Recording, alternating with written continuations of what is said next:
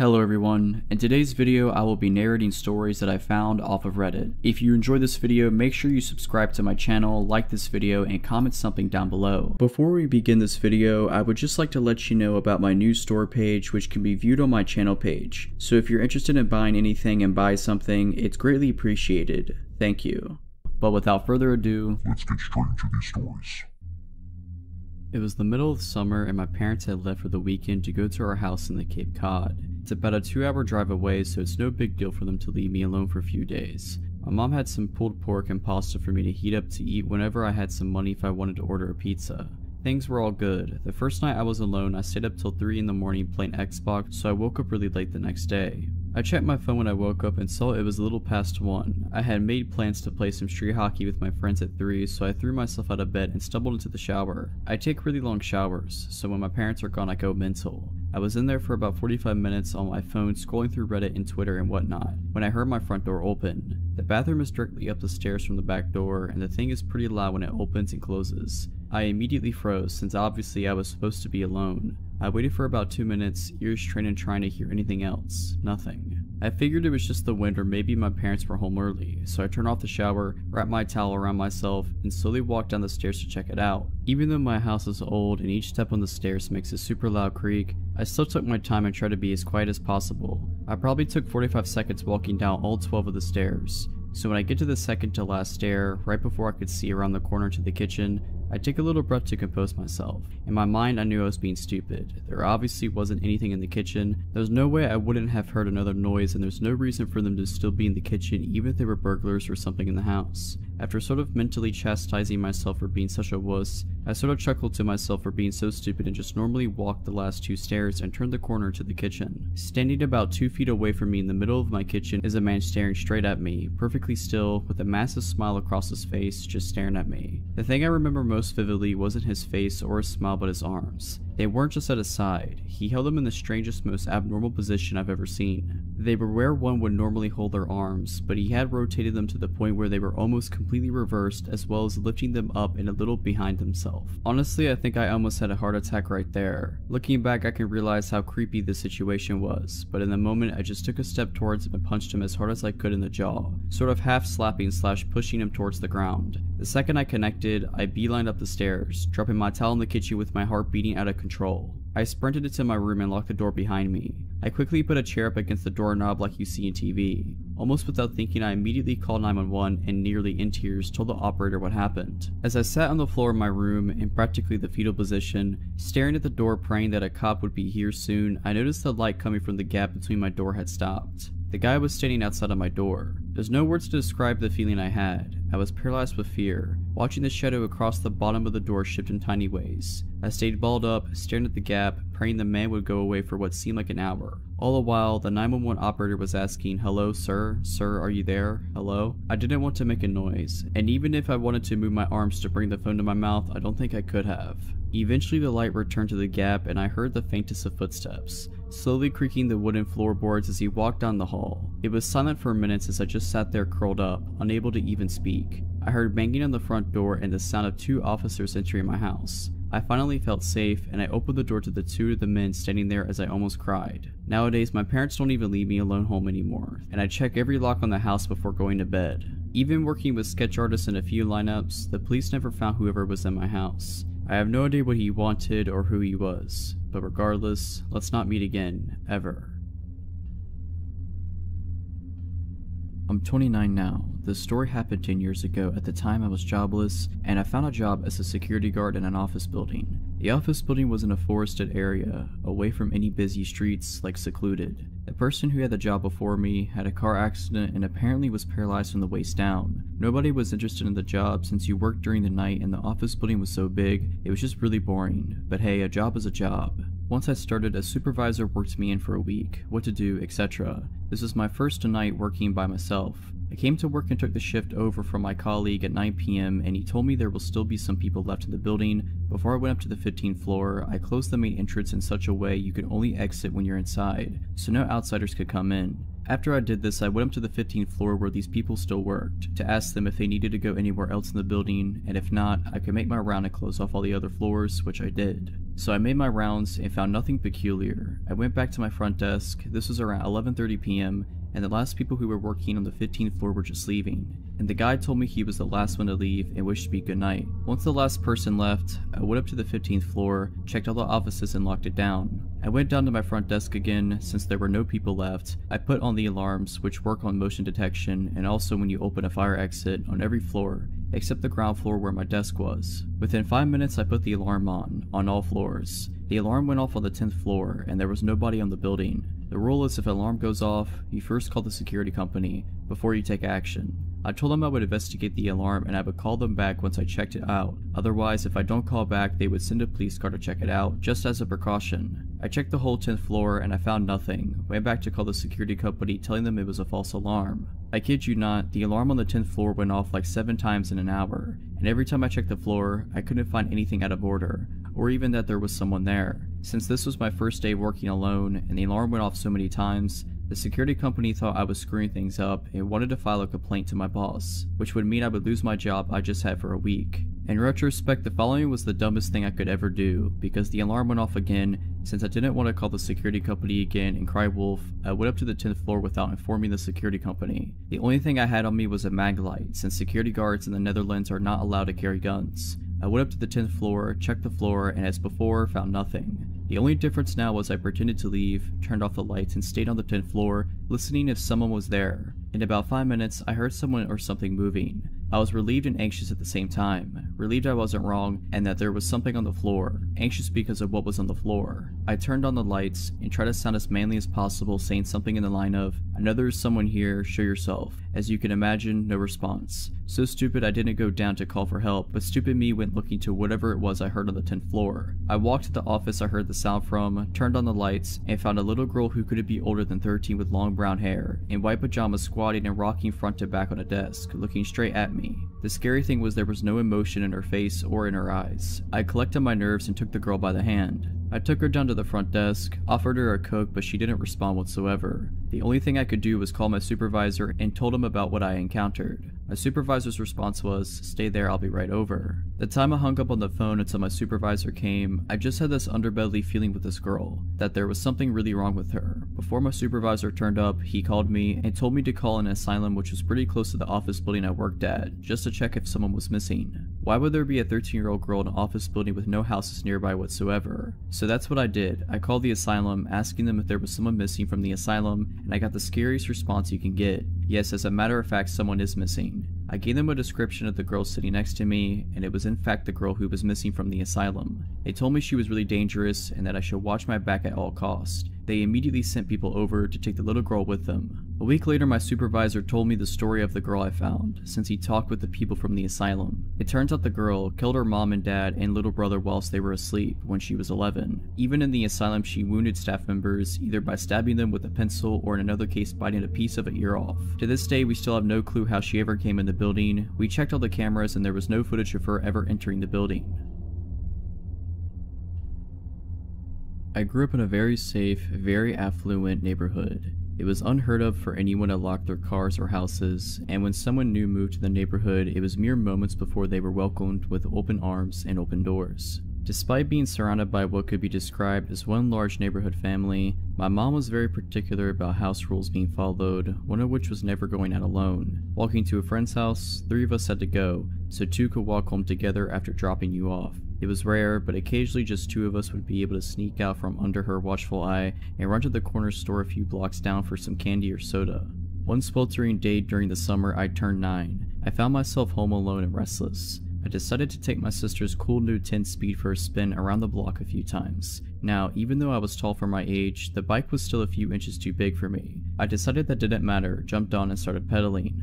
My first lap around the neighborhood went off without a hitch. Birds were chirping, sun was shining, and the wind blowing through my curled hair felt wonderful. Second lap around the block, I passed an older, unfamiliar car parked on the side of the road, and the sun reflecting off the huge scrape down the side temporarily shocked my vision into bright blue stripes which I furiously tried to blink away. The third lap, I saw the car pull off the side of the road heading towards me, and a tiny pit of unease began to grow in my stomach as the driver slowed when he passed me. I chalked it up to being scared of being caught out being alone and continued on my way. I picked up speed as I rounded the corner towards my house, and I decided to go for one more time around the block, but to make it quick so I'd beat my mom home and avoid the trouble I knew I'd be in if she caught me out alone. I hit the bottom of the hill next to our house with some speed and started to climb to the top, slowing more and more the closer I got.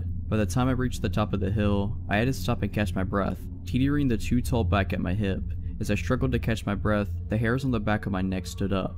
My arms locked on the handlebars, and every inch of my body froze. I had been caught, I just knew it.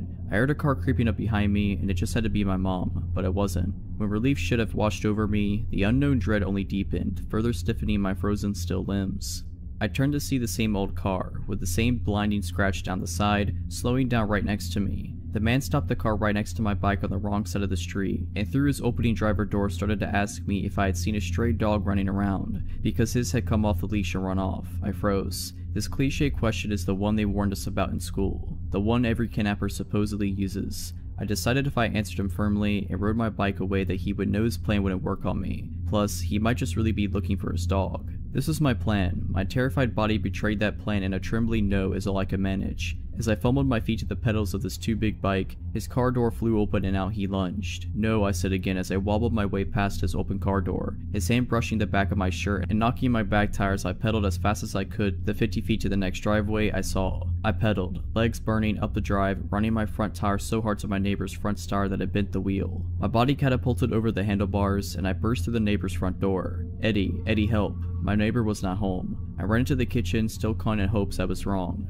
What are you doing? A man's voice behind me, and I froze. I slowly turned around, not knowing what else to do, and there stood my neighbor's son, home from college. I dissolved into tears, gulping out what happened. He tossed the bent bike into the back of his truck and drove me around the corner to the safety of my home. My mom was home and had the look of death in her eyes until she saw my tear-streaked face. The police were called. The neighbors were called. The car had been spotted frankly circling the block the few minutes following our encounter, but he was gone by the time police arrived. To this day, 20 years later, I still have a hard time riding my bike alone.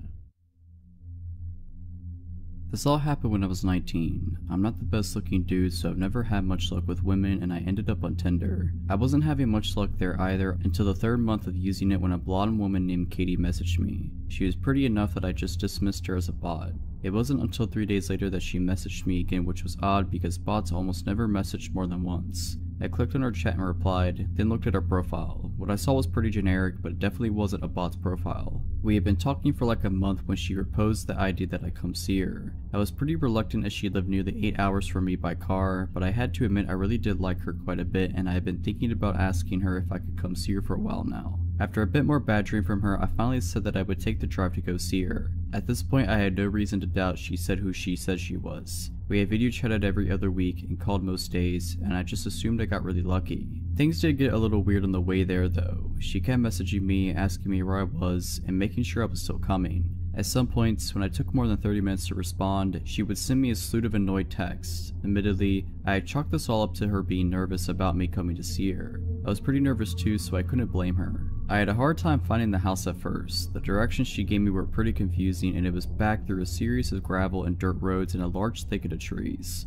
It was still about midday when I came onto an old-looking house. A window on the 2nd floor was boarded up, but it didn't look abandoned, just worse for wear. Katie's red buggy that she liked to talk about was parked in front of the garage. I took out my phone and texted her that I was here. She only sent a smiley face in return. When I got out of my car to go knock on the door, I noticed someone was looking at me from one of the 2nd floor windows. I found it a little creepy, but figured it was just her father or something. She had told me that he comes to stay with her every now and again, so I ignored it and knocked on her door. She answered with a smile and even gave me a kiss, which surprised me, and I followed her inside. We sat down on her couch and started talking about our plans when I asked her about her dad. "You didn't tell me your dad was here," I said. "Was that going to be a surprise or?" Katie looked confused and told me that her dad wasn't here. I still thought she was keeping up the act, and I told her that she didn't have to keep pretending, and that I had seen him looking at me through the upstairs window. Katie went pale and said that we had to get out of there now. We both ran out to our cars, and when I questioned Katie, she informed me that her dad wasn't there and that she had been home alone until I showed up. I called the police, and while I was on the phone giving the address, Katie gasped and pointed to the window where I had seen the guy last. He was looking at us from out the window again. I got a better look of him, and he seemed older and frail, almost like he hadn't eaten anything in a while. He left the window after he saw that we saw him. The police took half an hour to show up, and the whole time Katie was crying and mumbling about how she was an idiot for not keeping her doors locked. When the police finally did show up, one started asking me and Katie questions, and the other two searched the house. They came back out a little later and told me and Katie that, while they didn't find anyone, they did find that the back door was hanging open. Whoever it was had ran out into the woods, but the cops were sure the house was empty. After the cops left, Katie asked me to stay the night because she was too scared to be in her house alone right now. I gladly did, and we slept downstairs on the couch as Katie's bed was the room next to the one the man had been in. Katie had also brought out the shotgun that her father had given her but she never used. I told her it was fine, the man's gone, but she insisted, saying she'd feel safer if we had it out. I'm glad she did. Later that night I was still wide awake, watching TV. Katie had somehow managed to fall asleep. From the kitchen I heard the sound of a doorknob being turned. At this point I wasn't even scared, I was just pissed. I flipped on the light in the kitchen and pointed the gun at the kitchen door, and there he was. The guy that had been in the house before was standing on the other side of the glass door. He looked shocked, and I'm glad we had locked the door. The man unfroze and yet again ran into the woods. I woke up Katie and told her what happened and called the police yet again. When they arrived, they did a sweep of the woods and found no one yet again. They told Katie and me that it'd probably be a good idea to stay at somewhere else for the night. Me and Katie said our goodbyes. She was going to stay at our friend's house and I was going home. I left a little after Katie did, and I was on the phone with my brother telling him about what happened. My headlights were on. As I was talking, something caught my eye. That man was standing at the corner of the house just watching me. I gunned it out of there and didn't even bother calling the police again, but I did text Katie and she said she was going to call them again. I don't think Katie ever even went back into the house alone. I had to fly out to a small town I'd never been to in order to look for a place to live. I'm moving there in the fall to start grad school. My boyfriend flew with me, and before the trip I researched all sorts of apartments on Craigslist and set up a bunch of appointments. Our first appointment was in the afternoon in this sort of remote residential area. The landlord sounded fine over email and asked me to call him an hour before the appointment to confirm that I was coming. I called, he didn't answer, so my boyfriend and I started walking to the house and just hoped that he would show up. Maybe 10 minutes before the appointment, he called me. "Are you coming?" he asked. He sounded like an older man and had this very strange, slow way of talking, but I just thought that he was just older. "Yes, we're in front of the house now." He got extremely upset. "We? Oh yes, my boyfriend's with me. You never told me you had a boyfriend. You never said that." It had never crossed my mind to tell him this information. Since my boyfriend would not be coming to live with me, he was just helping me look for apartments on the trip. I told the man so, and after a very long pause he said, "I'm sorry, it's just sometimes people don't tell me when they're married, and it surprises me. I'll see you soon." Then he hung up. I told my boyfriend about what the man had said and he was immediately weirded out. He wanted to leave, but there were slim pickings in terms of real estate at this point, so I stupidly said that we had to stay, in case this place was the place. As we're discussing it, we see a man leave the house we're going to view. This man was young and extremely sketchy looking, greasy hair, furtive eyes. He took one look at us and ran out of the house to his car and pulled away from the curb with a screech. Okay, so now we're really weirded out, but this isn't enough for us to bail just yet, and as we look at each other wondering what to do, the landlord arrives. He's in his 50s, very tall and very strong looking. His eyes are completely blank and empty of warmth or emotion. He slowly walks up to us and says, "I'd shake your hands, but mine are dirty." "What from?" my boyfriend asked. "Work," is the flat reply. He asks us a lot of questions about me, completely ignoring my boyfriend. The entire time he stares into my eyes without blinking. What am I going to school for? What other places am I considering for living? Is my boyfriend moving to this town too? I try to give answers that are as vague as possible. Meanwhile, my boyfriend asks the landlord questions of the same kind, which he refuses to answer. Then he says, "Apropos of nothing, let me show you the basement." At this point, I should have noped out of there, but I didn't.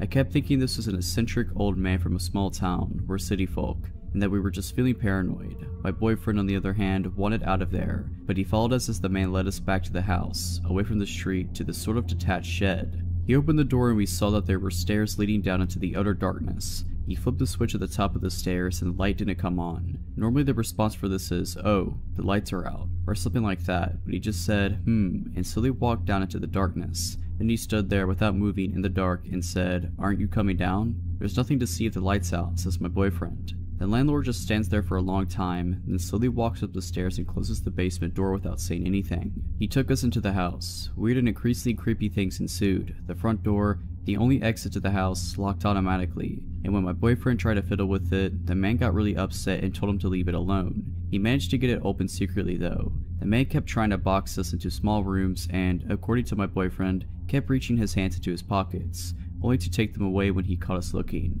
On Craigslist and in person, the man claimed that there was a grad student already living in the house, but the evidence of that seemed arranged. There were neat piles of generic textbooks on the table, but not other things that 20-something might read. There was a bowl of fruit on the table, but no other food in the fridge or pantry, or utensils. There were maybe 3 t-shirts in the closet. This supposed grad student wasn't out of town, but the landlord couldn't say what school he went to or how long he'd been renting the house. Finally, the man had showed us every single room in the house but one. This one he refused to open, claiming it was just the attic and we didn't need to see anything up there. He gave us several reasons when we inquired. It was unfinished, there was furniture up there, it would smell bad. This last one I believed, because standing near the door, it smelled terrible. Finally, we made our excuses and bolted out of there. The man walked us out, pretended to go into his car to leave, and when he thought we had turned the corner, slowly sauntered back into the house. My boyfriend, fixated on the idea that there was something wrong with this guy, googled the man that night. We found out 3 things: that he was a pillar of the community, known by a lot of the townspeople, and that there was no evidence of him owning or managing a real estate company, as he claimed on Craigslist, and he had listed his home address as the very house we had been touring, the house where the grad student lived. Yeah, we won't be renting this place. This happened sometime in 2011. I had been married for a little over a year and had given birth to a son a couple months prior. I was 23 and had just started working in a hospital while I took classes to finish my degree and hopefully apply for the police academy. I had met one of the security guards named Joe a few times as I frequently assisted in the ER with various tasks. As I got to know him, he had a son a little younger than mine and was a veteran also applying to police academies, and we formed a friendship. We exchanged numbers as he offered to help me train and give me pointers for the physical portion of the police test since I was out of shape after having a baby. One day while talking to him, I mentioned how where I would study when on break was so loud and wished I could find a quiet place to sit. He offered to give me a tour and show me all the hidden places employees would use. It was a Sunday, so the hospital was quiet and I met up with him. We walked around and he showed me gray areas and offered to show me where the helipad was. We went through areas that were blocked to most staff. As we climbed the stairs and got closer to the roof, I started to get anxious and felt my stomach drop. I couldn't explain it and felt fear as we got closer. I'll admit, I'm afraid of heights and thought maybe that was it, but when we got on the roof, the fear got stronger, but it was directed towards Joe. Something was off, and I had this feeling that at any moment he might try something and push me over the edge of the building. I just had to get out of there. Fortunately, at that moment, the phone I carried rang and my coworker wanted to know where I was and if I'd be back soon to help her with something. I told him I had to get back and followed him back out, making sure he was never behind me. After that day, I avoided Joe at work and would only keep text messages short. I felt bad at first, thinking I was overreacting because he had never done anything to me to make me feel that way. As time went on though, the texts became more frequent and he would try to ask me what I was wearing. I told him it was inappropriate as we were both married. I started seeing him more frequently and felt he was everywhere, just lingering like he was waiting for me. Finally, one of my coworkers, Stan, asked me about it and I confided in him what was going on. I told him how I was scared to report him because he was part of security. I also mentioned how I would see him sometimes when I would leave at night around midnight and was scared that one night he'd be waiting by my car even though he didn't know what kind I drive. After that, Stan walked to my car every night at work since we had the same shifts together. After he noticed I was never alone, he stopped bothering me. A few months later, I found out that he was fired for harassing another girl, who had the courage I didn't have to report him. I feel bad that I didn't speak up at the time and someone else had to experience it. So Joe, I hope we never meet again and I hope you never got into police academy. I grew up in a small town in the Midwest where you left your doors unlocked and came home when the streetlights turned on at dusk. After moving away for college, I decided to move back to my quiet, sleepy hometown in one of the 2 apartment buildings. I'm living there for roughly 3 months when one night I go to sleep early on a Friday night. Now, I'm a reasonably hard sleeper, so when I wake in the middle of the night to noises, I'm immediately alarmed. I'm going to describe my apartment layout for a better understanding. As you walk in the front door, the kitchen is to the left and the living room is to the right. There's a hallway straight ahead with one bedroom at the end. A bathroom is to the left in the hall and my bedroom to the right. I get up from my bed, walk around the end of my bed, and peek my head out of the bedroom door. I look to the left to see my front door open to the outside hallway. There's a loud voice coming from my enlightened kitchen. From my vantage point, I'm unable to see into my kitchen. I froze. I come to my senses after realizing that I've stopped unconsciously breathing. I take a shallow breath to steady my mind and gather my bravery. There's no thought process about what to do at this point. I let my body and my instincts take over. I turn around and head back to the far side of my bed. I grab my phone from the nightstand and quietly remove it from the charger. Luckily, my bed frame is high enough for me to squeeze under without much difficulty. I immediately realize that there is no escape from my hiding spot if things turn south. I'll have to rely on luck to get me through this. I dial 911 and a woman answers and asks about my emergency. I briefly explain in a whisper that an unknown man is in my apartment and that I am currently safe. I lay there, listening to the chaos of my home, reassured by the presence of my cat, Marcy, laying under the bed with me. It seems to me that he's in a phone call based on the one-sided rambling. I tell the operator this fact and explain my fear that he's going to bring other people into my home. He was making enough sound to allow me to give a play-by-play on the call. He starts screaming about killing someone. I'm unsure at this point whether he's talking to the person on the phone or if he knows I'm there. The voice is unfamiliar, but this does little to ease my terror. He then starts ringing the doorbell in the outside hallway and yelling for me to come out. My blood runs cold as I realize that he might come try to find me. Marcy is alarmed by the doorbell that hasn't ceased ringing, and she creeps out from under the bed. I panic. What if he hurts her? I start whispering as loudly as possible to get her attention without letting him know my location. She senses my unease and crawls back under the bed with me. At this point, it's felt like an eternity, and I ask the operator how long until the police arrive. She is unsure but assures me that they are on their way. My town is roughly a 30-minute drive to the nearest city police, but I assumed it was a highway patrol that would be coming soon. Little did I know that safety was in a rush to get to me. I hear him walking around my apartment and enters my extra bedroom, which is a storage room with a bed. He hasn't stopped yelling. I'm still unaware whether he is on the phone or not. I hear him mention that it must be a kid's room. I shush the operator because he's ceased his screaming for the moment. I hear more noises like he's going through boxes and throwing things. Then my fear is realized, as I hear him quietly enter my room. I see his feet walk closest to my vantage point. He starts going through my clothes and emptying my hamper onto the floor. He turns around and walks to my bed and sits down. I stopped breathing. I think he lays down at this point since the pressure of the bed lessens on top of me. He's deadly silent and I'm still holding my breath. They're shuffling and moving around and he gets up and walks out of my room. I take a shallow breath and steady my conviction.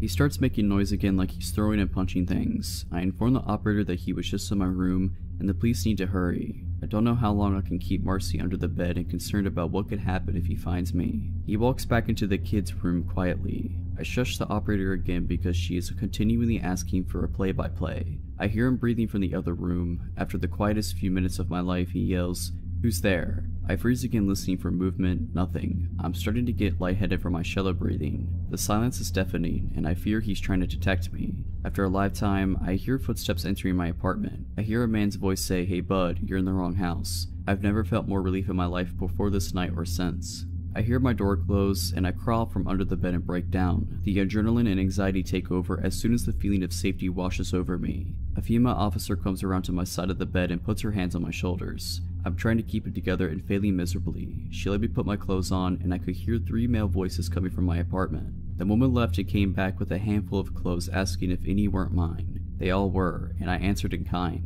She shut the door behind her as she left again. I turned and looked out my window and see no lights from the cop car on the street. I look at my phone and realize the call to 911 took 19 minutes. I can't explain the feelings I had at this time since many hit me all at once. The door opened and the officer motioned to have me exit. Taking a first look at my home was almost as anxious as the event itself. My apartment was a complete mess. Clothes were everywhere mixed with garbage and other belongings from my shelves and counters. This man had removed items that he intended on taking and placed them in the outside hallway. They tell me that they found him on the floor in the second room completely naked, holding a bottle of lotion. In his vicinity, there was a winter hat with an unknown substance inside. They tell me to look and see if any of the clothes in the apartment do not belong to me. I tell them no. This man entered my home completely naked and destroyed my home. I noticed that the lid of my garage can was filled with cat poop.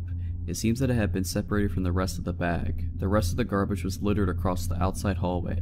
They asked me if I would like to stay here or go elsewhere. Thankfully, my parents lived down the street, and I had an officer drive me there. I explained to my parents what had just happened, and in the next few days, I have to explain the situation to what felt like half the town. The ridiculousness of the story catches people's attention and becomes a slight joke. Now I should feel better knowing that he is in custody, but the events after the break-in do little to comfort me. An officer shows up with a subpoena to appear in court to testify, but I receive a call for a postponement. I just want this to be behind me. After a month, I call the phone number on the paper I received and ask when they are rescheduling for since I hadn't heard anything. The woman informs me that they mailed another and I had not shown up. I asked where was it since I have not received a summons. She tells me that they sent it to my address, but the wrong town. It has been 2 years since this happened and I've since moved 3 times. I don't know if I'll ever be content and happy anywhere, but I'm hoping that is not the case. He was released 6 months after his conviction for some reason or another on parole. He immediately disappeared and fled from his parole officer. So naked man, I hope to never meet you again. So about 6 years ago, I was 21 and I was home from college for the summer and living with my parents. This is deep Texas suburbs, so the houses are all cookie cutter houses built around the same time by the same developer. Every few blocks there's a pool or a park of some sort. Well, every year the community people, I honestly don't know how this gets organized or by whom, have a Rock the Park event at one of the pools/parks within walking distance of my house. Some old guys bring their garage band and cover songs by Aerosmith and the Eagles, etc. The pool stays open late, there's a playground, and you can hear the music from every corner of the park. It wasn't too loud though, unless you were nice and close. Well, my parents went on a dinner date that night, so I decided, with my 21-year-old brain, to pour some vodka into my Coca-Cola bottle and walk up to the park for some tunes and have a good time. It's only about a block away from me, so I get there pretty quick and down a good amount of vodka along the way. I'm feeling pretty good by the time I get there, so I head right up to the closest bench to the stage. They were just standing within some cones and speakers on the grass. There's a person sitting on the far edge of the bench, but I don't really pay attention to him first. There's a good 4 feet of empty bench between us. It didn't take long, however, for him to strike up a conversation. He had a bony face and looked to be about at least 30. He said hello, how are you, etc. I was polite back, but pulled out my phone so he might get the message that I didn't really want to talk. He asked if I'm having a good time, and like a fool, I tell him that of course I am. I'm a couple shots worth of vodka in. I shook my Coke bottle and the small amount left and it fizzed. That was when he started to ease his way in. I stayed on the far edge of the bench, but as he kept talking to me, he kept moving closer. He asked if I lived around here and I said, yeah, don't worry, I walked. I honestly thought he was asking because I was not sober enough to drive. He told me he lived in some vague direction and then asked if he could have my number. I started getting uncomfortable because for the first time in my life, I was alone somewhere and in a compromised state. I told him I didn't know him that well and he said something like, okay, well, get to know me. I told him I needed to walk around because the music was too loud and I had to make a phone call. I ventured to the other side of this large playground equipment with lots of climbable walls and tubes. I make sure he can't see me, but I know he watched me where I went. I texted a bunch of my friends from college, telling them what was going on and asking for advice. They told me to leave, but I knew he could see me and I didn't want him to follow. I started hitting up my friends from high school, hoping some might be home for the summer already, and luckily one of my friends was. I told her what was happening and asked if she could save me. She said she could, but that she couldn't make it for another 20 to 30 minutes, which was still well before the event ended. I went over to a different part of the playground where the swings were and took a seat where I could see the stage,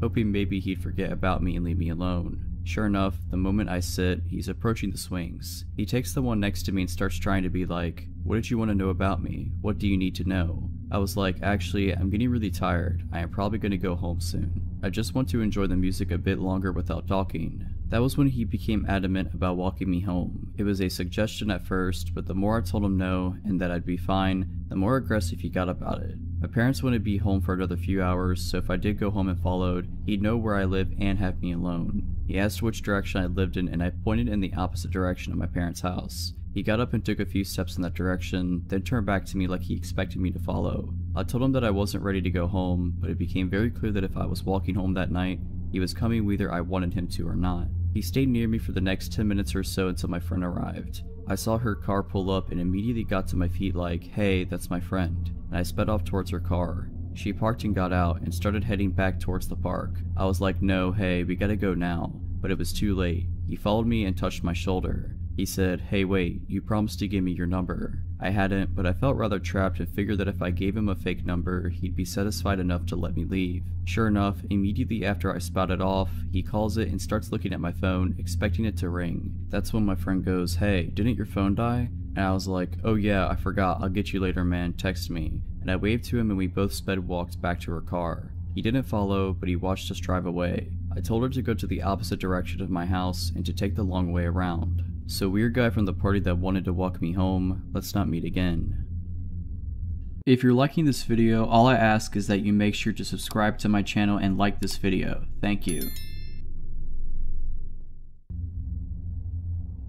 I am a 21-year-old senior in college, living with 3 other girls in an old one-story house. We are located about a 15-minute walk from main campus and the majority of our neighbors are college students. That being said, this town is notorious for being a little, well, sketchy. Millie is home to one of the first insane asylums built in America. After the majority of it being closed down / abandoned for years, The final building was shut down about a month ago and the remaining patients were released. Now, I doubt this is directly correlated with my creepy experience, but I am not the only one who has interesting encounters with strangers since the release in this town. 2 nights ago, after getting off work around 11:30, I came home to my roommates getting ready to go for a night out. I realize now how stupid it was, but we often had an open door policy, free for anyone to come over and visit as they please. We would lock the door at night, but the one time we forgot to really came to bite us. Around midnight, I was hopping in the shower as my roommates were heading out the door. We said our goodbyes and I told them I would be meeting up with them later. I had just stepped out of the shower when I heard what sounded like the front door slamming shut. I automatically assumed one of the girls had forgotten something, so I called out their names, no response.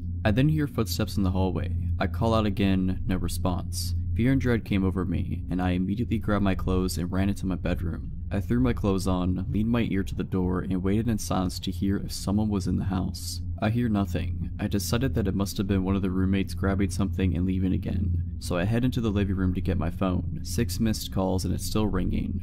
My roommate, Carrie, was on the other end. I answered and immediately could hear the panic in her voice. "Lay, are you in the house?" Me. "Yes, why?" Carrie. "You need to get out. Sam drove by and he said he saw a man walking through the front door. He called the police, but you need to leave." Nothing was going through my head besides pure adrenaline and fear. I wasn't sure of the man's intentions, but I sure wasn't going to wait and find out. While remaining on the phone with my roommate, I bolted out the front door and hid behind my car. I watched the house from afar, waiting anxiously to see any movement. As my friends approached in a truck, I sprinted out from behind my car and jumped in the back of their truck bed. Just as I did that, a dark figure scurried off into the woods running in the opposite direction. I can only assume he had been inching closer to as I was waiting for them to arrive. I screamed and we floored it out of there. I refused to go back into the house until the police arrived and it had been triple checked. There were no signs of anything being touched or stolen, which makes me wonder what the man's intentions were. You can guarantee that I've locked my door every night since, and to the stranger who walked into my house while I was in the shower, let's not meet again. Back when I was 18 years old, I started working at a gas station. This was my first job. Near the end of my first shift, I was cleaning the hot dog rollers and a man walked in. He was rough looking, not in a bad way, but like he had been working outside all day. As soon as I set eyes on him, I got the gut feeling that I needed to stay away from him. Since I wasn't the one at the register, there was no reason for him to talk to me. However, the moment he saw me, he walked over and asked if I was new. I said yes, and he told me I was doing a good job and went on his way to check out. I noticed that he had a Jamaican accent, which was weird to hear since I lived in Michigan. Honestly, at that point, I thought that my gut was wrong about him. I was right the first time. During my next shift, he once again came in, and again I was cleaning. He came over to me and I still got the bad feeling in my gut. He asked me how my day was and I told him that it was okay. He then looked at my hand. I was wearing my high school class ring and I put it on my left hand ring finger because I didn't want to scruff it up while cleaning with my right hand. He asked if I was married. I said no and I told him it was my class ring. He then asked if I was dating and I lied and said yes. He started asking me questions about my boyfriend, like how old he was, did I want to marry him, and if we were in a physical relationship. I told him I wasn't comfortable with answering that and he got mad but dropped the conversation. He would continue to ask me questions about my love life every time he would come in. After about a month and a half of this, I noticed that he would come in every day that I was working. This was weird because the days and hours that I worked changed from week to week. I asked my coworkers if he came in when I wasn't here and all of them said no. I also asked if any of them had told him what shifts I had been working, but again they said no. This honestly freaked me out and I'd start to feel nervous when I would see his car pull in. One day he tried to give me his phone number and I politely told him that I wasn't interested in it. He got mad and was telling me that I needed to take it. My coworker at this point told him that he needed to leave.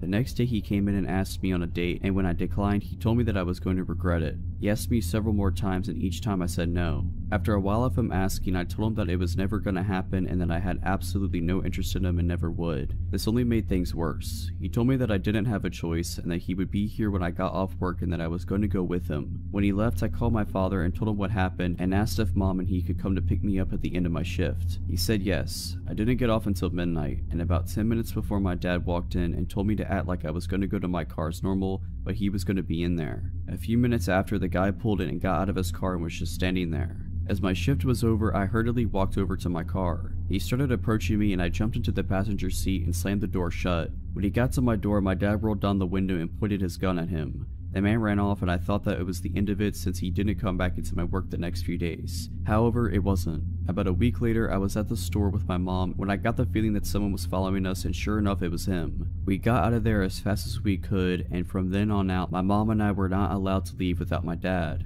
Everywhere I would go, he would show up, even when I went to my friend's house who lived about a half hour from me. We caught him driving by the house several times. My mother also caught him following her several times, which freaked her out. We contacted the police and told them what was going on, but they said there wasn't enough evidence and that there was nothing they were able to do. To this day, I am still mad at the police for not doing anything. He started coming back into my workplace, and I asked my boss to ban him from the store, but she said no. Later, I would find out that they were friends, and that is how he always knew when I was working. I also believe that she was the one to give him my phone number, because it was around this time that I started receiving strange messages about how I looked, about my parents, and other creepy things. I got to the point where I was so paranoid that I wouldn't leave my house without my father. I had to have him drop me off and pick me up from work, and when I was at work, anytime I had seen a car that even somewhat looked like his, I would run and hide in the back room. Even my poor mother was paranoid and wouldn't go outside without someone with her. Finally, my father had enough and told me to quit my job and that he would help me pay the few bills that I had. Even after quitting my job, I was freaked out and decided to go stay with my aunt and uncle, who was a police officer, who live about 6 hours away from me. When I got there, it was the first time in nearly 6 months that I was able to relax. It didn't last for long. One night, my uncle and I went to pick up a pizza. Less than a minute after he walked in, the glass on my door was broken and hands were grabbing me. It was the Jamaican man and another guy. They got the door open and were pulling me out. I fought them as hard as I could. I got a few good hits on them, but it didn't do much good.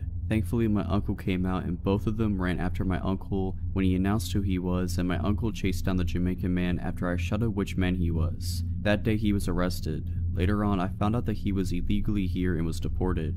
It took me about 2 years before I would go anywhere by myself. Honestly, it wasn't until I got my CPO that I was comfortable going places without someone with me. So Jamaican man, let's not meet again.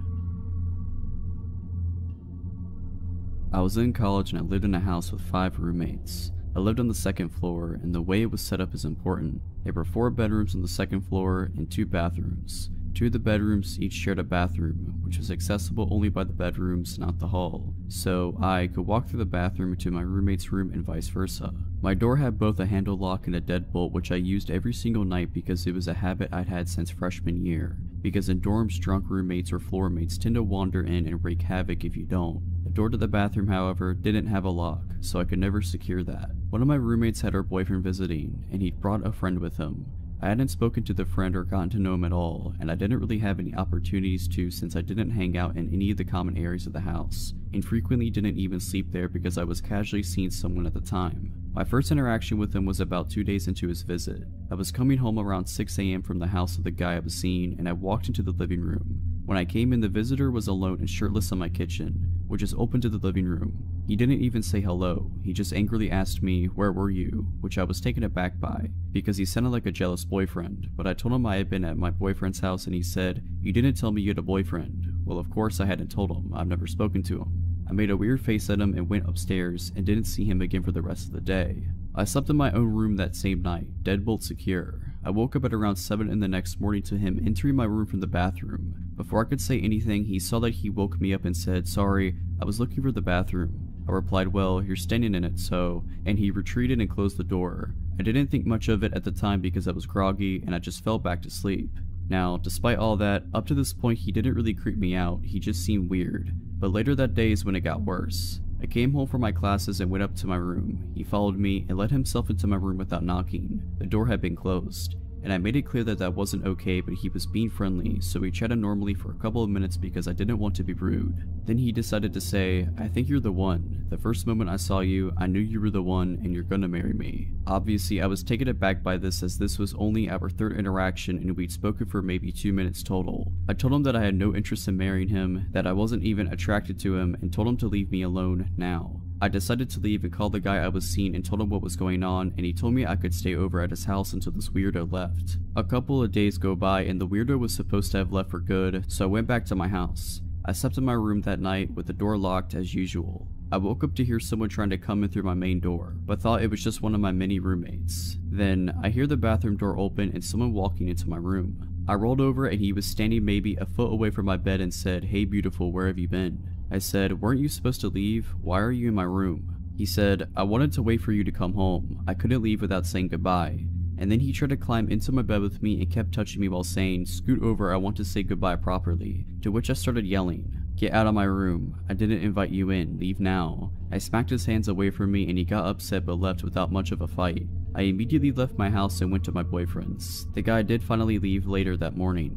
The next day, despite me yelling profanities at him and telling him how creepy he was when I last seen him in my bedroom, the guy still decided to find me on Facebook and try to add me. Nope, blocked immediately. So, creepy guy, let's not meet again. This was back in November of 2018 and takes place in North Carolina. I was 14 at the time. My family and I had just moved across states. We had just gotten to the city where we planned on living after a long road trip.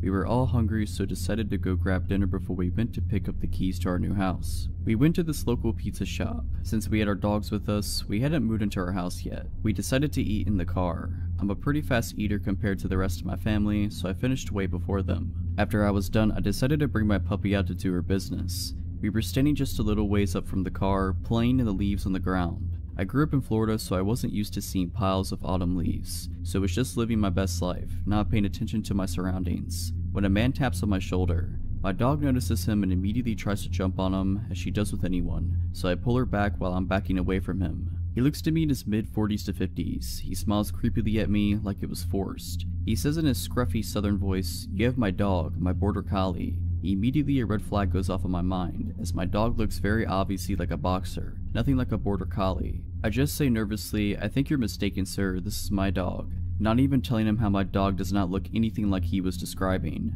I look over to my parents' car that was just a couple feet ahead of me, unsure of what to do. They hadn't even noticed the man approach me. They were on their phones. The man now asked me, "Well, you would be able to come help me look for my dog, right?" I can feel my stomach drop in that moment. I still don't want to make a scene, as I'm probably overreacting. He then says something along the lines of, "I have some money in my truck for you if I went with him." My hands are sweating at this point. He points over to a very sketchy, run-down looking truck. I tell him I'm busy and I have to go, but best of luck to finding his dog. Still trying to keep him on my good side. Looking back on it now, I don't know why I didn't tell him my parents were right there. If I would have, I think he would have backed off. He then decides to grab my dog's leash and says he has dog treats at his truck and starts to walk away with my dog. I pull the leash away from him and say sternly, "I have to go now." As I start walking away, he then grabs my wrist and rips the leash out of my hands, throwing it to the ground. He starts pulling me with him, mumbling something like, "Just come see what I have for you." My dog, the sweet girl she is, follows after us and starts barking, while he starts to drag me with him. I am pretty small, 5'4", and have no upper body strength, so I just start screaming to let go of me. My parents are alarmed, hearing me scream and our dog chasing after me barking, see this man pulling their daughter against their will. They immediately start sprinting after me. I start screaming, "Mom, Dad." I think he got alarmed when he heard me yell out "Mom," as she starts running towards us. The sudden realization that my parents were right there in their car the whole time. He makes a run for it and we didn't run after him. My parents were just glad they had me. This is definitely not a good way to start off our new life in North Carolina. Not even have lived there a day yet. I do not wish this to ever happen to anyone, as it was terrifying. But my advice is for you, don't be afraid to use your words, even if they offend the person. I like to begin by describing myself, because I believe it's relevant to the story. I'm 25, male, and a bit above average height. I have been doing sports 5 to 6 times a week since I've graduated high school: gym, running, CrossFit, squash, swimming, and any team sport my friends decide to play at any given time. My favorite hobbies are mountaineering, hiking, and bouldering. I've just recently purchased a new pair of high-altitude mountaineering boots because it's near the end of the summer season and they were on sale. The plan is to wear them in the Alps next summer on a few ascents. I live in a European capital, one that's surrounded by wonderful nature with many trails and opportunities for hiking. I decided to break in my boots last Saturday, more specifically because it would have been my granddad's birthday, and he also loved hiking before he died. These boots are overkill for these woods, but I needed to try them. I selected a nice route that's around 25 kilometers and set off at about 9 in the morning. It rained just the day before, so I expected a fair amount of mud and not so many people, as they were easy scared off by the weather. Since the summer was extremely hot, it was a nice change of temperature, especially between trees and such, where it's a few degrees cooler than in the city. In the not so distant past, my dog would have definitely joined me on this hike, but she's turning 14 this year and she doesn't enjoy long distance walks anymore. My girlfriend had to do something for work on short notice, so I knew from the moment I woke up I would be doing the hike alone. The first half of the hike was perfect. The altitude difference along the trail is minimal, I barely broke a sweat, and I misjudged how many people would be out due to the storm the day before. I met at most 6 to 7 people during the first 2 to 3 hours, and most of them were cross-country runners. It's worth mentioning that I wasn't walking quickly. I stopped on many occasions to take pictures or study some animal tracks. There are deer and wild boars in these woods, nothing more menacing, not animals anyway, but I won't get ahead of myself. Between 12 and 1, the path ran into an actual road, one where cars can go.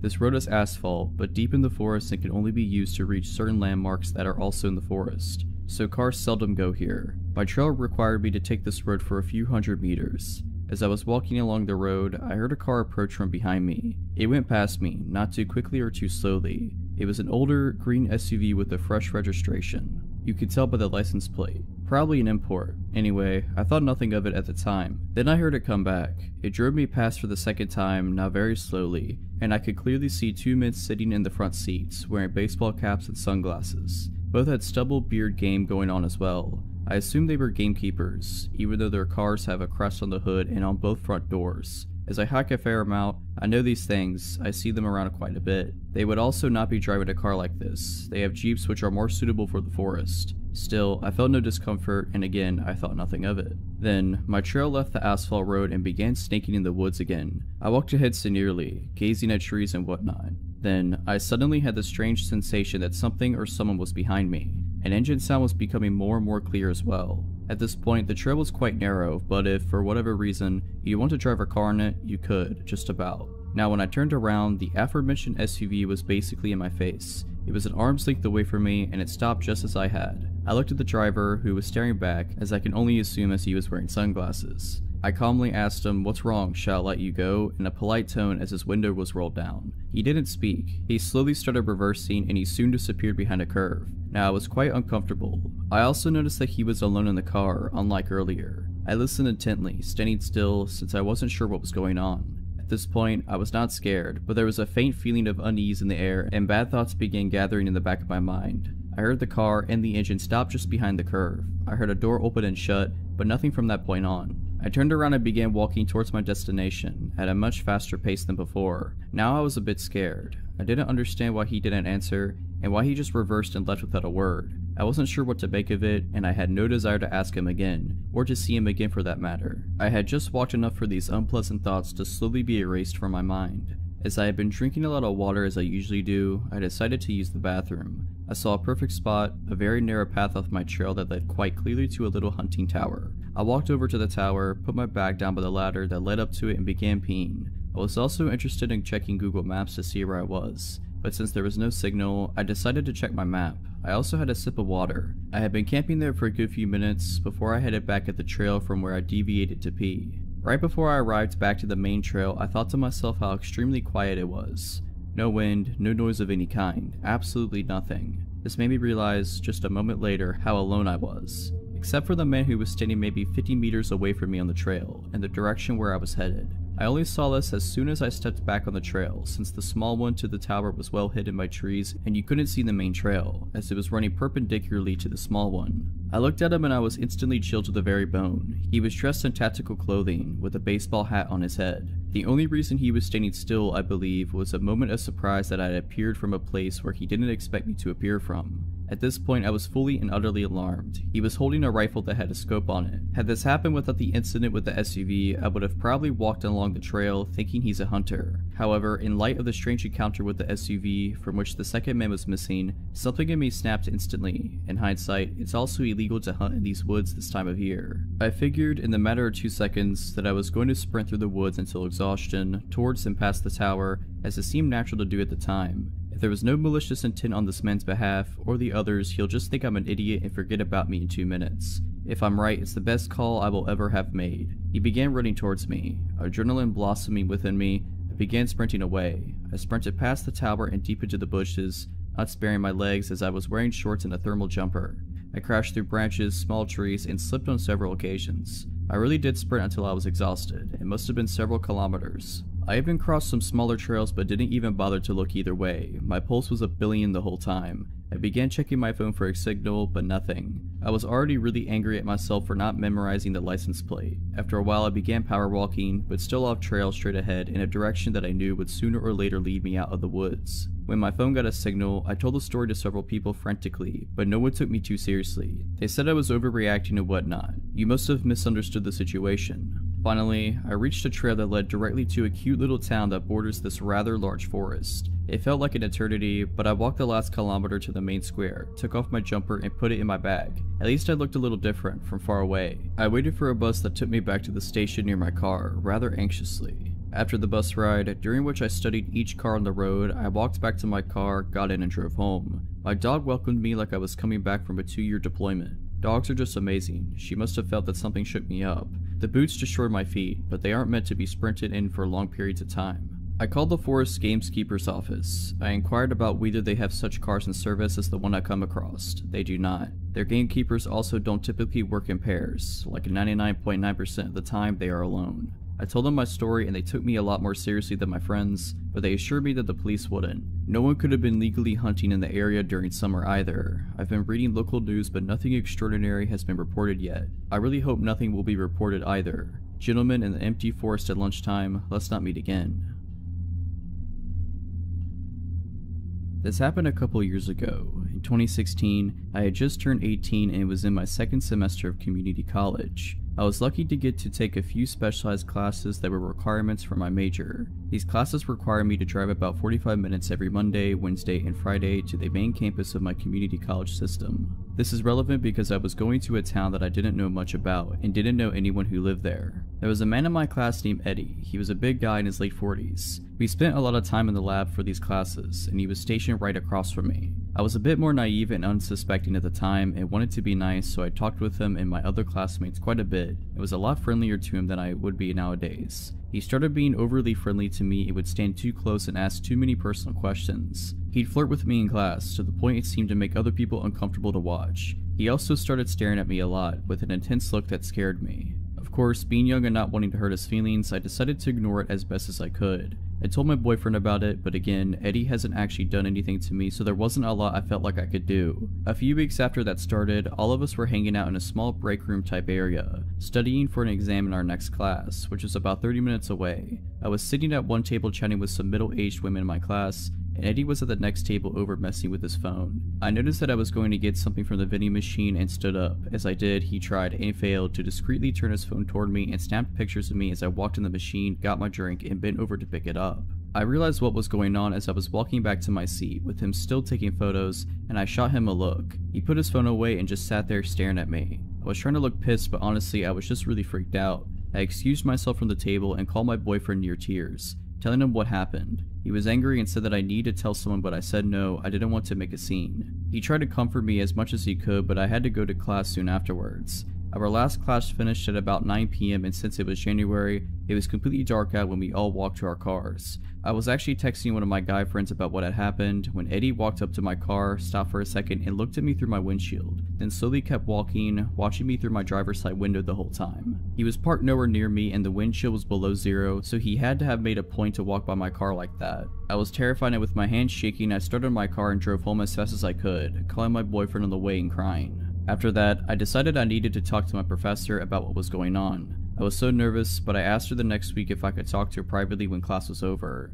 We went to her office and I told her about Eddie and what he had done and how he acted weird toward me. She told me that she had noticed tensed up and went quiet when he got close to me, and had noticed paying a lot of attention to me, and told me she believed me about the pictures. She was honestly amazing with how she handled it. She promised me that she would move things around where I'd be away from him in the lab, and asked if I wanted her to talk to him about it. I said no, that I didn't want to make him angry, and she said that she'd respect that, but she was going to have the security guard stand at the door and watch me go to my car every night, and that she'd tell the program director what was going on, but Eddie wouldn't know that I had talked to her. By the time we had got done, it had been around 30 minutes since class had ended, and she offered to walk me outside. I'm glad that she did, because when we came out the elevator to the first floor, Eddie was sitting there in the foyer alone. Everyone else had gone home. My blood ran cold, but I tried to act as normal as I could. He seemed as surprised to see her professor there as she was to see him. She asked why he was still here, and he said he noticed my car was still parked out front and wanted to make sure I didn't have to walk out by myself. I'm pretty sure I was as pale as a ghost, but my professor gave him a look that I couldn't read and said not to worry.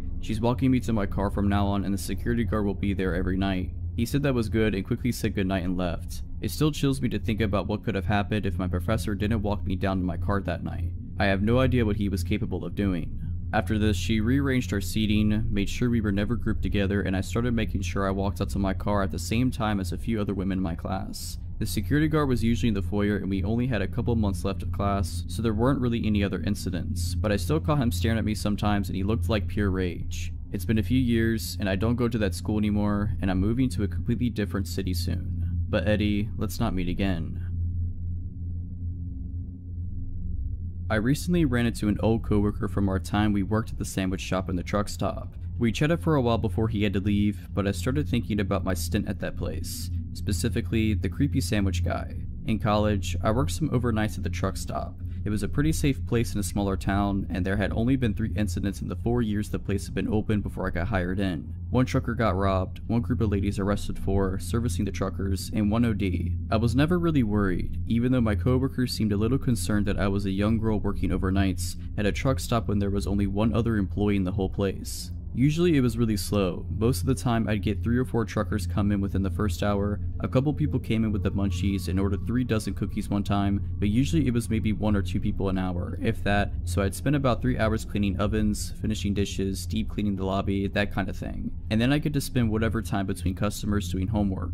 The overnight boss on the other side, the gas station side, was cool as long as everything was cleaned and tipped regularly. A few weeks before I inevitably left this place, a guy came in about 20 minutes before my shift was over, so it's about 5 AM by this point. My coworker had arrived early so he could fill out some paperwork he had to get done, so he was sitting in the back office already. I started making this customer sandwich, making chit chat like usual. Nothing seemed out of the ordinary. He told me he was driving from New York to Wisconsin, asked me a little bit about how my night had been. Nothing crazy. I wrapped up his sub, rang it up, and threw in a small discount for him since he seemed nice and I was just happy I was getting ready to go home for a few hours of sleep before I headed to campus. When I went to take his change, things went wrong. He dropped the coins in my hand, but suddenly he had his grip tight around my wrist. The next thing I knew, I'm on the other side of the counter on the floor. He had yanked me across the counter and still had a tight grip around my wrist. Thank God my coworker was there. The manager on the other side had slipped into the bathroom, so to this guy's knowledge I was the only one there at the moment. But my coworker, while filling out his papers, was looking at the cameras and had seen everything. He was out of the back just seconds after I hit the ground, and before I really knew what was going on, he had chased the guy outside. He didn't pursue him far, afraid that someone else was nearby who would come after me. So he ran back inside, locked the door to our side of the store, and shouted to the manager to call the police. The cops came, they searched the area and watched the security videos, but nothing ever came from it. The guy disappeared and I never really heard anything about him. I put in my 2 weeks notice the following day after my nerves had calmed down. I was switched around so I worked during the day around my classes for my last few days, and they made it a policy that 2 people were to be working both sides of the truck stop on overnights from that point on. I still live about an hour and a half away from there, and honestly I haven't went back since my last day just because that memory is still in my mind almost 8 years later.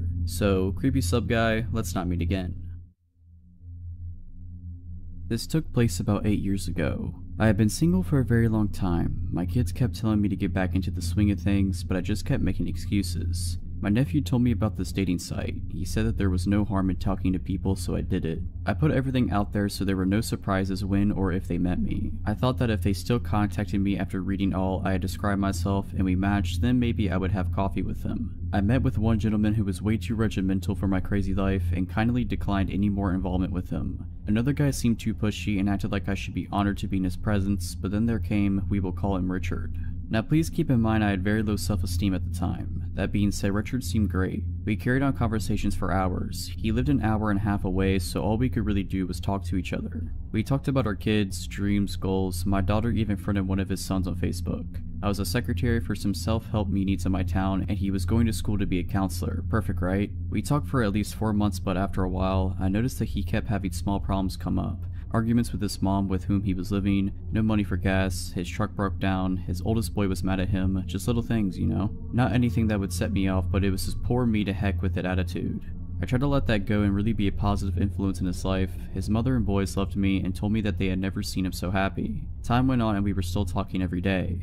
I had an opportunity to come see him, and of course, my daughter went with me so she could meet his son in person as well. I took him and his son out to eat at the only little coffee shop in that town. He knew I was on a fixed income, but I paid anyway because he was going to school and didn't have an income as of yet. We had a good time. We met at his son's house in a hilltop town. We were having such a good time that we didn't notice that the snow was coming down hard and the roads were icing up, so my daughter and I stayed the night in one of the rooms. It seemed like the closer we got to his family, the more distant they became to him. It was odd. The next day the roads were clear, so we said our goodbyes and went home, but before we left, I received one extra hug from his son's mother-in-law. She whispered in my ear, "Don't fall for him." I thought that maybe there was something she didn't like about me. That came out of the left field. The next few days we didn't talk. I thought that was odd. Did I do something wrong? Someone from the self-help meeting told me that there was a man looking for me. She said he looked disheveled and smelled like alcohol. This wasn't a surprise to me because I helped quite a few people get back on their feet, and maybe this one fell off the wagon and just needed to talk. As I was driving down my street, I saw a truck in my driveway I didn't recognize at first. It was him. He found out where I lived and was sitting in the front of my house. At first I was happy until I looked in his truck and saw him slumped over reeking of booze. At that point my fixed mode set in and I asked him in for some strong coffee. He told me that he had a blowout with his mother and she kicked him out and his boys won't talk to him. I got him some clean clothes and told him to take a shower. I figured we could sort it out the next day. In the meantime, I was taking him to a meeting. He sobered up and agreed to go, but the whole time at the meeting my friends were acting like I had lost my mind. Did they see something I was blind of? He went back to my house and he seemed okay, almost too okay like nothing at all happened. My son pulled me aside and told me he didn't like him much, but I thought that maybe he was just being overprotective.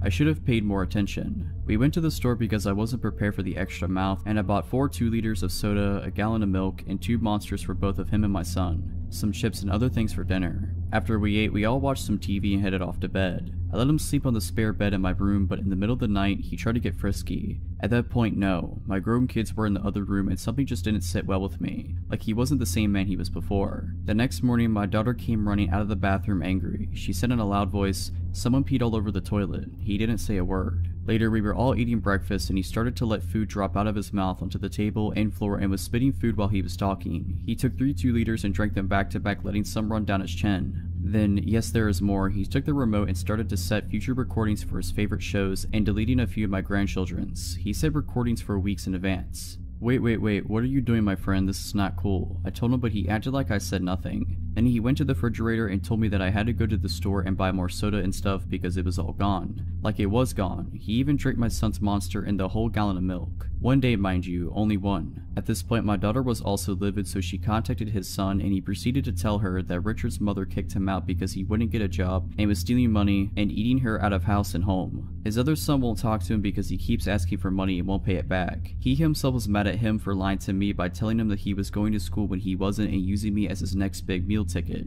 Well, that was it. I got all of his stuff together and took it to his truck and asked him to leave. It doesn't end there. He had loosened some bolts on his transmission, making it impossible to move. He begged and pleaded for me to let him stay. He was at that point snot was coming out of his nose. He said that he just wanted to be close to me and if that meant sleeping in his truck, he would do that and he couldn't live without me. Well, no, I called his oldest son and told him that if they didn't come with a tow truck and get their dad, his fate was not going to be nice. They arrived 2 hours later apologizing for their father's actions. We found out that through his son that for many years he had gone through quite a few unhealthy relationships and took advantage of a lot of women that fell for his lies. He still tries to friend me on Facebook to this day.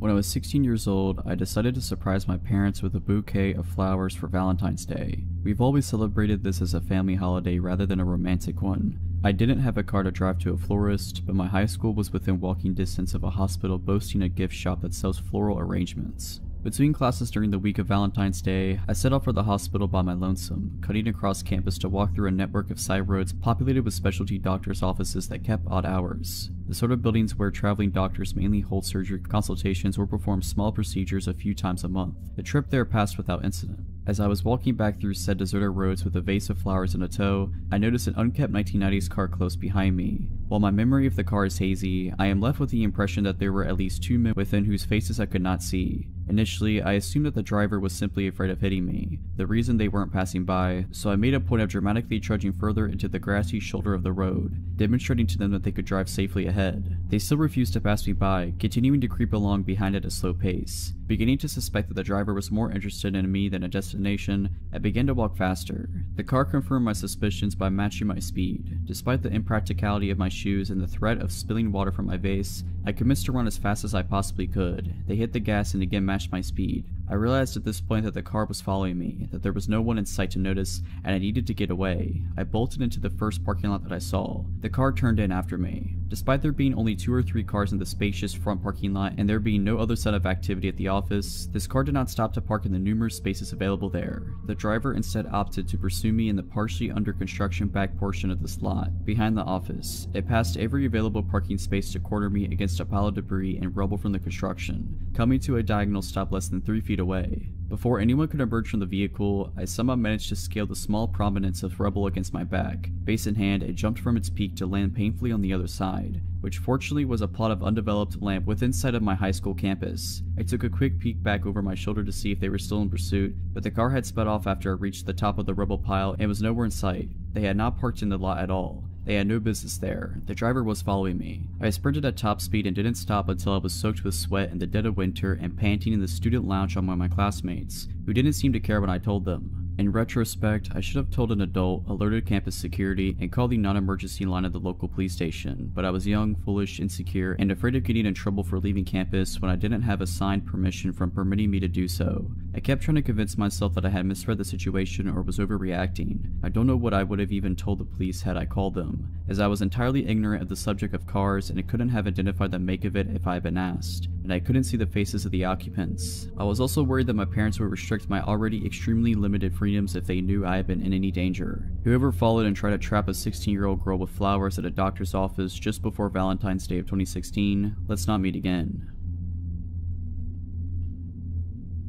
So when I was in probably 2nd or 3rd grade, we had an early dismissal. For those of you who don't know, that's when school goes for longer than half a day, but we still get out an hour or so early. I remember sitting silently in class working on math problems when the phone rang. I joked to my friend next to me that I hoped it was for me. We all watched the teacher answer the phone because we knew that 90% of the time it meant someone was leaving class. When the teacher's eyes met with mine, I suddenly got pretty worried. My teacher said something into the phone and then asked me, "When are you getting off the bus today?" I thought this was really weird. My mom knew I would be getting home because she had to leave work early so she'd be home when I got home. I just told the teacher the normal time. The teacher talked for a few more seconds and then hung up the phone. I asked her what it was about and she told me that my parent just wanted to double check what time I got off the bus. I didn't really think about it too much for the rest of the day. Later I got off the bus and walked home without incident. When I walked in the front door, my mom asked me about my dad and took my coat. I remembered the look on her face when I asked her, "Why did you call the school to see what time I was getting off the bus?" She looked shocked. She said that she hadn't called the school. I told her the whole story and she immediately started making frantic phone calls. I knew that something was wrong. I watched some TV while my mom talked.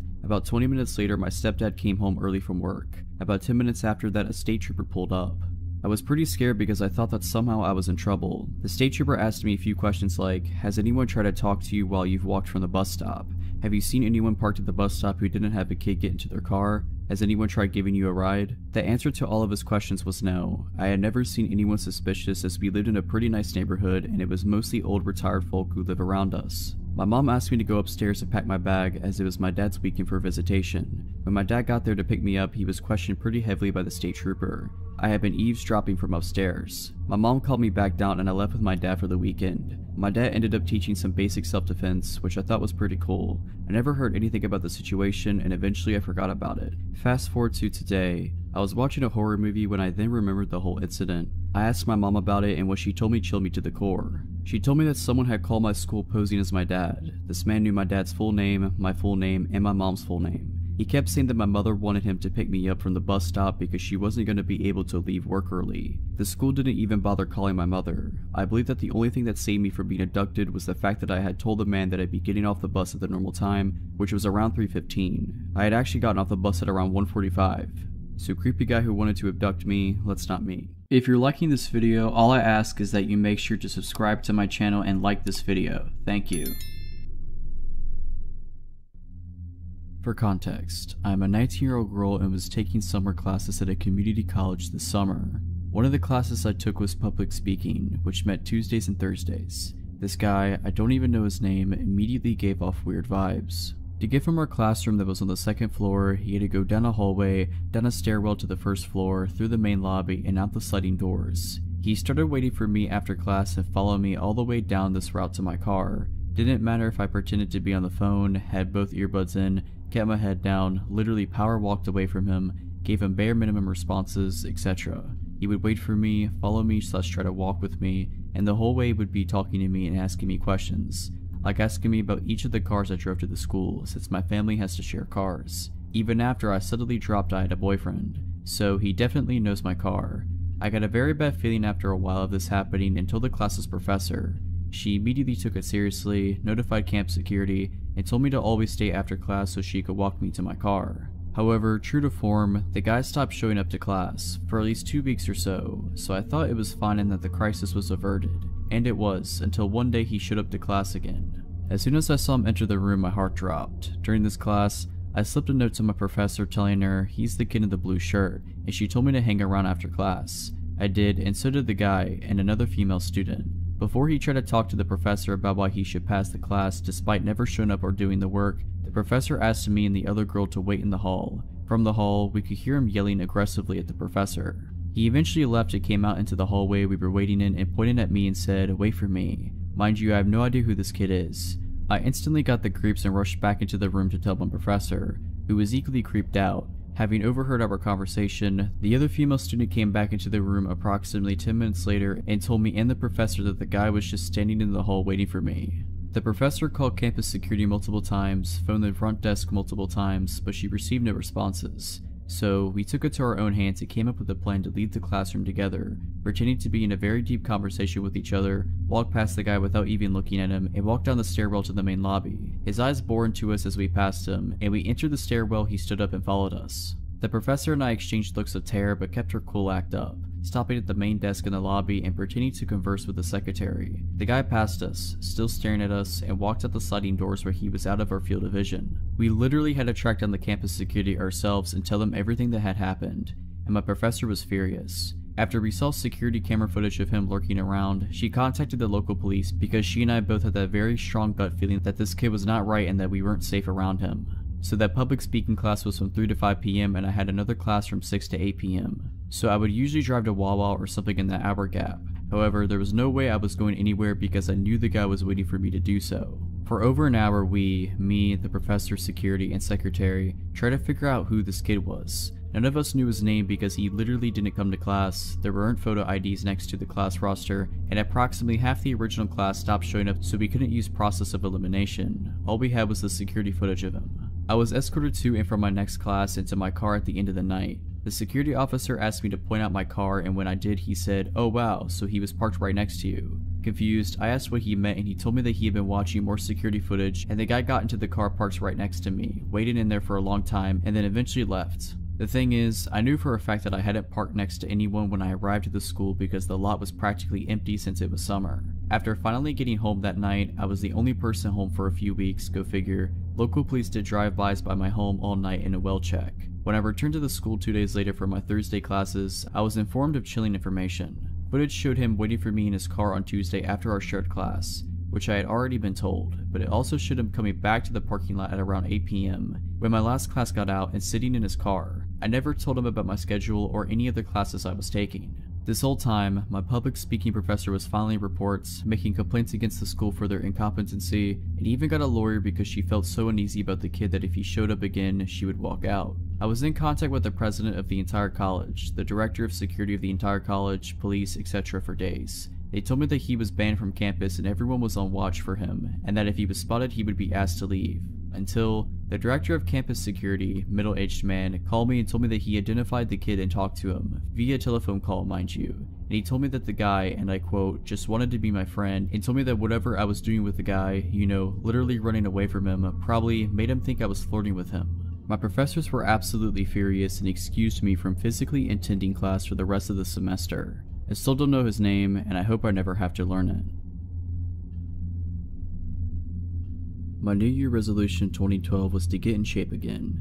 After my first kid was born, I lost my athletic interest, but I had every intention of getting it back. So I started running 4 days a week with my friend Hannah, who is a great runner slash motivator. We would run after work, 5 to 10 kilometers, usually favoring the forest trail. It's the kind of trail that got lighting in the darker months of the year, so you could run there anytime really. Once you turn on the lights, you got 45 minutes to run the shorter trails, and longer to run the longer ones. Then the lights shut off automatically. We had been running for about 2 months when we started seeing the same man hanging around the parking lot every time we got there. Thin man, 25 to 30 years of age, always dressed in sports clothes but never actually running. He never looked you in the eye either. We speculated that he could be homeless camping nearby because he was constantly there. We got used to seeing him, sitting somewhere close by, silently and always on his own. We felt sorry for him. He never seemed to talk to anyone or interact at all, but there was something about him that made us hesitate to talk to him or ask if he was okay. Can't pinpoint what it was, but something wasn't completely right with him. One evening, Hannah didn't make it to our run and I decided to go on my own. I arrived at the parking lot, my car being the only car there. I did some stretching, turned on the lights, and set off on the 5-kilometer trail.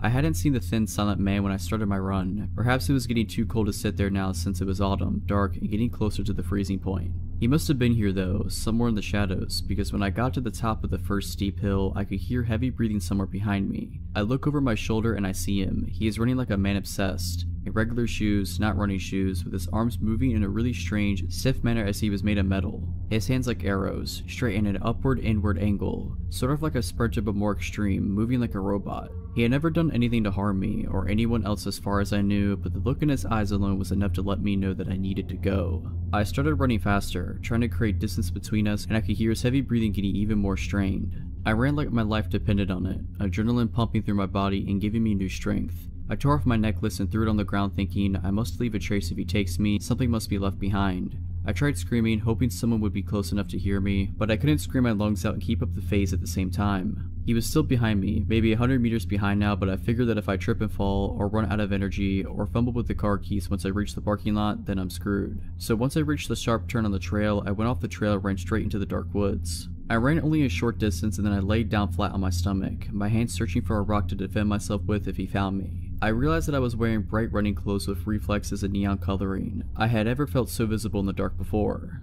I could hear him reach the turn and thankfully he kept on running. I started to move slowly and as silently as possible move further into the darkness. My heart sank again as soon as I heard rapid footsteps closing in from the trail. He realized that I must have got off the trail once he saw that there was no sign of me ahead. He stopped and I stopped. I could imagine him listening for any sound and I held my breath and prayed to make him go away. After a while I heard him say something in a language I didn't recognize and walk off. I didn't move. I feared that he would wait for me by the car and realized that I had to get off the trail and onto the main road and stop someone. I couldn't go back to the parking lot. I started to make my way further into the woods, knowing that I would eventually end up on the last part of the long trail and close to the main road. The lights on the trail suddenly shut off. That made me calmer at first. The dark was a comfort and protection, but then after only a few moments it switched on again. This could mean that another person had just started their run and soon I would have someone there to help me, or that he was out looking for me. I decided against waiting to find out and continued my way towards the main road. It was dark and I fell multiple times, my clothes getting wet from the damp vegetation and I started to get cold. After what felt like a lifetime, I could see the 10-kilometer trail ahead and I knew I was close to the main road. Soon I could hear the traffic. Once I made it to the road, I must have looked like I had been in a terrible accident. Blood from several small cuts from the falling and my clothes dirty. My bright runner shirt soon attracted the attention of a passing car. My waving and desperate shouting made it stop. The driver, a 40-ish man with his 2 kids in the backseat, spent the next 10 minutes or so trying to make sense of what I tried to say between the sobbing and the crying. He asked if I wanted to lift back to the parking lot and I told him no, please take me home instead. At home, my husband insisted on going to the parking lot to retrieve the car and calling the police. My husband went back for the car. The driver's seat window was smashed and my phone was gone. So was the photo of my daughter that had been hanging from the mirror. I don't know what he was trying to do or why he chased me the way he did, but the look in his eyes, there was no doubt he had bad intentions. So creepy forest trail man, let's never meet again. This is a story from when I was 18. I'm 25 now. My mom and I were regular attendees of our local church. We both attended different midweek groups. I met with some of the younger ones, and my mom went to one with some of the middle-aged people. Anyway, my mom's group was about half a mile from our house, and we didn't own a car, so she would often walk there on her own. For the 7:30 start, this was fine in summers because it wasn't getting dark until around 9ish. When her group ended at 10, she would call me and I would start walking/running to meet her to walk her home. We would usually meet not too far away from her group, but we would always stay on the phone until we met. On the night in question, all was usual. She called, I got my trainers on, and locked the house and began jogging to meet her. I usually ran because it was good training for my rugby. In order to meet my mom, I had to cross up her local park and go through a dark patch of trees behind some of the local houses. It was usually just before these trees that we met. Anyway, I'm running and my mom's walking. We are talking about her evening and who was there when she suddenly says, Joe, hurry up, I think someone's following me. My heart rate goes through the roof and I start to panic, so I start sprinting still with some way to go until I meet her. I tell her to stay calm and keep her updated on my position. My mom is tough but short. I hear my mom scream through the phone and also hear it in the distance ahead. Get away from me, what do you want? I don't have any money and you can have my phone if you want. This panicked me. I ran like I had never run before. The distance I had to cover usually took me a good 45 to 60 seconds to run, but I did it so much faster. By now I can see them in the distance. My mom's screams were piercing through me. I could see the guy has her by the hair and is dragging her about. She was fighting him all the way. I shouted get off of my mom and charged in. He was tall and lean but had hardly any weight to him. What happened next is something of a blur, and only through me and my mom talking about it have we come to some conclusion on what really happened. And the guy's injuries, of course. He saw me and immediately let go of her. She fell to the ground sobbing and tried to run. I caught him fairly easy and took him to the ground hard. My mom says I took him clean off the ground before smashing his head/shoulder into the ground. He grunted and we rolled, but I beat him up. It's at this point that I blank out, but apparently I hopped over the guy, headbutted him, and repeatedly beat his face. Someone from the houses behind had heard the screams and called the police. One guy from the street was a policeman and had come out to investigate. I remember him dragging me off the guy, and it was then that I saw the blood and scratch marks on my arms. He had clawed me, but I hadn't noticed it. The police arrived quickly and we had to be interviewed by them, which is all still a bit blurry. Apparently the off-duty cop had thought I was the attacker, as I suppose anyone would have seen me beat up the guy. The guy was on their records as a thief. He had mugged a girl in town not that long before. When police interviewed him, he claimed that he was just robbing her, but I'm not sure. He's in prison now, thankfully. You never think of bad stuff will happen to the ones you love until it happens. So, guy who attacked my mom, let's not ever meet again. In 2012, I worked at a tanning salon in a strip mall. It was across the street from a Walmart that was always crawling with strange people. The strip mall that my salon was located in was poorly lit at night. There was a sushi restaurant and an auto zone, but other than that, the other stores were vacant. We were open until 10 p.m. while the other two businesses closed around 8 or 9. The salon was never overwhelmingly busy, so there was always only one person working at a time. My best friend also worked at the company, and the salon she worked at was a 15-minute drive from mine. This detail is important later. I'm a night owl, so I worked the 3 to 10 p.m. shift every weeknight. At some point in time, I started getting strange phone calls at 8 p.m. every night. It started off strange, but nothing to be alarmed about. The first time he called went something like this. Caller, hi, I am conducting a survey on women's shopping habits and I figured calling a tanning salon run by women would be a good place to start. We also send out a gift if you participate in our surveys. Okay, caller, do you typically wear jeans, yoga pants, leggings, skirts, shorts, or dresses? Feel free to list which of each you wear. Me, I wear all of those. Caller, great. Now when you wear dresses or skirts, do you ever wear pantyhose? Me, not unless it's winter. Caller, so how many tights or pantyhose do you own? Me, I have no idea, like 5? Caller, that is great, so would you be interested in us sending you some free pantyhose? Me, I'm not really interested, I don't wear them enough to care. Caller, okay, totally understand. Would it be okay if I call you for a survey in the future? Me, sure. Caller, when do you typically work? Me, every weeknight. Caller, okay, great, talk soon. I shouldn't have given some random person my work schedule, but they were already calling my job, so there was no denying this person could find me if they wanted. Honestly, I didn't think anything weird about the call at the time. Later in the month we had a store meeting and the weekend sales associate said she had gotten a few weird calls from a guy breathing heavily and asking her questions. She didn't go into details, so I didn't make a connection. The next few times he called me, it seemed normal enough. One survey was on skirts and skirt length and brands. The next was about dresses and their lengths and brands. He kept offering to send me pantyhose though. I kept telling him I don't wear them. He always said, okay, I just want to make sure I am offering them after every call as it is protocol. Then the last survey he called to have me do really scared me.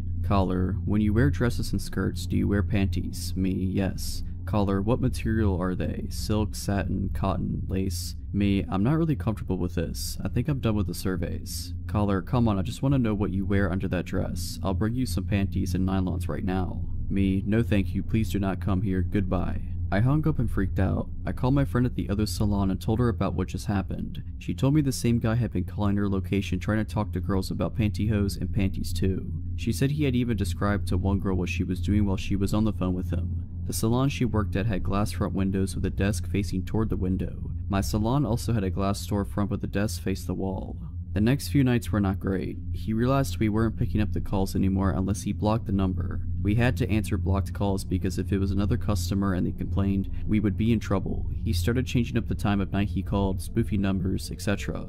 His calls were getting creepier and creepier. Heavy breathing, telling us what we were wearing, saying he was picturing our panties. Really creepy stuff. I was afraid to be at work. I made sure to be on the phone with my friend from the other salon every night for my last hour or so. One day though, the calls just stopped. My salon had a waiting area by the desk when you walked in, and then it had a very long hallway with 20 rooms. The last 2 rooms were the spray tan rooms, which needed to be sprayed down each night at close. At the very end of the hallway was a door leading to the dumpsters in the back. To the left of that door was the washer and dryer for used towels and such. This particular night, 20 minutes to close, a weird guy walked in. I had the most intense feeling that this was the creep.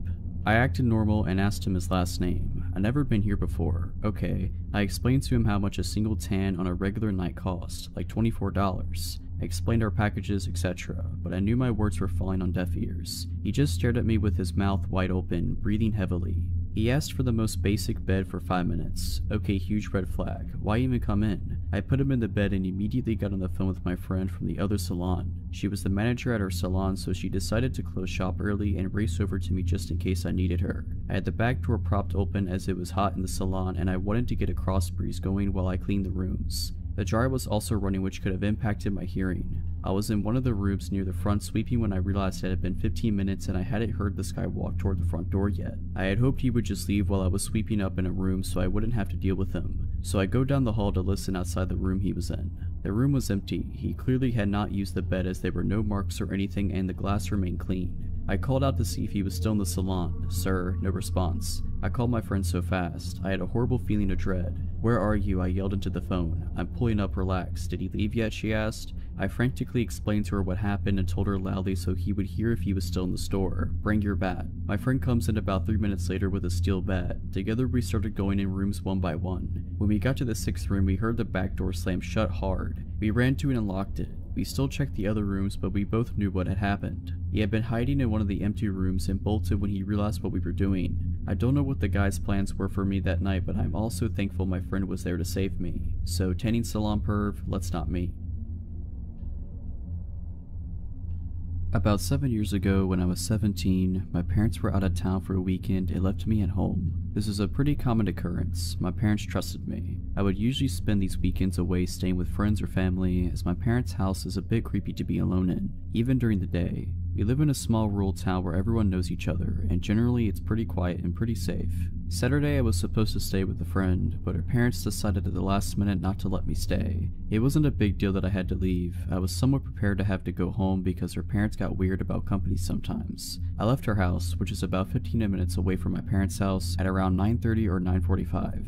While I was on the way home, I got a weird feeling that I can't really explain. I just knew that I didn't want to go stay at my parents alone. I called my brother and asked if I could stay with him. At the time, he was living with a woman who had a small child. He told me it would be quieter and easier for him to just come stay with me, since his dog would bark if I tried to come in the house. He said he would be at our parents' house in 20 minutes. After hanging up, I decided to stop at a gas station and grab a snack before going home so that my brother would be there when I got there. I pulled into the gas station. There were only a few cars in the lot, which is typical because this is a small town in the rural south where everything pretty much stops after 8 p.m. I parked and walked up to the door. There was a man standing outside the door smoking. He opened the door for me without saying anything. This is normal southern hospitality. I smiled and thanked him. Inside there was another man standing by the door. I noticed him staring at me as soon as I came in. He gave me that gross up and down look and said something to the effect of, "Hey, what are you doing alone?" Creepy. I just ignored him and walked towards the back of the store. He yelled after me and called me a name. I still ignored him. I figured he was drunk or high or just a jerk. Most people around here talk a big game but rarely back it up.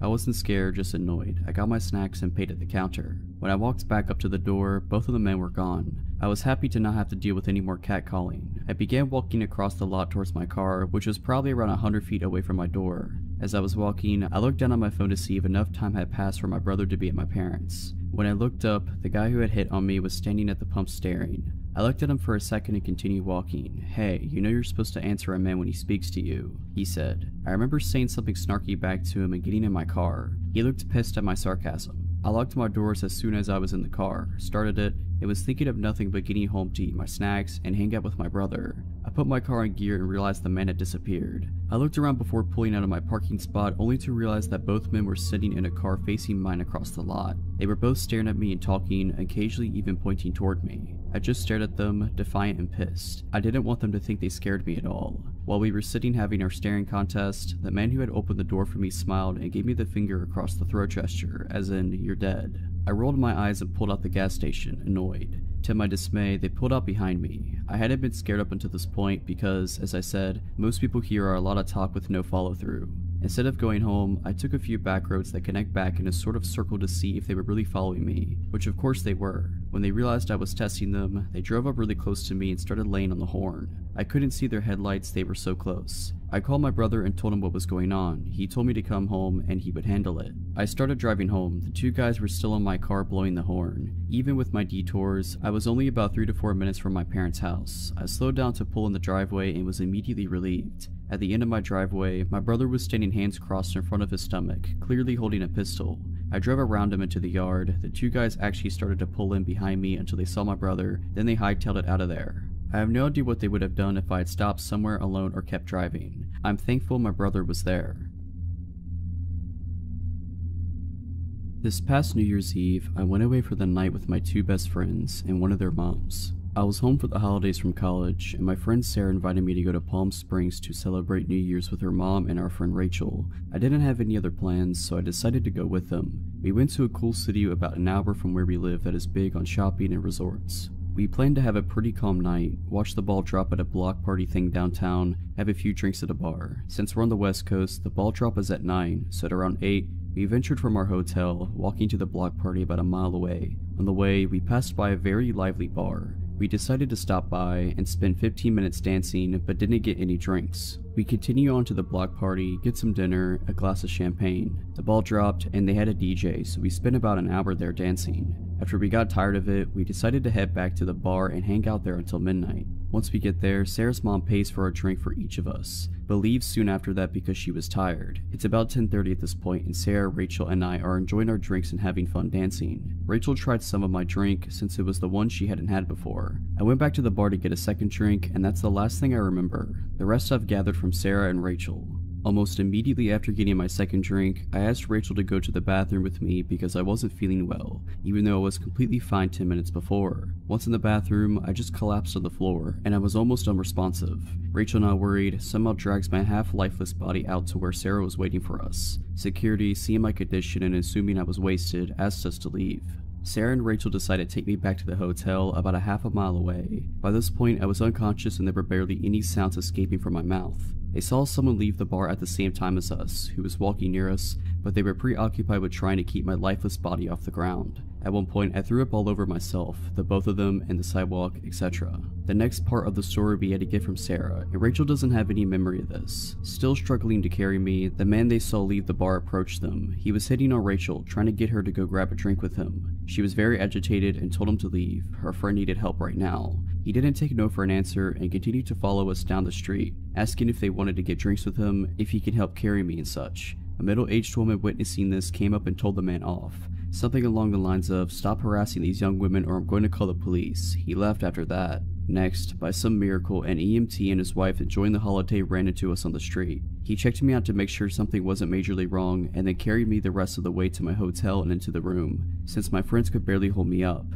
They thanked him profusely and him and his wife left. This is where Rachel's memory kicks back in. 5 minutes later, they get a knock on the door, and it's the EMT and his wife again. They came to let us know that a man followed us to the hotel, and they just saw him pop the gate and start to make his way to our room. My friends called hotel security, but they were unable to find him. My friends didn't get a glimpse of him, but I'm sure it was the same man from earlier. I spent the rest of the night vomiting everything in my body, and dry heaving after that. I woke up the next morning in a pile of pillows and blankets on the bathroom floor. My last memory was at the bar getting a second drink, and my friends filled me in on everything that had happened. Feeling bad, I thought I must have drank way too much, but I had never blacked out before in my life, and the amount of drinks I had, 2 in 2 hours since I didn't get to drink my second at the bar, didn't add up to me being completely unconscious. We decided my first drink had to have been drugged, since Rachel had some of it and had no memory of our walk home, even though she was fully functional. I'm sure that man that was talking to Rachel and then followed us back was the one that slipped something in my drink. To this day, I don't really know how it could have been slipped something. I got my drink from the bar and never set it down. My best guess was that it was already in the cup.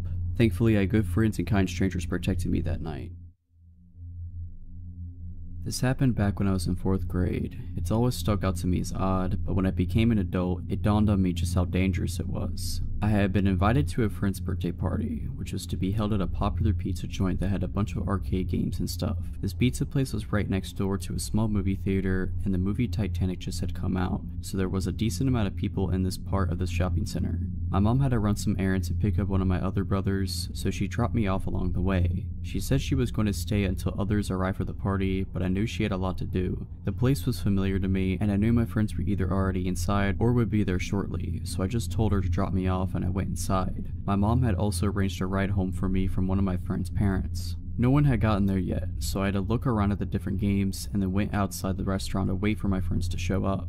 There were a bunch of people outside the theater, lined up waiting to get inside for the early evening showing of Titanic. That's when I noticed that a couple, a guy and a girl, were standing by a car smoking cigarettes and looking over at me. A chunk of time had passed, probably like 20 minutes, and I was super confused why my friends hadn't showed up yet.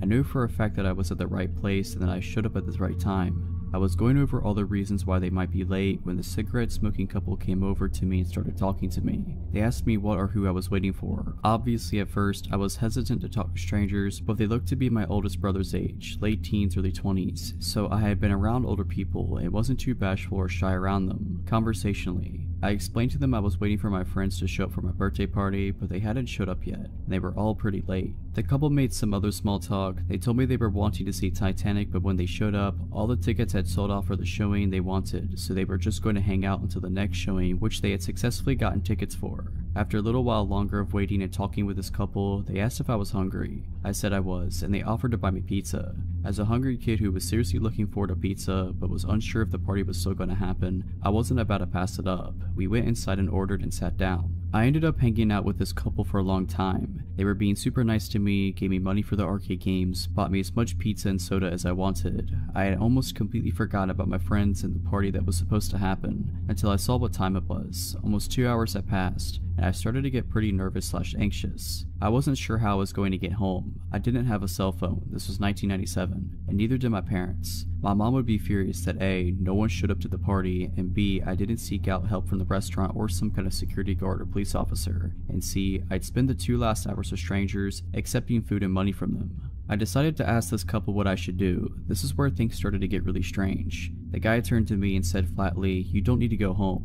Thinking back, I definitely couldn't fully comprehend the weight of what he said. I didn't know what to say, so I kind of shrugged in confusion and said I needed to find a phone. I went up to the counter and asked if I could use their phone, and they let me. I called home, but no one answered. I tried again, still nothing.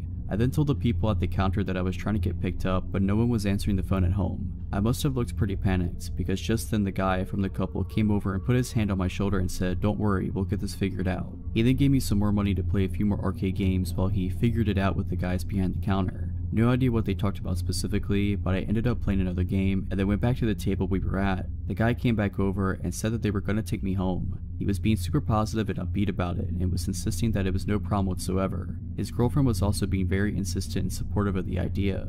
Part of me was super hesitant because I was taught stranger danger and all that, but the other part of me was wanting to believe it was all really innocent, and I was really grateful that these people had been so nice to me, fed me, and kept me entertained. They had even missed their movie to stay with me. I said that I wanted to try calling home a few more times. So over the next 15 to 20 minutes, I tried calling home a bunch, but there was still no answer. I decided that I would say yes to these people and have them take me home. Again, I was young, impressionable, naive, etc. The people behind the counter must have been seeing this from the more rational side and realized something seriously fishy was going on. One of them had gone on break and called the police to come over and address the situation. Policeman shows up and comes over to figure out what's going on. I don't remember everything about the conversation, but what it ended up coming down to was who was going to take me home. The couple was still really insistent. Thinking about this as an adult, I find it strange that the cop was even considering letting this whole thing to be an option. As an adult, there is no question in my mind that the cops should have shut the conversation down and taken me home, but for some odd reason, they let me decide. I felt like I was being pressured. I remember going back and forth in my mind. These people had been so nice to me and had hung out with me, and I didn't want to be rude, and I also felt felt really intimidated by the police officer. I remember this part as if it was yesterday. As I was thinking, the cop went over to talk to some of the guys behind the counter, and while he was away, the guy from the couple looked at me with a smile and asked, "Do you want to go with him or us?" I told him I would go with them. Again, in hindsight, I still can't believe the cop let this happen. As we were getting our things to go, the officer did say that he was going to follow us the whole way, which was a redemptive assurance. The officer asked for my address and my parents' names. I got in the couple's car and told them where I lived, and we were on our way. The girl was driving and the guy was in the front passenger seat. The entire drive, the guy was looking over his shoulder out the back window, glancing back and forth between me and the cop following behind us. We pulled up to my house and I went up to the front door while both the couple and the cop were parked on the street. Opened the door, went inside, and saw that my mom was looking out the window with a very confused and concerned look on her face. She went outside and found out all that had happened and was furious. I didn't tell her the specific things that the couple had said to me. Again, I didn't understand the full gravity of the whole situation until years later. Going through the whole scenario in my head, if the cop hadn't followed us, I more than likely would have been abducted. Thinking about all the things that they had said and done, befriending me and feeding me and giving me money to play games, was them totally trying to come across as disarming and trusting and friendly. A totally screwed up situation that could have been so much worse. Hard to think about. I'm almost 30 now and have kids of my own, and thinking about them in this kind of situation makes my blood boil. At about 8 p.m. last night, I was walking with a friend of mine, Sally, about a mile to the closest cafe. We're both girls in our early 20s, neither of us own cars, and Sally didn't have her Opal card, which is an automatic ticketing system for public transport, so walking was our only option. It's summer over here, so it was still fairly well lit and we were walking down main roads, so we weren't too concerned. We finally arrive at this cafe and sit down. I was paying, but I only had my credit card and sure enough, it was cash only. Sally was on the phone when I got back from the counter, so I just gestured for her to stay put and guard the spot while I went to go get cash. This is my home suburb, so I know there's no ATMs around and my best bet is a gas station about a block away. I'm doing a light jog so I don't keep Sally waiting, and when a balding, sweating guy probably in his late 40s with a tank top and no shoes come pacing behind me as I pass the corner of the block. He walks behind me for about 100 meters. I didn't really think much of it. The gas station was the next building along. It seemed like he had just come out of a nice suburban house along the street and it wasn't the witching hour, so I just assumed he was going to the station like me. He didn't even cross my mind as I entered the tiny convenience store, nor did he follow me in. In my peripheral, I saw him walk past the door and out of sight. I looked around for an ATM they sometimes have inside. No such luck, so I go up to this man in his 30s at the desk and reluctantly ask if they're able to do cash out. He smiles and says, "Of course," and then asks, "Is he with you?" I have no idea who he's talking about at first, and then he points to the man from earlier, pacing around outside the store. Keep in mind, he didn't look at all menacing. He wasn't going back and forth just outside the door. He was drifting in the space outside, from the pavement to the gas pumps to the storefront, seemingly aimlessly. I assumed he was on drugs. I tell the clerk no, not thinking much of it at all. He says, "Oh, he was staring at you before. I thought he might have been your dad." I laugh it off. I honestly wasn't concerned at all. He was still ambling around outside and I couldn't imagine him having a fixed gaze on anything. I thank the clerk for the cash, but before I turn away to leave, he says, "Just wait and see if he leaves first." We wait for a few minutes in silence and the guy begins to pace back and forth directly against the front wall of the store, looking straight ahead and never into the store. It still looked like the man was just on a drug-induced amble and seemed harmless. Not once did I catch his gaze, so I figured it would be safe to just slip out the door and walk back to the cafe in the fairly bright light of dusk, especially since Sally was texting me at this point asking, "Where are you?" I thank the guy at the desk once again for his concern and assure him that I don't know the guy and I'm not involved in some weird scheme to rob the store and head for the door. The clerk asks if I want him to walk out with me. I say that I should be alright and begin walking away from the block. As I leave the store, the drifting man stops pacing and makes a beeline for me from the other end of the building. I seriously didn't think much of the guy at all until this point, but for the first time he was briskly walking in a straight line towards me. The hairs on the back of my neck stand up and I start power walking so that he doesn't think I'm actively trying to escape him. Still trying to convince myself that I'm just being paranoid and should be more casual. I don't look behind me to see how close he is. I've reached the pavement on the other side of the gas pumps when I heard the clerk run outside. He's yelling at me, "Go, run, run." I make a break for it, looking over my shoulder. He's grabbed the man by his shoulders from behind. The balding man isn't even glancing behind him or trying to escape. He's just watching me run away. I keep running until I've crossed the road and then turn around, standing still. The clerk is still holding onto the odd, staring man. The clerk and I are just looking at each other in bewilderment, not really knowing what to do. He makes a hand gesture to go, and I gesture my hands thanks, you know, to clasp your hands together and shake them a bunch of times. I got back to Sally with the cash and bought food, before walking back home a different way. Overall, odd guy at the gas station, let's not meet. Nice gas station attendant who went well out of his way to help my naive self. I'm definitely glad we met. If you're liking this video, all I ask is that you make sure to subscribe to my channel and like this video. Thank you. I was selling my old car as I had bought a new one. I posted it on a couple of selling sites and Facebook. I arranged 2 visits that day and was home alone. It was broad daylight, so I assumed everything would be fine. The first one that came made an offer a little lower than what I was looking for, so I said I would get back to him later as I had another viewing. The guy from Facebook pulled up in a blacked out Range Rover and 3 other guys got out. I opened the car and explained why I was selling the car. You know when you just get a bad feeling? I wasn't sure why 4 people would need to come view an 8-year-old car. He asked if he could take the car for a drive. At this point, I was not going to get in the car with him, so I said, yeah, take it, I'll wait here with your friends. He asked me to get in the car. What if you just took it? I said, well, it wouldn't matter, that's what insurance was for. I was not getting in the car with him. The 3 guys left and didn't even speak to me, just to themselves, and I found that odd, but it made me feel very unsure if the car would come back. The car was not putting up a fight for or arguing over. He then pulled back up. He got out and offered the same price as the other guys earlier buying the car for his daughter. He wanted me to get in the car with him to go collect the cash. I said it was fine, his friends could take him if he needed to go, but I had another viewing and I would contact him later. I didn't want to walk back to my house as I had now decided to sell to the other guy as they were just giving me the creeps. He then offered more than honestly the car was worth if I went with him now. I said no and locked the car and started walking towards the main street as I had seen my neighbor walking down and shouted to him and his dog. They spoke to each other and drove off. I texted the other guy and told him the car was his and he was welcome to come over anytime to get it. I sorted and filled out the V5 and off he went. That night from my living room, the black Range Rover came back and parked outside. I live in a cul-de-sac, so I am set back to where we had been. I told my husband and he looked out and he said that was strange, and then my phone started blowing up. I politely said the car had gone and that I was sorry but I couldn't help. The car drove off and came back again 30 minutes later. This happened about 3 times that night and was a bit strange, but thought nothing more of it as the next few days nothing happened. On the Friday 4 days later, I finished work early and get back and get the dog ready to go out. We were going to head straight to the park and run like the wind. As I got to the end of the cul-de-sac, the same car pulled up and one of the guys jumped out and said hello. I held the lead tighter and my dog was thoroughly unimpressed. She gave a bit of a grumble and he asked if he could pet her. I said no, she's a guard dog and doesn't like to be touched, and went to walk up to me. He then grabbed my arm and the dog latched into his forearm. Q was screaming there was only one other guy with him in the car and he jumped out and started to shout. This is the most placid and loving dog you will ever see, and to be honest, it was a warning nip, as if she had meant to really hurt him she would have gone through the bone. His friend was shouting and pulling him away. I called her back and got her to sit with a few neighbors and came out when they went towards their car. I haven't seen their car since, but honestly I wouldn't sell something that meant someone had to come to my home online again. So a stranger who clearly wasn't interested in the car, let's never meet again.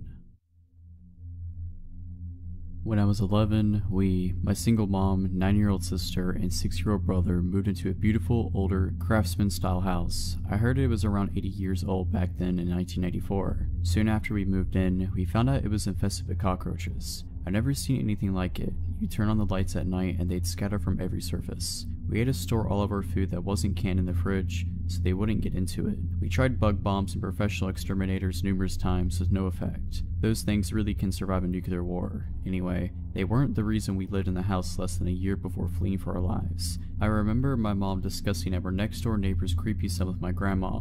He was in his 20s or 30s. She'd been doing dishes one day and looked up to see him standing directly on the other side of the kitchen window, staring in at her. Normally, she would have kept something scary like this from us kids, but about at that time, she told us to tell her if we ever saw him near the house, and we weren't allowed to play outside. So, one afternoon we were all doing some spring cleaning, but my brother said he found a cigarette butt in the upstairs toilet. Weird, since nobody in our family smokes. Being a dumb little 6-year-old, he flushed it before telling our mom. I still remember her trying to get the entire story out of him, being upset that the evidence was gone, and thinking he might have been mistaken or maybe he'd picked up a butt somewhere outside of curiosity. She soon dropped it and we mostly forgot about it. I think it was a few weeks later. My brother was spending the night at our grandparents and my sister and I were the only ones upstairs. Our mom's bedroom was downstairs. My sister heard a sound like a screen door slamming, but she insisted it came from in the house and she was freaked out. I told her it was just from outside and to go to sleep. A minute later, we heard a strangled cough coming from just outside our bedroom door, a man's cough, and sounded like he was trying to keep from making noise. I whispered that we needed to get downstairs. We sneaked out of the room and I had the irrational urge to turn on the light in the bathroom, which was just across the hall from our bedroom, and check to see if anyone was there. Then just as strong of a feeling to get away from the bathroom and get downstairs now. The scariest moment of my life was when we were creeping down the stairs in the pitch black. It was a spiral enclosed stairway with walls, the perfect place for someone to hide. The stairway light was burned out and the wood steps were creaky, so it was terrifying making our way down. We got downstairs and woke up our mom, panicked that there was a guy upstairs in our bathroom. She started to tell us to go back to bed, but could see we were seriously scared. She went over to the bottom of the stairway to go up and show us that there was nothing to be scared about. Then she just had strong of a feeling to close the stairway door and lock it now. She did, called the cops, they found nothing and didn't really take us seriously. The next day, she called a PD detective friend of hers from high school to come over and inspect the house. Remembering the cigarette butt in the toilet, she had him look at the upstairs bathroom window. It was a high, narrow rectangular window, not very big but just wide enough for a person. Who knows how many times the intruder climbed our roof to get in and was upstairs while we were sleeping across the hall. The window swung up on hinges. When my mom's friend let the window drop, it sounded like a screen door slamming. He said the locks on all the windows were so old they were practically useless, and we needed to get out of the house immediately. We moved into my grandparents' house that day. When my mom went with her brothers a few days later to pack up some things, a back door had been smashed open, but nothing in the house was disturbed. A few years later, we heard the neighbor's son was arrested for attempted murder. I still wonder what might have happened if I turned on that bathroom light, if my mom didn't lock the stairway door, or if we didn't leave the house when we did. Backstory: my wife and I don't live together. She had become abusive over the last few months, mostly towards our daughter. Our daughter is almost 18 months old and is my whole world. I am unemployed at the moment, but my mother had been helping me out a lot. Today at around 4 p.m, I took my daughter to the store. I usually do this around the time she wakes up from her nap. My daughter is a very active child and can't seem to sit still for more than 10 minutes without getting cranky. I usually let her walk with me, holding her hand and patiently walking at her pace. I usually get just a juice for her, but had to get some extra groceries that I was short on: flour, sugar, and some noodles. I also remembered we were low on milk and grabbed a gallon on our way back. With all that I was carrying, I wasn't able to hold her hand. I made sure to walk behind her, but that only makes her walk slowly. As we made our way to the registers, I was continuously urging her to keep walking, which she would do, but only for a second before her attention would be drawn to another rickety box with whatever was on sale, or she would see something colorful on a lower shelf. I was getting a bit frustrated, but I wasn't showing it in my voice. I kept urging her to keep walking, and she kept getting sidetracked. With everything I was carrying, I started to wish I had grabbed a basket. At the front, their customer service desk holds register 1, which was thankfully open. I want to take the time to mention that my daughter is very fond of saying hi and waving at everyone. I set everything up to get rung up, but the service attendant was busy with the return of the customer service area, so I had to wait. The entrance to the store is to my right. The only exit door is behind the service desk, which leads into the small foyer before leading to the other doors. As people enter, they have to pass the customer service desk. I was being fatherly to my daughter, trying to entertain her with patty cake and the itsy bitsy spider, while we waited for the cashier to check us out. My daughter would frequently wave at people passing and say hi in her squeaky toddler voice. Some people would smile and wave back, while others would stop to adore her. At this point, I'm used to people doing that. The lady was ready to check us out, and I told my daughter to hold my hand, since I wouldn't be looking her way. I had to pull my wallet out to retrieve my debit card to pay for the groceries and let her hand go for a moment. I kept looking her way to make sure she wasn't wandering off. The lady went to hand me my receipt when she all of a sudden yelled at someone behind me. "What are you doing with his daughter?" She bellowed as I turned to look at a man who had picked her up and started running towards the entrance doors. I was shocked. The doors didn't open since they were a one-way set of doors, and the cashier quickly picked up the phone yelling that she was calling the police. I was stunned to the point of immobilization, but quickly realized what was going on. I have a pocket knife that I usually carry on me so I can break the seal on my daughter's juice. I quickly ran after the man as someone started to make their way through the entrance doors. He didn't get a chance to run through though because I slammed my fist across his temple. I decided to not use the knife in case I might get in trouble. The man stumbled and I grabbed my daughter from his arms. He then proceeded to run out the door empty-handed. The police arrived about 5 minutes later and asked me what I had seen. I explained that I hadn't seen the man's face since he had long hair and a beard. He was also wearing a hoodie, which wasn't that much of a surprise. They took the statement of several witnesses, including the cashiers, and had already had other officers searching the area. Someone had said the guy had ran behind the building, but the officers didn't find anyone. The police took us home and then asked more questions like, have you seen him before? Do you know anyone who looks like this man? And then proceeded to ask about the home life. CPS had been over earlier in the day to discuss my wife's mental health plan, and the police had been here earlier as well. The officers asked if we needed any groceries or anything. I told them no. The officers left, leaving me their cards in case I saw the guy around the area. About 20 minutes later, I got a knock at the door. To my surprise, the officers had returned with the largest box of Pampers diapers I had ever seen, a large box of wipes, about 6 large Winco bags of groceries, and a couple bag of toys. They had left us with a Christmas card saying I was a strong father to have had so much go on recently, and that my daughter was lucky to have such a great father. There was a $100 bill in the card too, wrapped in a note that said to get a drink or two if I needed it. I don't drink, so I'll probably get some extra Christmas presents for my mom and daughter. So, to the guy that tried to kidnap my daughter, I hope the police find you. Close to 10 years ago, my best friend and I scored the deal of the century. Living with her parents recently purchased and refurbished home for cheap, as Chip's rent so the property wasn't considered unoccupied and their insurance still covers it. They were planning on selling their house in the country and moving closer to town in a year. But when they spotted this place, it was perfect, so they snapped it up. They couldn't be bothered dealing with random tenants for a year, so we offered it. It was a lovely old mid-Victorian style house with a hallway running the majority of the length on the left side, and 3 bedrooms and a bathroom coming off the hallway to the right. At the back of the house was an open-plan living room and kitchen and a backyard. It was an inner Melbourne suburb, so it was totally fenced in with 6-foot fence on 3 sides, and the front had a cutesy white picket fence. On the right side of the property, an outdoor gravel pathway was wedged beside the bedroom walls and the fence line. It began with a gate in the front yard and ran the length of the property to the backyard. This is important later. My friend obviously scored the master bedroom at the front, with lovely vertically opening bay windows facing the front garden and street. I had the next bedroom with the window facing the gravel path/fence, and the 3rd bedroom was our study. We lived here for close to 10 months in bliss. Great house, great company, and even though the area was considered a little dicey, the location was stellar. One hot summer night, we said our goodnights, and I went to bed and fell asleep immediately. My housemate stayed up in bed to read for a bit, with just her bedside light on. She was doing that just for over an hour before she heard a weird scratch in the front window of her bedroom. Initially, she put it down to an overhanging tree branch, till she realized there was no overhanging tree branch. She sat frozen in fear, blankly staring at her book for what felt like an eternity, till she heard the noise again and again. Scratch, scratch. Slowly looking up, she saw a dude wearing a hoodie trying to open her window, looking her dead in the eyes. She screamed, jumped out of bed, and ran straight into my room. I woke up super dazed as she was pulling my hand and whispered yelling that someone was trying to break in. She had a tendency to be a little overdramatic sometimes, but I swear I've never seen someone look so genuinely terrified. I went to grab my phone to call the cops, but we just went completely still when we heard the distinct crunch, crunch, crunch of someone walking down the side path of the house. We both rolled off my bed onto the floor and went completely still. The crunch, crunch, crunch continued, getting closer to my bedroom window. I don't know what it is about distinct sounds at night when it's otherwise quiet, but it sounded deafening.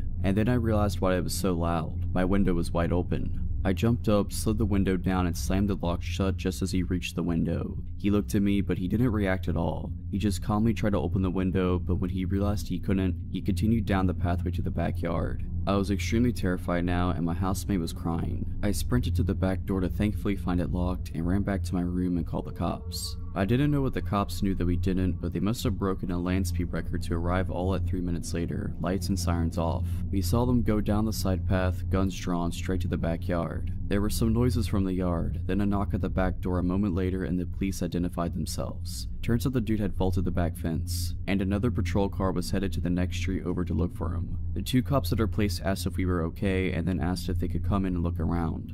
They managed to calm us down whilst making sure the place was safe. They took our statements and they asked if there was anyone we could stay with tonight. My housemate and I stayed at our boyfriend's place for a few nights after that, and when we stayed in the house, it was never the same. We felt completely violated, and ended up moving out a few weeks later. We never found out if the dude was caught, but there was a random stabbing a few nights after the incident at the train station 2 streets over. If it was related or not, I don't know, but all I can think is that we were so lucky that it went the way it did. This happened way back in October of 2006. At the time, I was just a 19-year-old kid always on the lookout for adventure. One Friday night, after wrapping up a shift at McDonald's, I met up with some of my friends who suggested we check out this haunted location called White's Bridge. My one buddy Brendan said he had recently learned about it and began telling us the legends associated with the 100-year-old wood-covered bridge. Never one to turn down a spooky experience, we all piled into my green Ford Taurus and headed out on our journey. Brandon gave directions, guiding me off the main road, and within minutes we were on the dirt back roads, surrounded by woods and cornfields. Our only point of reference was a blinking cell tower off in the distance. We could tell we were getting further from the city as our cell phones began slowly losing service. As we rode deeper and deeper into what legitimately felt like the absolute middle of nowhere, Brandon repeated the legend associated with the bridge. Back in the early 1900s, a local farmer discovered that his beloved wife had been cheating on him, and in a fit of rage he killed her and her lover after discovering them in the act. After committing the cold-blooded murder, the farmer left his home and wandered the dirt roads in a daze. He eventually came upon White's Bridge, where the realization of what he had done finally began to sink in, and deciding he would rather die than face the consequences of his actions, he hoisted a rope up and over one of the bridge's rafters and hung himself. As far as I could tell now, the story is complete fiction, but we totally believed it at the time. After a long and bumpy ride, Brandon instructed me to turn right on an off-road I wouldn't have even noticed was there had he not pointed it out.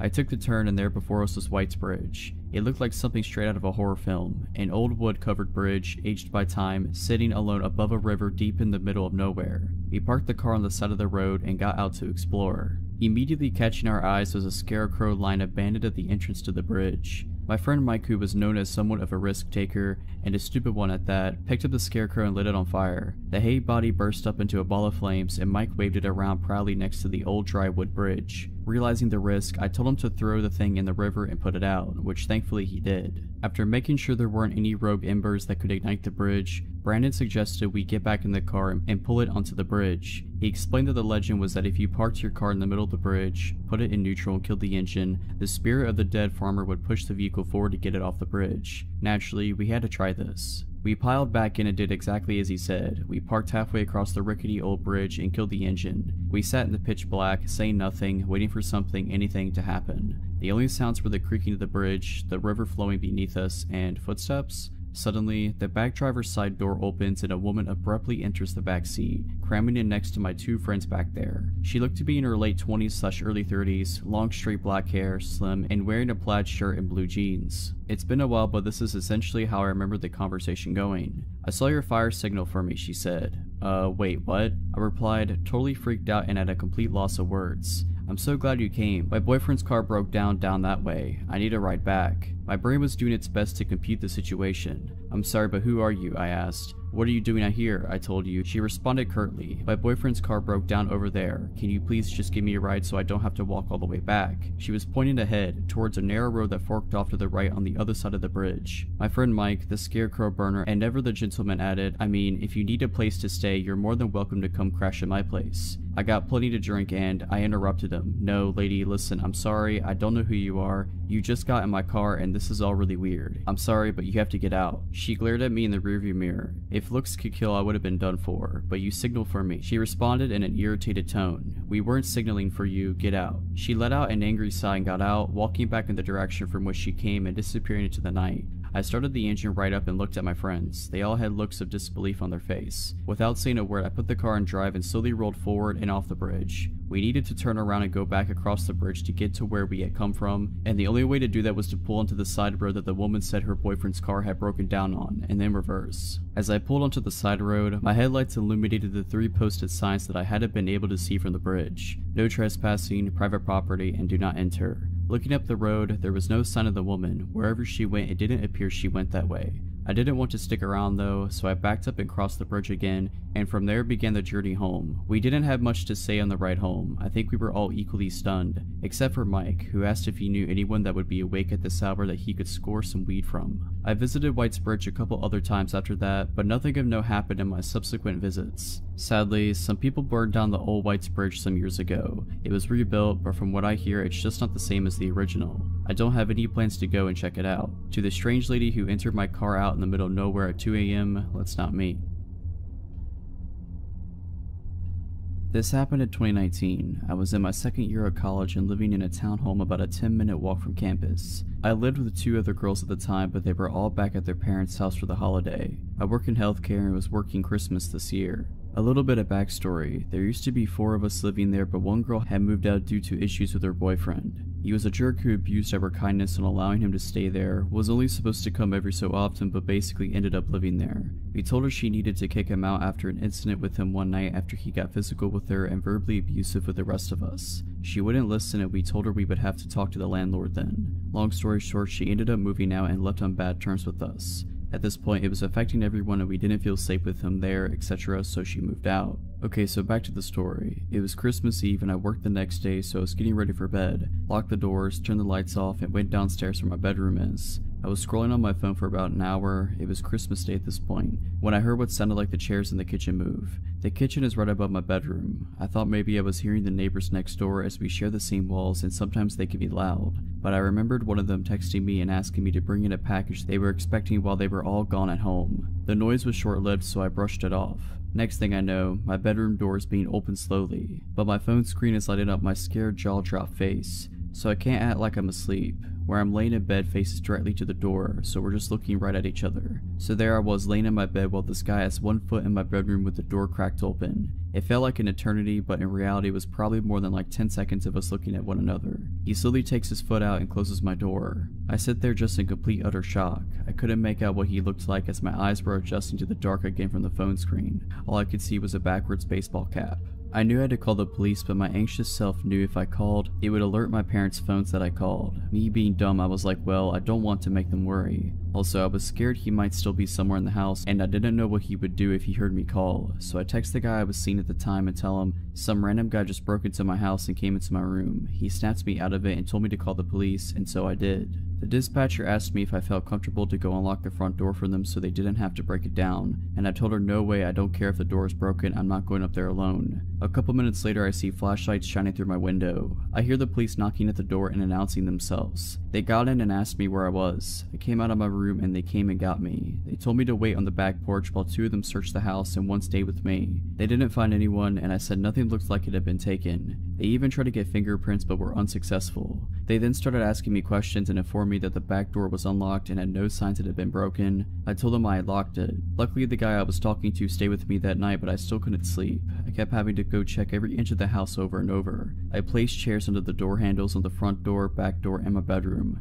The next day I informed our landlord and she refused to come out and change the locks, and she never ended up changing them for the rest of the time we lived there. Every time I go to bed now, I triple check all the doors have been locked. Doesn't matter where I am. I have a dog now and he helps my anxiety of intruders, as well as a recent purchase of a Ring doorbell. I believe it was our old roommate's boyfriend. I think they may have made an extra key for him because he was basically living there, but I don't understand why he didn't do anything to me, the house, or our belongings. If it were someone random, I don't know why they wouldn't have done what they intended, and that could be many different possibilities. I don't know what their intentions were that night, but to the man who broke into my house on Christmas Eve, let's not meet again.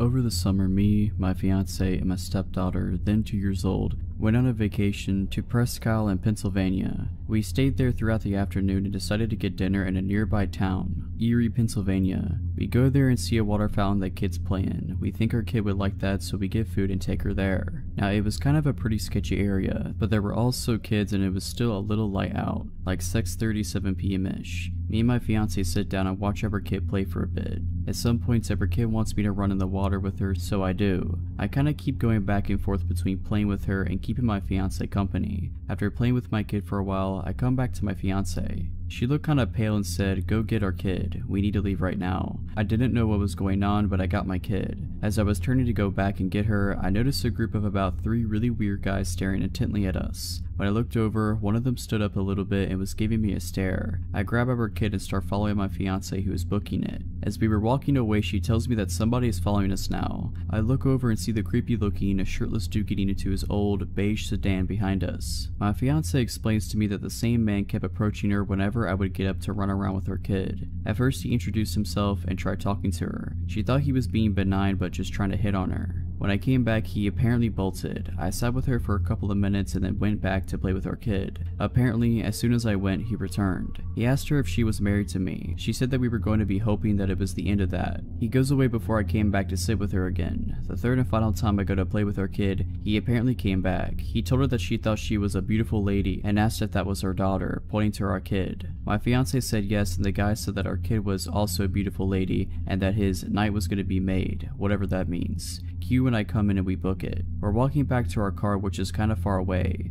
Erie in general was pretty abandoned outside of the park, and we noticed the car pull out and start driving extremely slowly in a street parallel to us. At this point, I don't think he knew we saw him. My fiance's freaking out, and I tell her to wait near the vestibule of a closed Starbucks where we weren't in this guy's vision. We stayed there for about 5 minutes and I was watching the roads, not seeing anything. We continue walking but are still on high alert. I found my car parked outside of a McDonald's and we're now power walking to it holding our kid. I look behind and lo and behold, the same beige car going at 3 miles per hour just barely inches out from the side street so I can see it. As my fiance and the kid are getting in, I turn around and stand at the back of the car and shoot this guy the death stare. After looking at his car for about 10 seconds solid, he peels out and speeds off past us, nearly hitting me. Not sure what this guy's problem was. I assume that he wasn't tailing us for any good reason. Afterwards, I bring up the 3 guys that were staring at me. My fiance said that the pervert following us was sitting with them when he wasn't coming over to her and saying creepy stuff. During college, I dated a fairly well-known and talented local musician named Tim. In the beginning, he was a loving, attentive, charismatic, seemingly normal partner. He made me mixtapes, cooked me my favorite meals, and dedicated songs to me at open mics around town. However, over the course of our year-long relationship, his mental health severely declined. He had the ability to appear lucid and normal around other people, but in private he began suffering delusions, compulsively lying, and creating art that focused on themes of murder. I was worried sick and his condition was exhausting, but I did my best to be kind, understanding, and supportive. I loved him and believed that he shouldn't have to struggle with this mental illness alone. One time he vanished without a trace for a full day. I found his apartment empty, lights on, front door wide open, phone on his nightstand. I took a few deep breaths and called all around the city for hours before finally discovering he had been involuntarily checked into a mental hospital. I did my best to be strong for him, seeing him every day during supervised visitation hour, bringing him his favorite books to pass the time, and holding him as he sobbed that it was all a mistake, that he did not belong there. It was surreal to see my boyfriend surrounded by visibly insane long-term psych ward patients. In retrospect, none of the staff ever told me the real reason why he was there, and I was too polite and naive to ask. Our relationship ended a few months later. I found undeniable evidence that he was cheating on me and, secretly relieved, confronted him. I told him to leave my apartment and never come back. He cracked. The gentle Tim I had known and loved melted away to reveal a new dark persona. He threatened to off himself with pills unless I took him back, but I was so extremely done that I called the police. They weren't much help, but Tim left. I blocked him everywhere and never contacted him again, but he left me insane voicemails from different numbers for weeks afterwards. I was relatively unshaken and things returned to normalcy. I graduated and got a sweet job in the same cool college city. 6 months later, I woke up to concerned texts from mutual friends saying that they didn't want to freak me out, but Tim was off his meds, clearly manic, and was posting a newly written song all over his social media. His best friend, who hadn't been in touch since before the breakup, sent me an apology along with a screenshot of the lyrics. That got my attention. The song was pretty explicitly about my murder, but in a sort of clever, disguised way. I checked his profiles myself from a friend's account, and he was posting dozens and dozens of totally insane rambling statuses, most of them about me. They flip-flopped between flowery love prose and murder imagery. His friends were reacting with concern, but a few egged him on, probably thinking he was just venting about his ex. I decided it'd be best to continue ignoring him, but I saved screenshots just in case. A few days later, while at work, I looked up from my computer to see Tim enter into the far side of the studio. My blood turned to ice. He was talking to my creative director. It looked cordial enough, and I saw Tim begin to casually scan the studio. I ducked down and bolted into my favorite project manager's office, slammed the door, and unleashed upon her what it must have been a nearly unintelligible explanation of what was happening. I was shaking so hard I could barely speak, but Nancy was amazing, and she understood almost immediately. She snuck me out of the building and drove me in her car to the police station, where I showed officers the screenshots and filed a report. My coworkers later told me that Tim was there to inquire about the open designer position. He is not a designer. He had brought with him a portfolio and an elaborately fabricated work history that sounded legit. At the end of his interview, he casually asked if I still worked there. He said we used to collaborate. Oh, and he had written a song for me, and it had been picked up by the local radio this morning. He asked my coworkers to let me know with warmest regards. That phrase still makes my skin crawl. He then left, found my abandoned car in the parking lot, and paced behind it until the police arrived. Unfortunately, he wasn't enough of a public menace for police to bring him in that day, but the incident helped me to secure a restraining order against him. My company was amazing too. I was deeply embarrassed about my literally insane ex coming to the studio, but the CEO filed trespassing charges against him and created an action plan to keep me safe if it happened again. Not long afterwards, I moved to a different city, and that was that. Haven't heard from him since. But I discovered the most alarming part later. His roommate at the time, Liz, went through a similar experience with him during his breakdown, and when he compared notes much later, she said she had seen a large axe in Tim's car the same week it had all gone down. She said that she was worried about Tim's Facebook activity, so she removed the axe and hid it. Tim was so angry that he completely trashed their house and never came back. And if our timelines are correct, that must have been just before he came into my workplace for his interview. When I was about 12, I decided making a newspaper for my entire neighborhood was a really great idea. My friend and I were both in middle school and decided to get together once a month and write absolutely enthralling articles about the weather or when the pool would be open, and then deliver our front/back one-page newsletter to every single house in our 2-street neighborhood, whether they wanted it or not. We kept this up for about 2 years until the time of the story. So we were on our once a month paper route, if you could call, walking around our small neighborhood and putting a single sheet of paper in every mailbox of paper route. It was raining this particular time, so we had umbrellas and we were carefully walking to each mailbox, trying to keep our newsletter as dry as possible. This also meant all the cars that came by had their headlights and windshield wipers on, and also made sufficient noise with their tires splashing through the puddles. My point is that we knew when a car was approaching behind us. We were about halfway through, on the street we weren't so familiar with, the one we didn't live on, when we noticed this souped up old white car coming really slowly up the street. Now, the way my neighborhood was set up, the only reason why you would be on the same street as us is if you lived there or you made a wrong turn. So there were even less cars on the street, and the ones that passed usually were people that we knew. We continued walking from mailbox to mailbox, while periodically checking to make sure the white car wasn't just parked. It was moving very slowly, and the headlights and windshield wipers were either broken or just not turned on. This car drove slowly past us as we walked, going roughly the same pace as our steps, if not slower. Something was so off about everything. There was no reason for this car to be on this road in the first place. We definitely didn't recognize it or the driver inside, and it was going so incredibly slow. Car trouble? I don't know. We pretended one of the houses was ours and walked up the driveway to avoid the car as it got close to us. It continued at the same pace, and we watched it until it eventually disappeared around the corner. We laughed about it, thinking it was weird, but nothing happened. It was all well and good until the car showed up at the end of the street behind us again, going just as slowly as it had before. What was this person doing? We were so confused and walked a little farther from the curb to avoid the car again as it came by. We didn't laugh about it this time. The car showed up a third time at the end of the street, and at this point we decided we should cut through some yards to get home. Better safe than sorry, right? We crossed the street, but the car passed again and we shrugged it off and kept going.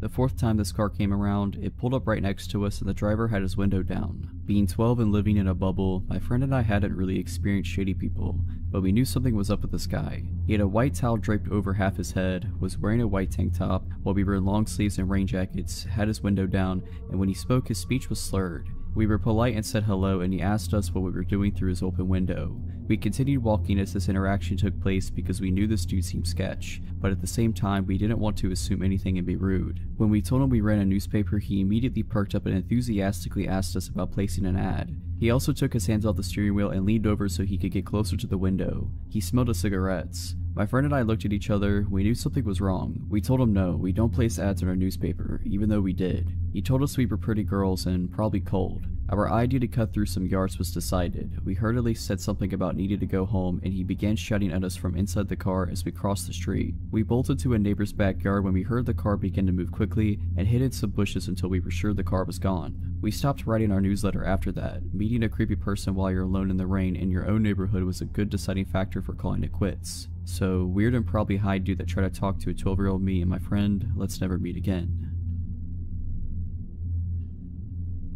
To start off, I'm a 16-year-old female. Okay, I was visiting my mom's apartment for the weekend with my sister. We go there every weekend or every other weekend to see her. We arrived at about 10 in the morning and brought in our pillows and movies or whatever from my grandma's car. We get inside and chill there for a couple hours watching TV before my sister says that she's hungry. My mom asked, okay, what do you want? I said I was okay with having a pizza, and my mom said that she would have to run to Kroger's, which is less than a mile away. She said she would also get some movies from Redbox. My sister then asked if she could go with my mom to Kroger's. My mom said she could and asked if I would be okay in the apartment by myself. I said I would because I knew I would. I'll be gone in 20 minutes tops, my mom said. She didn't like leaving me alone, but she thought it would be okay, as she told me later. Now, my mom's apartment is kind of in a crappy place, where people have been spotted with drugs and thieves and stuff. But I was on the 3rd floor in one of the many surrounding apartment buildings, with tons of neighbors. I would be fine. Okay, lock the door, and you know not to open unless it's me. They left soon after, and I was sitting in the couch, on my phone with Jerry Springer playing in the background.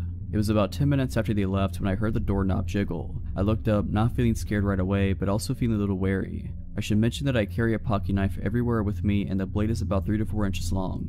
It was sitting on the coffee table in front of me when I got up to go to the door. I'm only 5'3" and I knew not to open the door, so I grabbed a chair and stood on it to look through the peephole. That's when I got scared. On the other side was some guy, just standing there trying to open the door. Of course, being how I am, I try to laugh myself out of being afraid because I had no reason to think he was going to do something to me. Maybe he just had the wrong room. I'd never seen him before and I don't know everyone in the building personally, but I had seen them all at least once, and he wasn't one of them. "Hey man, I think you got the wrong room." He froze, his eyes glued to the door handle, and then at the peephole. He probably could tell exactly where I was when I spoke. I swear we made eye contact and the whites of his eyes were so yellow I thought he had jaundice. Then he all of a sudden started ramming his shoulder into the door, like full on shoulder ramming like in football.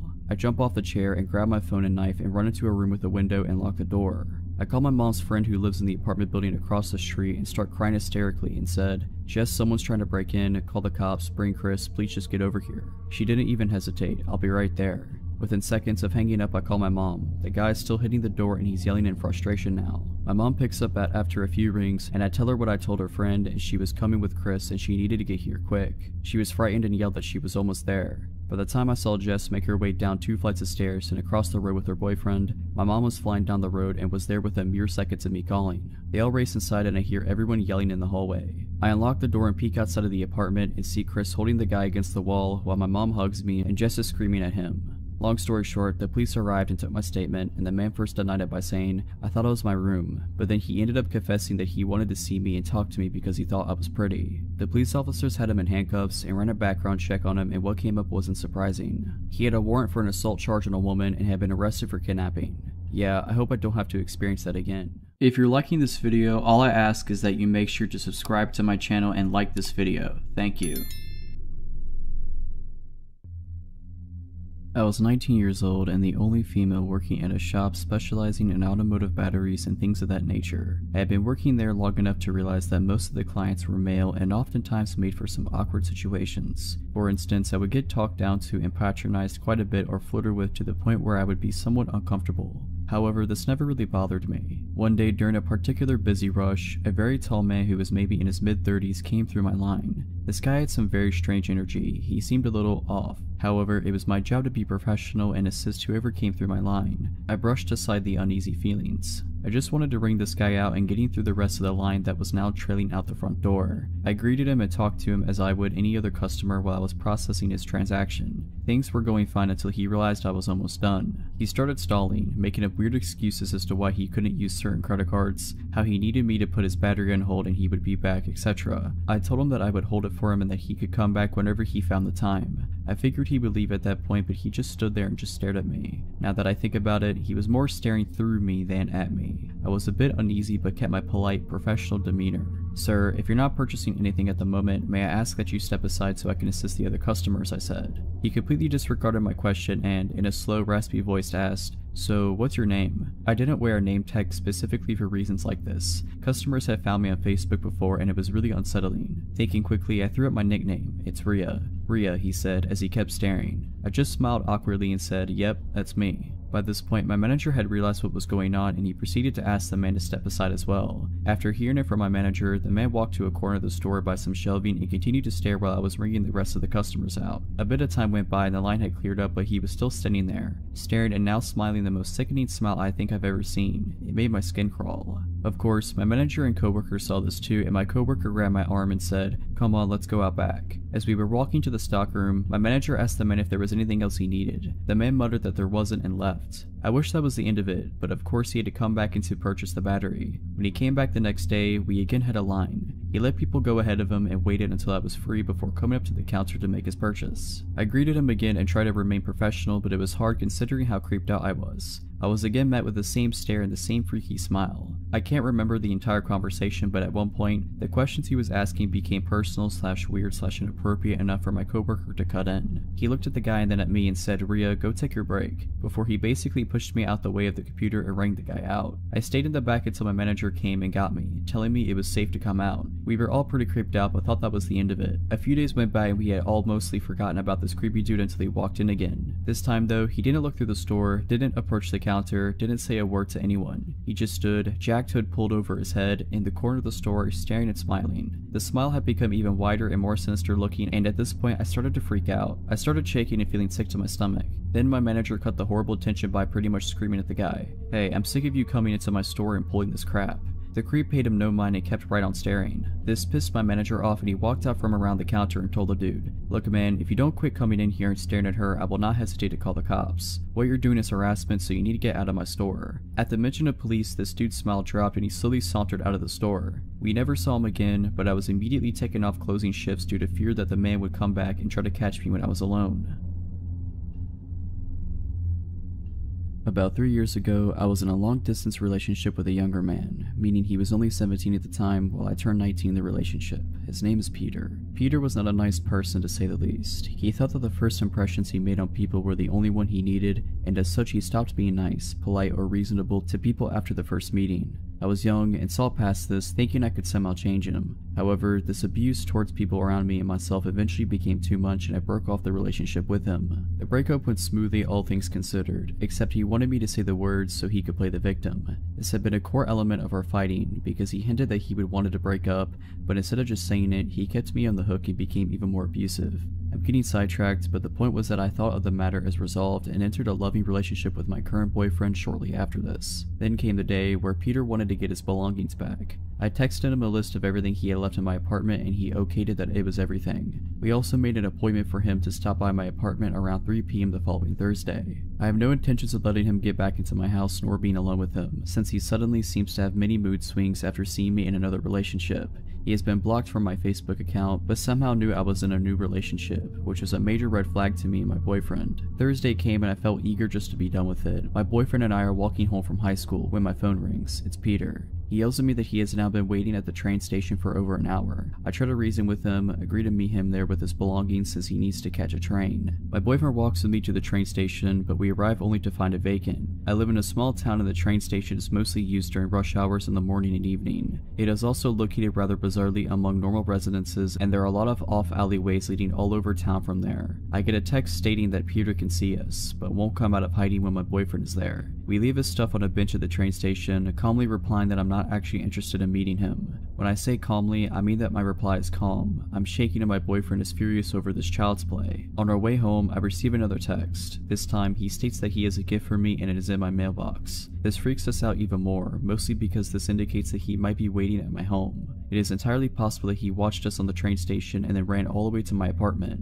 However, there is no trace of him and nothing except a bill in my mailbox. By now, we figure that he is acting out of spite and proceeds to ignore the bombardment of texts, calls, and so forth that follows that day. After a while, life returns to normal. Then I get another call, this time from my ex-elder brother who is worried about his sibling. Apparently he has disappeared, taking one of his brother's gas pistols. I am speechless, but since I haven't seen anything, I shake it off as another childish act. The same day my boyfriend sees police officers walking around the basement staircase on the exterior of the house we lived in, while doing some grocery shopping. He did this every day around 4 p.m. The next day we are contacted by my boyfriend's mother. In the newspaper, there is a description of an unnamed young man from the same town as Peter, who has been arrested for attempted robbery of the pizza place I lived above. He was armed with a knife, a gas pistol, and lighter fluid, while stating that he was not attempting a robbery but was there to visit his ex, presumably me. Contacting the police, I discovered that he also had a mask, fake papers, and a wig in a duffel bag, which he had thrown down in the staircase when, around 4 p.m., he had jumped a fence and tried to enter the pizza place. This means that my boyfriend went out our front door, while my ex was hiding right beside the front door armed. I have never been that freaked out before. The sad truth is that my ex never got charged with anything because he is a minor,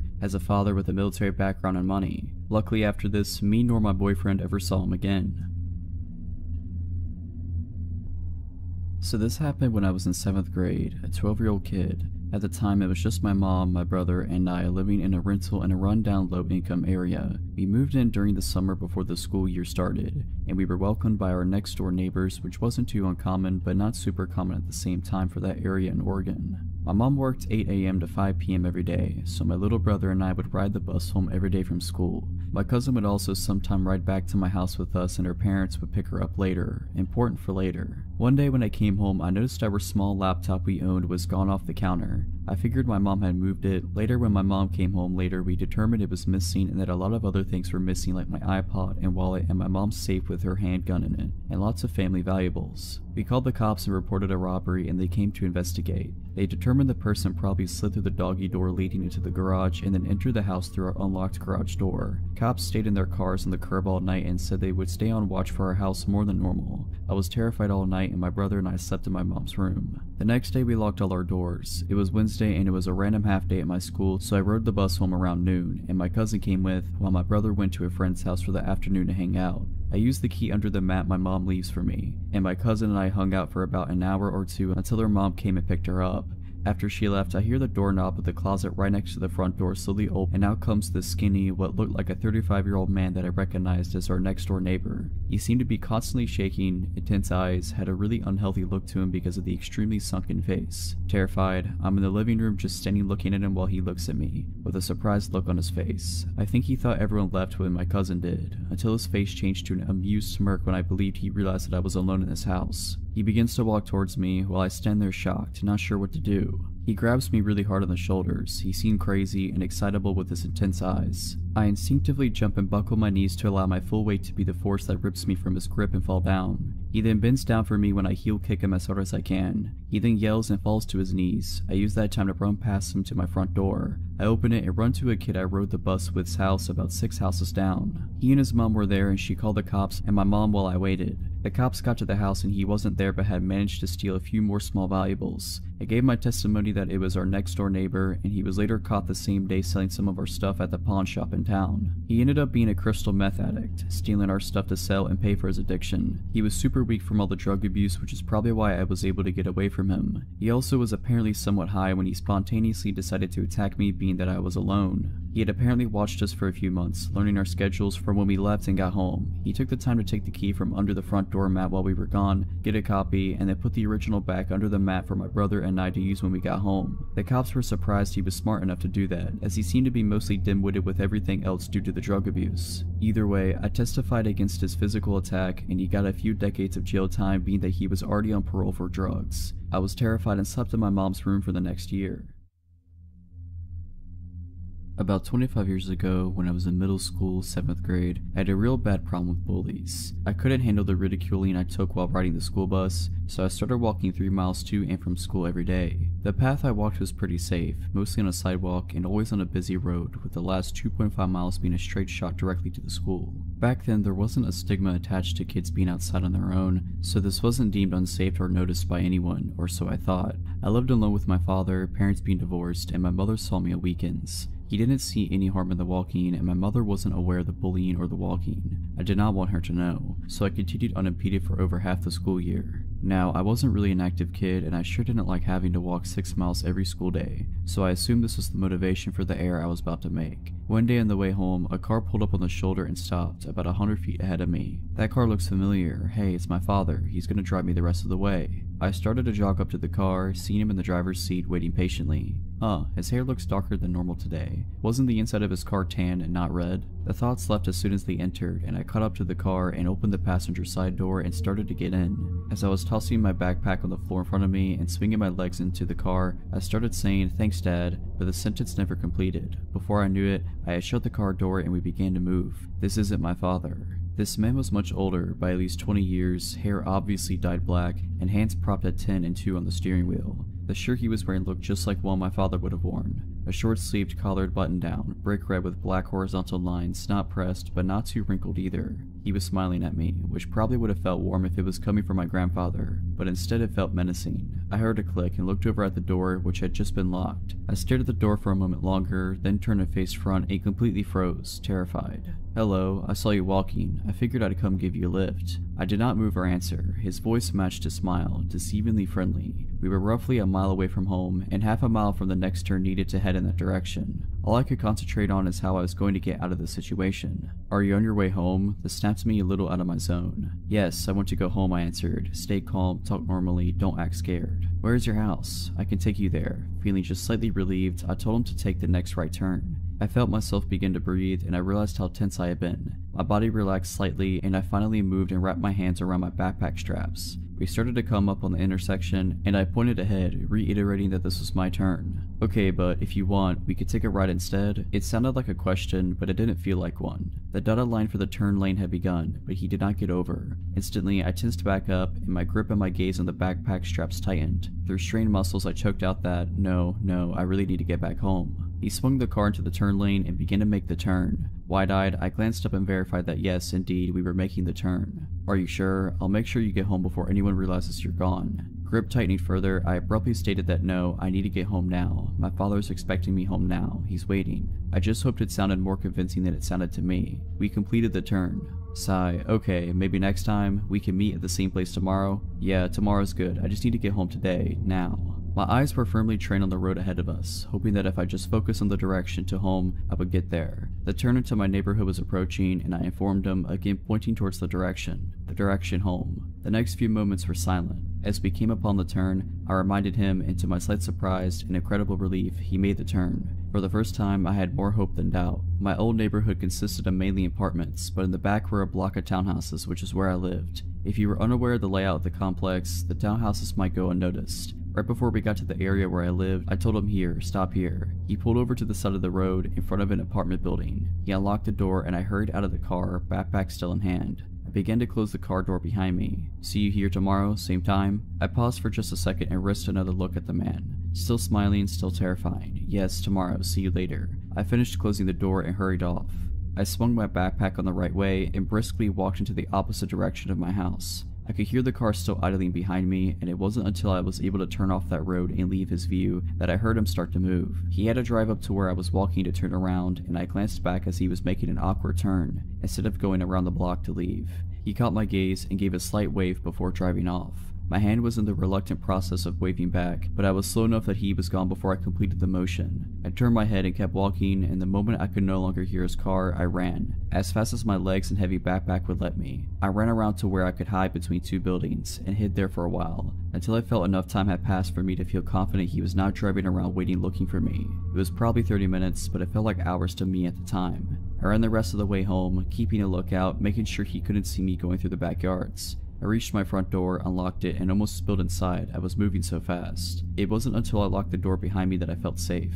I didn't feel scared anymore. I was home. In the end, I told both my parents, and my mother forced my father to drive and pick me up from school for the remainder of the school year. And luckily for me, the bullying stopped the next year. My father didn't believe me and thought I made up the story to get out of walking to school. In his defense, me trying to explain that, no, the car was exactly like yours, except the entire color of the inside, and no, he did look like you, just with darker hair, and it all happened so fast. It was worth his disbelief and annoyance every day in the car, so I never had to meet that guy again.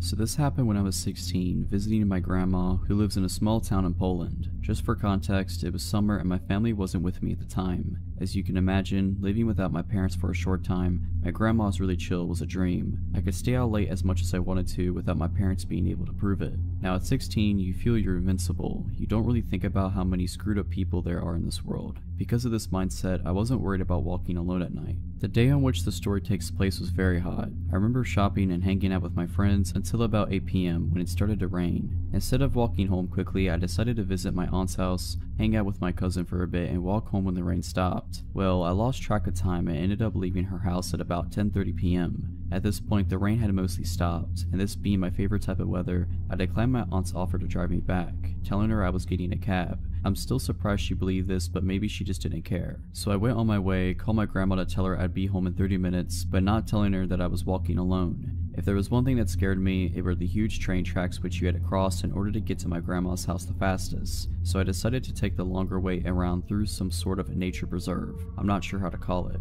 I enjoyed my walk through the light rain until the long metal bridge came into my view. Just as its beginning, I saw a man. It was a small, quiet town, so it wasn't common for the people here to be out this late, but I wasn't scared immediately. I only saw his back, but he looked like every other guy you'd pass by on the street. He didn't seem to notice me, and I didn't really care. I got distracted by looking at the trees to my left, but when I came to the beginning of the bridge, the man was nowhere to be seen. I suddenly stopped dead in my tracks and got an ominous feeling. This man couldn't have already been out of view. It would have been impossible for him to move this fast. He would have had to run, and I definitely would have heard him running on the metal bridge. At the end of the bridge, there was a small path that led under it, which was hidden by thick bushes. I got even more scared by the thought that he was hiding there, waiting for me. I slowly started to walk backwards, not taking my eyes off the bushes. I hid behind a tree and decided to wait a few minutes to see if he was hiding there. After about 10 minutes, my biggest fear came true. Suddenly, the man emerged from the bushes, looking in my direction. He was holding something big and shiny. I could make out in the dark that it was a knife. My mind started racing with 1,000 questions. How did he see me? Why didn't I see the knife before? Where was he hiding it? He suddenly started to run in my direction, so fast. He ran straight past me, hiding behind this tree, and I was so relieved. When he was out of sight, I ran faster than I ever ran, not stopping to look behind me, being frightened the whole way back, thinking that he'd somehow find me and do whatever sick thing he had in mind. Luckily, I arrived home safely, my grandma waiting for me already mad. Looking back, this was one of the most stupidest things I could have done, because of what happened a month after this incident. 2 teenage girls about my age were stabbed dozens of times by this bridge. One body was found about 30 meters from it, and the other one was thrown into the nearby river. To this day, nobody knows who did it, but I'm pretty sure that it was the same man whom I've encountered. For context, this took place when I was 16 years old. I'm 24 now, so it's been a while, but this was one of the many stupid things I've done in my life where I could have ended up dead or even worse. I grew up in Portland, Oregon, and me and my friends would often go to the Lloyd Center to go shopping or just to hang around the food court being degenerates. I was walking around the mall with my friend Crystal and my mom when a man at a pop-up kiosk stopped us. He said that he represented a modeling company and wanted to talk to us about modeling for their clothing line. I considered myself better looking than the average duck. Spoiler alert, I am about as plain Jane as they come, and so I promptly announced that I wanted to sign up for the modeling agency, which my mom quickly shut down. I replied with a why, which got me in trouble later down the line with both parents, but that was the only start of my woes. I convinced my mom to allow me and Crystal to go off on our own, and with a reluctant sigh, she allowed us to go off. Me, being the dumb kid I was, marched right back over to the modeling agent and signed myself up with a phone number and email address. He said that he would be back in contact with me shortly to set up an interview with the company. That night, I went home and saw that I had a friend request from someone that shared no mutual friends with me. Hesitantly, I added the person and a message popped up.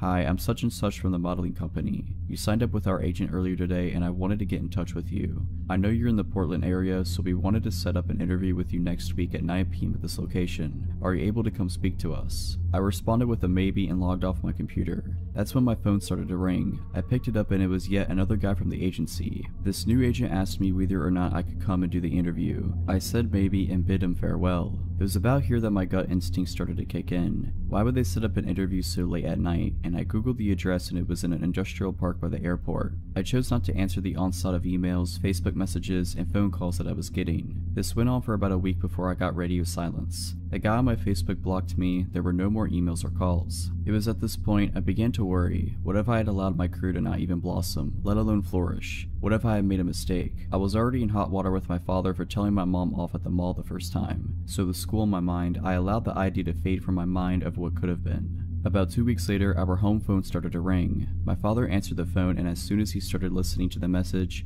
his face became ash and he instantly hung up the phone, turning me to demand what I had done. I tried to feign innocence, but I knew the jig was up. We had just gotten a phone call from the Portland Police Department to warn our family about a ring of traffickers who were targeting young girls with promises of modeling and acting. They had stumbled upon the name of one of the men who worked for the ring and through that started contacting families of young women whose information they had gotten a hold of. The worst part of it all, they had my family's address and home phone number as well. I was grounded for the rest of the year, which was to be expected, but it was better than being carted off to some trafficking ring, so I couldn't complain. When I was finally allowed back to the mall with my friends, we walked by the kiosk where the modeling agent once peddled his false hopes and dreams. All that was left was an empty booth.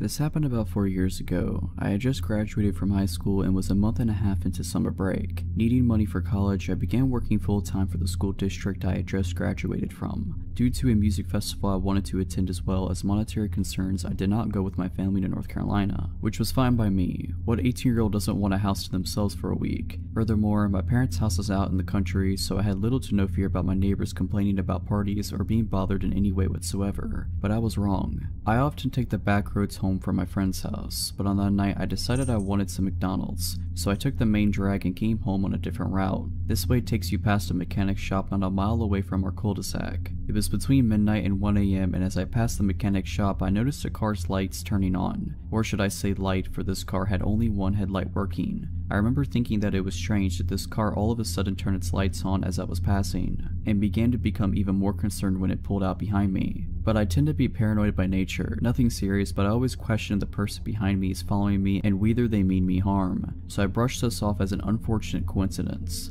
but as I neared my street and the car was still tailing me, I started to become freaked out. I looked at my gas tank and my heart sunk as I saw I was on E. Either I pull on my street and go home, or I risk driving around some and seeing if this dude follows. Yet that option held the risk of my car running out of gas and leaving me stranded on the road, and I figured I'd rather take my chances on my own soil than on the side of some dark and lonely country back road. So I turned onto my street only to have my heart sink when the one headlamped car makes the turn right behind me. At this point I know I'm screwed. With nothing left to do, I began pulling up my driveway. It's a hill about 100 yards long. To my utter horror, they begin to follow me up.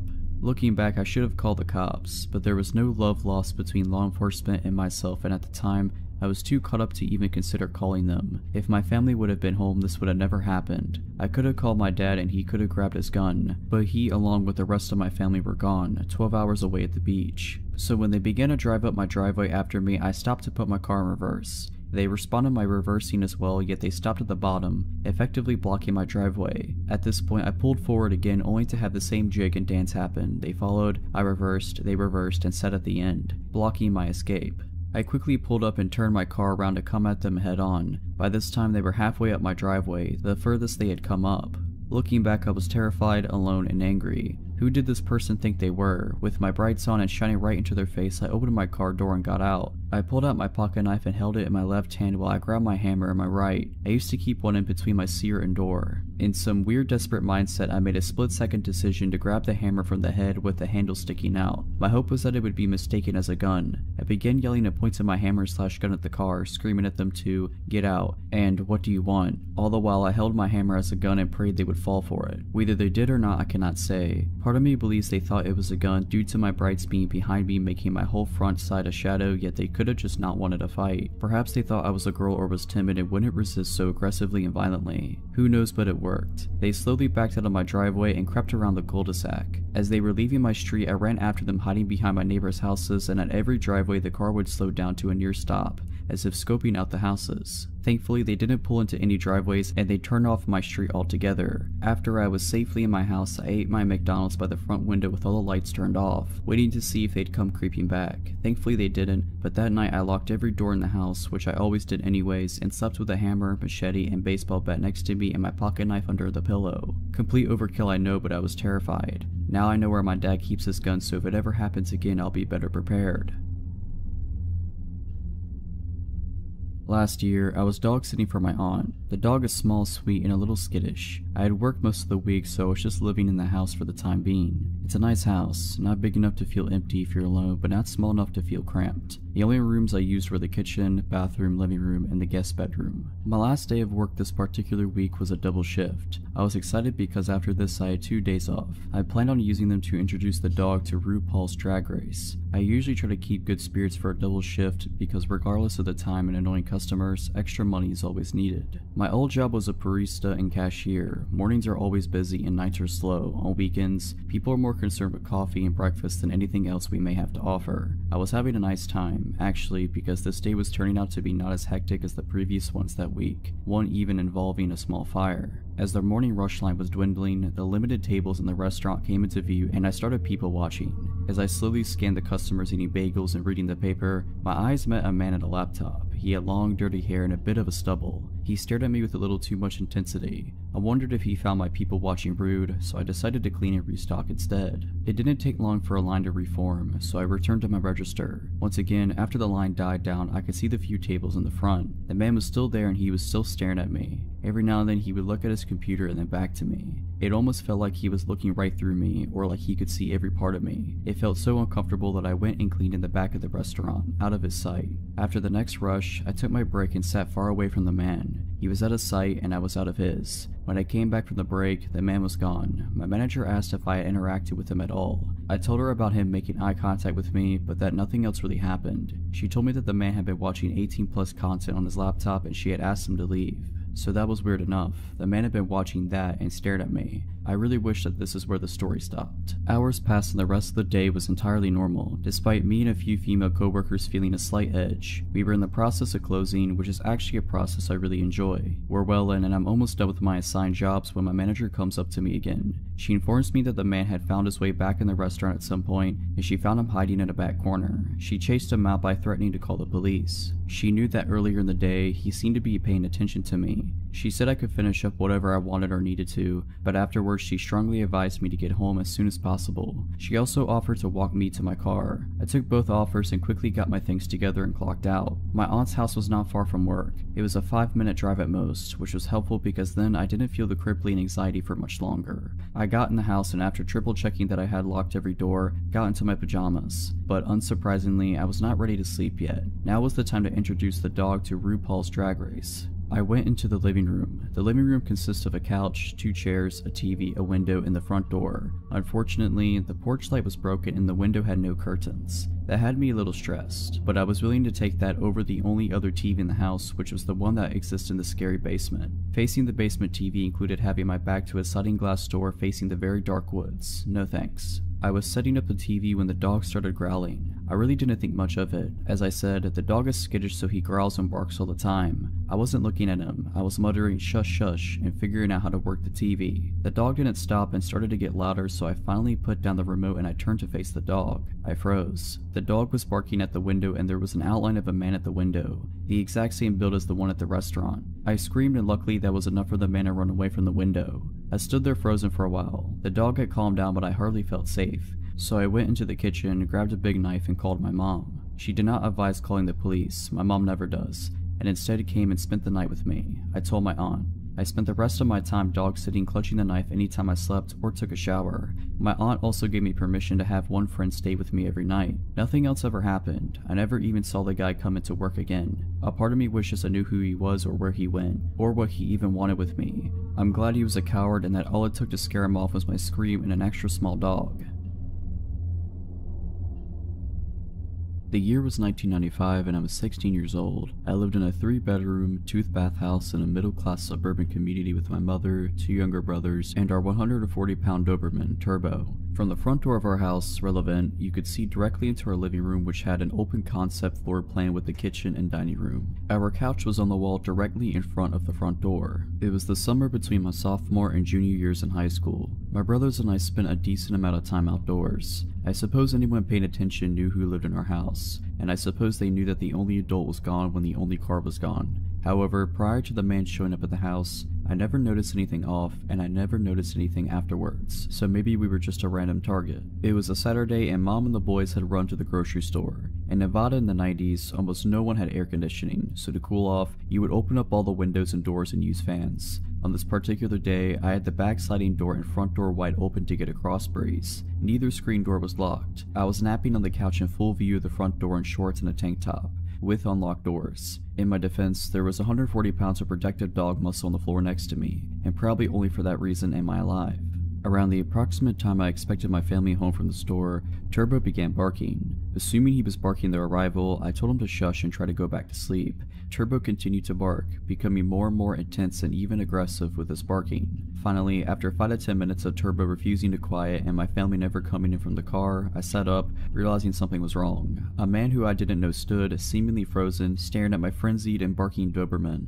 Assuming that the man had some appropriate business at my home, I hurried the 10 steps to the unlocked screen door, constantly shushing Turbo. I apologized for my dog and for not hearing his knock. He never knocked. The man explained that he was from the phone company and he was here to check our lines. He never took his eyes off Turbo. Turbo never stopped snarling. I leaned forward far enough to see the street. Only unmarked, privately owned cars lined the street. I looked at the man who was dressed in tennis shoes, jeans, and a t-shirt. I was 16 and dumb enough to nap in front of an unlocked door, but I was no fool. Phone company personnel A. Always wear uniforms, B. Always drive company vehicles, and C. Don't come without being called, and D. Don't work weekends. I looked at the man who had yet to look up from the 140-pound dog that was now foaming at the mouth. I grasped the screen door handle and held it. This got his attention. He met my eyes as I said, "You have 30 seconds to show me identification or I'll open this door." I don't even think he made an incoherent excuse as he ran away. I fell to my knees and hugged Turbo. I then gave him all the meat in the fridge. I believe with absolute certainty that I would have been attacked if we hadn't had him. I like to think that if I hadn't had a huge, overly protective dog, I would have been in the habit of locking doors. But what would a screen door latch do against an intruder? And that creep stood there and watched me for 5 to 10 minutes. Perhaps he was paralyzed in fear, but maybe he was working his angles and only Turbo's insistent display of his willingness to kill anyone who threatened me changed his mind. That's my theory. Turbo is long past, but his legacy lives on, and 2 loving, loyal, and lethal when necessary dogs sleep in my room every night. For context, I'm a 5'3", 24-year-old female and working as a programmer for an IT company in the Philippines. Now the area where my office is in comprises of 3 buildings. Building A, where my office is in, Building B, and Building C. To get to the other building, it would take you like around 10 minutes to get there. Important for later. This happened to me a year ago around the end of February until March. I just got out of a bad breakup at the time and I really intended it just to focus on myself and not meet anyone yet. I just got out of work and it's around 7 PM on a Friday night and went to my usual waiting spot, which has benches and is located at the back of our building near the entrance of the underground parking. For our company shuttle, and Omar, shuttle dispatcher, is there. Now, I've known Omar for 2 years and is someone I consider now as a friend, and we would often chat about our lives, even the breakup with my ex then, and joke around. He's a 40-plus-year-old guy and he gives out this big fatherly vibe, so he's really someone that I trust. That night, he was there and with someone new that I didn't recognize. Our conversation went like this. Omar, oh hi. Good thing you're here. I would like you to meet someone since he told me he already wants to meet you for a long time now. And then this guy stood up and shook my hand. I greeted him as just to be polite, and this new guy, let's name him Ray. He's average looking and a little shorter to my height, 5'1" I think. And he instantly gave off an all 5 as soon as I shook his hand. I thought that would be the end of it, but he proceeded to talk to me for a few minutes while I wait for my shuttle to arrive. Omar has purposely left me and this Ray guy so that we could talk and get to know each other. I'm actually puzzled at this point because, 1, I have no clue who this guy is and why he would be so eager to meet me, and 2, I clearly told Omar before that I'm not into meeting anyone just yet. But for the sake of being polite and nice, I talked to Ray, but we never reached any personal questions, exchanging numbers, social media accounts, or even telling him my full name. I just told him my nickname, and I left it just as that when I finally got on the shuttle. Fast forward to a week and Friday again, I got off at work in the same time and surprise surprise, Ray is there again with Omar and a security guard. They were chatting, but as soon as I came, Ray instantly greeted me, and at this point, I'm a little creeped out as I expected our encounter would only be a one-time thing. I just said hi and brushed him off and sat on the benches to wait for my shuttle again, and of course, as this guy doesn't seem to know the definition of personal space, sat beside me and talked to me again, but this time he's asking for my cell phone number. I told him off and clearly said that I'm not giving out my number to strangers, and just giving him one-word answers just to give an impression that I wasn't interested at all. He would ask, why wouldn't you give your number? I just want to be friends. And I could see it in his face that he was getting frustrated every time I told him I wasn't giving it to him. This happened while Omar and the security guard was looking at us from afar, but this went on until I got on the shuttle again. As soon as I got home, I mindlessly scrolled through my timeline and saw a notification that I have a new friend request, and guess what? It's Ray, and he even messaged me with a please accept my friend request. I just deleted his request, but now I'm pretty shocked since I didn't tell him my Facebook account, so how did he manage to find me? The following day was the last straw when I decided to get off at an earlier time so that I could avoid him, but to my surprise, he was there, again waiting for me, along with Omar and the security guard. Ray immediately ran up to me to say hi, but I brushed him off and dreaded the fact that I would have to wait with this creep again when I saw my shuttle isn't there yet. He immediately asked me if I accepted his Facebook request, and I decided to play dumb and said I haven't been active on Facebook and I haven't seen any requests. He got disappointed and he fiddled with his phone for a bit and then revealed his phone to show my Facebook profile and asked me if this was me. I said yes, and this time, I was completely ignoring him at this point and playing with my phone and told him that I wasn't going to accept his request because I don't know him. And then Ray grabbed my phone out of my hands angrily and said he was gonna add himself using my Facebook account if I won't. I muttered a what the and grabbed my phone from him, and with perfect timing, I got on the shuttle in a hurry and told the driver to go. At this point, I could confirm that this guy could be stalking me and now knows my daily schedule and social media accounts. I reported this incident to my manager and told her how this was already happening for some time now. She was surprised that I didn't report it earlier, but I blamed it on my lack of assertiveness and fear that I might be overreacting to his advances. We reported the incident to office security and told them what happened, and they couldn't do anything at first as, 1, I need actual evidence about my allegations to him, and 2, I only knew Ray by his first name and they would need more information than that. I didn't bother to ask where he's from or if he's even working in our office/building, which is dumb of me and I should have asked in the first place. My manager then decided that I should be at least accompanied by some of my office mates to confirm the situation, and the guys volunteered to accompany me every time I got off work. They accompanied me for a couple of days, and no matter what time I got out, Ray was there to harass me. I felt bad for my office mates as they had to deal with his BS as well. First instance, when he saw I was with my office mates, I could see the visible anger in his eyes, and he would try to butt in our conversation even if we were ignoring him. At one point when I'm talking with my office mates, he let out an exasperated sigh and said, "Can I talk to you for a second please? What do you want?"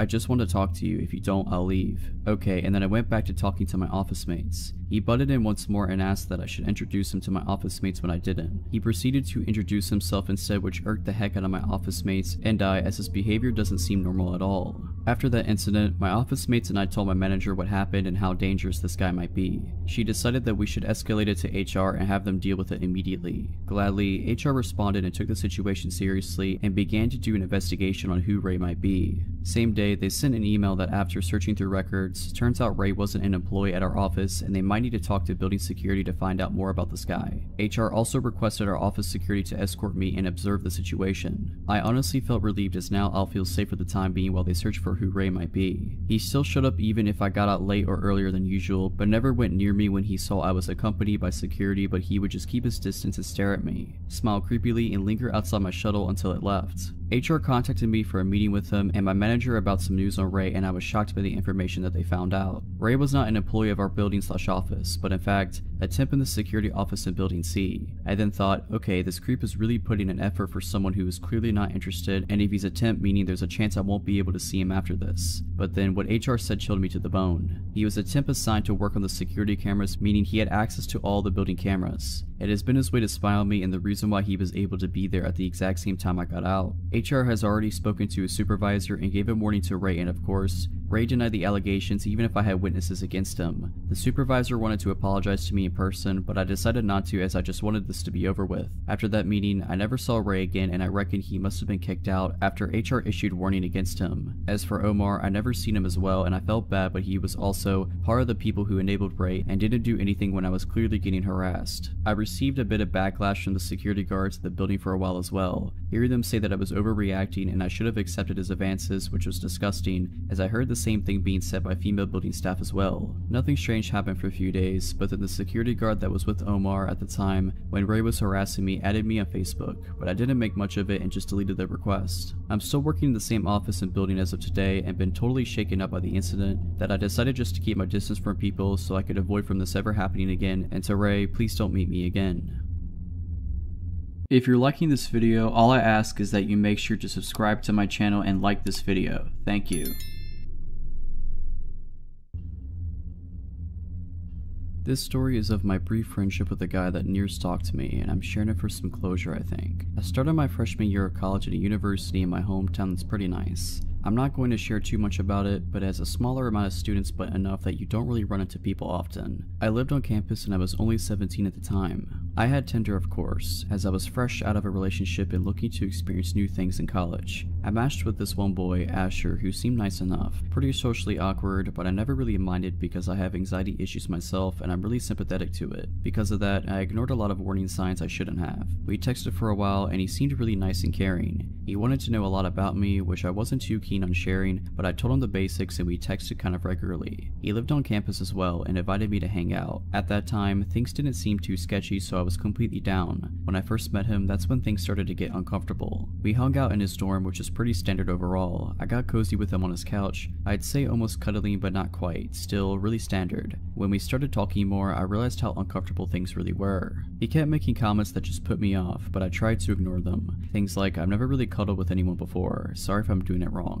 And so many comments about how he already liked me a lot and wanted me to stay forever. Weird word choice, but whatever, he's just trying to be nice. I let him down easy. I ended that hangout pretty quickly for some fake excuse, and went right back to my room. He kept texting me and professing how much he was into me, and I told him sorry, but I'm not looking for any kind of relationship, so I do not want to keep things romantic. A bad lie, but I'm very non-confrontational and I didn't want to be mean. That's when things started to get really weird. He sent me this long paragraph saying about how it was okay I didn't want a relationship now, and that he'd wait for me to save his virginity for me. We had never talked about anything sexual. I had never really even told him I liked him or flirted back. I just never turned him down. It was one of the creepiest messages I've ever received. Unfortunately, this was just the start of all the things we were to come. He wouldn't leave me alone even though I kept trying to de-escalate things, and I kept running into him all over campus. I wasn't sure how he suddenly was nearby when my classes ended, and I wasn't sure why suddenly we'd both be in the dining hall at the same times, even though I hadn't changed my regular routine, but I just tried to brush it off. Definitely a mistake. I ended up turning him down completely because I was getting creeped out and couldn't figure out how he wasn't understanding that I didn't want anything romantic or sexual with him, telling me how he was gonna off himself and no one was ever gonna love him. I've been in a manipulative relationship in the past, and I recognized that behavior right away and shut it down. I told him I couldn't be friends with him, and in my head that was that. He didn't reply for a while, but when he did, everything broke loose. I was luckily out of town at the time for a concert, so that made me feel a lot better. He went off, sent me paragraphs after paragraph about how horrible of a person I was, and how I needed to get put in my place, etc.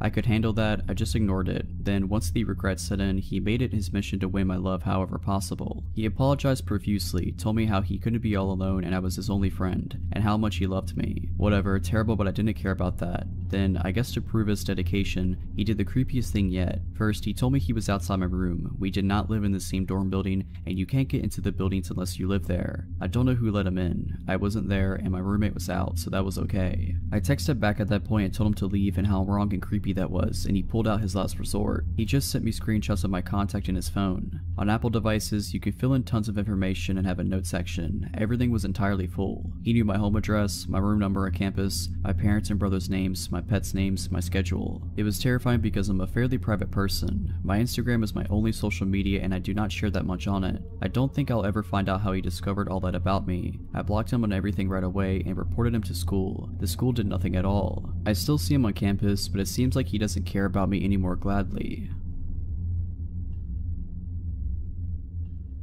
I was around 16 years old when this happened to me. It was just me and my dad at our house, and since he was a businessman that traveled frequently, I was left home alone quite often. First of all, I'm gonna try to do my best to describe you the layout of my house so you can better understand my situation. My house is pretty small since it's just my father, my dog, and me living in it. There's a long hallway full of full-size windows separating my dad's room and mine. Our dog loved to look out the windows, so we always kept them open enough for her to look out. I'm the last room at the end of the hallway. In between the two rooms is my bathroom and a spare room. All the rest is irrelevant. Let's get to it. It was around 11 p.m. when the worst night of my life began. My dad was passed out in bed after a long day, and I was mindlessly dancing around my house getting ready for bed. I just hopped in my shower, not knowing what was coming ahead, when my dog starts aggressively barking up a storm. I walk out the bathroom and go out and explore. I head to my room to throw some clothes on while my dog is still barking. Months before, I'm not sure how I managed to break my door handle, but you don't have to twist the knob to open it. All it needs is a small push. Scared, I barely managed to put a shirt on when my dog opened the door. I looked to see her enter my room, while in the midst of barking, that's when I saw it. There's only one window that has vision to the opening in my room, and in the corner of it I saw a face. It was dark, so I took a second to comprehend what I just saw, but when I finally realized it, I screamed. My dad owns lots of guns, so when he heard me scream, he ran out with a pistol. He asked me what happened and could barely mutter what I saw.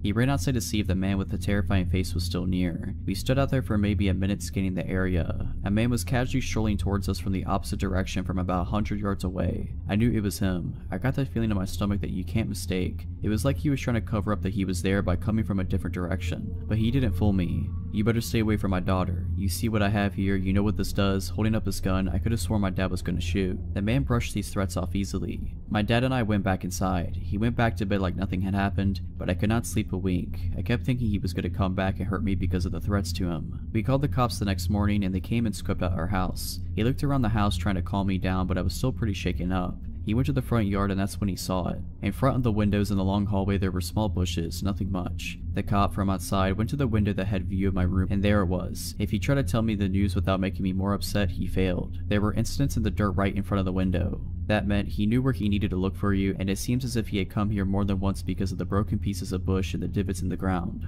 Turns out he was the nephew of my old neighbor and he had been staying there for months. Never arrested, never got in trouble, probably barely got a slap on the wrist. But at least he's gone now. How long had he been watching me? I'll never know. All I know is I keep my door shut and I never keep the blinds open. To begin, I've always had this feeling that someone was watching me ever since I moved into my family house 8 years ago. At first I thought I was just being paranoid, but I could not help looking over my shoulder when I would walk to school or to my bus stop. When I would walk to school, I was always scared in the mornings when it would be dark during the winter or fall because where I live is just vast country lands. I live in Canada, and although not much crime habits in my neighborhood, I never could rid myself of this eerie feeling. Even when I would come home from school, being home alone did not help. I would triple check my windows and locks to make sure everything was locked. However, in my basement, our garage door would never fully lock since the door hinge was broken and detached from the door, therefore it would never properly close. I always told my dad to fix this door, but because he would always go away for work, he never found the time to do so. Stupidly, I thought nothing bad would happen since my garage needed a 4-digit passcode to get in. Now my theory is that he knew the passcode of my house, therefore he had free reign for 7 years to go through my things. At first I thought I was being forgetful. Maybe I was the one who misplaced my underwear somewhere. Maybe I was the one who misplaced my favorite top, or maybe my dad accidentally donated it. But I should have known better. During my 4 years in high school, he never really contacted me. It was when I went to university that things started to change. Since I live in the countryside, I decided to go to a university an hour away. My dad did not want me to live on residence because he didn't want to leave the house unattended for long periods of time. So we came to the conclusion that it would be the best if I drive to and from school. Now I would leave for university very early in the morning, around 6 AM, and come back around 6 PM at night. I stopped being aware of my surroundings at this time because I would be tired from my 12-hour days, and now that I wasn't walking alone, everything would be fine. When I would come home from university, I would find certain things moved in my house. I am a neat freak and I like things a particular way in my house. When little things like my makeup or candles would be moved, I thought it was odd and would frequently bring it up to my dad, but he would just say that it must have been me who was doing it, but it wasn't me. During my 2nd and 3rd year in university, I started getting weird notes in my mailbox. The writing on these notes looked almost childlike and it would always be written in blue ink. I have those country-style mailboxes at the end of my driveway where the little red flag goes up whenever we get mail. From my way back from university, I would always check the mail and sometimes I would find these letters. The letters would never be long. In fact, they would only be 1 to 3 sentences that would contain odd questions like, "Where are you? I wonder what you do while you're away from home. How do you find university? It must be tiring driving that long. Did you make new friends? Do you still hang out with your best friend? You dress differently now. Why is that? I miss the scarves you used to wear. You don't close your curtains as much anymore. Why don't you look for me?" These letters would always come once a month at the beginning of the month. I would show my dad and at first he would say, "Oh, maybe your cousins are just pranking you, or it's probably your friends." But every time I would ask my friends or cousins, they would give me this confused response saying that they never sent me any letters. Now that I am in my 4th year at university, the letters do not come as frequently, but 2 weeks ago something happened that makes me think that things are escalating. I came back home from university at 7:45 PM and it was fairly dark outside. I saw that my mailbox flag was up, so I checked the mail and it was just bills. At this point, I haven't gotten a note for a little over 3 months now, so I'm thinking maybe the notes will not come anymore. As I settle in for bed, I change into my pajamas and I check the locks usually. As I checked my front door lock, I look out the glass panel on my door and I saw that the red flag on my mailbox is up. It's 10:30 at night, so no way the mail could have gotten dropped off, and plus I just checked the mail. I call my dad and tell him about it and he said not to freak out and that maybe one of our neighbors accidentally got our mail and just dropped it off since this happens frequently. I stay on the phone with my dad and quickly run down my driveway to check my mailbox. As I open the mailbox, I feel my heart drop because it's an unmarked manila envelope. I quickly run back inside and open the manila envelope, and although there is no written note, I find something more disturbing. It is a pair of my old blue panties that I haven't seen in years. At this point I scream and my dad tells me to hang up and call my aunt, who is a police officer. My aunt comes over and checks the inside and outside of my house, but she can't find anything. She tries to jog my memory and ask if I know anyone who could be doing this, but I honestly have no clue. My aunt told me to keep any more letters I get, and she has been staying with me the days my dad is out for work. I just hope that we're able to find whoever this is. About 2 years ago when I was 17, I received a Facebook message from someone named Dan who I didn't recognize. I had mutual friends with him and he looked to be around the same age as me, so I wasn't alarmed. What follows is the messages. Dan, hello, how have you been? Haven't seen you in a few years. Me, hi, not trying to be rude, but do we know each other? Dan, yeah, you really don't know me? I didn't respond. Dan, wow, real nice way to treat a family friend. Me, sorry, I just don't recognize you. Dan then sent a picture of me and him together from when we were little. And I mean really little. Like I looked maybe 2 or 3 and he looked 5 or 6. Me, oh wow, did our parents used to be friends or something? Dan, I was your neighbor. You really don't recognize me. Come on, I didn't move that long ago. He had in fact moved a long time ago. At least 12 years ago. So I honestly feel like it's not that uncommon for me to not recognize someone who I hadn't seen or talked about since I was 4. Anyways, the conversation continued like that. I apologized for not remembering him and just started catching up. He was being nice enough and I was bored, so whatever, no harm, no foul. After we kept talking, I started remembering more about him. Like, I remembered him coming over and swinging in my backyard, and me going over to his house with my big brother, and all of us hanging out together. Dan was a few years older than me, at least 2, but I can't remember exactly. Anyways, we kept talking on Facebook, just messaging back and forth about normal things until it started to get late and I was tired and had school the next day, so I told him I was going to bed. I closed my computer and just laid down and went to sleep.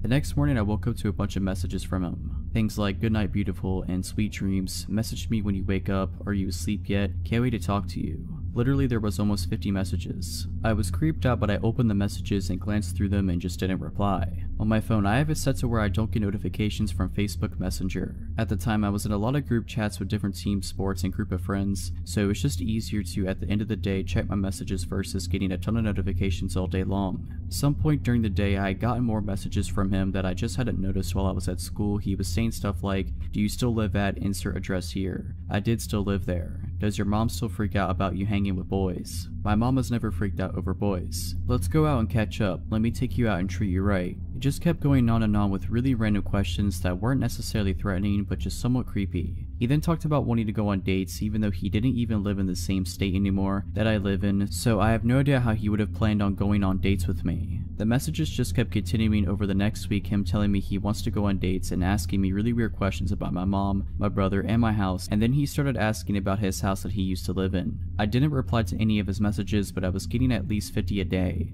Eventually I brought it up to my mom and just asked her if she remembered Dan from next door. Her face completely drained of color and she got super serious all of a sudden, and she asked me why I was bringing him up. I told her that he had messaged me on Facebook and was trying to get me to go out on a date with him and was just trying to catch up. I didn't tell her he'd been messaging me 50 plus times a day and I wasn't responding at this point. She told me to block him and never message him again. I asked her why, and this is a summary of what she told me. When I was 3 or 4, I used to play over at his house a lot. His mom would always offer to babysit me if my mom had to go out and run errands, and he also had a little sister who was around my age, so my mom figured it was a perfect opportunity for a play date between Dan, my brother, me, and Dan's little sister. One day when I came home after one of these play dates, my mom was asking me and my brother what we had done that day. My brother started talking about how he had watched some movie. I apparently told my mom that Dan had brushed my hair for me. My mom thought that was a little weird that a 6-year-old boy wanted to brush a 3-year-old girl's hair, so she asked a couple more questions and it came out that he wasn't brushing my hair. He had been taking a brush and was rubbing it all over my body while I was only in my undies. My brother didn't know anything about this because we had been in Dan's room and my brother had been in the living room with Dan's little sister. After that, my mom didn't let me go back over to his house. Apparently when my mom confronted his mom about it, a huge fight broke out. Not physically, but a screaming match. It turns out that Dan had been doing similar stuff to his little sister, but it had escalated farther than that with me. My mom threatened to report them to the police or Child Protective Services. She did both, but before much could be done, they moved out and found somewhere else to live. They were renting the house. After hearing that from my mom, I immediately blocked Dan on Facebook. I wasn't quick enough, I guess, however, because he messaged a bunch of my friends on Facebook asking about me and had changed his relationship status to taken and in a relationship with me. He then followed me on Instagram and found my Snapchat somehow. He liked and commented on almost all of my Instagram pictures and sent me a bunch of Snapchats. I quickly blocked him on both and luckily he never figured out my phone number. Luckily I haven't heard from him since. We were both 16 and 13 respectively. My sister and I were home alone while my parents were out of state for a couple of days to attend the funeral of a longtime family friend. Our grandfather lived only a couple miles away and was originally supposed to babysit us, but he trusted my sister and I would be fine, and he would be on call if anything were to go bad. Well, of course, something did. Just our luck. It was around 10 p.m. or somewhere close to that on the second night, and I was upstairs in my bed trying to sleep after a long day of biking around with a couple of friends. My sister suddenly came running up the stairs, which she almost never did unless she was in a hurry for some reason. She came into my room and was frantically talking to someone on the phone. I lied there in confusion while she talked. I don't remember exactly what was said, but when she hung up, she hugged me and told me that everything was alright and that Grandpa was on his way. What had happened was that my sister was sitting outside on our stoop talking to a friend of hers on the phone when a pickup truck came rolling onto our driveway. My parents don't own a pickup, so I immediately threw up a red flag. Once she saw a man get out carrying a duffel bag, that's when she came running inside outside and called our grandfather. My grandfather may have been 60 at the time, but he's no pushover, being 6'4" and having the strength of Godzilla with a demeanor to match when it comes to protecting his loved ones. He also owns firearms, which I wouldn't doubt for a second he would bring alone in case something really hit the fan. We also lived in an area where the police would take a bit of time to reach, which is another reason why my sister called him and not the authorities. Suddenly, we hear what sounds like a door being kicked open downstairs. Almost immediately afterwards, we began barricading my bedroom door, since none of the bedroom doors had locks in them at the time. Once we're done, she looks at the window while I sit there, covering myself with my blanket. All the while we hear footsteps downstairs on our hardwood kitchen floor. My sister then looked around my room and asked if I had a bat or something, which I did in my closet. My Louisville slugger that I used when my parents made me play baseball when I was in elementary school. I also had a hockey stick, but who would use that as a weapon unless in a very circumstantial situation? She rummaged through my closet and found it, then stood next to the door while I ducked down behind her, thinking maybe I should grab the hockey stick, but it's much less intimidating than a bat. Unless this burglar has some sort of PTSD associated with hockey, then this is the ultimate weapon. We then hear the sound of a gunshot followed by a man yelling out in pain. The sound of both I can still hear even to this day when I think about it hard enough.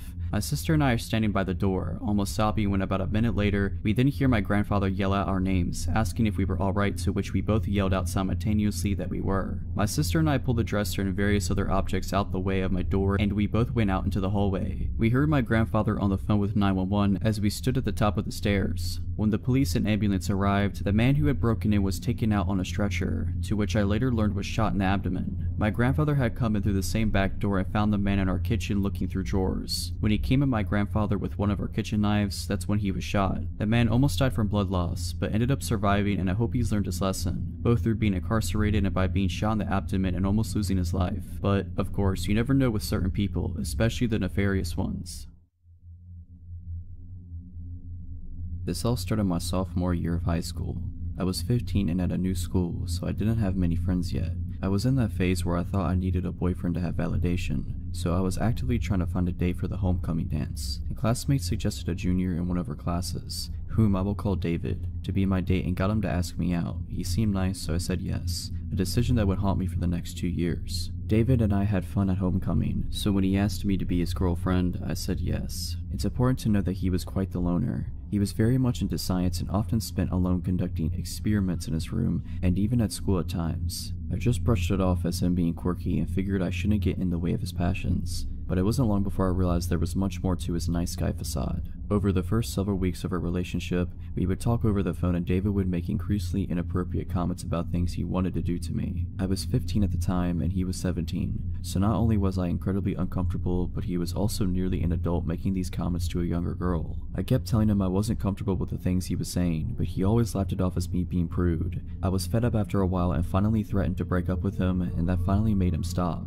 I should have recognized the red flags and bailed at that moment, but again, I was dumb and felt I wasn't worth anything unless I had a boyfriend. Although the inappropriate comments stopped for the time being, he would still become increasingly possessive and downright obsessed over what I was doing at all hours of the day. He would intrude on conversations I had with my friends and want to know things that frankly weren't any of his business. One day when I was getting into the shower, he called and my dad told him I would call him when I was done. Instead of simply waiting like any rational person would do, he called a total of 4 times over the next 10 to 15 minutes to see if I was out of the shower yet. I began to feel suffocated, but every time I asked him to back off, he would cry about how depressed he was and that he only wanted to talk to someone to feel like he was wanted. I always fell for it like the dummy I was, but now I recognize the clear manipulation that it was. One day I finally had enough. I broke up with him in person at school and he bawled like a child. I didn't let it get to me this time, however, and firmly told him that I didn't want to be his girlfriend anymore. Although he couldn't get his way, he still somehow convinced me to stay friends. I know I was an idiot, but things didn't end there. Over the next several months, David kept trying to get me to go out with him again, even going as far as to cry in front of other people to garner sympathy. Fortunately for me, David had earned a bad reputation throughout his school year, so no one really believed him. He would even try to trick me into a date by subtly suggesting we go see a movie as friends, which I always got around by inviting my friends to come along too. They knew what he was doing and never turned down the chance to help a girl out.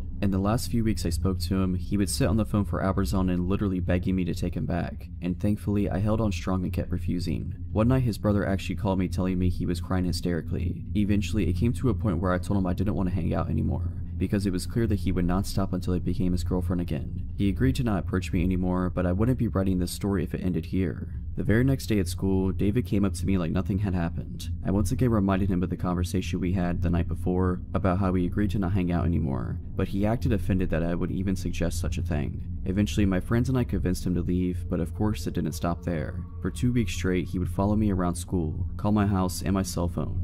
For 2 weeks straight, he would follow me around school and call my house. This was the days before smartphones, so blocking his number wasn't as easy. I tried to get help from the school staff, but the vice principal basically told me that there was nothing I could do because he wasn't trying to hurt me. I was frustrated, but thankfully David seemed to back off when it was clear that I wasn't going to give in. That is until I got another boyfriend. The following school year, my junior year, I started dating a senior named Justin. Not long after we went public with our relationship, I noticed David following me again. Now, Justin was a football player and he was a pretty big guy with unresolved anger issues, so he didn't take kindly to this guy. He would hang out with me and my friends, and David would hover over nearby, walking by every now and then and making it blatantly obvious that he was spying on me. One day, Justin walked straight up to David and confronted him. He didn't lay his hands on him or threaten him in any way, but he did ask, "What are you doing?" in a really angry tone. David simply muttered some kind of excuse and scurried away. We thought that was the end of it, but later in the day I was called to the principal's office. Turns out David claimed that Justin threatened him and blocked the doorway so he couldn't move. Justin denied it, of course, and told the principal I could back up his claim, which I did. Thankfully, nothing came of it, but this was only the first of a long line of incidents. Over the school year, David and his brother, who was a year younger than me, would try to get Justin in trouble every which way they could, even started rumors and threatening his life. A classmate of mine overheard them talking about ambushing Justin and hurting him, but even though I brought this to the staff, nothing was done about it. All the while, David kept following me when Justin wasn't around. There was even an incident in the school gym one day when a bunch of classes had to stay there for the period. He and I both were there and he made sure to sit on the bleachers nearby, even following me when I moved. I was on the verge of tears, but then I saw 2 guys I knew sitting on a few rows down from me. They were cool with me, so I got their attention and, after explaining what was going on, asked them if I could sit with them to feel safer. They accepted and we ended up having a good time talking about music. In spite of this, things just kept getting worse with David. Finally, it came to a head when David's brother wrote a letter to Justin's sister. They had been good friends before this whole mess started, and in the letter David's brother threatened physical harm to me and to Justin. The sister gave the letter to Justin, who then came to me, and we both brought it to the principal. That was when the principal called everyone involved into his office and had a nice little chat with us. The principal showed the letter to David's brother and said, "I can expel you for this right now, but I'm willing to let it go on one condition." David and Justin were both about to graduate, so the principal gave them the ultimatum. He stated that David and his brother were not to contact me or Justin in any way, shape, or form for the rest of the school year, or he would see to that neither of them would graduate. I was pissed because Justin did nothing wrong, but in the end, we just wanted this whole mess to be over with. From that point on, David didn't bother me again, thankfully. Justin and I ended up breaking up that summer for unrelated reasons, and the following year I didn't have to see either of them ever again. A few years later, however, David tried to send me friend requests on Facebook. I deleted the request and blocked him. I even unfriended and blocked the 2 mutual friends we had for good measure. Sure, I was being paranoid, but it made me feel better. There was one last incident involving David, not with me, but with my younger brother. When he was 14, he took his then girlfriend to see one of the Transformer movies and David walked in. Upon recognizing my brother, he sat behind him in his date and kept laughing uncontrollably at inappropriate times and even started kicking their seat. My brother tried confronting him, but it did no good. They didn't bother getting the manager because my brother's date was too afraid he would attack them if they tried to leave. Thankfully, that was the last incident I or anyone close to me ever had with him. I'm doing much better now. I'm 30 years old and, ironically, I ended up marrying one of the guys who sat with me in the gym that day. My advice to any teenagers reading this is that you should always pay attention to red flags and get rid of toxic people in your life. It's always better to end up alone than stuck with someone who makes you feel bad and treats you like your feelings don't matter. This happened a few years ago when I was bartending in college. I was coming home down a stretch of divided highway at around 3 AM when I noticed a car heading towards me in the wrong lane. I doubted myself at first and thought that the car was on the other side of the highway. Sure enough, the white Ford sedan passed me at a really high speed at around 90 miles per hour. It's worth noting for later that I also drive a white Ford sedan. I was used to drunk/idiot drivers in the middle of the night, so I pulled to the side of the road and let him pass me. I had a moment of clarity and thought to call the police, thinking this person could hurt themselves or somebody else. The dispatcher answered, and after telling them which road and exit/mile marker I was at, told me they would send a car. The state police station was only a few exits away, so I figured they would send somebody and I would just drive home. As I headed back onto the highway, I noticed some lights a few miles behind me. I live in a more rural part of southeastern Pennsylvania, and traffic at 3 AM tends to be truckers and cops. The car gained on me as I was getting up to speed, so I stayed in the right lane and waited to be passed. Instead, they flipped on their high beams, making it uncomfortable to drive, and rode my tailgate. At this point, I thought I was going to be pulled over by the police.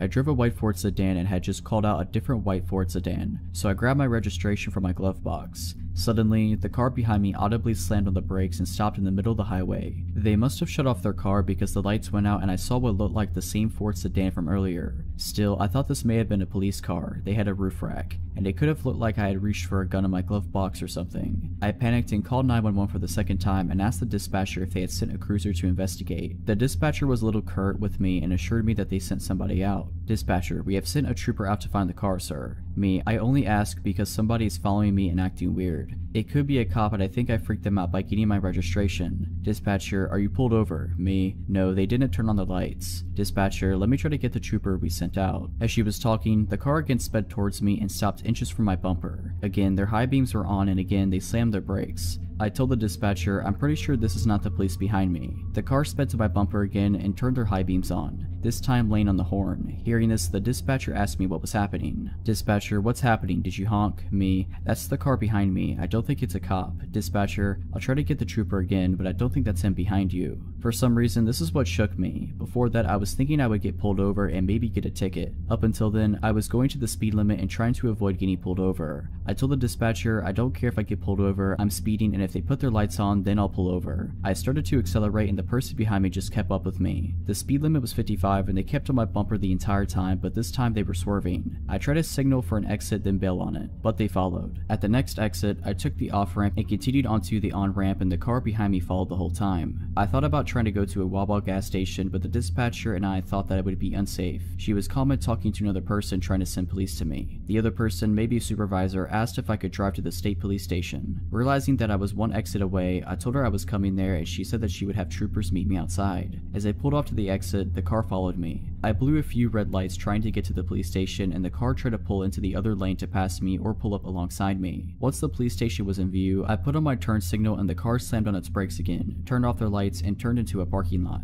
The story ends kind of anticlimactically as I pulled into the police station and met the troopers. Two of them went to find the car and I stayed with the third trooper. I think the dispatcher and her supervisor and the state trooper escorted me home after taking a statement from me. I was never called to follow up or testify, so I can only assume the person didn't get caught.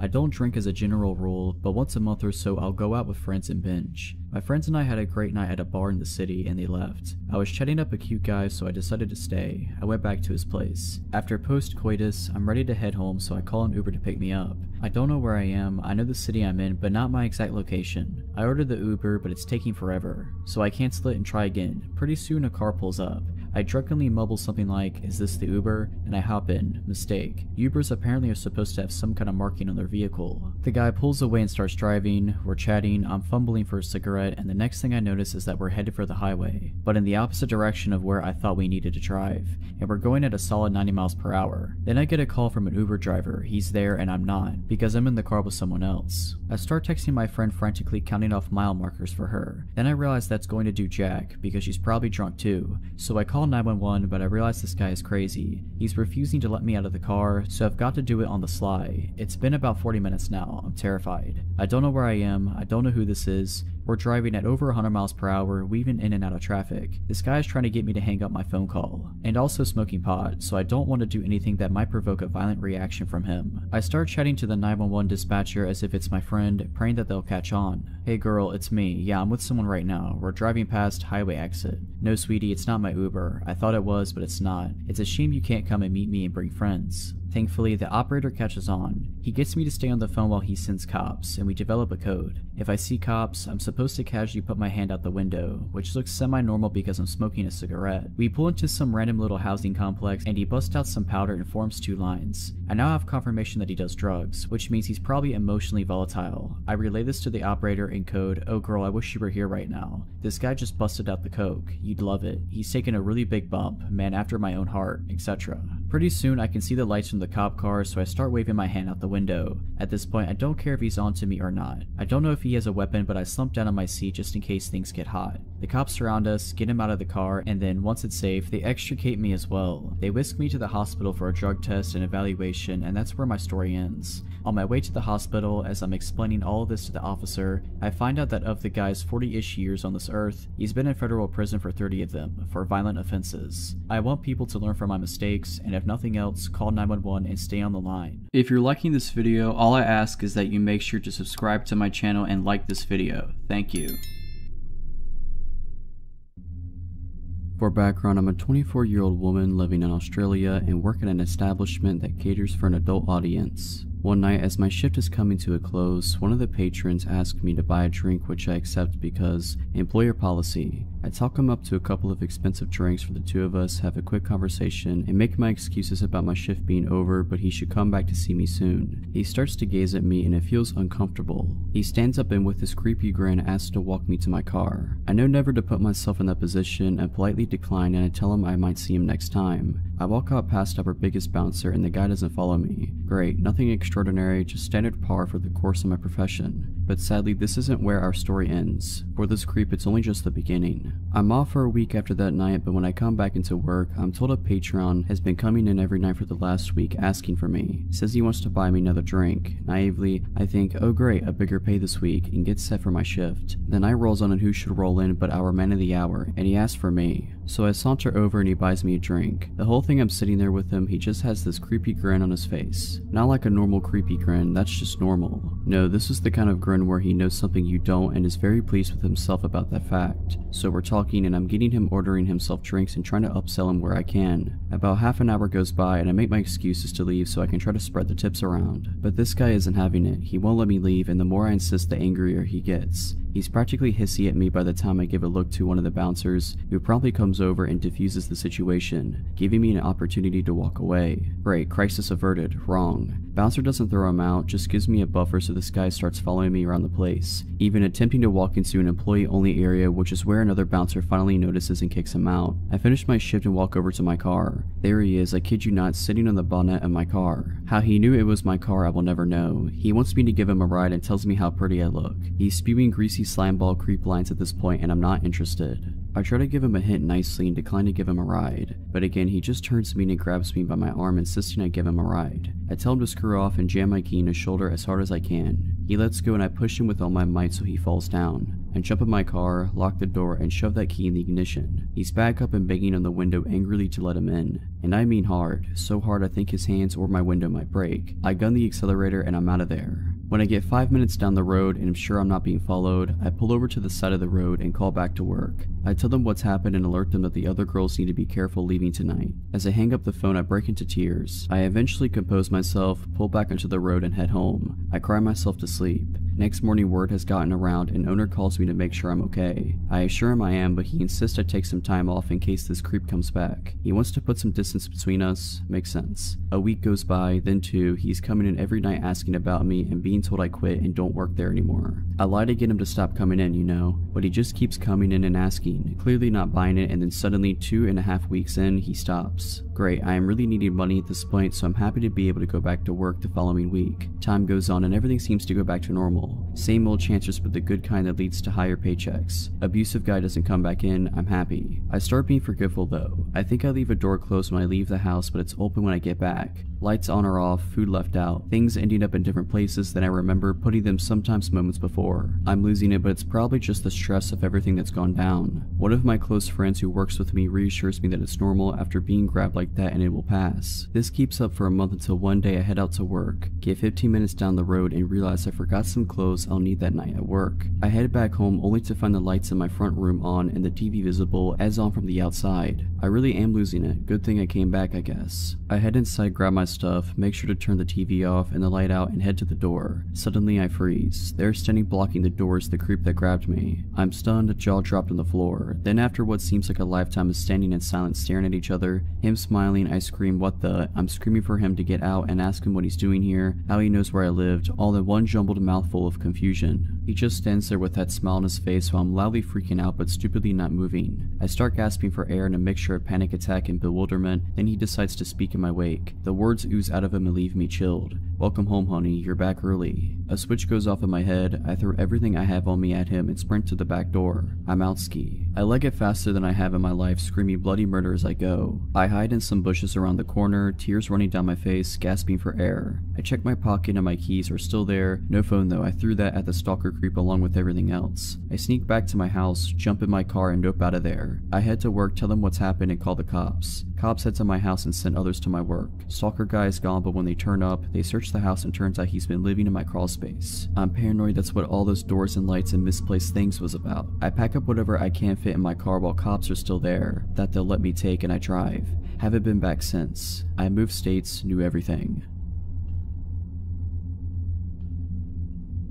This happened around 2006, when I was in my mid-20s and my sister, the unfortunate main character in the story, had just turned 21. At the time, she and her boyfriend lived with my fiance and I. On weekends, we went out to one of the 2 bars that had karaoke, air hockey, etc. This particular night, we were at the bar further out from where we lived in the city, a good half an hour by car. Everyone was having drinks, socializing with people we knew. It was one of those places, lots of regulars, singing karaoke, nothing out of the ordinary really. Except that night my sister started hanging out with these 2 older ladies who had a liquor store in their purses, and were quite sharing, although I didn't know it at the time. As she tended to drink a lot more than me, that was a score for her. Less money spent on drinks, but she ended up far more hammered than usual. Towards the end of the night, around 1:45, she was really very drunk. The aforementioned fiance, my sister's boyfriend, and I were in a heated air hockey game, planning to leave as soon as it was over. She walked up to us and said she was going to smoke a cigarette outside. Nothing unusual, everyone did until we were done. About 5 minutes later, we paid our tab and walked out, but she was not on the porch area where smokers congregated. Okay, weird, but not alarming. We went out back of the bar to check for her, inside in the restroom in the large parking lot. It is notable that this particular bar was in a business park, so there were multiple businesses that were closed, as well as the Mexican restaurant next door that had just closed as well. We searched, asked everyone that knew us and those who didn't if they had seen her. No one had. I asked the workers from the restaurant that were sitting outside as well. They seemed nervous when telling me they hadn't seen her, but I didn't think on that much until later. By then I was in a full-on panic after trying to call her cell about 15 times only to have it go to voicemail. Being a bit inebriated myself, I started searching for her. Went as far as to take off my heels and start running down the highway searching for her, as honestly there had been times she would start walking home in the past, though never from this place as it was so far away from where we lived. The fiance and her boyfriend thought we should go to the house to see if she got someone to bring her home. Seemed unlikely but not unheard of.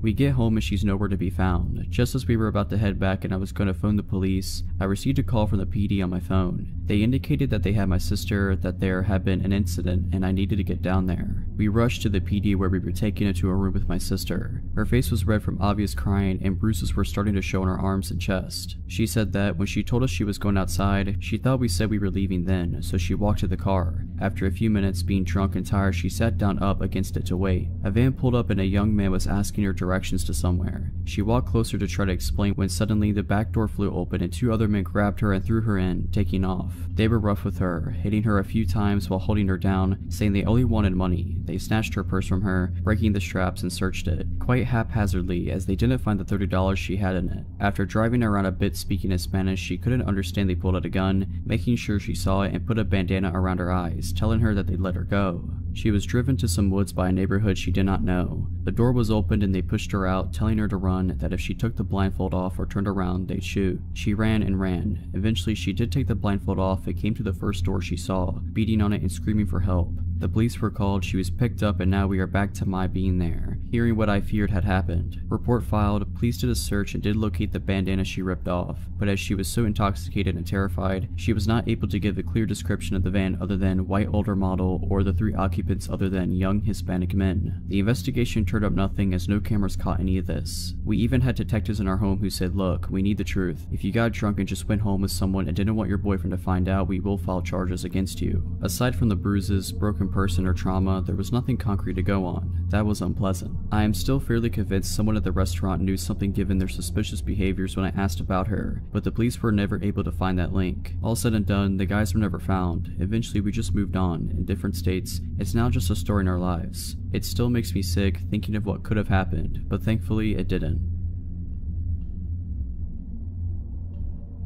A little backstory, I was about 16 at the time, and I rode the public bus to and from school. This particular day, I had done some special effects makeup before the end of my classes, so I had fake blood running down my face and I couldn't be bothered to take it off before leaving school. Now I knew as I was boarding my bus, people would stare or ask questions, so I wasn't surprised when this man, who looked to be in his mid-30s, started asking about the makeup. The conversation was normal at first, just the usual, "Oh wow, did you do that yourself?" kind of stuff. I answered the questions as normally as I would, and expected the conversation to be done and over with. But I was wrong. This man, he mentioned his name was Joe, started steering the conversation into strange territory, asking me if I had a boyfriend, to which I lied and said I did. He then proceeded to ask if my boyfriend liked the makeup and if I was on my way to see him now. I again lied and said he likes the makeup and yes, I was going to see him, trying to get Joe to believe someone was expecting me. The conversation died down for a bit until he said this, "You know, you remind me a lot of my sister," he said with a grin. I just smiled in response, not really knowing what to say. After not hearing anything from me, Joe continued, "My sister was kind of a jerk. She was always lying about me to her parents. I had fantasies about breaking her jaw." Now at this point I was terrified. My bus stop was still another 20 minutes away, and I just wanted to be out of that situation. Seeing that what he said made me uncomfortable, he switched the subject, telling me about where he worked and what he does there. I just nodded along to what he was saying, remaining silent the entire time. Closer to my bus stop, he says to me, "Why don't you come to my house? I have a freezer full of pizza and ice cream. Maybe we can hang out for a while." To which I politely declined, saying my boyfriend was expecting me. Finally, I get to my bus stop and quickly get off the bus, speed walking all the way home, all the while calling a friend to inform them of what happened. Things were fine for a bit after that. I switched my bus route so I wouldn't run into him again. But one afternoon, I had to go to a store that was on my old route. I was nervous about getting on that bus again, but was happy when I didn't see Joe. I did my shopping, and as I was leaving the store, I saw Joe standing out by the door staring at me. The second I was out the doors, he walked over to me, a grin on his face, and wrapped his arms around me. I pulled away from him, telling him I was very busy and had to go. He then asked, "Well, what are you doing? I have time, I can tag along." I was very persistent, saying I really couldn't, I had to go, and I walked away, heading into a neighboring store that I knew would be busy. Sure enough, Joe followed. I ignored him as I made my way down a heavily populated makeup aisle, keeping my attention on some cheap lipsticks in the hopes he'd get the hint and leave me alone. I was wrong. Joe reached over my shoulder, grabbing a red lipstick as he leaned in close and whispered, "This color would look gorgeous on you. I can't wait to see you wearing it." He then placed the lipstick in my basket and walked away, leaving the store. I remained in the store for about 20 minutes after he left, afraid to leave and make the walk home. After I mustered up the courage, I put the lipstick back, put away the basket, and called a friend to stay on the line with me until I made it home. Now I don't know if he followed me home or not, but I can say that after that day, the motion detector porch lights started coming on at night, and I started hearing knocks at my bedroom window. Thankfully, I moved shortly after and haven't seen Joe since. This happened 2 summers ago while I was house sitting out in California for an older couple I had met at a conference for work. It had seemed like a dream scenario. The couple wanted to vacation in Hawaii for 2 weeks, but didn't want to board their cats, and I had been chatting with them about wanting to visit California again, where they happened to live, because I had loved it for the first time I went, and we figured that we could mutually benefit if I came out and house sat for them. So I flew out there, and they showed me around for a few days, taught me how to take care for the cats, 2 of them, one that was extremely shy and I barely saw, which is important later, and their plants, gave me access to their house and cars. These people were so generous, and before I knew it I had dropped them off at the airport and I was on my own. At first, it was really the dream vacation. I was staying in Oakland and making forays into San Francisco, Sonoma, Monterey. In the mornings I could walk out the front door and shortly be hiking the paths surrounding nearby Mount Diablo, and I was just ultra content with the world. I was so enamored by the area that I had actually started looking into taking some steps to relocate out there even. But then one day, about halfway through my final week there, when I got back to the house I felt really odd, almost like I shouldn't go inside. I shook it off and went inside anyway, because it was getting late and I needed to put out dinner for the cats. Once I was inside, I forced myself to ignore how off I felt, and I made some food for myself, went to bed, and was shocked to find the shy cat hiding under my bed and crying. This was the first time I had ever seen her close up. The entire time I had been there up to that point, she never left my host's bedroom unless she didn't realize I was around. Again, I ignored feeling weird and just assumed she had decided I was okay and went to bed. I did start locking my bedroom door that night though. I also remembered that about halfway through that night, I thought I heard someone walking around in the gravel outside my window, but after listening for a bit, I didn't hear anything else and went back to sleep. The day after, in the morning, I still felt a little odd, but kept up with my plans for the day. I drove out to a little musical festival in Sonoma and went clothes shopping and had an overall great day. When I got back to the house though, I found the front door locked in a way that I hadn't left it. Basically, my host never locked the deadbolt, only the lower second lock, and that's the only lock my key worked on, so I never messed with the deadbolt, but it was definitely locked. So I had to call my host and find the hidey key, which, to their credit safety-wise, was buried like a whole foot underneath a bush outside and had definitely not been unearthed for a long time. So I used that, went inside, and kept the key with me just in case it happened again. And it did, but with a different door. This time I had stepped out into the garage to get a drink, and when I turned around to go back into the house, the door was shut and locked. I could use my normal key on that door, but I was still getting pretty bewildered. My own cats are whack, so I think in my mind I was trying to come up with a way that the cats could be locking me out the house, but I was coming up empty. I decided I must have been misunderstanding how the locks worked and just wrote it off and started checking and triple checking locks when I went out of the house or into the garage. That night when I went to bed, the really awful feeling of unease was still there, and so was the shy cat, who was clearly unhappy to see me, but also wouldn't leave my room. But again, I just locked my bedroom door and went to sleep.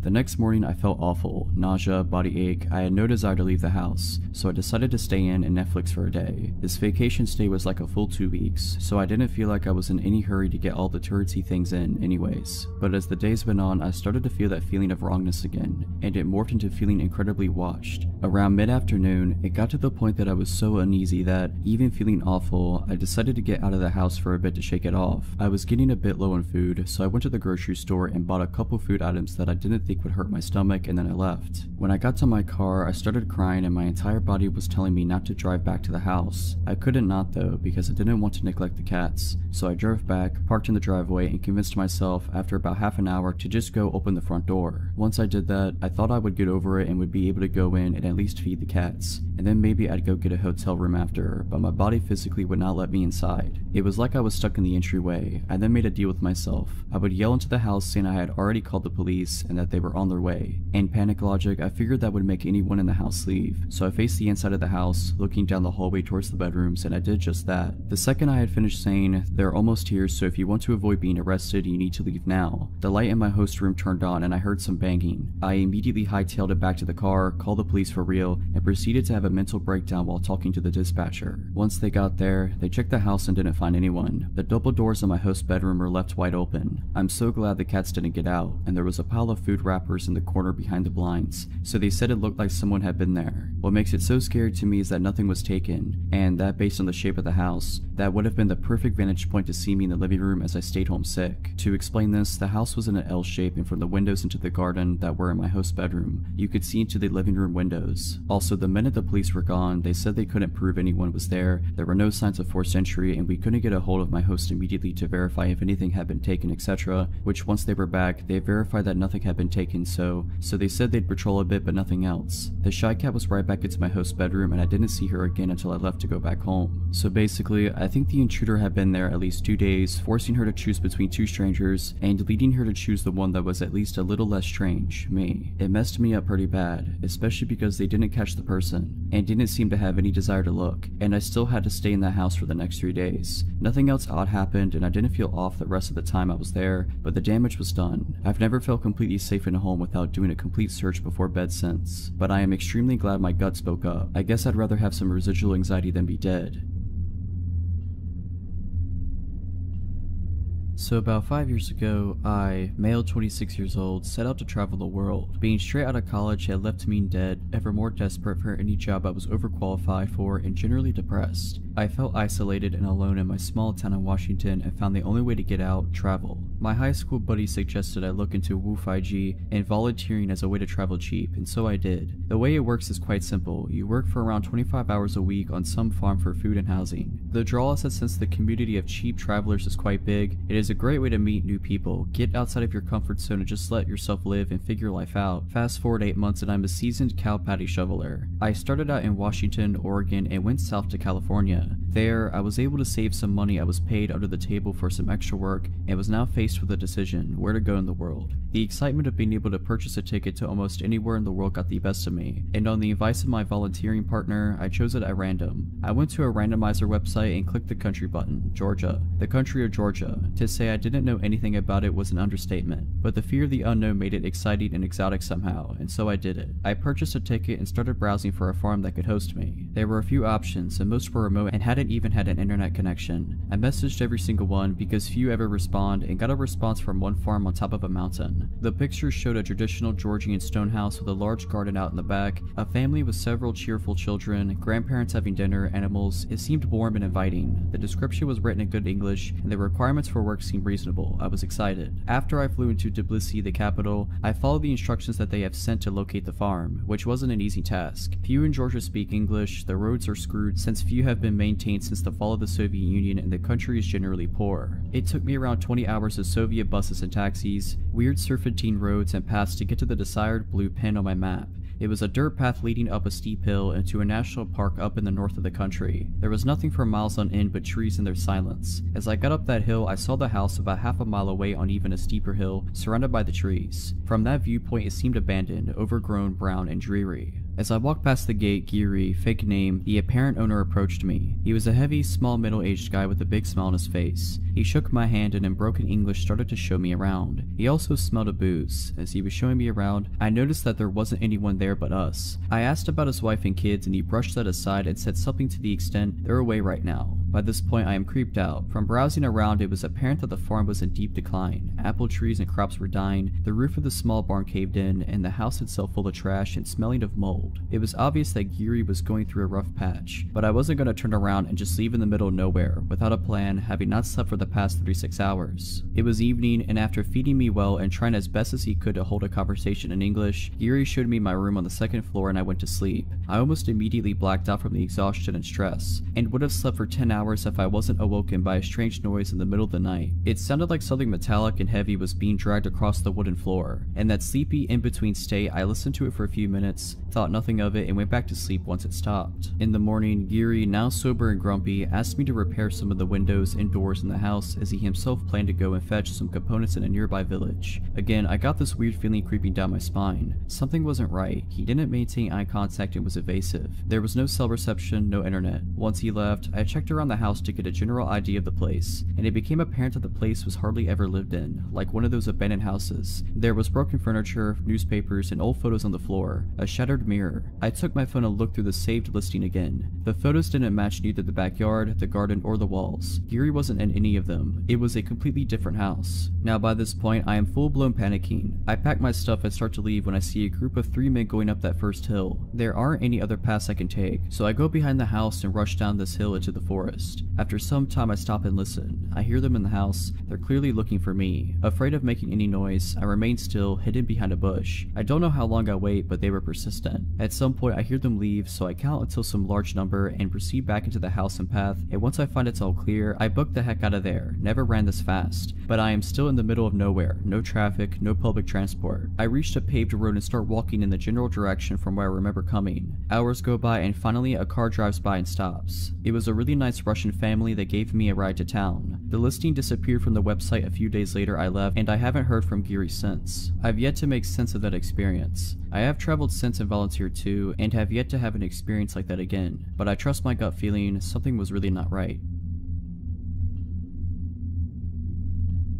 More than a few years ago, I was working as a burlesque entertainer in a gentleman's club. It was idly sitting at the end of the bar one night when a couple came in. Not unusual. I had no contact with them and thought nothing of their being there until later. A few days after that night, the doorman handed me a piece of paper that had 2 names and phone numbers written on it, Laura and Richard. I was supposed to call one of them, so I called Laura, who told me they had been the couple who'd been at the bar the other night, and they noticed me and thought I'd be perfect for a part in a movie Richard was producing. Would I be up for a meeting? Of course I would. but who wouldn't? I was told Richard would pick me up the next night at 7 and to wear something wild. 7 o'clock came the next evening and I was ready in a white lace dress with ostrich feather trim when Richard showed up outside my building, so I went down, introduced myself, and got in the car. We agreed to go to a local bar I knew well from the meeting, but first we had to go back to his place so he could pick up some contracts he'd forgotten, so off we went. He went in the house and came back out with a few manila envelopes and an open bottle of beer, a brand that I didn't drink. Plus, it's against the law to drink alcohol in a vehicle here, so I stuck the beer into the window well of his Jeep and we went to the bar. At the bar, he showed me what were supposedly scripts from this movie he was producing. In some contracts, it looked pretty legit. Richard was very nice and I was interested. I'd made some plans to go out later with my soon-to-be boyfriend, so I excused myself to go call him on the bar's payphone,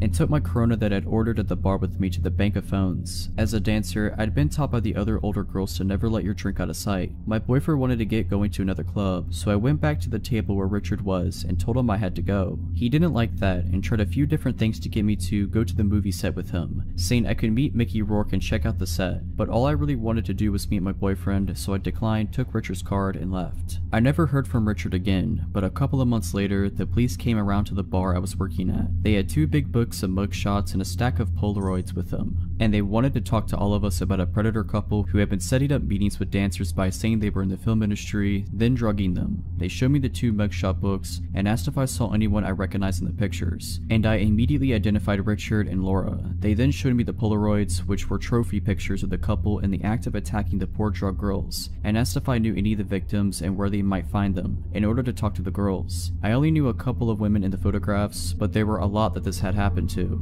Richard and Laura were prosecuted. He went to jail, but she didn't because she was from a wealthy family and she also turned witness on him. About 12 years after Richard was convicted, I saw in the newspaper that he was up for possibility of parole, so I wrote a letter to the parole board telling the story and urging them not to let him back out, because he's a dangerous offender who should have to stay in prison for the entirety of his sentence. If I had drank that open beer he had handed me in his Jeep on the way to that meeting, I wouldn't have made it to the meeting and would probably have ended up in that stack of Polaroids. Girls and guys, always keep your eye on your drinks. Have fun, but be careful out there. So this happened about 1.5 years ago. I moved to Los Angeles 3 years ago. First time living on my own and I love it. Even with everything that happened, I still love living here. So I'm a smoker, on average about 3 to 4 cigarettes a day. So thankfully I'm only at a pack, like every 5 or 6 days, whatever. Math isn't my strong suit. Anyway, I live in a non-smoking building, so I have to step outside when I want to smoke. The first time I saw this guy, he was outside my building, sitting next to a dumpster. No big deal, probably just another neighbor I hadn't met. His name is Oz. The first time I saw Oz, I was having a cigarette outside, and he just glanced over at me every once in a while, but that's it. 2 days later, it's like 11:30 p.m. and I'm heading downstairs to smoke. I look at the lobby of the building and see someone underneath a blanket behind some chairs. I see a cord going behind the blanket bulge, so I immediately assume someone's in the doghouse for the night and charging their phone. I have my smoke, head back upstairs, and go to sleep. A week later, it's the middle of the day. I've gotten some work done and decided to take a smoke break. I go and sit outside like I always do. Oz is sitting outside as well. This time he's got some paperwork with him. A lot of paperwork. At this point, I feel like I should provide a description of Oz. He's about 6 feet tall, early to mid-30s. He has medium length hair that has been styled into dreadlocks. A full but short beard, if that makes sense. He was wearing worn down pants and jackets. Based on his face, he seemed like he cleaned himself up regularly, but his clothes made him look homeless, and sadly he was. So Oz is going over the paperwork in his hands when he looks over at me and says hi, so I responded kind. He then asked me how I'm doing today. I'm doing pretty okay, I respond. How are you? I'm good, man, I'm good. Good. It's a nice day, right? Yeah, it is. So when are you moving? Now that question came out of nowhere. Was he hoping to find a new place to live? Was he trying to move into this building? Was that what his paperwork was all about? I mean, if he's moving into a new apartment, great. I hope life works out well for him. But why was he asking me when I'm moving out? I know the building at the time had a vacancy or two, so if he was going to move in, why ask a question like that? Why make it sound like he's waiting for someone to move out so he can have a spot? My brain asked all those questions in less than a second of Oz asking me that. After a couple seconds of being stunned by Oz's question, I just said, I'm not moving anytime soon, man. My cigarette was over by then, so it was time for me to go to my apartment. Another week later, I go see a friend stand-up set, and when I get back to my apartment at like 10 p.m, I see 2 police SUVs outside my building with lights on. I go inside because if there are 2 police vehicles already there, I can't do anything, so might as well stay out of the way. The cops are talking to one of my downstairs neighbors, and I can't catch anything they're talking about. 2 days later, notices have been put up next to the mailboxes that say, this man is not allowed in this building. and it has a photo of Oz. Turns out the blanket bulge I saw was actually Oz, when he somehow managed to get inside the building and sleep in the lobby with an electric blanket. A couple of months go by and I don't see Oz. I honestly forgot about him by that point. When finally one day, Oz is there again, sitting outside the building with somehow even more paperwork. This time when he sees me, he's almost immediately hostile. So when are you getting out of here? What? I want my apartment back, man. I don't know what you're talking about. You stole my apartment and I want it back. I was so confused by this. I snuffed my cigarette out and went back into the building. This exchange pretty much repeated itself every few days for the next 2 weeks, each time making me more and more uncomfortable. On weekdays, I would get home very late, like anywhere between 11:30 p.m. and 2 a.m. Oz never had a predictable pattern to his appearances, so I started getting really nervous about going home. Like, I wanted to avoid going home so I could avoid being accosted by Oz. Finally, one Saturday after lunch, I step outside and have a smoke. Oz is there, and this time he's mad. He's saying that if I don't get out of his apartment by the end of the day, he'll get me. That shook me up a lot. I got back inside and stayed there. Around midnight, I decided to step outside and have a smoke, hoping against hope that Oz isn't there, but lo and behold, Oz is there. Wizard. He's sitting by the dumpster again, and I go to the opposite direction to inhale smoke. I see Oz go up to the stoop and stand in front of the door to the building. Great. When my cigarette is done, I head to the stairs to get into my building. Oz steps to block me from getting to the door. Excuse me, I say as I try to go past him, but he stops me. You ain't getting in here, he says. Why? Because you don't live here. Yes, I do. No, you don't, man. You don't live here. Yeah, I do live here. Now please move out of my way. Maybe if I stay kind, he'll let me go home, but no, he doubled down. Nah, man, you can't get in here because you don't live here. For the last time, I live here. Prove it, man. You got paperwork? Yes, I have a lease. Where? I was getting really irritated at this point, so my answer started becoming really cold. Like I was getting pretty rude to this guy. I don't carry it with me everywhere I go. Now move aside and let me in. No, now you need to get out of here. Move. Nah, now you need to get out of here or I'm calling my security team. No, you need to move or I'm calling the cops. Do it, man. My security guys are already on their way. They're gonna screw you up. At this point, I was already stepping away from the door and pulling out my phone. I called the non-emergency number because in the moment I didn't feel threatened by Oz, but I should have called regular dispatch instead of non-emergency. Cops got there about half an hour later and Oz was still there. The cops came and got out of their car. One cop was holstering their nightstick and dropped it on the ground, then holstered it properly. The two cops that showed up separated and talked to Oz and I separately. I tell my cop that I was just trying to get back into my building. He's blocking me. He's been harassing me lately saying I need to move out. Oz, however, had a very different story. He claimed that I stole his apartment from him, stole his credit cards, and stole his insurance payouts. The apartment he claimed I stole from him isn't the apartment I live in. The cherry on top of this lack of a sundae is the part where he accused me of throwing dog water on him. An actual water bottle filled with a mixture of dog spit and water. That's the guess I have as to what dog water is. First he claimed I threw it up at him while I was standing on the sidewalk and he was on the stoop. Then he claimed I was on the fire escape above him and literally poured the water on him from above. Thankfully the cops knew immediately that this was a lie, but because I guess no actual crime had been committed, all they could do was tell Oz to go away. He was not happy about it, but he did. I hoped that Oz would not come back after that, but sadly I was wrong. Oz did come back just one last time. A few days later, it's the middle of the day and I'm walking downstairs to inhale fire. As I step outside, I see two cops, Oz and one of my downstairs neighbors. Oz and my neighbor are separated and giving statements to the cops. When my neighbor is done, his name is John. I go up to him and ask him what happened. John then shows me his elbows, both scraped up and lightly bleeding. One of his knees is also lightly cut up. Oz also had a couple of bruises and light cuts on him. John tells me that as he was trying to enter the building earlier, Oz was standing right outside and tried to force his way in. John stopped him and tried to tell him to leave. The two got into a small fight and the cops were called. I decide to sit outside with John while everything is being figured out and while John is waiting for his wife, a nurse, to get home and look him over. The manager of the building is called and helps the cops to look at the security camera footage for the front of the building. After looking at it for about 10 minutes, the cops and manager return. Sadly, the fight took place outside of view of the cameras, so it became a case of he said, so all the cops can do is tell Oz to leave once again. Since then, I have not seen Oz anywhere near my building, and a sign has been put up outside the building stating, "This building is not open to the public, no unauthorized entry," which is both comforting and disconcerting.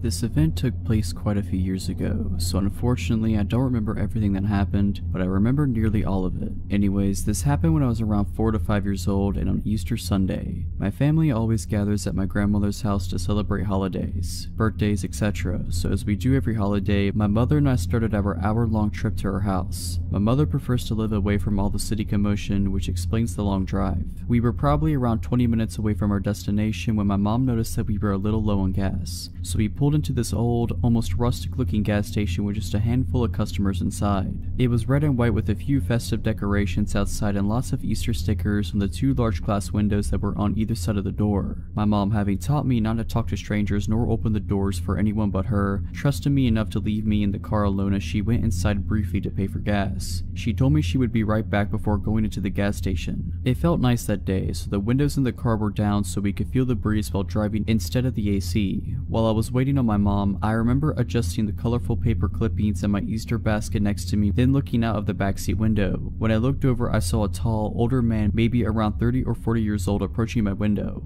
He crouched down slightly and looked at me. "Hi there, what's your name?" I remember him saying. At this moment, I remembered that I wasn't supposed to talk to strangers, so I told the man that my mom says I shouldn't speak to strangers. He then replied with, "Well, we could be friends then. My name's Charlie, and now that you know, I guess I'm not a stranger now, huh?" At the time, I thought he was right. In my mind, I thought, since a stranger is someone you don't know, this man wasn't a stranger anymore because I knew his name. The man and I had a short conversation that I don't quite remember. All I remember is him telling me that I had a nice Easter basket. At this point, I started to get a sick feeling in my stomach, but being a child, of course, I didn't know why. My mom then walked out of the gas station and noticed the man immediately and began approaching the car quickly, asking the man what he thinks he's doing. The man seems to panic and he pulls my door handle violently. He quickly realized that it was locked, thankfully, and proceeded to reach into my window and grab me by one of my wrists and attempt to pull me out. This obviously scared me a lot, causing me to panic and pull him against on instinct. This caused him to let go and take off running. My mom quickly ran to the car and I unlocked the doors. She grabbed me and pulled me into an almost painful bear hug,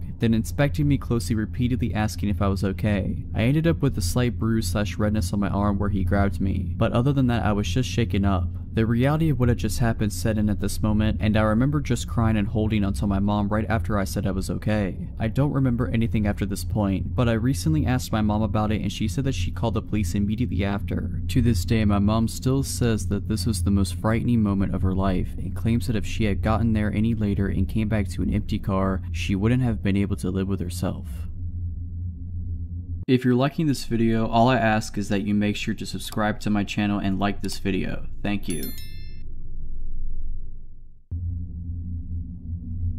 I'm a female and now 23. This happened around the time that I was 15 years old. Around this time, it was my sophomore year in high school, so little backstory to help understand the story I'm about to tell. I was involved in my high school color guard. We are a part of band except we don't play instruments. We would spin colorful flags. We also use rifles and sabers in our performances. Around this time, it was the fall and we were practicing our show, doing a lot of reruns to try and perfect it before our usual competitions. Normally, practice would start at 4 and end almost at 9. Side note, I didn't live close to my high school like most people that went there. The drive would take at least 15 minutes max. Walking from my house to school would take an hour and taking the bus would take 45 minutes. My brother at this time worked late hours and my parents didn't get off of work until midnight, so my next best choice was the bus. The neighborhood wasn't the worst, but it also wasn't safe to be walking home at night. So on this night, I was saying goodbye to my friends and not wanting to bug them for a ride, I walked to my bus stop. I had my cell phone and started scrolling through Facebook. I would occasionally glance up and look at my surroundings. I noticed a car slowing down in front of my bus stop, but it immediately signaled to make a turn to my left. I didn't think much about it since there are houses behind that bus stop. It wasn't weird until I noticed this car doing that again and then again and again. I found this odd. It wasn't until he had basically passed by me for the 7th time that he finally parked on the curb by my bus stop. That's when I got a good look at him and then I took in his appearance. This happened a couple of years ago, so my memory isn't great, but I do remember he was Hispanic and reminded me a bit of an uncle of a friend of mine. He spoke his first words to me that sent me panicking. To translate what he said to me in Spanish, it was basically him saying, "Hey, come over here. Do you need a ride? Hop in, I'll take you." He kept saying that for a good 5 minutes and then suddenly drove off. I then let out a breath I didn't know I was holding in. I was trying to calm myself down and tell myself it was over, but I knew it wasn't and I was right. His car showed back up and the thing about my bus stop is that there is a house behind it, except before the house there is a good amount of space with just dirt. Cars can actually go in this space and I've seen it before. He parked behind my bus stop. At this moment I was already thinking about how to get out of the situation. I was frozen in place, not fight or flight but freezing. The worst thing to ever do. At this time this big guy was close by by and was walking his pit bull on a leash. In my frozen state, I knew this was my only chance and fought to get the words out. It was my only chance to save myself, and I'm so glad I spoke out. "Excuse me, could you please stay with me? That man in the car right there won't leave me alone. I'm very scared. Please stand by my side." My words choked up and I was shaking at this point. The guy was kind-hearted and agreed. He stared down the man who at this point had his window up and began reversing. He drove off and the guy stayed with me till my bus came. At this time it was 9:59. I know that some of you might ask, why didn't you go back to your high school? Well, at this point no one was really there. Mostly everyone had been picked up. I had a cell phone, but no one was going to be able to pick me up. This was my only transportation, and that time I didn't know about Lyft or Uber. I'm not even sure if it was a thing back then. Overall, I'm just happy to have been saved by that kind-hearted guy. Because of him, I am here and able to share this story of mine. I'm still shaken up at the memory of it because of the scare it gave me. After that incident, I asked for a ride for the remaining of that season. Sometimes, even when you don't want to bug people with rides, it doesn't hurt to ask. It's better to be that annoying person than finding yourself in my situation. Stay safe when taking the bus at night.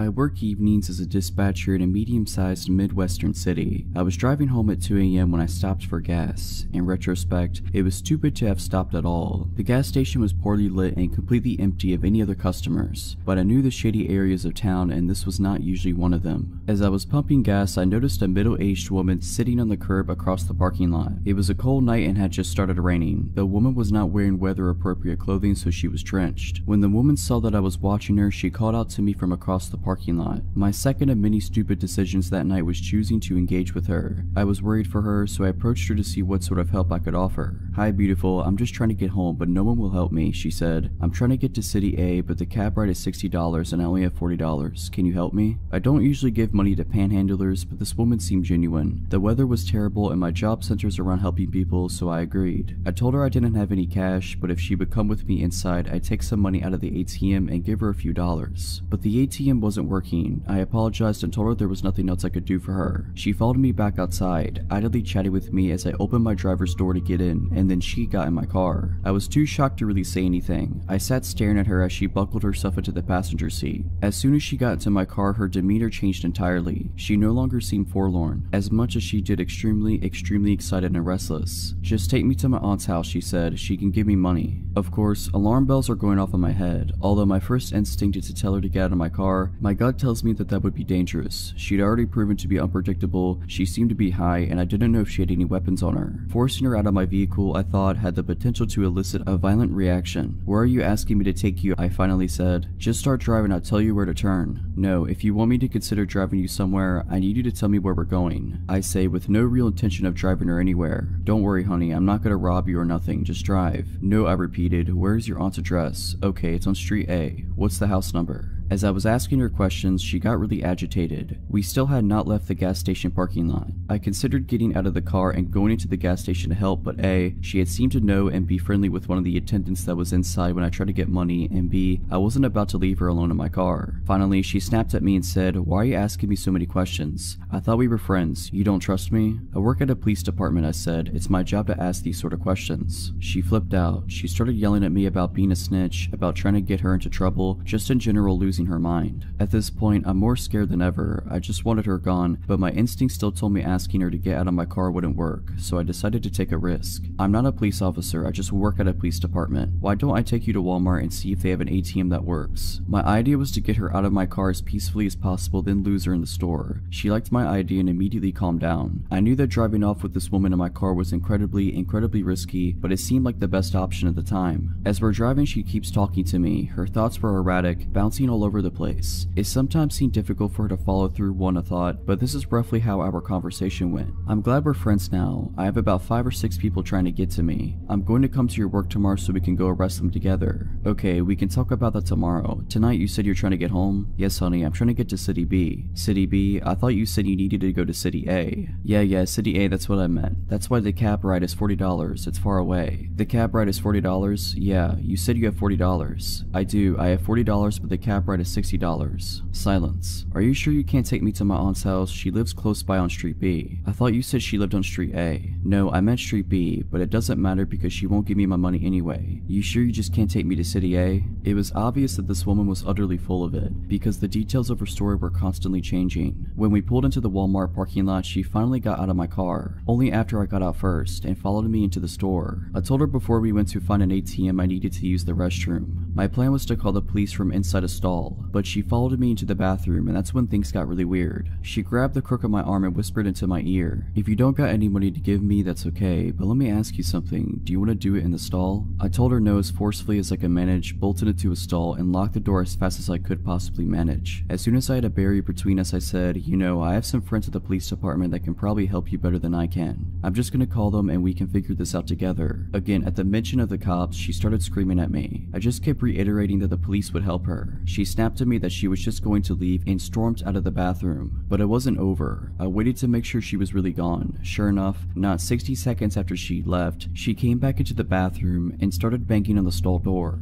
And she said something that scared me more than anything else. "Hey, come back to your car with me. I left my beer in your car." I blatantly tell her that no, I saw her get into my car and she had absolutely nothing with her other than the clothes on her back. After that, she left the bathroom again and didn't come back. I waited a good 5 minutes before exiting the bathroom. I immediately found a manager who called the police for me. Thankfully, I was in a different police jurisdiction from the one I work in because I was mortified at how entirely stupid I had been the whole night and would have died of embarrassment if any of my coworkers had responded. The officer that responded took my statement and advised me to be more careful in the future. He said that sometimes panhandlers turn violent, and that just recently there had been a report of a woman who matched my description assaulting a good Samaritan that had stopped to try to help her. I definitely learned a lesson on stranger danger, and I'm lucky to have come out not harmed. I'm glad my stupidity didn't kill me.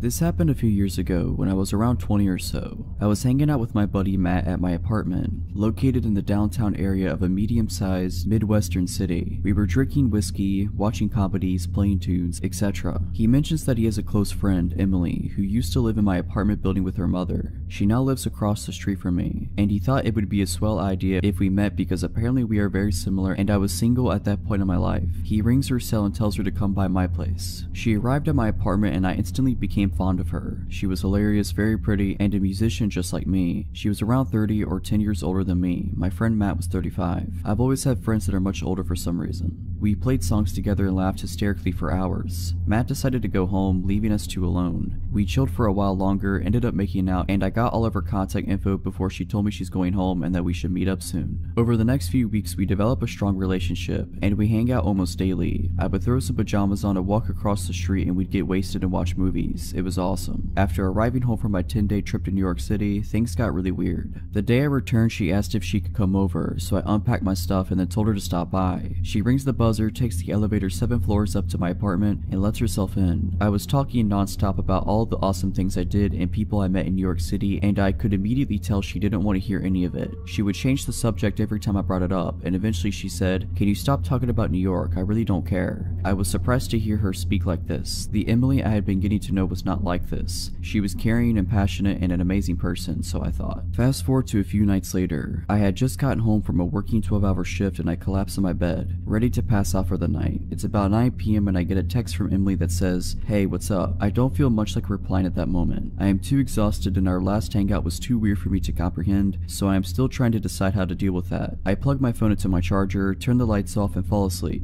Bang, bang, bang. I wake up to somebody pounding on my door and screaming at the top of their lungs. "Open the door, let me in now." My entire apartment reeks like cigarette smoke. I grab my phone from beside my bed, my heart beating a million miles per hour. 27 missed phone calls, a bunch of text messages, all from Emily. I scan through the text while she's still at the door screaming, trying to break my door down. The most recent text from her is a long one claiming I'm a bad person for not responding to her text earlier, and that she's coming over to beat me up. For not doing so, she still had a key to the building still from when she used to live there. I get out of bed and nearly having a panic attack and try to decide what my next move should be. Should I open the door and calm her? Should I call the police? Should I just ignore her? I decide to open the door. She begins wailing on me, swinging her arms trying to hit me. She was smoking a cigarette and there were 3 cigarette butts on the ground next to her. Smoking indoors was prohibited in my apartment building. She was very obviously on some sort of drug. She kept screaming at me, telling me how awful I am for not responding to her text message, slurring her speech stage and losing her balance. I was somehow able to calm her down, and I took her to the roof of the apartment building, which had a pretty nice little enclosed picnic table area. We sat beside one another. She was quiet now finally. She kept asking me how I could be such a jerk and that I need to explain myself. The look in her eyes was pure evil as she spoke to me in a calm demeanor now. I said to her, "Emily, I don't ever want to speak to you again after tonight. This whole scenario is absolutely insane. You need help. Let me walk you home." I take her home and return to my apartment to attempt sleeping, at which I do not succeed. A couple of days later, I return home from work and there is an envelope taped to my door. I open it and it's a handwritten letter from Emily apologizing and saying that I'm a beautiful human who doesn't deserve an evil person like her in their life. There was a literal candy bar attached to the envelope, one that I had never heard of that she always told me I needed to try. I never spoke to her again. From what Matt tells me, which, by the way, he always knew she was a problematic person, she's a heavy user of crack now and is working as a food runner in a restaurant nearby.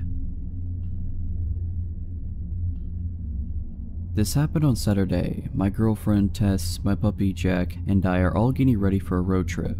We're planning on meeting some friends at their house and then starting the trip from there. On our way to their house around 11 AM, a white car with all tinted windows cuts us off and brake checks us close enough that I had to slam the brakes and swerve to avoid an accident. In the immediate fury, I honked and flipped the driver off. I wish I hadn't done this. Immediately, the driver rolls down his window and waves his hand over. He slows down to go back to the other lane so that our cars are parallel to one another. The driver is gesturing wildly and yelling at us while we continue driving down the avenue. I proceed to make gestures to calm down and then try to ignore him and continue driving. He continues driving next to us. Eventually, I try speeding up and he revs in front of me and tries brake checking me again. At this point, I swerve to the other lane and he again slows down to match my vehicle's speed. He is still gesturing and screaming while I try to ignore him. Suddenly, he reaches in his lap and I notice he is holding a glass bottle. He throws it and it shatters at the side of my vehicle. Tess is hysterical at this point and the pup had hidden under the passenger seat. I go into adrenaline mode and try turning into different streets as the chase ensues. He is following close behind when he throws another glass bottle that shatters against my back window. I tell Tess to call the police as we speed down a 2-lane street and up a hill. She calls 911 as I come to a stop at the light at the top of the hill. The guy chasing us slows down to a stop behind us. Suddenly, he hops out of his vehicle and in my rearview mirror I see him reach back into his car and grab something and puts it into his shorts. He begins walking towards the side of my car as the car in front of me drives away. I noped out of there, slammed the gas, and turned into the next avenue. Within a minute, he has caught back up to us as I am now on speaker with 911 explaining the situation and giving them the details of his car and appearance. Tess is crying as we speed down a busy avenue, weaving in between cars at 20 above the speed limit.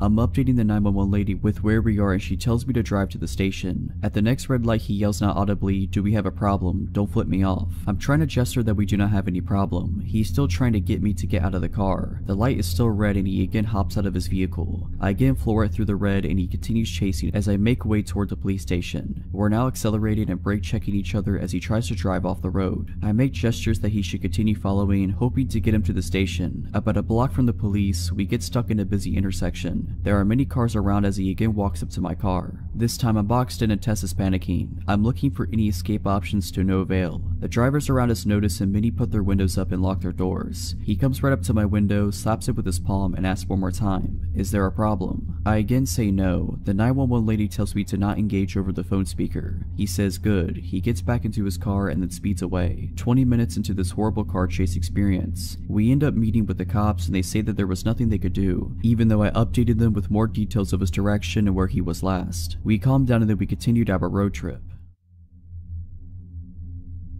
So a 20-year-old female, lived in a shady apartment complex in an otherwise rich, suburban area for 3 years. This story is about a neighbor that I'll call Bob. A little backstory: me, 18 years old at the time, and my then 16-year-old sister used to babysit all the neighborhood kids. These kids considered us their friends, and it got to where they seemed to have a radar of when me and my sister went outside. They'd come out and talk to us, and we let them ride our skateboards and such in the parking lot. The kids were ages 8 to 13. So one day we were outside with them and we were joined by a stranger. He stood between us and our car, towering over us. He introduced himself and asked us to sign a petition he made up. We did, just being friendly. Then he asked us how old we were. I thought maybe he was a fellow teenager that looked older or that he was just awkward. So I told him I was 18, and the very next question was if I wanted to go out with him. In front of my mom and the other kid's mom, I awkwardly declined, but he continued talking. about how he thought me and my sister were in middle school. Also, he was 28. Eventually, he wandered away to ask someone else to sign his petition. A few days later, he knocked at our door after asking neighbor for the address. He had a bag of what he said was chicken and wanted us to go eat it with him at the park. We declined because we both had schoolwork to do. He walked away and he was mumbling about how antisocial everyone was. Later, we look out our window and see him playing baseball with two girls. He kept physically moving their arms to different positions even though they shrugged away from him. Next day, one of the kids runs up to me. I'll call her Maddie. She's 8. She's got a new pair of Heelys and wanted help with them. I was holding her hand and guiding her along when Bob appears and says he can help better. Maddie says no, but he insists. He pushed me aside and reaches for Maddie, holding her tightly around the upper chest area. Her grandma was there too and flips out. He wanders away. The next day, Maddie's freaking out, saying Bob was just sitting on her porch when she left for school that morning. Her parents found out, and as they walked outside, he let himself in, and they said he went to their kitchen to make orange chicken. We later found out another neighbor had a similar story. Another time, we were helping a family move. They have a 2-year-old son. The garages are in a triangle shaped to the road, almost a roundabout. There's a flat patch of grass behind them. Well, here comes Bob to help us. He criticized the way we packed things and didn't help until our neighbor politely asked him to leave. Well, he left the garage, but instead of leaving, he asked the 2-year-old if he wanted to play. The kid said no, and it made him mad. He picked up the kid to play, and the kid slapped him. He asked the kid if he wanted to go behind the garages to play ball, so I go with him and guide the kid to his mom. The climax of the story is when me and my sister went on a walk with our 17-year-old friend and her other friend. Maddie found us and wanted to come along, so we are starting our walk when Bob comes out. He sees our friend and asks how old she is and how much she weighs because she's so skinny. He asks where we're going. My friend tells him we're going for ice cream on a girls trip.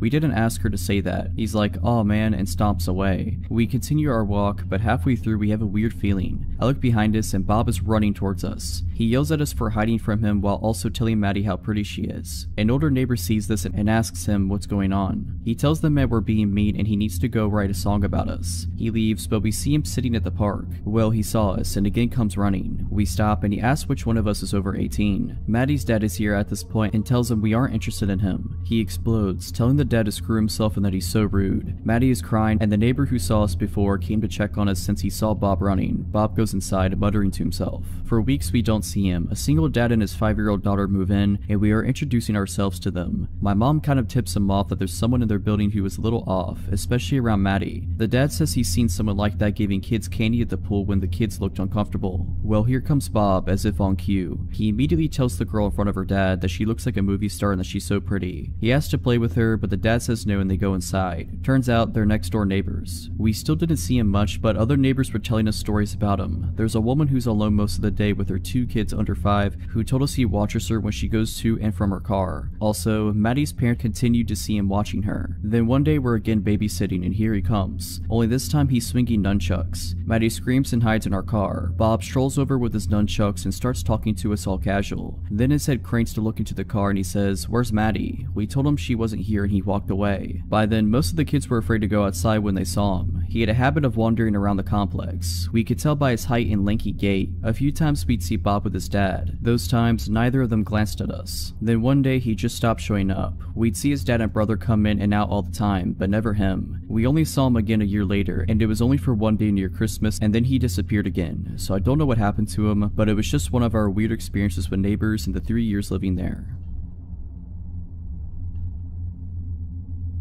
On Friday afternoon, I got a call from my friend named Sarah asking if I wanted to meet her and another friend named Lisa at Dunkin' Donuts as we hadn't seen one another in a while. Dunkin' Donuts is a 15-minute walk from my house, so I decided I would walk. Besides, the weather was fine. I got to Dunkin' Donuts and found where Sarah and Lisa were sat, so I went to join them. As we were chatting, I noticed that my sister, Alina, was sat at a table in the corner of the room with her friend, Jess. For some context, my sister and her friend are both 18 years old. My sister still lives with my parents, whereas I live alone. I excused myself from the table and went over to Alina and Jess's table. They were sat at a table with 3 seats, so I went to sit down and said hey. They both jumped a little bit, but then looked more relieved than anything to see me. Immediately, Alina whispered to me, "Don't look now, but the guy in the blue shirt, I think he's following Jess and I." I glanced over and saw the middle-aged man sat at a table facing away from us. He's passed our table a good 5 times in the past 20 minutes to go to the bathroom, but he walks slower as he passes us, she continued. I told them that they were most likely being paranoid and that there was nothing to worry about. out, but for their peace of mind I offered to leave with them so they wouldn't feel as worried. I walked back over to my table and explained the situation to Sarah and Lisa. Both of them laughed it off and assumed my sister to be paranoid. Literally about a minute later, I saw the man get up from his seat and walk towards the bathroom. My eyes followed him, and sure enough, he walked extremely slow past Alina and Jess. In fact, it was almost comical how obviously slow he became. Both Alina and Jess looked in my direction, and I nodded to show that I had seen him walk slower. About 5 minutes later, I went into the toilets. On my way, I passed Alina and Jess and told them I was ready to leave whenever they were. They both agreed that they were ready to leave now. I told them that I was just going to go to the bathroom and that we could leave after I had done my business. Alina had come in her car, so she was gonna give me a lift back. I went into the toilet stall, did said business, washed my hands. I was walking down the corridor back into the main eating area when Alina and Jess rushed into the corridor. I asked them what's up and they explained that another man had joined the strange creeper men and that the men were both pointing and staring at them, so they rightfully felt unsafe.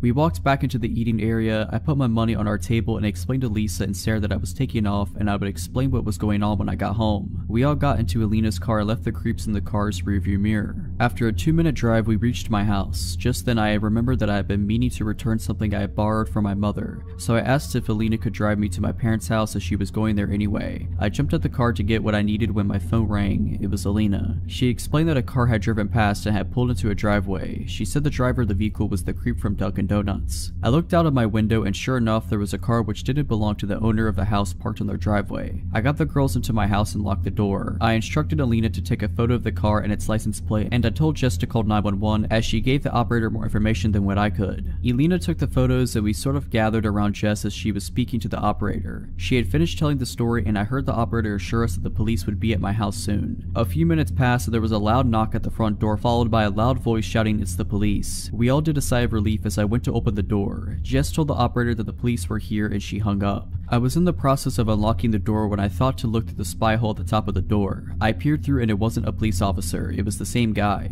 I froze in fear and I didn't know what to say. We didn't call the police. I managed to shout back to the man through the door. Alina and Jess were both confused as to why I said this. "We had a call, sir." The man shouted back, "You have the wrong address." I yelled back and informed the girls that it was the creep at the door and not a police officer. Both were rightfully shocked and extremely scared, as was I. I was about to tell Jess to call the police again until I heard the sirens. "Sir, you have to let me in." The man shouted again. This time I didn't answer. He was pounding on the door. His commands for me to let him in turned into begging and pleading. I heard the police car pull up and some commotion outside. An actual police officer knocked on the door and I let him in. Yes, I checked the spy hole first. The police officers took the man into custody while another police officer took Alina and Jess into the dining room for some brief questioning. I called my parents and Jess called hers. Both were here extremely quickly once we told them what had happened. The man was found with a kitchen knife on his person and some other weapons in his car. Who knows what could have happened if I hadn't looked through the spy hole first. Both my sister and her friend are fine, just shaken up after the whole incident.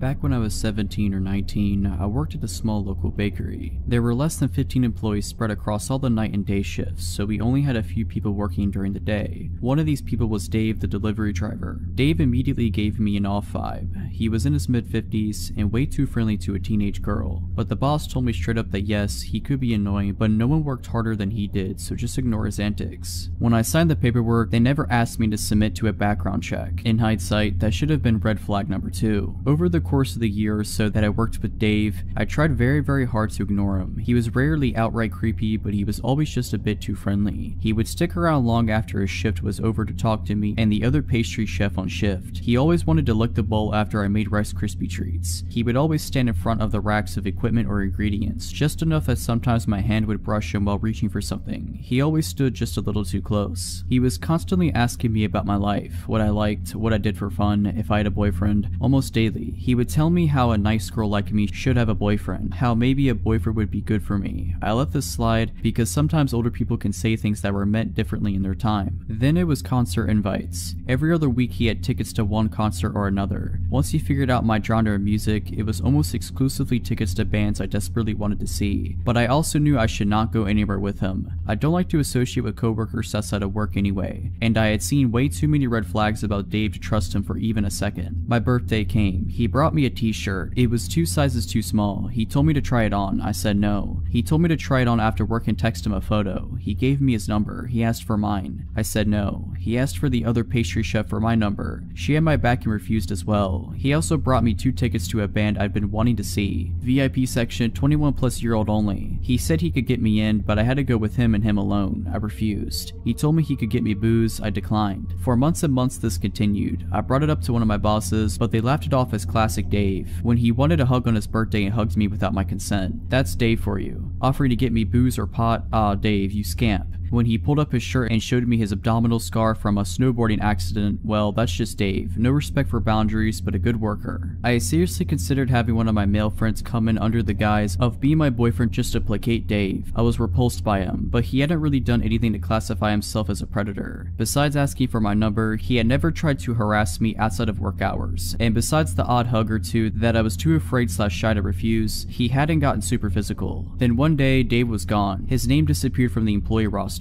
My boss asked to see me in the office. She informed me that Dave was no longer employed at their business. Dave had been fired. Dave was fired because Dave was a convicted offender. Davey here had 2 counts of assault and 1 count of kidnapping a minor from the mid-90s, about the time I was born actually. They had never background checked him, and when they contacted a friend at the police department, they found out that Dave had been lying on lots of paperwork, hiding the fact that he was a convicted felon and not notifying anyone when he moved. Once they brought this information to the police department's attention, they had a few more charges to add. They found out because apparently he had been stalking and harassing one of the clients he delivered to, showing up at her home when he should not have known where she lived. After his termination, Dave showed up to work one day. He had a weapon, but I never found out what he had. They told him to leave or the police would be called. He ended up leaving in handcuffs. I am so thankful I wasn't there that day. Another little tidbit, the police officer my bosses knew had been in the PD for a while and knew one of the officers who had arrested Dave in the 90s. That abdominal scar was from a run-in with the cops and he got injured trying to climb over a fence. That was a few years ago, but sometimes I still think about how badly things could have gotten had I gone to even one of those concerts with him.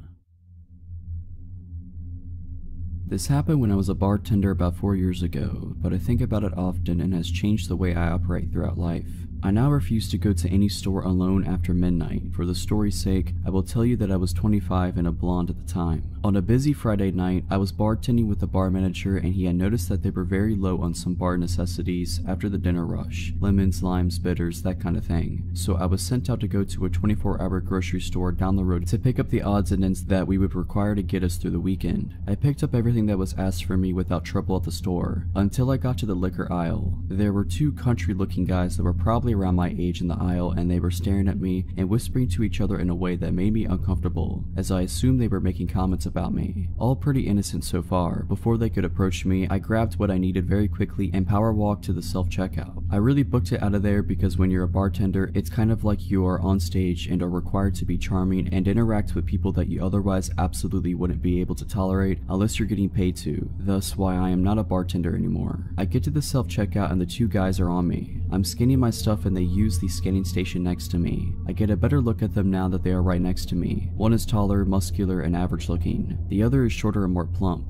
They both looked dirty and their eyes were completely bloodshot, not sure if they were high on something or had already been drinking for a while. They continued to stare at me and our eyes awkwardly met, so I did just a polite smile to them. The taller one starts trying to talk to me. Hey, looks like you're ready to party, huh? I replied with something like, yeah, something like that. It's not for me though. They walk closer to me and ignore their responsibility to scan their items. Oh, must be for your boyfriend, huh? I flash a polite smile again and roll my eyes slightly, like this is your hint that I'm not interested. The taller one continues to try to talk to me.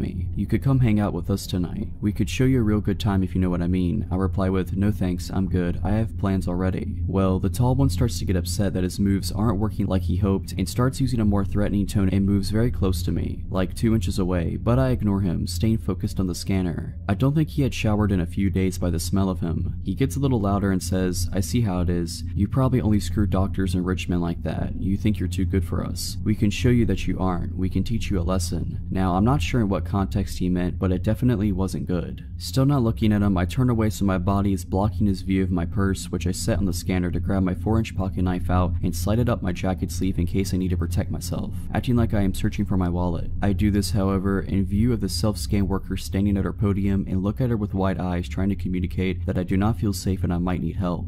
I turn back to the machine and slide my credit card to pay, while the creepy and hostile guys are practically standing on top of me. The machine malfunctions and starts beeping. The lady worker comes over immediately, and the guys standing next to me change their expressions from "I am planning to torture you for a couple of days and toss your body in a creek" to "just your friendly good old country boys making polite conversation over here." They actually try to act like I knew them and we were friends so the worker wouldn't be alerted to their ill intentions. They tried joking with the worker saying I was stealing something, and that's why the machine went off. The worker was definitely not buying it. She was a 6+ foot tall woman with some muscle on her, by the way. I wouldn't mess with her on my best day. Anyways, she presses a few buttons on the screen, shooting the guys a very unimpressed look when they were trying to act charming, and cancels the order completely. She turns to me and says, "I am sorry for the inconvenience, ma'am. This machine seems to not be working correctly. Why don't you gather your things and I will bring you up at an actual register." She puts her hand on my back and gives me a wide-eyed look like I gave her a minute earlier, letting me know that she sees I am in danger. I pick up my things to follow her to a register that is near the security office. The guys linger around the self-scan, still glaring at me, and eventually complete their purchase, but stand at the exit assuming they are waiting for me. I felt like I would be walking to my death if I made my exit in that moment. The worker keeps a close eye on the guys and scans my items. As she's scanning, she tells me that there wasn't really anything wrong with the machine I was using. It just misread my credit card. She said, "I had a bad feeling about those guys from the moment they walked in, and I then saw them getting aggressive towards you. I already rang security to be ready to walk out to the parking lot and make sure you left safely when you were ready to leave. Then I saw you take that knife out and put it up your sleeve, getting ready to protect yourself. As much as I'd like to see you show them they picked the wrong chick to mess with, I'm glad I was able to pull you aside and make sure you are safe. I see them waiting by the door for you. I'll just keep pressing buttons on the screen and act like I'm having trouble with your order until they give up and go outside. Our security officer and I are both still going to escort you to your vehicle when you leave." I thought to myself, this woman seriously deserves a raise. I thanked her over and over again and told her what they said to me, and I was getting afraid because I don't know what these guys are capable of.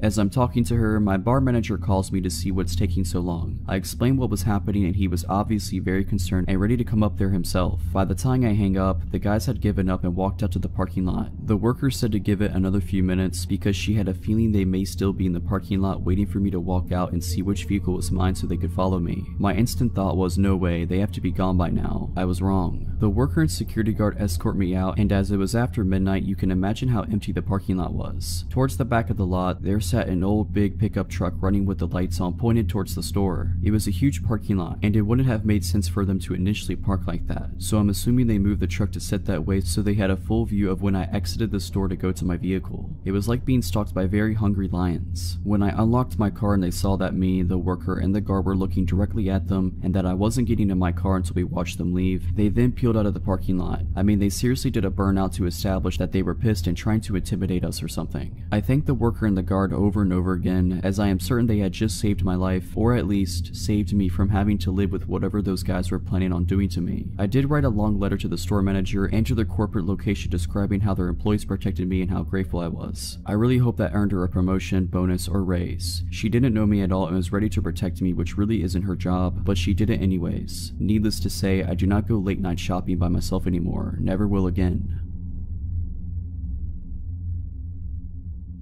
This is my brother's girlfriend's story. She doesn't have a Reddit account, but I told her about this subreddit and she wanted to share her story because it's creepy but also a good lesson to learn from. I go to a school in a big city that is one of the least safe cities in the US. I chose this school for nursing and definitely not for the location. I live in a row house off the campus with 4 other girls. Cheaper and nicer than dorms, or so we thought. I guess you get what you pay for. We're all sophomores in college. As you would guess, we go out and drink, come back to do things we don't remember. We had just started our rent in August. 3 floors plus a basement which was padlocked by the owners. Understandable, we would definitely have parties down there to avoid immediate cleanup. The house was great, amazing location to the school and work. I am a CNA who works odd hours, important for later. It was not expensive and in good condition. I had never lived with that many people before, just one roommate, so before we definitely knew if one of us had misplaced or changed something. I started to notice my snacks were either half gone or completely gone. I was getting annoyed, but a house with many people, it's too much work to go and figure out who ate what, so I ignored it. Slowly, we started making comments about someone eating our food but passive aggressively. We all just let it go because none of us want a whole house fight. I work until about 11 in the NICU. I get home at about 11:30 mostly on weeknights. I started to noticed pants left out or snack wrappers around. I thought it was odd cause none of my roommates had done that before, but just thought, oh, they probably drank a bottle of wine then went to bed and forgot all about this. Again, my roommates started making comments. This time we started to ask because it was getting annoying that all of our food would disappear and things being left out. I knew it was one of them, but no one wants to admit that they ate someone else's snacks in college. We chalked it up to the girl who always smokes and eats her weight in food. She swore it wasn't her. This went on for about 2 months. It got more obvious that someone was clearly taking everyone's food. It definitely had to be the girl that always smokes. I see her eat her whole snack pantry in a night. Come to find out it was not her. One night at work, I was about to get off, but a situation happened and I ended up leaving about 12:30. I took the bus home. I got home and was about to collapse. I wanted to go to bed ASAP. I walked in the front door and the stairs are directly in front of you. You can also see down the side into the kitchen. I walked in and saw someone in the kitchen but was way too tired to say hi. I thought it could end in like a 30-minute conversation about nothing, so I went straight upstairs. When I got to the second floor, I noticed all of my roommates' doors were closed, which always means they're either all in their room for the night or asleep. I got a weird feeling, just something that made it click. I texted our house group chat asking if anyone was in the kitchen. I felt stupid for even asking. 2 responded no, and they said the other 2 had been asleep.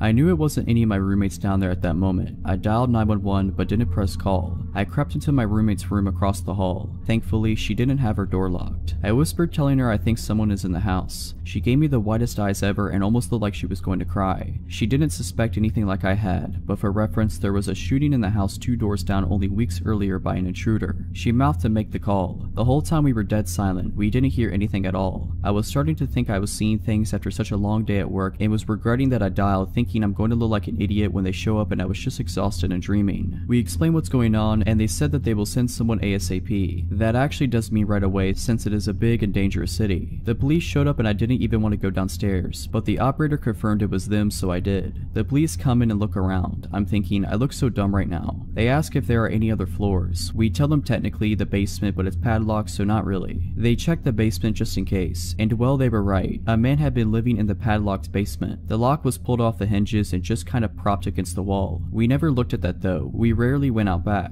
The guy had taken a comforter out of the hall closet and had a mattress from somewhere in his clothes. He was the one moving and eating all of our stuff. He would come out in the middle of the night and do it. He started getting more comfortable. I'm not sure if he was drugged out and forgot to clean his tracks or if he didn't really care. Me and my roommates have pretty consistent schedules during the week, probably letting him think that any time after about 12 was good to come out. We never slept with our individual doors locked, and that's what freaks me out the most. He had access to any one of us at any moment and we had no idea.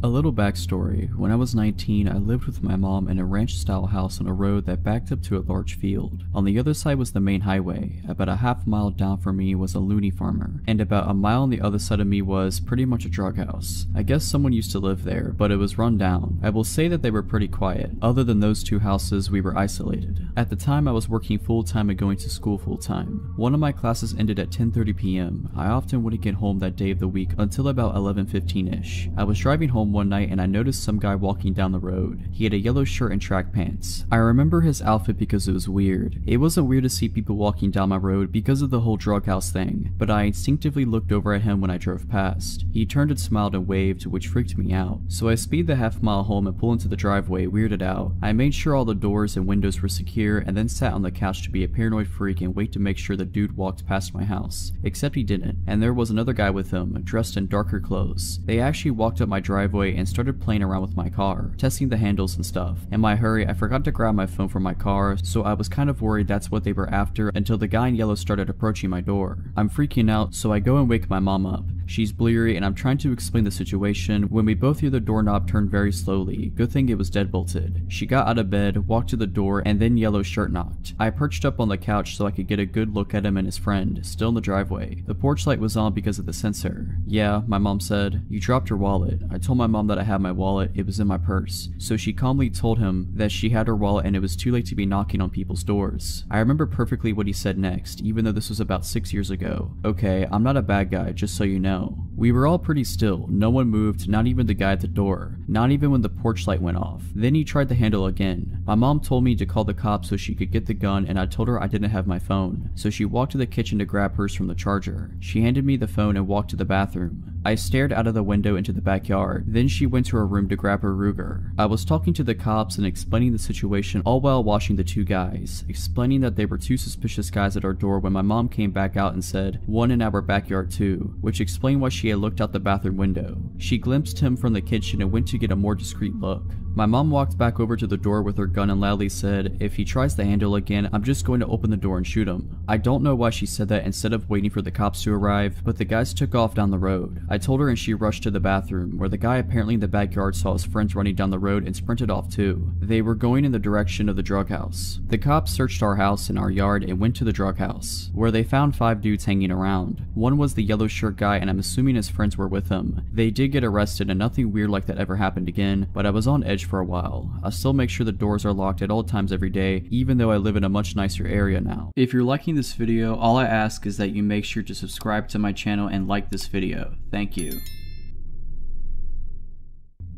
This was back in 2015 or 2016. I'm a career tow truck driver. At this point, I've been towing cars for most of my adult life, and will likely do so until I either retire or die, whichever comes first. At the time, I was working for a pretty small towing company with only 2 employees, and we rotated who was on call each weekend. It was my weekend on call and it was summer, so with people being out and about late and whatnot, I was pretty busy, cleaning up accidents, towing broken down cars both in the city and off the highway. I was fine with it, as I was paid commission at the time, so the more calls I did, the more money I made. So it's Saturday night, now Sunday morning, and it's around 2:33 in the morning, and like I said, I've been busy. I'm tired, a little grumpy, and kinda want to go home when my phone rings. It's an insurance company calling asking if we can do a tow for one of their customers who is broken down on the side of the highway. The breakdown location they give me is about 15 miles out of town, which I normally wouldn't do, but the tow destination happens to be a dealership that's just a couple of minutes from my apartment. I contemplate rejecting the call, but because I'm paid commission, I figure screw it. I could run up and grab this car, drop it off around the corner from my place, then hopefully I can head home and get a couple of hours of shut-eye. So I take the call and hop on the highway. The insurance company provided me with the customer's first name, which we'll say was Kara, and gave me a phone number for her. Usually I try to make contact with people who are on the side of the highway to let them know I'm on my way and give them an ETA. I try calling her a couple of times, but she doesn't answer, not unusual.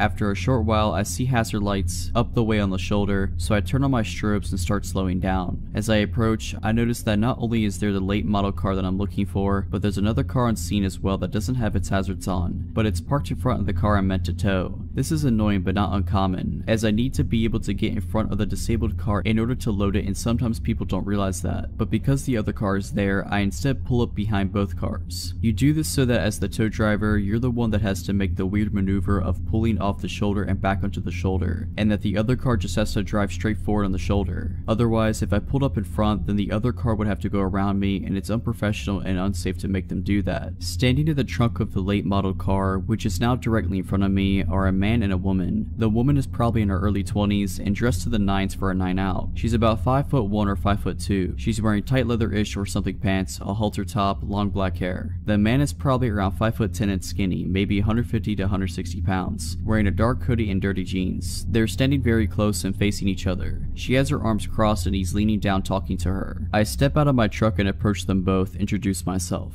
They separate a few feet and I look to the woman and say, "Are you Kara?" She nods. I say I'm here for her insurance company and I ask what's going on with the car. Immediately, the man pipes up and says, "Yeah, it's just having some fuel issues. It's an easy fix. Can you just drop it off at this commuter parking lot? I'm gonna fix it for her there." I'm rather annoyed at this because the commuter lot in question is further up the highway and I'm already 15 miles out of town. Like I said before, I only took this call because it was supposed to be coming back toward my apartment and I really wanted to go home. Not only that, but in order to change the original tow destination, I would have to call the insurance company back, wait on hold for who knows how long for a representative, and then let them know the change and try to get them to pay me extra for the deadhead miles back home after unloading, and I really didn't want to do any of this. And thirdly, this is a late model car. I'm no mechanic, but it's new enough that whatever's wrong with it is likely covered under warranty, so the dealership is really the best place for it to go anyways. I explain all of this to the guy, but he's really not having it. He gets stern with me, saying something like, "Look man, you just need to take the car where I tell you to take it." We go back and forth on this for maybe 60 seconds and he's just getting madder. Well, you know what man, you're not the name insured, Kara is. The easy way to settle this is to ask what she wants me to do with the car, and whatever she says is what I'll do. Fingers crossed she'll want to take it to the dealership so I can get home sooner. I turn to look at Kara to ask her that question and I don't see her right away. She's no longer standing where she just was a minute ago, which was slightly off to my right. I continue to not see her until I've turned almost all the way around, because she's standing directly behind me, and by directly I mean within an inch of my back, arms still crossed. I look down at her and she locks eyes with me. Her eyes are as wide as plates, almost owl-like, and immediately it feels like she's staring into my soul. She didn't say a word and she didn't have to. I took a step back and did what felt like a double take. I looked at him, then at her, then at him again, and then back at her, and it slowly started to dawn on me that maybe something isn't right. I asked her, "Do you know this guy?" And she ever so slightly shook her head no. Without a word, the guy starts to move for Kara, and I move to stay in between them. He tries to push me out of his way by shoving me in the chest, but because I believe he underestimated my weight, only pushed me hard enough to make me take a single step back. Immediately, I took that step forward towards him and body check him hard as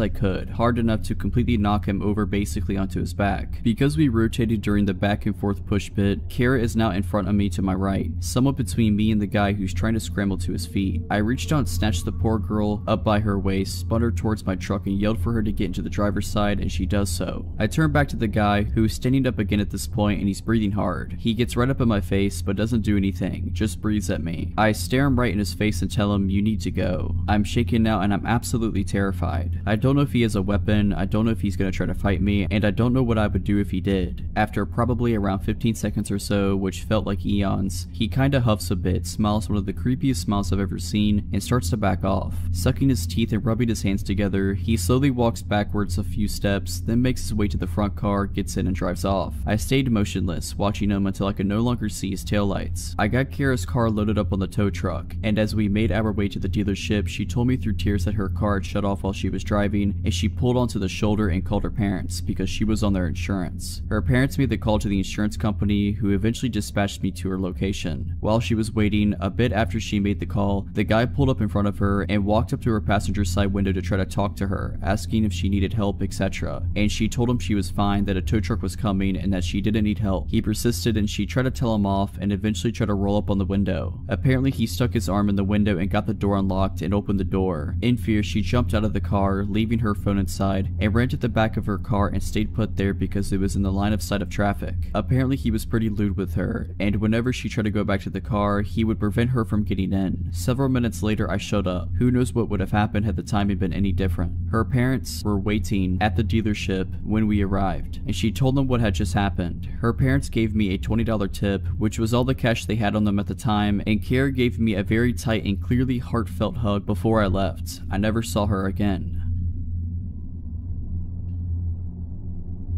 To set the tone, I always hated the town I lived in. I moved there alone when I was 18 for college and quickly regretted it. It was a decent sized town but full of not decent people. Nearly every gas station was robbed frequently, there were shootings in broad daylight, robberies, you name it. Well, for the first 3 years I lived with roommates on a side of town that wasn't awful, but it was sketchy. So when I was making decent enough money, I moved out on my own. The house was tiny, maybe 500 square feet if that, super old and poorly built. It was just me living there, so I didn't mind how small it was, but what originally sold me was that it was in the middle of nowhere. It was surrounded by a bunch of fields and some wooded areas with only a few houses nearby. Considering I hated being in the town due to the continuous paranoia of getting mugged or shot, I loved the idea of living out there, so at the beginning of July I moved in. Everything seemed super swell minus not being able to get good internet. A month goes by and everything is still swell to me, and I decided to get a dog to keep me company. He also loved the place and spent long amounts of time lounging about the yard and trying to convince the nearest neighbor to walk over and pet him. Important later. Roughly 2 months into living there, I started to notice things at a place. Something to note is that an old roommate of mine was using my spare room as a storage place until he got moved himself, so he had a key but was never there. He kind of just popped in every other week to grab something and usually let me know beforehand. But I'd come home to my kitchen chair being pulled away from my table or a bowl in the sink, things like that. There were such small things I wrote off as my roommate swinging by or just stuff I was forgetting. But then my dog developed this crazy bad separation anxiety. Up until now he didn't even care when when I left. He just lay on the couch and chewed his toys. He never barked, never did anything weird. However, all of a sudden he began acting really awful every time I tried to leave. He'd literally cram his body through the door as I was closing it, screaming and barking, and wouldn't stop until I came back in the house. He didn't want me to leave him there alone, at all. I couldn't afford a kennel for him yet, so I decided one day that I'd put a movie in while I was out, thinking maybe the sound of people talking might keep him calmed down. I only had to finish one task up at work and knew I'd be home early, so I put in a copy of Hamlet. I know, boring, but I chose it because the copy I have is 5 hours long. I knew it would be playing when I came back. Flash forward 3 hours, long before Hamlet should have been over, but when I walked in the door, not only was the movie not playing, but the TV and the Xbox were completely off. I immediately called my roommate and asked if he had been over, and he wasn't even in town. I explained the TV situation to him and he shrugged it off as the TV powering off when it idles for a while. Even though this is true, there are several reasons I know this isn't the case. 1, it wasn't idling. A 5-hour movie was supposed to be playing. 2, even if it had shut off, my Xbox wouldn't have. I have left it on by accident for weeks. I was gone out of town or whatever, and it was still on when I came home. Always. But it was completely powered down this time. The weird thing is none of my stuff was missing and the door was locked when I entered. I eventually convinced myself that it was something weird with the Xbox or whatever and shrugged it off. That is until my dog started acting even weirder. Remember earlier I mentioned he used to play with a neighbor? Well, all of a sudden, if she even walked by the house while he was out, he'd start yelping and running at me away from her. This was incredibly weird to me and made me incredibly cautious of her. I put some cheap alarms on my doors, the kind that go off when the door is opened, and slept with my pistol handy. The second night the alarms were on my doors, I was woken up by the one on the back door going off. I flew out of my bed with my pistol, trying to convince myself that I was about to shoot some intruder, but once I got to the door it was shut and there was nobody there. The alarm had been knocked all the way across the room. The door would have had to open for it to be chucked like that. It couldn't have fallen off and landed there. Something else weird, the door was locked, but not the way I had locked it. I always locked the knob and the deadbolt, but upon checking my lock after this, only the doorknob was locked. The police wouldn't do much as I had no witnesses, no lead, and they didn't have much to go on. Needless to say, I changed the locks. I didn't have any noticeable problems inside after that, but later found out that the close neighbor that my dog hated had previously lived in the house I was renting, and the locks had never been changed. I have no way to prove my theory, but it's pretty obvious she had a key and was coming and going as she pleased. Why though, I can't figure out. Nothing of mine ever went missing. The most unsettling part for me though, is that she had tried to come in at night until the alarm scared her off. How many times has she been in my house that night while I was asleep, and why? Not sure. Luckily though, I don't live there anymore and never plan to move back there.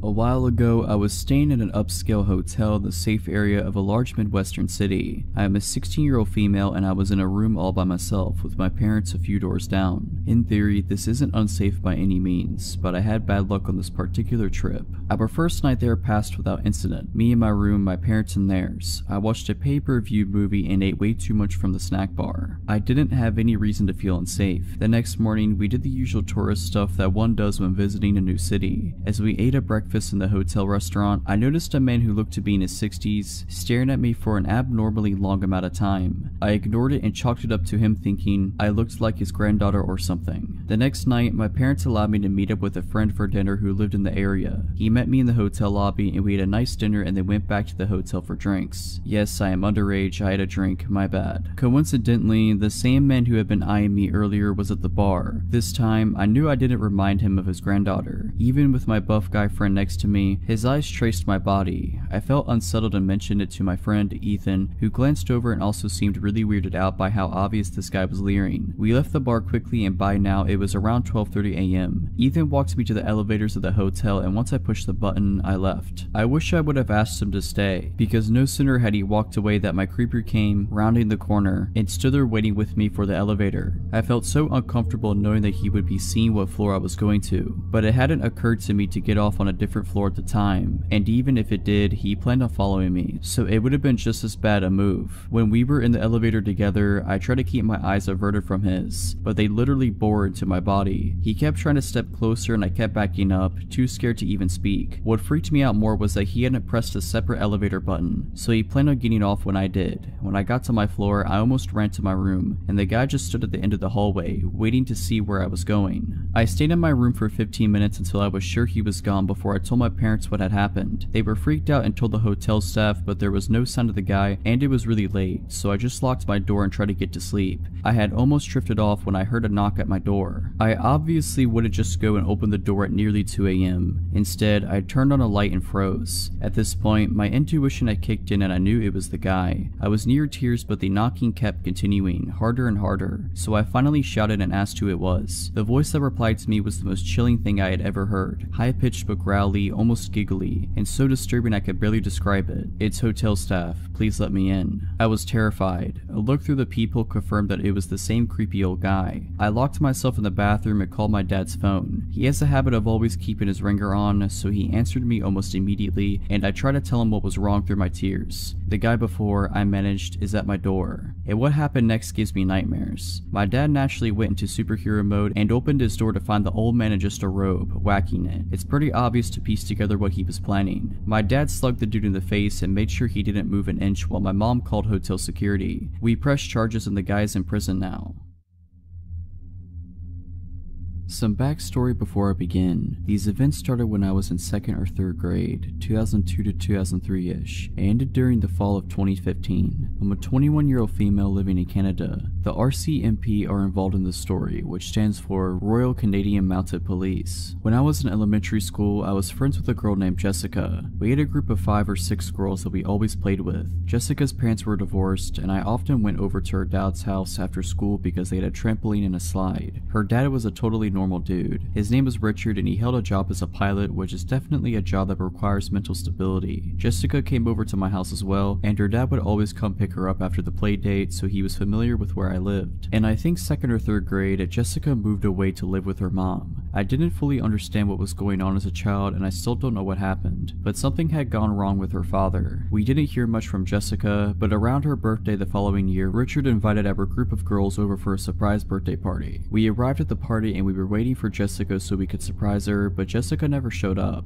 We were just hanging out with her dad for a while. As a child, this didn't seem as weird as it does to me now. When our parents picked us up, we obviously told them what happened, and we didn't hang out with Jessica or Richard again. After that, some of the girls started receiving presents from Richard at their homes. I never received them, but my mother told me about it years later. The presents usually consisted of cheap jewelry and notes. I have no idea what the notes said, but I'm not sure if I want to. After this, Richard goes away. My mom later told me he was in a mental institution. Years go by, I completely forget about the whole situation. Then, in the winter of 2013, I was out of town for a cheer competition. I was scrolling through Facebook one night when all of a sudden a new group chat popped up with 5 girls from my elementary school. I had not kept in touch with any of them, so this was weird. The chat was about how they had received messages from Richard on Facebook. I checked the other folder of my Facebook messages and sure enough, I had some too. I had a variety of messages that did not make a lot of sense, including some strange poems. Many of the messages were descriptions of dreams he had about me, though some of them were nonsense. Others were understandable enough to come across as violently threatening. I don't feel comfortable sharing some of the more explicit messages, but here are a couple of the shorter and less scary messages. "Hi little girl from not long ago, pristine of pristineness, I want you, I want you, I want you. We're gonna have planets to go to someday provided you don't melt them first. I'm so proud of you, stay happy, and I haven't found a way to keep you all off my mind." I clicked on Richard's Facebook profile and his whole profile was dedicated to his 5 girls. He didn't have any friends added, so clearly nobody had seen it. Unfortunately, we didn't have very good security settings on Facebook. He had saved dozens of photos of us, and then reposted them with nonsensical and inappropriate captions. The captions ranged from essays about his love for us, to a one-sentence caption that simply said, "She is so ugly." Here are some of the shorter photo captions. "Emily, hopefully and not too soon I'm gonna find out your address, and I'm gonna show up as a man that knocks on your front doorstep and bite your bottom lip off before you can say a word." "Kiara, because of my initial euphoria turns into sucking depression when I realize that there is nothing I can do about anything beside you because you're inside me and I can't get you out of my mind. I love you so much. Melissa, can I paint your picture? I want to lift you around to see how heavy you are and we'll go for a drive on Hollywood Drive with the windows rolled down so we can get a crystal clear view." We were all freshly 18 at the time and didn't know what to do, so our moms contacted the RCMP. They told us not to block Richard on Facebook, but not to reply as the messages could be used as evidence. He continued to send us messages every single day, and we shared the screenshots with each other in the group chat and sent them off to the RCMP. He had several different Facebook accounts that were all variations of his name, along with one randomly named Esteban. One of the girls got in touch with Jessica to find out if she still had contact with her father. She only saw him on supervised visits visits every once in a while. She was very embarrassed and apologized a lot. She was a super sweet girl, and obviously none of us were upset at her in any way. Eventually, Richard was charged with 5 counts of criminal harassment. He pled guilty and went to jail for around 5 months. When he got out, there was still a no contact order in place, meaning that he could not contact any of us girls or come within a certain radius of our homes. He was not allowed to use the internet either. I'm not sure how all of this works, but this is what the constable handling the case told me. However, not surprisingly, he started contacting us on Facebook again. He went back to jail for breaching his probation. It was the summer of 2015 and he got out again. I started receiving more messages. I immediately wrote on the group chat to see if the other girls had gotten anything. They hadn't. It was just me. I immediately contacted the police. It seems they had forgotten to include my name on the no contact order. He knew not to contact the other girls, but thought it was still safe for him to contact me. This time things got worse. I had just started working at a new job, and being the idiot that I am, I had my workplace public on my Facebook profile. One day I came into work and there was a package waiting for me. I was obviously confused because I would never order something to be delivered to my work. I opened it up with my managers and there was weed inside along with a disc with encryption software on it. He had mailed me weed to my work. I knew immediately that this was him, and awkwardly explained the situation to my managers who thought it was hilarious. The security in my office tower was alerted and given a photo of him. They began walking me to my bus stop after my shifts. It was scary knowing that he knew where I worked. At this point, I hadn't seen Richard in years, but it was clear that he was mentally unwell. I had absolutely no idea what he was capable of or what his motives were. The RCMP did not seem to take this case very seriously, and they moved very slowly, passing the case around to various officers. Meanwhile, I was terrified. I could hardly walk down my street at night without freaking out. Every time somebody knocked on my door while I was home alone, I would drop whatever I was doing and hide under the kitchen counters. I had not moved since I was a child, so it was very possible that he remembered where I lived. The packages kept coming. I received more weed in several different forms, including cookies, what appeared to be cocaine, and a key to his apartment along with some miscellaneous items. I opened all the packages at the police station. One of the packages included a USB stick with a bunch of audio recordings on them, but I decided it was better for me not to listen to them. The return of the packages was to a random PO box in another city that did not belong to Richard, and no fingerprints were found on the packages. During all of this, the Facebook messages were made constant. Luckily, in one of the messages he informed me that he had sent me drugs and the key along with his home address. This confirmed that the packages were from him. He was charged again. I received a subpoena in the mail to appear as a witness in court. However, he once again pled guilty and I never got to go to court. I was actually a bit disappointed as I thought seeing him in person would provide me with some sort of closure. He is still locked up somewhere as I am writing this, but I still get scared walking at night or when somebody knocks on the door. The police provided me zero information on where he was being held or when he would be released. I feel like I am just waiting for the day that he will contact me again. I just hope that he never does.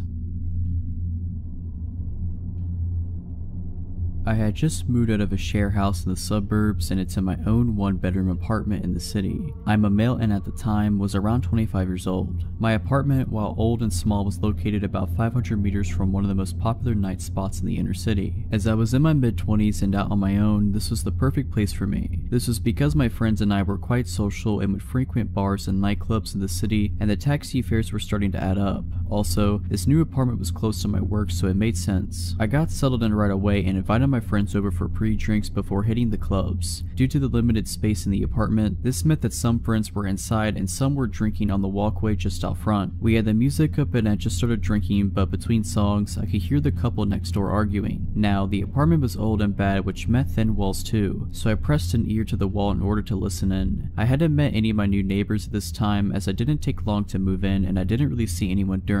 I was curious. Judging from what I could determine while eavesdropping, they were a gay couple in their early 30s. One of the men was yelling at the other to go next door and tell us to keep it down. The other was arguing that it was just a housewarming and to let it go for the night. Since I didn't want to cause trouble, I marshaled everyone outside to start making our way to the nightclubs, leaving my new neighbors in peace. Later that night, I came home alone as I was tired from the move. I decided to let my friends carry on partying without me. I arrived at my door and proceeded to fumble around for my keys when I looked up to see a man standing in the walkway in front of the next apartment smoking a cigarette. He was tall and thin with brown oily hair. I noticed that he also had a cut lip and a faded but still visible black eye. I said, "Sorry about the noise earlier," correctly assuming he was my neighbor. He replied, "Nah, you're alright man. I'm Chris by the way." I shook his hand. I noticed his knuckles were red and a little bit scratched up, so I knew something was off.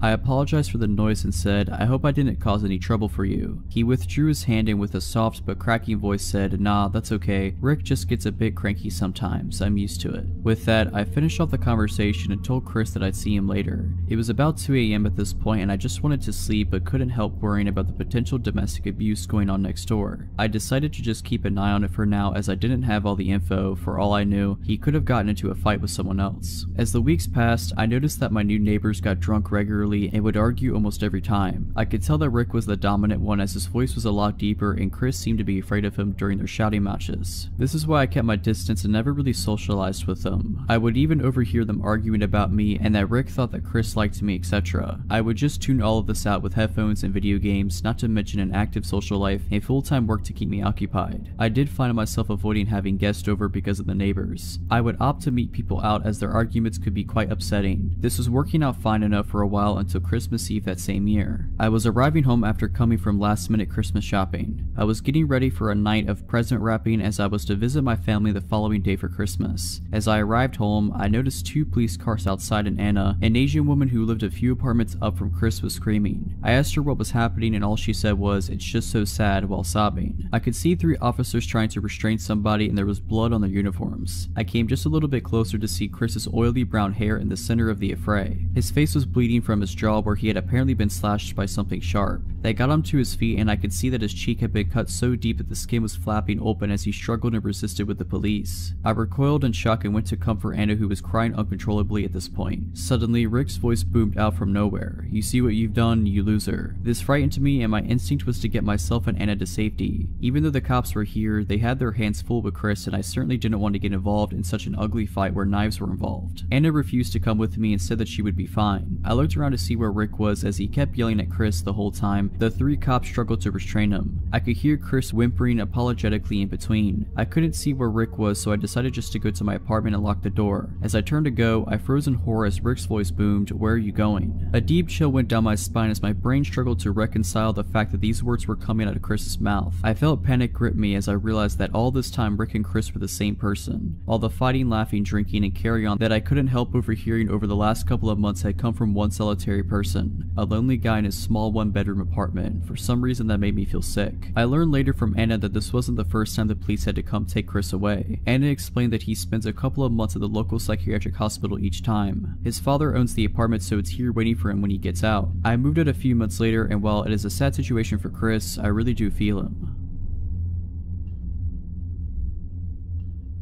Today was like any other, just another ordinary day, working by myself in the store, checking out customers, stocking shelves, and my moments away from the register. A normal day. At some point while on register, I greeted a man with a large dark beard, bald, and wearing glasses as he came through the door. He immediately smiled and got that surprised look on his face after seeing me as if he had just found his next victim. Eventually, after about an hour or 2 of being on register, I'd pretty much cleaned the store out of my customers and moved on to stocking candy. The man before with a beard approaches me with a smile and holds up a large white trash can. Excuse me. Yes, I reply, glancing up from the box I'm stocking. Are there any more of these in the bag? This one doesn't have a lid, he says, gesturing to the large trash can in hand. Oh yeah, I can check for you. I smile and turn away and head toward the stockroom. I notice he's following me and think nothing of it, but glance down the aisles for any other customers as I walk, immediately taking note of the store's emptiness. Well, I guess it's just us in the store, I think to myself. Moving through the stockroom door, I'm quickly relieved this guy stops at the entrance. I'll be right back, I say as I make a turn around some full rolltainers, which due to just receiving a truck, our stockroom is full of them. They stand very tall and are like giant movable walls, but very heavy mind you. Being short myself, I don't have to move them much to make a path through and see what's on them. So after only a minute, I've made myself a little path, having 3 heavy ones on my right and left and in front of me. I decide to give up my search for trash cans. Sign, I go to turn around and inform him of my defeat, only to find he's in my tiny path of walls. A very tight squeeze for a man of his stature, standing directly behind me. Find them? No, I don't think I have any. I try to laugh and avoid acknowledging the creepy situation. I'm in a very small area with walls at my back and sides towering over myself, and this very robust man standing in the way of my only exit. In a room very far from any customers with no cameras and no other employees in the store.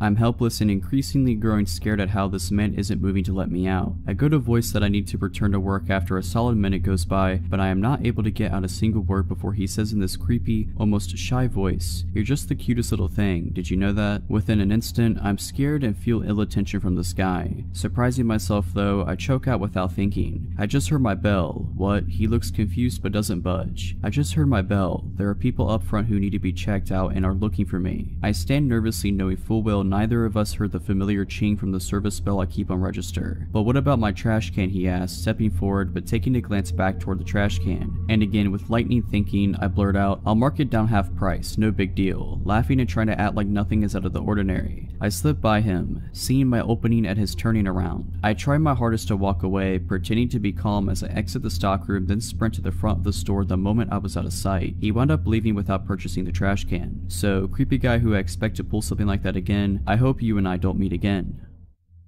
If you're liking this video, all I ask is that you make sure to subscribe to my channel and like this video. Thank you.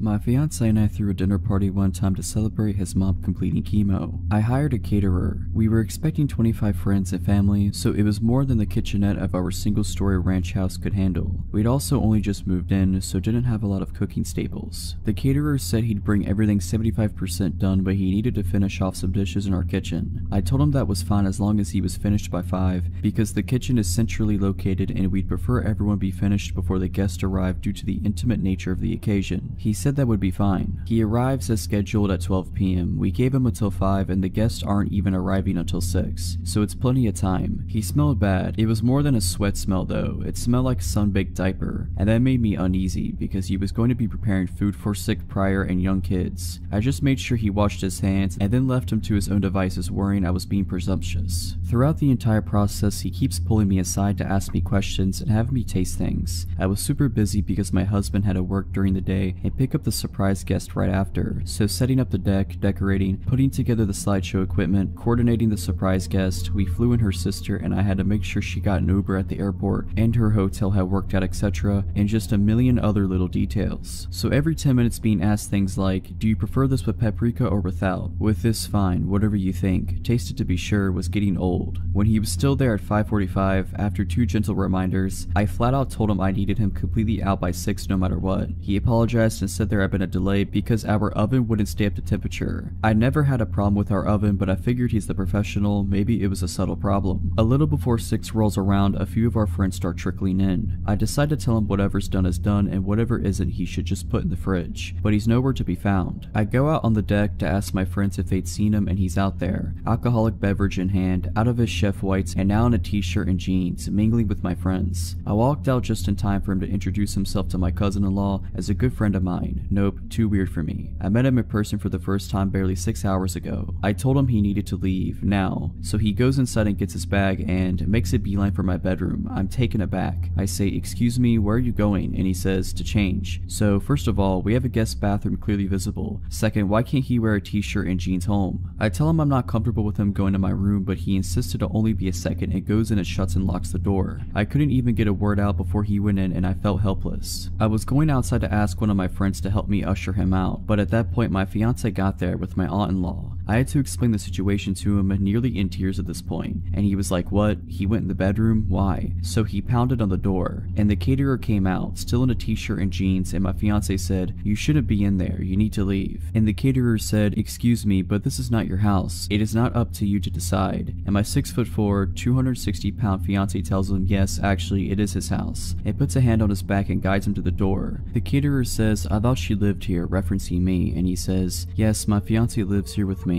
and the caterer goes nuts. He turns to me and screams, "You lied to me." I have no clue what he's talking about. He starts yelling about how I led him on and calling me more names. I don't know who he thought the man in the pictures with me around the house was. So my fiance says, "Oh no, you won't talk that way in my house. Find the door." And the caterer goes in the kitchen and starts throwing the trays of food out of the refrigerator and onto the floor. At that point my fiance realized 2 of his brothers, both currently offensive linemen at the college level, hotel had come in and were on the deck. He signaled to them and they came inside, and he basically said, "This guy's harassing my fiance." They helped my fiance out. The party then went on as planned, but I insisted we just order pizza and throw out all the food he made. My fiance and friends kept saying, "Isn't that a bit much?" but I was insistent. We went out late drinking with his brothers and got home around 3:30 a.m. and passed out in our room. At around 5 a.m. I was woken up to the sound of the door opening. I figure either we forgot to lock the door in our drunken stupor and it blew open, or one of his family forgot their keys or something in the house and didn't want to wake us. His parents and his local brother have a key, but his parents never ever let themselves in when they know we're home. And his brother had even more than we did and was definitely not awake and driving around at 5 a.m. It wasn't nearly windy enough for the door to have blown open. It had been tranquil all night. So I wake up my fiance and whisper, "Someone just came in the house." And he said the same thing. Probably my brother left his wallet or something. I figure I'm being paranoid and try to put it to rest when I hear a loud crash sound. With that, my fiance was up and on his feet in one movement. He told me to lock myself in the closet and call 911 while he went and looked around. As I was pulling out my phone, we hear in that distinct accent, "Hello," and I realize it's just this insane caterer. I'm not worried about this caterer physically overpowering my fiance, or me for that matter, so I charge right out there. The caterer is shirtless and clearly on something. He's taking the pictures that are of just me off the wall and holding several in his arms already. He lunges toward me when he sees me. My fiance gets between me and him and I call 911. My fiance tells him cops have been called and it is in his best interest to get off the property. The caterer says, "No, I have to make sure your fiance is okay." And I say, "What? Why wouldn't I be okay?" And my fiance rightfully says not to engage with him and feed into it. My fiance stays between me and him while I climb out a window. He watches as the caterer throws photos of us on the floor. My fiance didn't want to subdue or touch him in any way, so the caterer couldn't make any assault claims. He's begun to destroy our kitchen at this point, and when the cops come in, he has a butcher knife. My fiance considered going for the gun safe when he first got the knife, since we live in a stand your ground state, but he decided the situation was hectic enough without introducing a firearm. The caterer doesn't obey the police's orders to drop his weapon, and he says he isn't leaving without me, so they tase him. It's lucky for him he only got tased and he didn't antagonize my husband into squashing him. As he's let out in cuffs, he's shouting how he and I are in love. He continues on this tirade the entire time police are reading him his rights. The police ask us to do an inventory of the house and see if anything's missing or damaged besides what we witnessed him do. We go around and there's nothing, but then I remember he was in our room yesterday and he went through the room. All of my underwear from the dirty laundry hamper were gone. We were so freaked out in the aftermath that we replaced all of our kitchenware, toothbrushes, sent our sheets to be professionally cleaned, and had a cleaning crew do a deep clean on the whole house. So glad we decided not to serve the food to our guest and my fiance's medically fragile mother. He sent me a letter from prison that thankfully my husband intercepted, because I was still recovering from the whole thing. We gave it to the police who helped us get issued a no contact order. He was sentenced to 3 years in prison.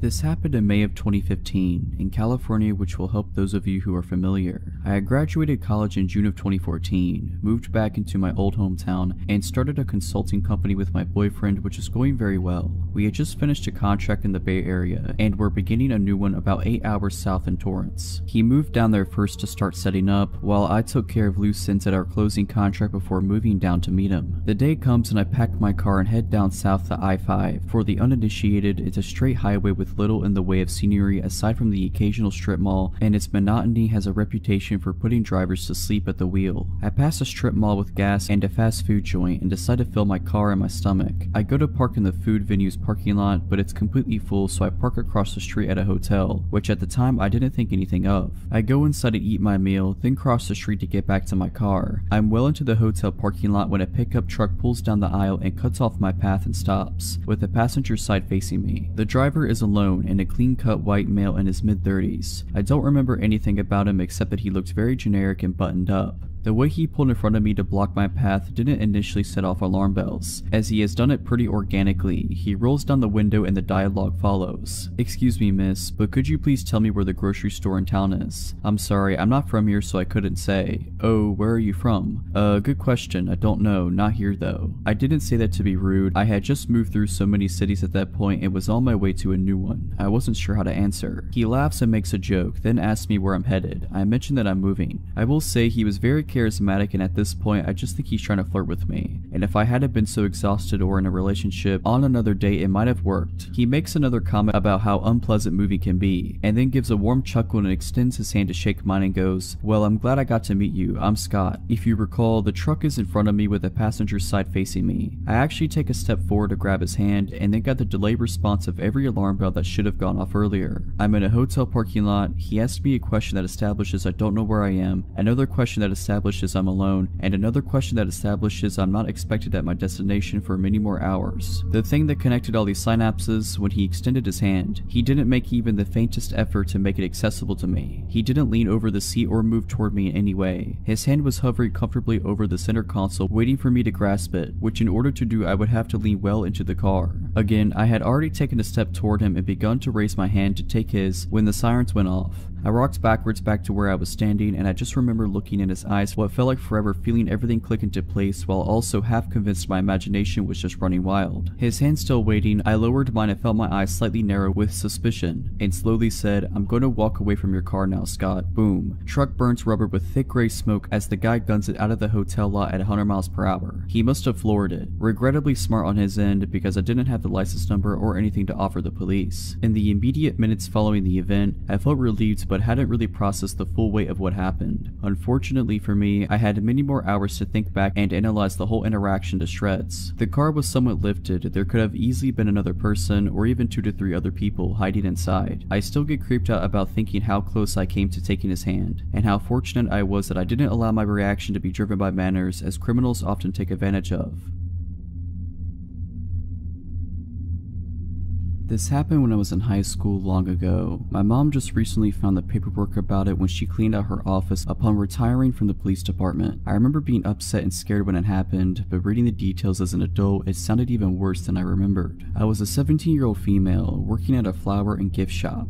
It's nighttime. A man comes in, short, overweight, balding, and 40 years old. He tells me about how he needs an apology gift for his girlfriend, so I offer a bouquet. Obviously, it's a flower shop. He says she doesn't like flowers because they die. This is the first weird thing, as he came into a flower shop. Then he goes into detail about how he hit her, and asks me if I think it was the right thing to do so. This was long ago, so I don't remember exactly what I said, but it was something along the lines of, "Not if you want her to continue being your girlfriend." He then tells me what a great job I'm doing and asks me when I get off work. I dodge answering and he leaves. Nothing for 6 months. Then right before Valentine's Day, he walks in the door 1 minute before close. It was dark, and from the outside it looked like I was working alone, as my coworker, about a 40-year-old female, was in the bathroom. Instinctively, it felt like a predator had just entered the room. You know when something isn't right, and everything felt not right. I then noticed he has a tarnished revolver tucked into the front of his windbreaker, which is halfway unzipped. It was obvious he wanted it seen. I quickly scribbled a note to my coworker that said he has a gun, and handed it to her when she came out of the bathroom. She calmly walked to the phone and looked at me, wordlessly asking if she could call the cops. I shook my head no, as I felt like it would escalate the situation. God forbid he heard the police coming and took us hostage or something. I was just going to try and act as calm and normal as I could, and hopefully not tip the situation into something more dangerous. He spends 15 minutes wandering around what was a fairly small shop.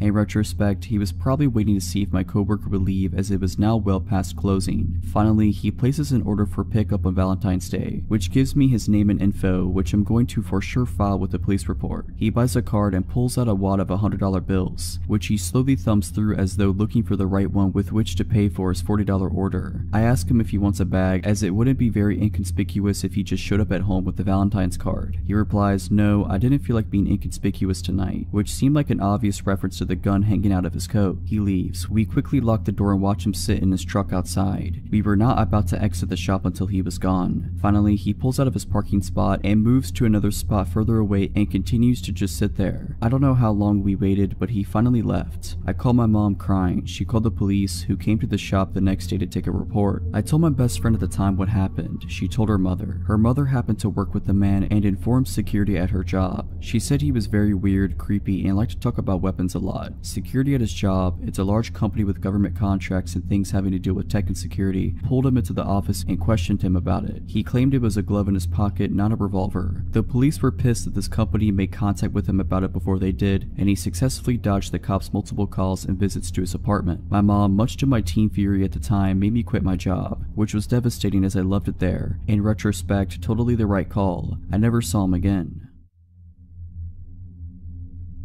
In my late teens and early 20s, I was friends with a girl named Lucy. She was a very lonely kind of girl whose parents were, well, honestly, not really great parents. Her mother was verbally abusive and her father really couldn't care less about anything. Because of the lack of love in her life, Lucy searched through dating sites for love and comfort from strange men, and she was not afraid of meeting them face to face even if they'd been chatting for only a few days. My friendship with Lucy was a strange one. I found her quite annoying sometimes, but I also felt awful for her because of her loneliness and lack of friends and love in her life. Sometimes I really didn't want to hang out with her, and some days I would accept her offer to hang out. When it was just her and I together, she was normal and okay to be around, but also very appreciative of having someone giving her attention. We had a small group of friends and she would try to get all of us together as often as possible, and honestly, the whole group together was really quite fun. When we were all together, Lucy was very hyper and you could just tell that she was happy to be around people who didn't insult her as her mother does. Suddenly, Lucy tells us she has a boyfriend. We were all surprised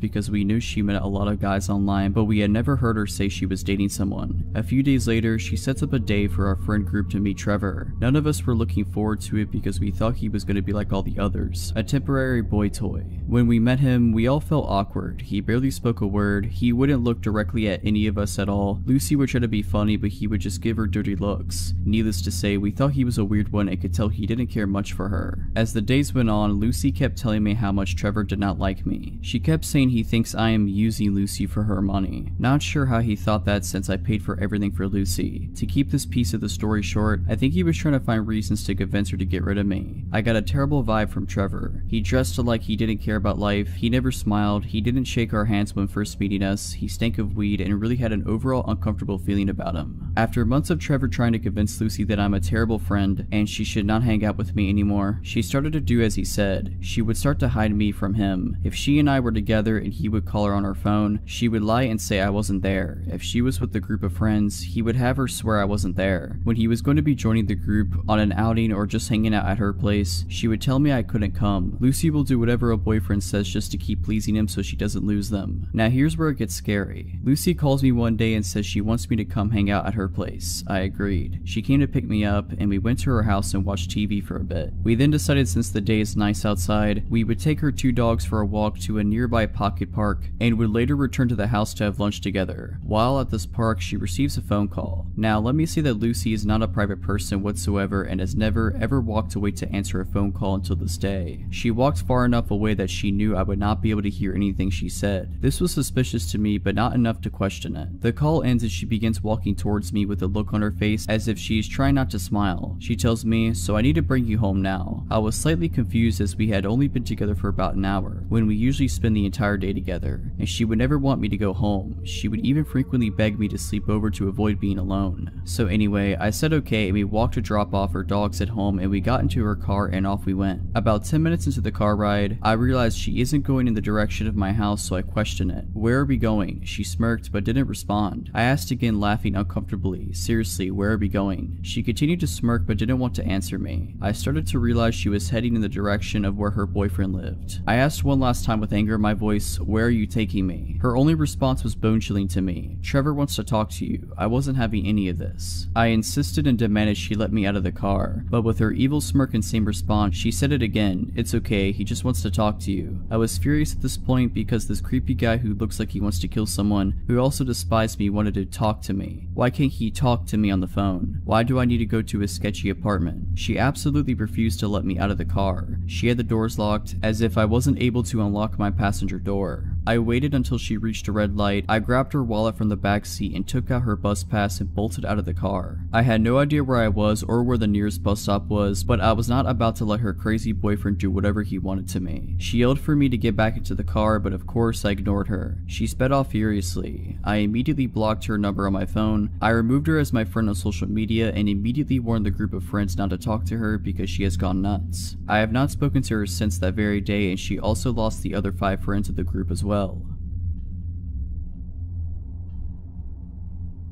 I've recently moved into a new apartment 3 weeks and I'm starting to share it with my sister. The only reason we know properly is a single mom who lives in the apartment next to us. Ever since we moved in, she's been giving us advice and helping us out with things, etc. We don't know any of the other neighbors properly yet. Today I was out with my friends, and after that I went to get my sister so we could go out for some food. We got home around 10 p.m. My sister and I got into our PJs and were sitting around watching TV when our buzzer rang. I jumped up to answer it and it turned out to be our neighbor, a single mom. I asked her what was up and she said that our dad is asking for us downstairs. Straight away my stomach dropped. I immediately asked her if she's sure he said that he was our dad. The reason I asked this was just to make sure that is what she actually said, but she replied that yeah, he said he was our dad and he was asking for us. The neighbor then asked me if she could let him up to our flat, but I told her no. I wanted to shout out to my sister, but I didn't want to worry her right away, so I asked the neighbor to not let him come up yet, and I heard her repeat this to him. I couldn't hear anything for a few minutes and I started to get really worried. At this point, my sister comes up to me and asks who it is. I called out to my neighbor a few times, but she didn't answer. It must have only been about a minute, but it honestly felt like ages when she didn't reply. I was about to tell my sister to call 911 because I was starting to panic and I didn't know what was happening out there. But then she came back on and told me that he was gone. She then came up to our flat and explained what went down. She said that she was walking back to her flat after finishing work and she saw a man by the buzzers. At first, she assumed that he was just someone who lived there, but when he noticed her walking up, he asked us by name and asked us if she could let him up to our flat. She asked him who he was and he told her that he was our dad. Obviously, she buzzed us and told us first, since our neighbor doesn't know us that well, so she doesn't know what our dad looks like. She said that because we were young and on our own, and she didn't want to buzz an estranged man up to our flat. She said that her mom instincts kicked in when she heard me being hesitant to let him up to the flat. She said that apparently after he heard me say that he got really pushy with her and started trying to move her out the way. He kept on saying to her, "It's okay, I'm their dad, let me in, I'm not gonna do anything." She started arguing with him and told him that if I don't feel comfortable letting him in, there's no way he's getting in. He then got into the car and rode away. Now this is the reason why I hesitated. We haven't spoke to our dad since I was 16. We even considered getting a restraining order from him at one point. He's not even our biological father, but we were legally adopted by him when I was 9. He was very abusive. It got to the point where me, sister, and my mom had to leave him in the middle of the night. He was always really controlling, and after we left, he would secretly follow us around and leave threatening voicemails on the phone. I found out that he has a criminal record, as well as I believe he was convicted of manslaughter in the 80s. I have no idea of the backstory behind that, and I honestly don't really want to know. Like I said, we haven't from him since I was 16, which was 3 years ago, and as soon as she said the word dad, I almost had a panic attack. I asked her to describe him, and she said that because it was dark out, she couldn't really see him. We ended up staying with her because me and my sister are really shaken up. This happened a long time ago when I was around 15 or so. I'm 25 now. Back then I was really into singing and dancing with my friends, and I was introduced to K-pop as a result. This was way before K-pop became noticeably mainstream, so whenever events relating to it came up, we got very excited. There was a global audition for one of the big companies in my town, and my 3 friends and I decided to go. I was the only non-Asian girl in our friend group. I'm only mentioning it because this pertains to the story later. The K-pop fandom back then was pretty much the same as now. People of various ethnicities were into the idol music genre. We all knew the likelihood of getting into the industry was super low, and for me even more so, as I wasn't of Asian descent, but I knew that going in. That wasn't the point of us going though. We just loved being in proximity of something important to the genre we enjoyed. Just kids having fun. By the way, I looked pretty young for my age then, and wearing pigtails this day didn't help with that either. So we get dropped off and meet up at the audition place, a community center of some sort. We kind of dilly-dally around a bit until we have to line up for our respective auditions, i.e. singing, dancing, etc. I was going to go sing, so I was mentally preparing myself in the crowded space outside of the audition rooms. That's when out of the corner of my eye I see a tall, older, maybe 40 years old, white man beginning to approach me. I remember thinking, is he going to audition too? It was strange because everyone else in there was younger, maybe he was a parent. He walks up pretty close and goes, "Can you help me please?" I'm confused and I ask him what he needs help with. "Oh, the staff here, my son's trying to audition but but they won't let him audition. Okay, this was weird. I then asked him why. He said because he's not Korean. That was when I started to get creeped out. I looked around to see a pretty diverse crowd and then back at him. I don't know, that's terrible. You should talk to, and then I point towards the staff. They should be able to help. I knew he was lying, but I was too scared to say anything else. I went on, anyone can audition here. He didn't listen and insisted on me helping him. Then he said something that sent a chill down my spine. When I was trying for the 5th time to convince him to approach the staff instead of me, he beckoned me to come outside with him. My son's just outside in my car. Can you come talk to him, please? That was when I repeated what I said earlier and began to firmly walk in the opposite direction. He kept trying to coax me out to see his son. I managed to lose him in the crowd of people. Only seconds later, I see him talking to my friend about me and helping his son and all that. I was shocked. The man had clearly been watching me for a while to know who I came with. We were split up at that point. I went up and told her we should get going without looking at the man. He ignored me and kept on talking to her. Without speaking, I went up to her, grabbed her hand, and pulled her at once to get her away from him. She was super gullible and didn't understand why I was so worried. That man clearly was unnerved by what I did and left my friend and then disappeared into the crowd. So about 20 minutes later, I'm in the lineup for the audition when I get a cold feeling in my body, and I turn to look towards the entrance. My audition room was close to it, and there he was, standing. But he wasn't just standing, he had his arms crossed and he was glaring at me. I've never seen someone look at me with such vitriol. He looked like he wanted to kill me. It was terrifying. The crowd of people was sparse because we all had lined up outside our assigned rooms. This man waited there, staring at me nonstop for an hour. He glared at me all the way until I got into the audition room. I was so scared that he'd be there once I got out, but I guess the auditions went on longer than he expected and he went home. With his son in tow, I'm guessing. I was so scared that he'd be there once I got out, but I guess the auditions went on longer than he expected and he went home. With his son in tow, I'm guessing.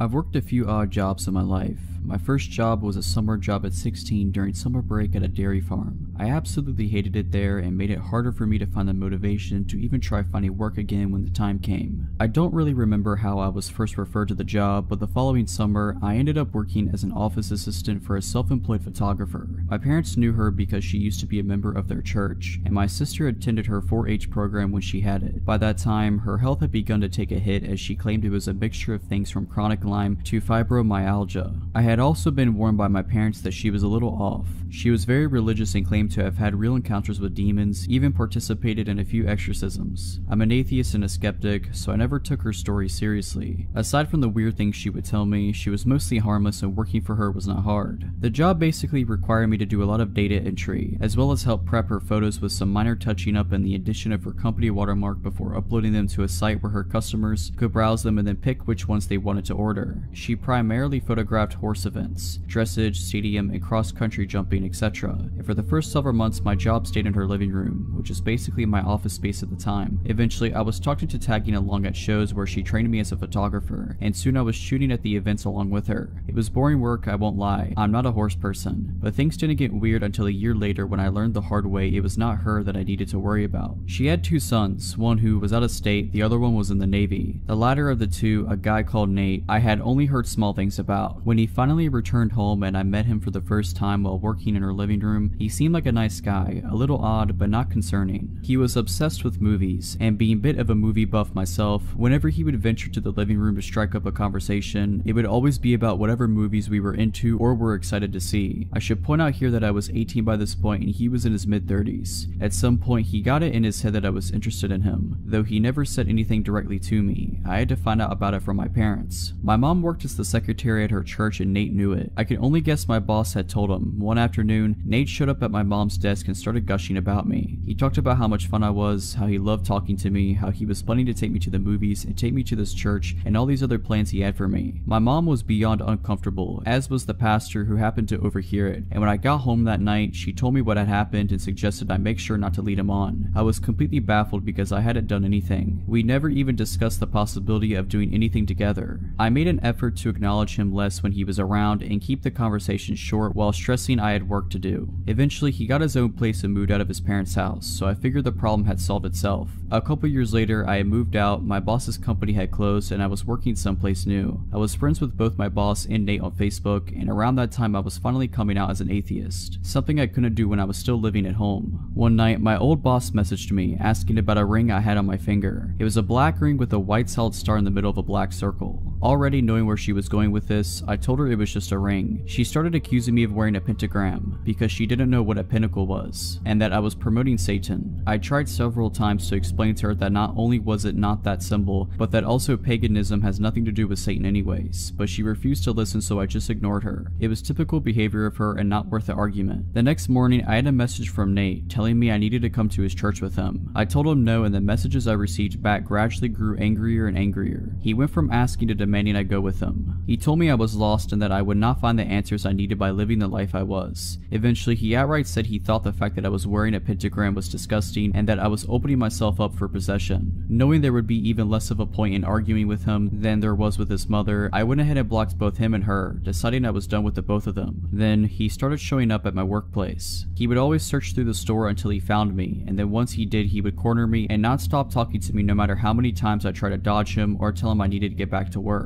Eventually, the managers caught on and started intercepting him whenever he showed up. I wasn't making enough to pay the rent with that job, so I had to take up a second one. Within a week of working my second job, which was in a different town, he showed up there too. This time I told the managers outright who he was, and after that, every time he showed up, I was allowed to hide in the back room behind a locked door while they sped his order along and got him out. One of those many encounters, while I was hiding in the back, one of the managers was back there with me, inputting employee time punches into the computer when the both of us heard Nate shout in our directing, "I know you remember me." That was the last straw for them, and they told him his business was no longer welcome there. He started showing up at my other job as well for a while, which was a relief. Fast forward to a few years later, I was getting used to not having to look over my shoulder every shift or checking the parking lot for his truck. Then one day he reappeared. He was browsing a section I was walking past when he spotted me and got this deer in the headlights look. I made a beeline to the break room because just seeing him made me scared. After that, he started showing up regularly. I would always find ways to dodge and avoid him, but he would still eventually spot me and know I was still there. I was debating whether or not to tell the managers because at this point it had been a while since he had done anything, and saying something just because I was nervous didn't feel right. Call me a coward or an idiot, but that was my thought process. What happened next made me regret not speaking up.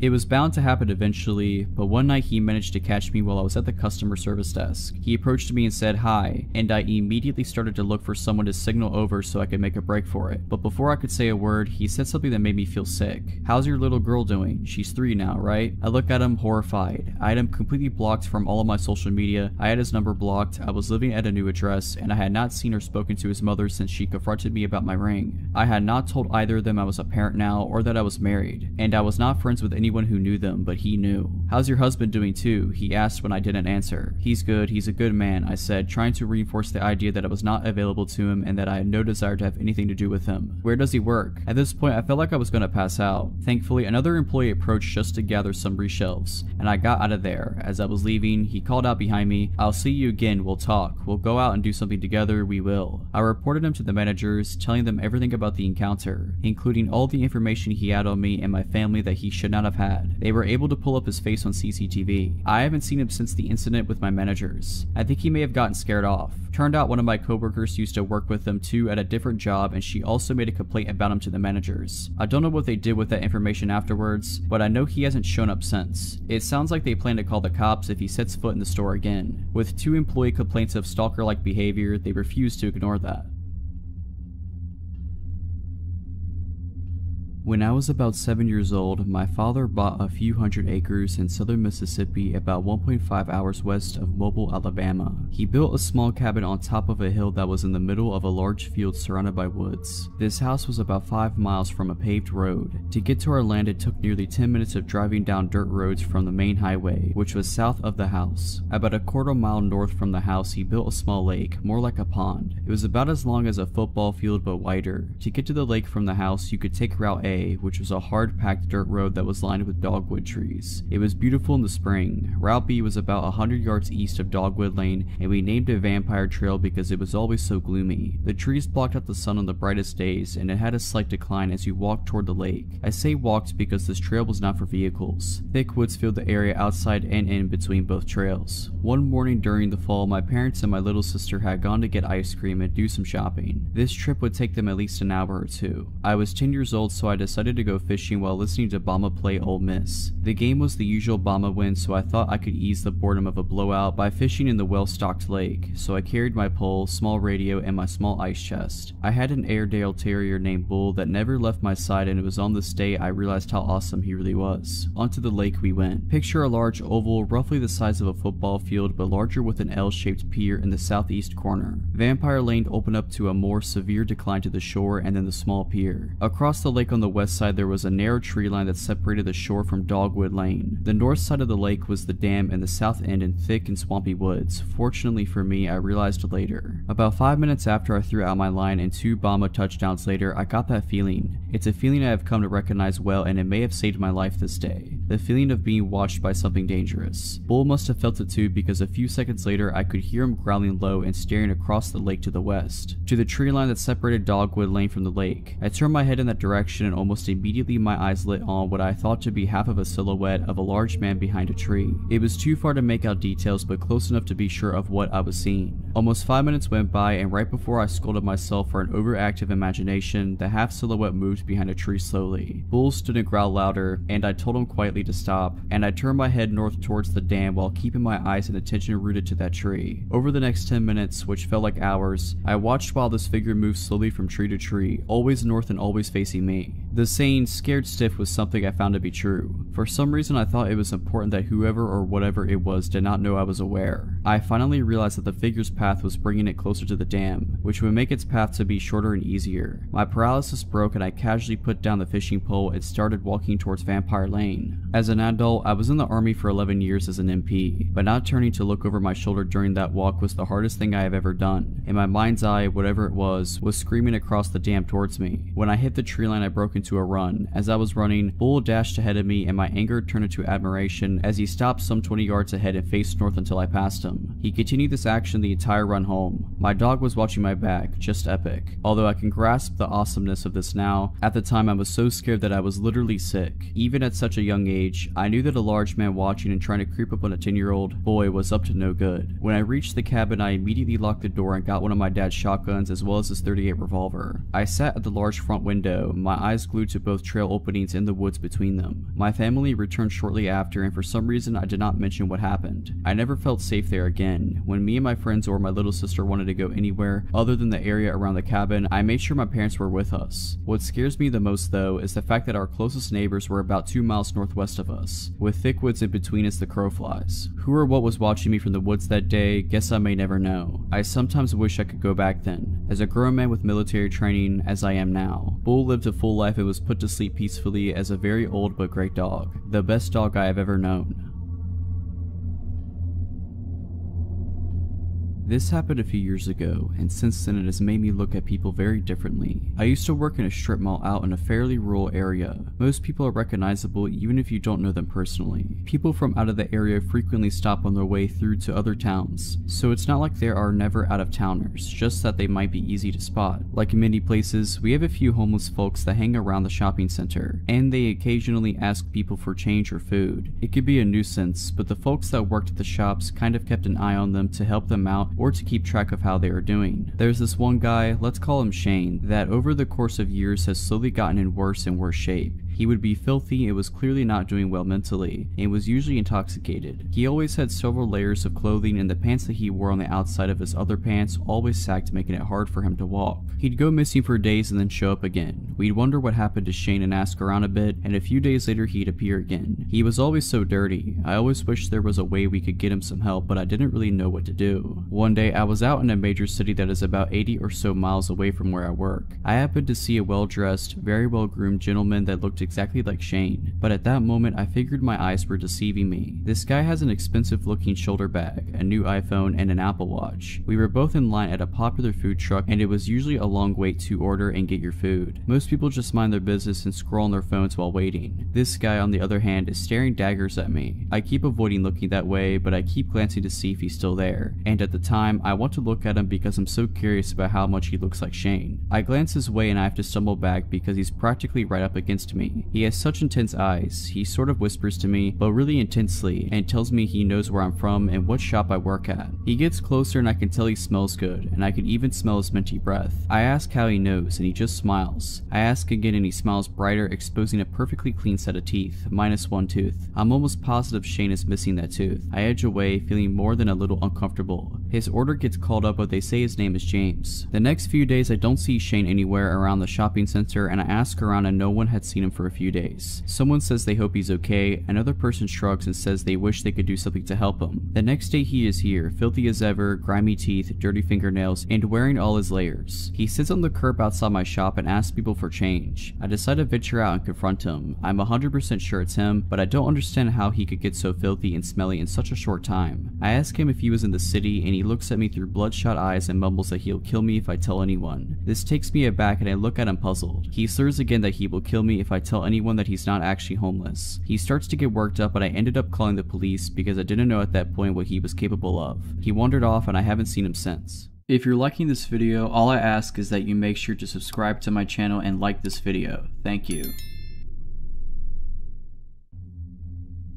This story takes place late around 1:30 a.m. when I get the call. A very drunk friend of mine, Claire, is begging me to come pick her up and give her a ride home soon. The bar is closing soon and she's too drunk to drive home. The bar she is at isn't too far from my house, about a 10 to 15 minute drive, but the issue is that she lives like 35 to 45 minutes on the other side of town. Claire has been extremely nice to me in the past, and I did owe her a solid, so at about 10 to 2, I grab my keys and my concealed carry and leave the house. I get to the bar at around 2:05, and she's sitting outside on a bench by the doorman. I pull into the parking lot, which is pretty empty since the bar is closed, and I assume the cars remaining were the workers who had yet to leave. I get out of the car and start walking to Claire, who is kinda slumped over. I was hoping she wasn't passed out drunk, and when I got to her, the doorman asked me if I was her ride. I told her yes, showed my ID for proof, and what he said next was of some concern. He kinda pulls me in and says, "Hey, I was supposed to leave when we closed, but I have a strong feeling your friend was roofied. She's been on the porch drinking all night and some guy kept hovering around her. I assumed it was a boyfriend or whatever, but she never turned to talk to the guy. She was either drinking or chatting with other girls around her. Well, anyways, she chugged her last drink, came up to me and told me you would be coming to pick her up, and she asked me if she could sit by me, and she told me she felt very dizzy and sick. I told her sure, hoping she just drank too much, and she passed out right after she sat down. After that, I couldn't see the guy anymore, but I didn't want to take any chances. So visibly concerned, I thank the guy profusely, and he even helps me carry Claire to my car. Midway to carrying her, she's kind of coming to, like someone just waking up after her surgery. That really groggy, not knowing where they are, talking of nonsense kind of talking. I don't remember exactly what she was talking about, but I'm sure if I wasn't on high alert about her possibly being drugged, it was some funny stuff. So we get her buckled in, I thank the guy again, and he just says he hopes she gets home safe. So now, hoping my friend is only stupid drunk and not drugged, I start driving to her house. The whole time I'm trying to keep an eye on her, and an eye on the road. She's now snoring asleep, which puts me at ease a bit, but about halfway to her house, my fuel light comes on. Cursing the fuel economy of a sports car, I pull into the next gas station. It's one of those small gas stations that doesn't have 24-hour store, so I'm on extra high alert while I start to pump gas. The gas station is about a block from the freeway, and right at the corner of the intersection. The street itself is pretty dark, with lonely lampposts shining very pitiful lights at large intervals. I get that really dead feeling like this place is just abandoned. To give an idea of positioning, because this is important, the gas station is at the corner of the intersection. The storefront would be facing south, and we were right in front of it where the pumps were. The east would be where there are air pumps for tires and parking spaces, and the north would be a diesel fuel pump right behind the store, accessible from the street behind the gas station. I drive a Corvette, so the filler is on the rear end of the car, and I'm leaning against the rear looking around. To my left, I hear this weird metallic scraping sound, so I turn and see this guy, about 15 to 20 feet from me, come around the corner dragging a long metal pipe on the ground. I immediately sense that I'm in a possibly dangerous situation now. The guy looks almost possessed, but he's not looking at me, rather like he's trying to look into my car. I'm on the defensive, but hope I can get him to leave, so I call out, "Hey, everything alright?" Without looking at me, he answers back, "You took my girlfriend from me. I'm here to take her back." Now he turns to look at me and he's got blood in his eyes. Before he begins to take a step though, I start yelling, hoping it'll get him to back off. "Back off, please turn around." He takes a step towards me, clearly unimpressed. So almost automatically, I pull my handgun from my inside the waistband holster and draw a bead on him. "Back off, you don't have to die," I start yelling louder. Anyway, in a panic, the guy throws the pipe at me. It whizzes by and I dive behind my car for cover. I have no idea if he has a gun himself or what, but I was going to put some kind of cover between me and him, and by the time I kneel up and aim over the rear of my car, he's booked it. I hear a car door slam and tires screech, and he launches off the curb on the east side of the lot and is tearing down the road, swaying all over the place. In my own panicked hurry, I pull the pump out of the car, screw the cap on, and tear out of there myself. Claire, however, is still passed out in the car, and now I'm afraid because I'm convinced she'd been drugged and we were followed by that guy. Me being more concerned about her earlier and keeping on the road, I must have not noticed being followed. The whole way back to her house, I'm wary of any car that's behind me. I'm also driving very aggressively, and when I get to Claire's neighborhood, I circle a separate block that's not hers 4 times to make sure no one followed me. When I was satisfied thinking I wasn't being followed anymore, I pulled up to her house and tried to shake her awake. She's doing that groggy waking up stuff from before, but now she's able to get up.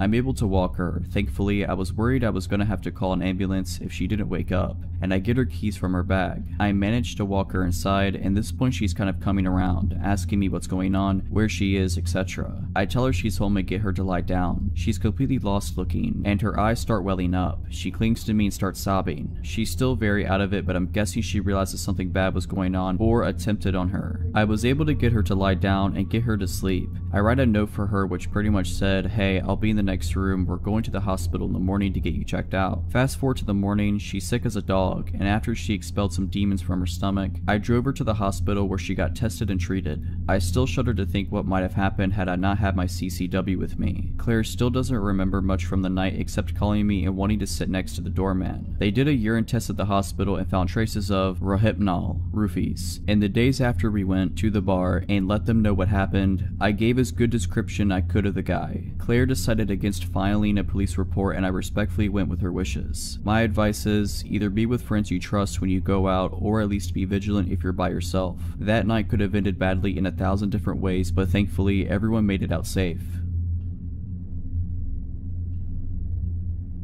I don't really know where to begin, but I suppose it started before I was born. My birth set in motion a series of actions that led to the threat on my life beyond my control. So pre my existence, my mother, Jane, dated an older guy named James when she was in her mid-teens. He adored her but wasn't of the same religion as her, so she ended up marrying a gentleman from her congregation instead, leaving James' brother put out. A year after being married, Jane gave birth to me and decided that she was unhappy with my father, Dave, and contacted James with the intent to go back to him. So Jane packed a bag one night, took me, and left. As soon as she arrived at James, she was bombarded with messages from Dave telling her that he would take full custody of me if she didn't return. So with a heavy heart, she chose me over James, and therein lies my problem. She went back to my father, and after another year of failed attempts, they divorced and my mother moved south to be with family, completely forgetting about James. My childhood was fairly normal for the next 13 years. A few house moves, a new stepdad, and a few siblings. Mother's second marriage falls through and she's single again. The year is 2010 and she has just discovered Facebook. Being newly single and having sudden contact with all of her old school friends, she quickly strikes up a few romances out of nostalgia. Nothing sticks though until she finds him. James has a Facebook account, not very active, no profile picture, but my mom is sure it is him and immediately falls in love again. He comes down south and meets his kids and stays for my 16th birthday party. Looks wise, he is easily in his 50s with shaved gray hair and glasses. My mom leaves him a third time and he finally flips and the crazy comes out to play. He starts turning up at the house uninvited. He is told to leave every time. The visits become less frequent and we think maybe he's got the message. But then hand-delivered letters start arriving for my mom, and it's the contents of these letters that cause me alarm. In them he details how if she had never met my father, they could have been happy together, and he had a plan to get her back that was ruined by the untimely arrival of me. So he did what any crazy man would do and started plotting to get me out of the picture. Back in 1995, she had a near miss of a car accident, with baby me in the car when a car clipped her at a junction. She didn't get the car's details but put it down to chance. In the letters, James tells her that the incident 15 years ago was him, and that he won't miss this time. He informs her that he still believes that there is a chance for them, but only with me out the picture. I'm not a baby anymore, my father's well and truly out of the picture, but the crazy in James' brain won't let it go. The next letter tells her that he will burn the house down. If he can't have her, no one else will. The next letter informs my mother that he has told social services that she is a drunk and that they will come and take me away. Not hard to prove that false, so we don't panic. The next letter tells her that he will burn the house down. If he can't have her, no one else will. This one she takes to the police. Upon investigation, it is revealed that an ex of James, with the same first name as my mother, has a restraining order against him for stalking and attempted arson. We are put on high alert and the process for a restraining order is begun. A few nights later, my mom hears someone outside the house. Thinking it's him, she calls the police. They arrive within 5 minutes and search the street. No James, but his car is found behind the resident garages. He doesn't return to it that night. The next day, the police contact a woman's hostel in a neighboring county. They have a room spare, so we pack our bags and head there. And so the summer of my life was spent in hiding, no friends, no social media. Well, I wasn't supposed to have social media, but using proxy servers on the computer in the teens rec room, I was the only teen in the hostel at this point, was easy, and possibly very stupid. James began messaging me through Facebook, playing nice, telling me how much he loved my mom, and needed to know that she was okay. I ignored him and blocked his account. I had a number of fake accounts try to befriend me, and they were all blocked also. After 3 months, they find us a new house. We have a week to go back and pack up our old lives. So that's what we do, and now it's 8 years later, and I've moved several times since, including for university, and honestly haven't given much thought to the man who wanted to kill me so he could be with my mother. 2 years ago, I moved back up north not far from my birthplace. 2 weeks ago, I received an email on an old email account for a rental agreement. At first, I thought it was spam, but upon opening it, the name at the top read to James Smith, and the rental address was not too far from me, only a town away. That sick guy gave my email to the renters as his so that I would know he was nearby. I've heard nothing else, but I seriously hope that we don't ever meet again. This just happened to me a few nights ago and I am still shaken up, so bear with me. I am a female bartender at a small cafe that doubles as a venue. During the day we serve coffee and lunch, and at night we have a full bar with bands, comedy shows, etc. On this night, there was an open mic comedy show. Not a lot of comedians showed up, so we ended up closing up shop early and I was ready to go home. I had a patron come in and order a single beer during the comedy show. He was acting nervous. I get customers that are shy or don't want to talk to people, so I didn't think much about it. He sat down, sipped his beer, and watched the show. Since we closed early, everyone was pretty much gone and I wanted to lock up and clean so I could get home. After I escorted the last couple out of the bar and got ready to lock the door, I see the man from earlier walk down the back hallway and into the men's restroom. Not even a minute later, he burst through the door yelling, "Hurry, come back here, I need help." I stood at the opposite end of the hallway and asked him what was wrong. "The toilet is overflowing, there's water all over the floor, help me clean this up." I could tell that something was wrong and I replied, "It's okay man, it happens, I'll mop it up, I'm just trying to close it up right now." He continued to argue with me, trying to get me to come into the bathroom with him as I stood about 20 feet away down the hallway. Finally, he walks towards me very aggressively and tries to grab my arm. "You need to come back here now," he says. I immediately put my hands out in front of me so he cannot come any closer and I tell him he has to leave. He walks outside and I lock the door behind him. I check the bathroom and it is completely spotless, no water on the floor at all. I flush the toilet and the urinal and they are both working fine. I start to get nervous and I take my large pocket knife and clip it to my waistband of my pants just in case. As I'm cleaning our espresso machine and putting toppers in the liquor bottles, I hear a tapping noise. I look up at the front of the store, which is one big window that has a few curtains covering it. The same man is tapping on the window, waving at me and laughing like a maniac. I watch him walk over to the door and pull on it. It doesn't open since I had locked it after he left. He starts screaming and pounding on the glass, saying, "Open the door, I'm gonna kill you." Fight overcame flight at this point and I walked around the counter and about 6 feet from the door. I pulled out my knife and locked eyes with him and yelled, "I'm calling the cops, get out of here." He smiled and walked out of the view of the window. At this point, all of my adrenaline had crashed. I locked myself in the office and called 911 crying, explaining that I'm alone and a man tried to lure me into the bathroom and was outside trying to get into my bar. I waited an hour and a half, no police showed up. I called my boyfriend and he drove up to the shop. My manager watched the security cameras from home, making sure that the man didn't come back. I did the deposit and immediately drove home, my boyfriend following close behind me. My male busboy has been coming in to work with me so I'm not alone, and the managers have been keeping an eye on the security cameras while I'm working.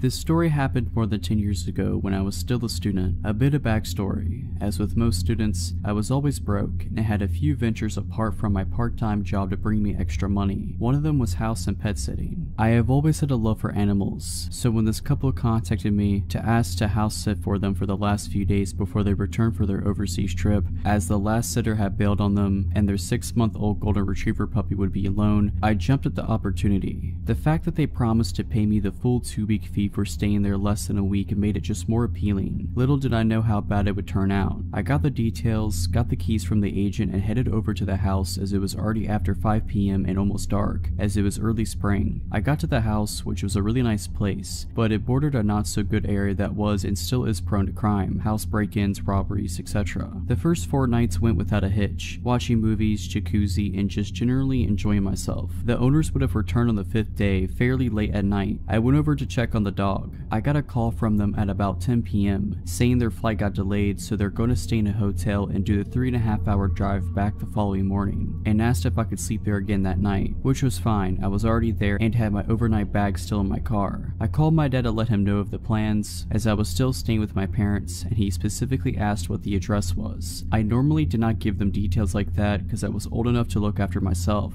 I still believe to this day that probably saved my life. I eventually got to bed about 1 a.m. and it felt like I had only slept 5 minutes when I was awoken to a window breaking, and I could hear movement and what sounded like footsteps running down the hallway. The first thing I did was grab my phone and just hit redial. Thanks to my old Motorola phone, redialing was as simple as pressing one button, as my dad was the last number that I had called, hoping that he wakes up from the call. I then dropped the phone in between the headboard and mattress in case my dad picks up that he can hear what is going on. I had barely done that when the first guy stormed through the bedroom door. I could see a silhouette and he had a knife in his hand. When he saw it, he raised it and came at me. Now, one thing to those that are unfamiliar with South Africa and the crime, robberies and house invasions usually are very brutal and violent. People get murdered or tortured if they are in the slightest retaliate or don't cooperate with the robbers. Out of instinct, I raised my legs back when he came at me, and when he came within reach, I kicked both legs out as hard as I can. When I kicked and made contact with the guy, he completely lifted off the ground and shot into the wall. Luckily, the knife shot out of his hand as well. Before he got the chance to get up, I was on top of him, driving my right knee into his face and in return, his head into the wall. I knew that my life depended on it, so I put in some extra force. The guy dropped like a sack of potatoes, but before I could get up, I heard the sound of a pistol cock and I froze. It felt like all the blood drained from my body and I just became numb. He stood like that with the pistol against my head for probably less than 10 seconds. I did not move, and he eventually said in very broken English to get on the bed face down. I panicked, but thought if he wanted to shoot me that he'd already would have done so I did as he said. He threw a blanket over me, and I turned into a fetal position with my back against the wall, just so if they wanted to stab me that I had my legs and arms in front to protect my body. Now by that time, I had forgotten that I had called my dad, and the guy that I had need is still down. I heard a third guy come into the room, and I could hear what sounded like Portuguese to me. I could not understand what they said, but I recognized it, as we used to go to Mozambique on holiday a lot, and that is the main language spoken there. The one guy tried to get the guy that I put down off the ground, while the other started to ransack the house, shoving valuables into a big bag. It was about at this time that I heard tires screeching and a car approaching at what sounded like Mach 2. The car skittled to a halt right in front of the gate, and I heard someone scream. It was my dad. The three inside the house panicked and ran out the back door and tried to jump the fence. My dad opened fire, shooting in their general direction. I grabbed the house keys and pressed the gate remote, and my dad called the police while he came in. I met him at the front door, and we walked out to the car to wait there for the police. It took them over an hour to get there, some excuse of no vehicle available. By that time, I had calmed down and started to look for the dog. I could not find her anywhere. I grabbed a flashlight from my dad and started scanning the surrounding yard, and as I got to the corner, I could see her laying on the ground. I got to her and saw she was dead. Later autopsies revealed she was poisoned, and the police found pieces of meat laced with poison near the fence. Poisoning is pretty standard practice in my country for dealing with dogs at a house or area that is targeted for a break-in or robbery. I was fuming and so sad. The police was also pretty useless and had a I don't give a crap attitude, and barely took our statements. By that time, it was starting to get light, and I retrieved my bag, phone, and locked the house as good as I can without touching anything, and drove home behind my dad. Only when I got home, I got the story from my dad's side. He said he answered my call, only to hear the shouting and what sounded like fighting going on, and when I did not respond, he flew out of the house and raced over. Luckily, he asked me for the address the previous night, and he knows the area well to know exactly which house it is. Now, my dad got there pretty quickly, and he said he stayed on the line the whole time, only hanging up when he stopped at the gate. My parents' house is about 6 miles from there, through a residential area. It's normally about a 20-minute drive. The call duration was 7 minutes and 13 seconds. I met the detective there later that day, gave my statement, they took fingerprints, etc., and the owners got back about the same thing. The rest of the day was a blur, as I came down from the shock and adrenaline. Now, that is not where the story ends. About 7 or 8 months later, I got a call from the detective telling me they caught the guys. The one that I had need apparently was the leader leader of the group. He had 4 counts of murder, I think 8 to 9 for attempted murder, multiple assaults, aggravated assault, over 100 house break-ins and robbery. I was shocked. The detective told me that if I had not taken him out first and fast that night, I would have definitely not gotten away so lightly. Now, this is also not where the story ends. 3 days later, I get another call from the detective saying that I should be careful as he had escaped from custody and they have not caught him yet. I was not worried too much as the robbery wasn't at my house and I had changed cars, so he would probably not find me. Also, I got my firearm license and carried my pistol on me 24/7. I did not hear anything after that until about 2 years later, when I saw the detective in the grocery shop. We started talking about the case and she told me that he was killed during a home invasion. He broke into the wrong house and the owner was waiting for him, pistol in hand, shot him once in the stomach and one in the neck. This whole ordeal has made me more vigilant, heightened my situational awareness, and made me a little paranoid to double and triple check all doors, locks, etc. But I'm just glad that they were brought to justice.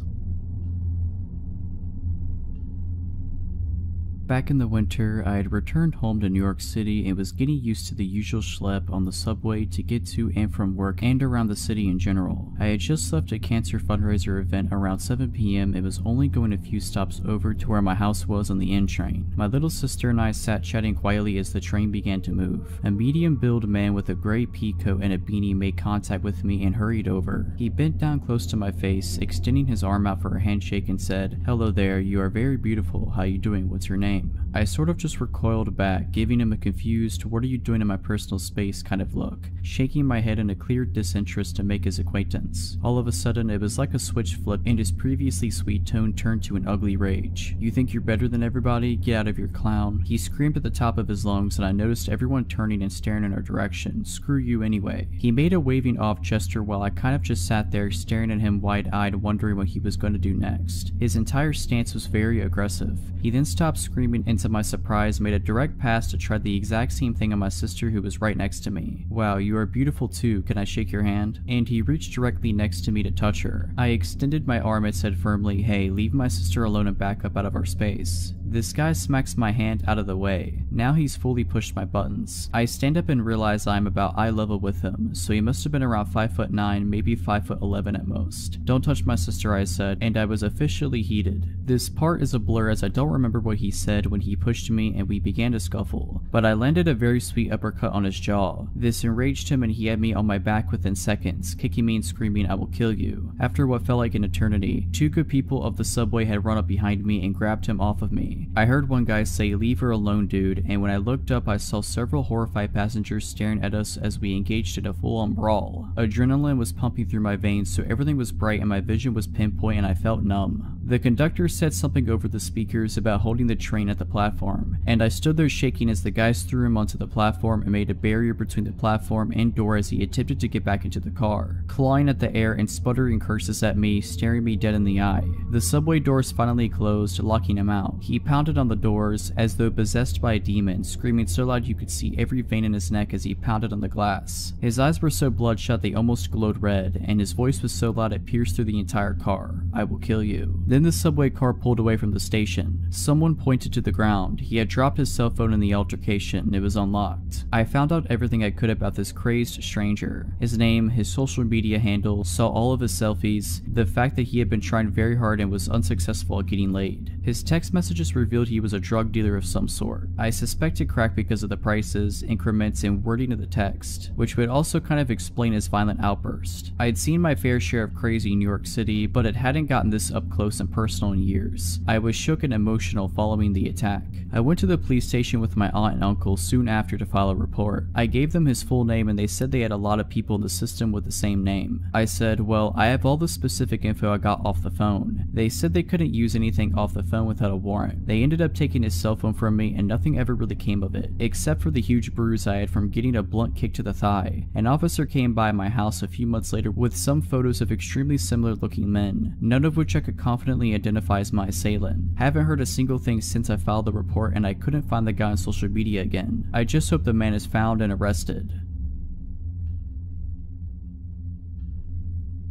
So, a little backstory. I was a dancer for 6 years. I have worked in many cities and clubs. At the time of the story, I wasn't a rookie. I was well versed in the industry. At the time this took place, I was like 20 or 21. It was also in Texas at one of the upscale clubs. I never imagined something like this would happen in this place, but apparently I was wrong. I started my shift at about 6 p.m. I like to get there early, meet with some of my regulars before the crowds come in. It was like 8:39 and this really good looking guy came in with some friends. They were all older, like 40 to 45.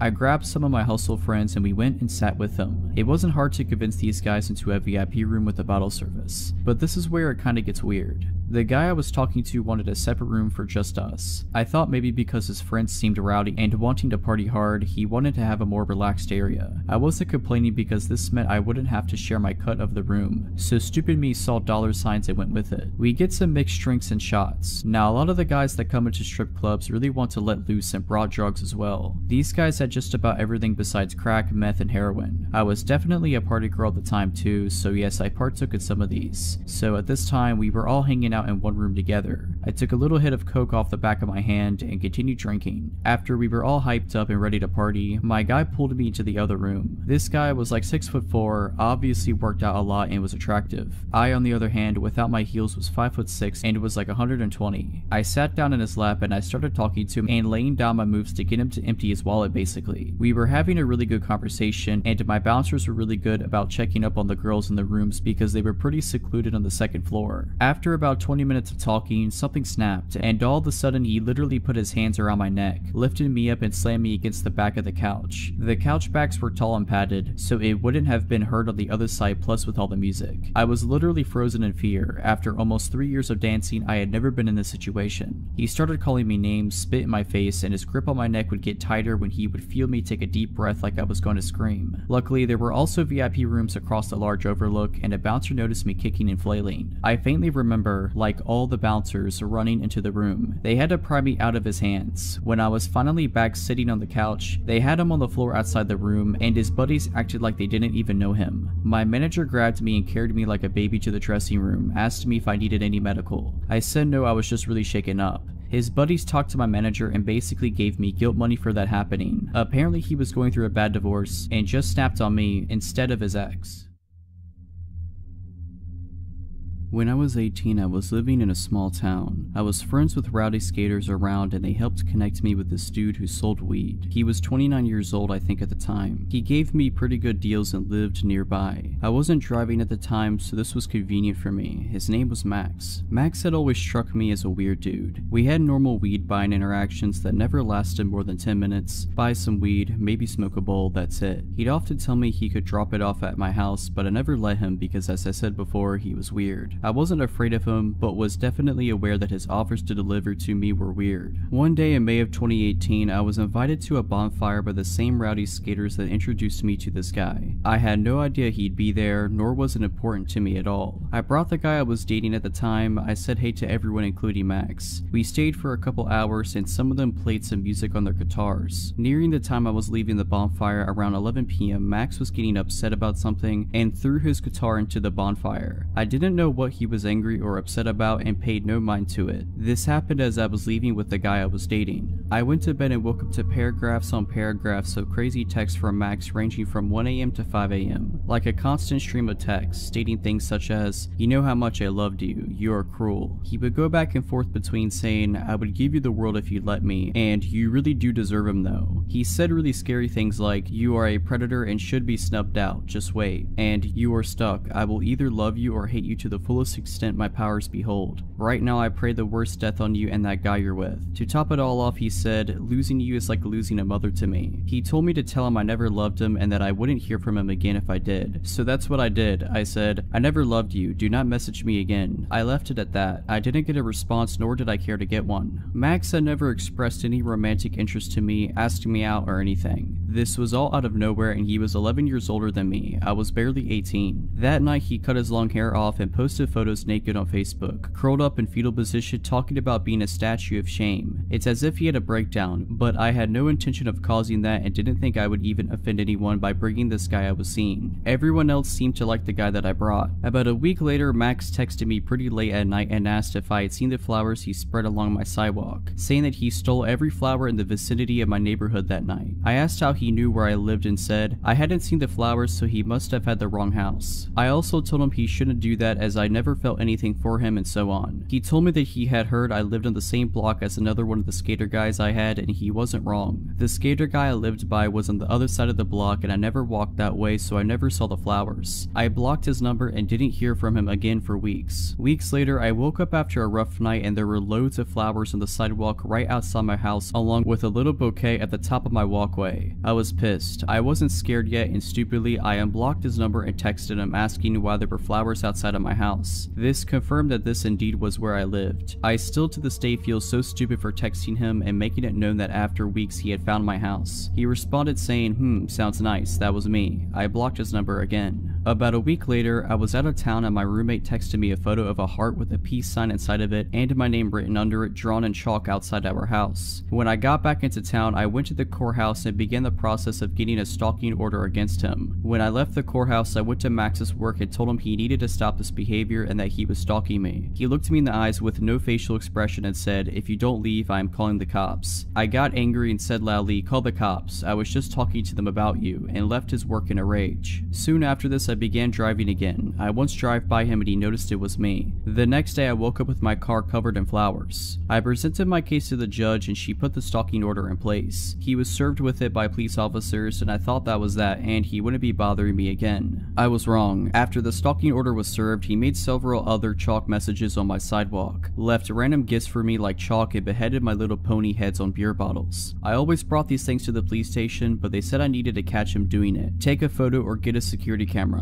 So I got a security camera and really hoped I would catch him. It turned out my security camera was stupid and I couldn't just watch the videos it took but had to skip through second by second by hand. It was an impossible task. I was terrified of leaving my house at night at this point. I never had my curtains open anymore and I was so frustrated that my livelihood was being taken away from me. Ultimately, I unblocked his number in hopes that he would text me directly violating the stalking order, and after a few days, it worked. He sent me a weird text saying, forgive me, we are charming, this is harming, let us try again. By now it's September of 2018 and he finally goes to jail. He is facing up to a year in jail and has to stay there until our court date. I finally start calming down. I am able to go outside at night, even if just to get into my car. I let myself have my curtains open sometimes. I am starting to feel alive again. Right when I start feeling secure in my small town life again, someone posted bail and he was released after only 3 months in jail, and I went back to living in fear. We still had court dates coming up and I was optimistic that he would serve more time for ruining my life for so long. His lawyer kept pushing the court date back to gather evidence, and after about 6 months of pushing it back, the state decided he wouldn't do anything more and closed the case basically. I had moved out of town 3+ hours away at this point, so he didn't actually have an option to continue this behavior. Living in this new place, I feel safe. I can walk at night and I don't have to have my curtains closed all the time. It's been over a year since they decided to close the case. About a month ago, he began responding to my friends' Instagram stories. Friends that live here in this new town, telling them how fond he is of me, etc. I have always had him blocked, but my Instagram isn't private, so he must have found them that way. I have since changed my account to private and he hasn't messaged any more friends of mine. I refuse to be fearful now, the way I was then. He will never find where I live or where I work now. However, my life is forever changed after this experience. I will always be more aware of people and their weird energy. He ruined my life for a year and I truly wish he had gotten that time in jail. He deserves it.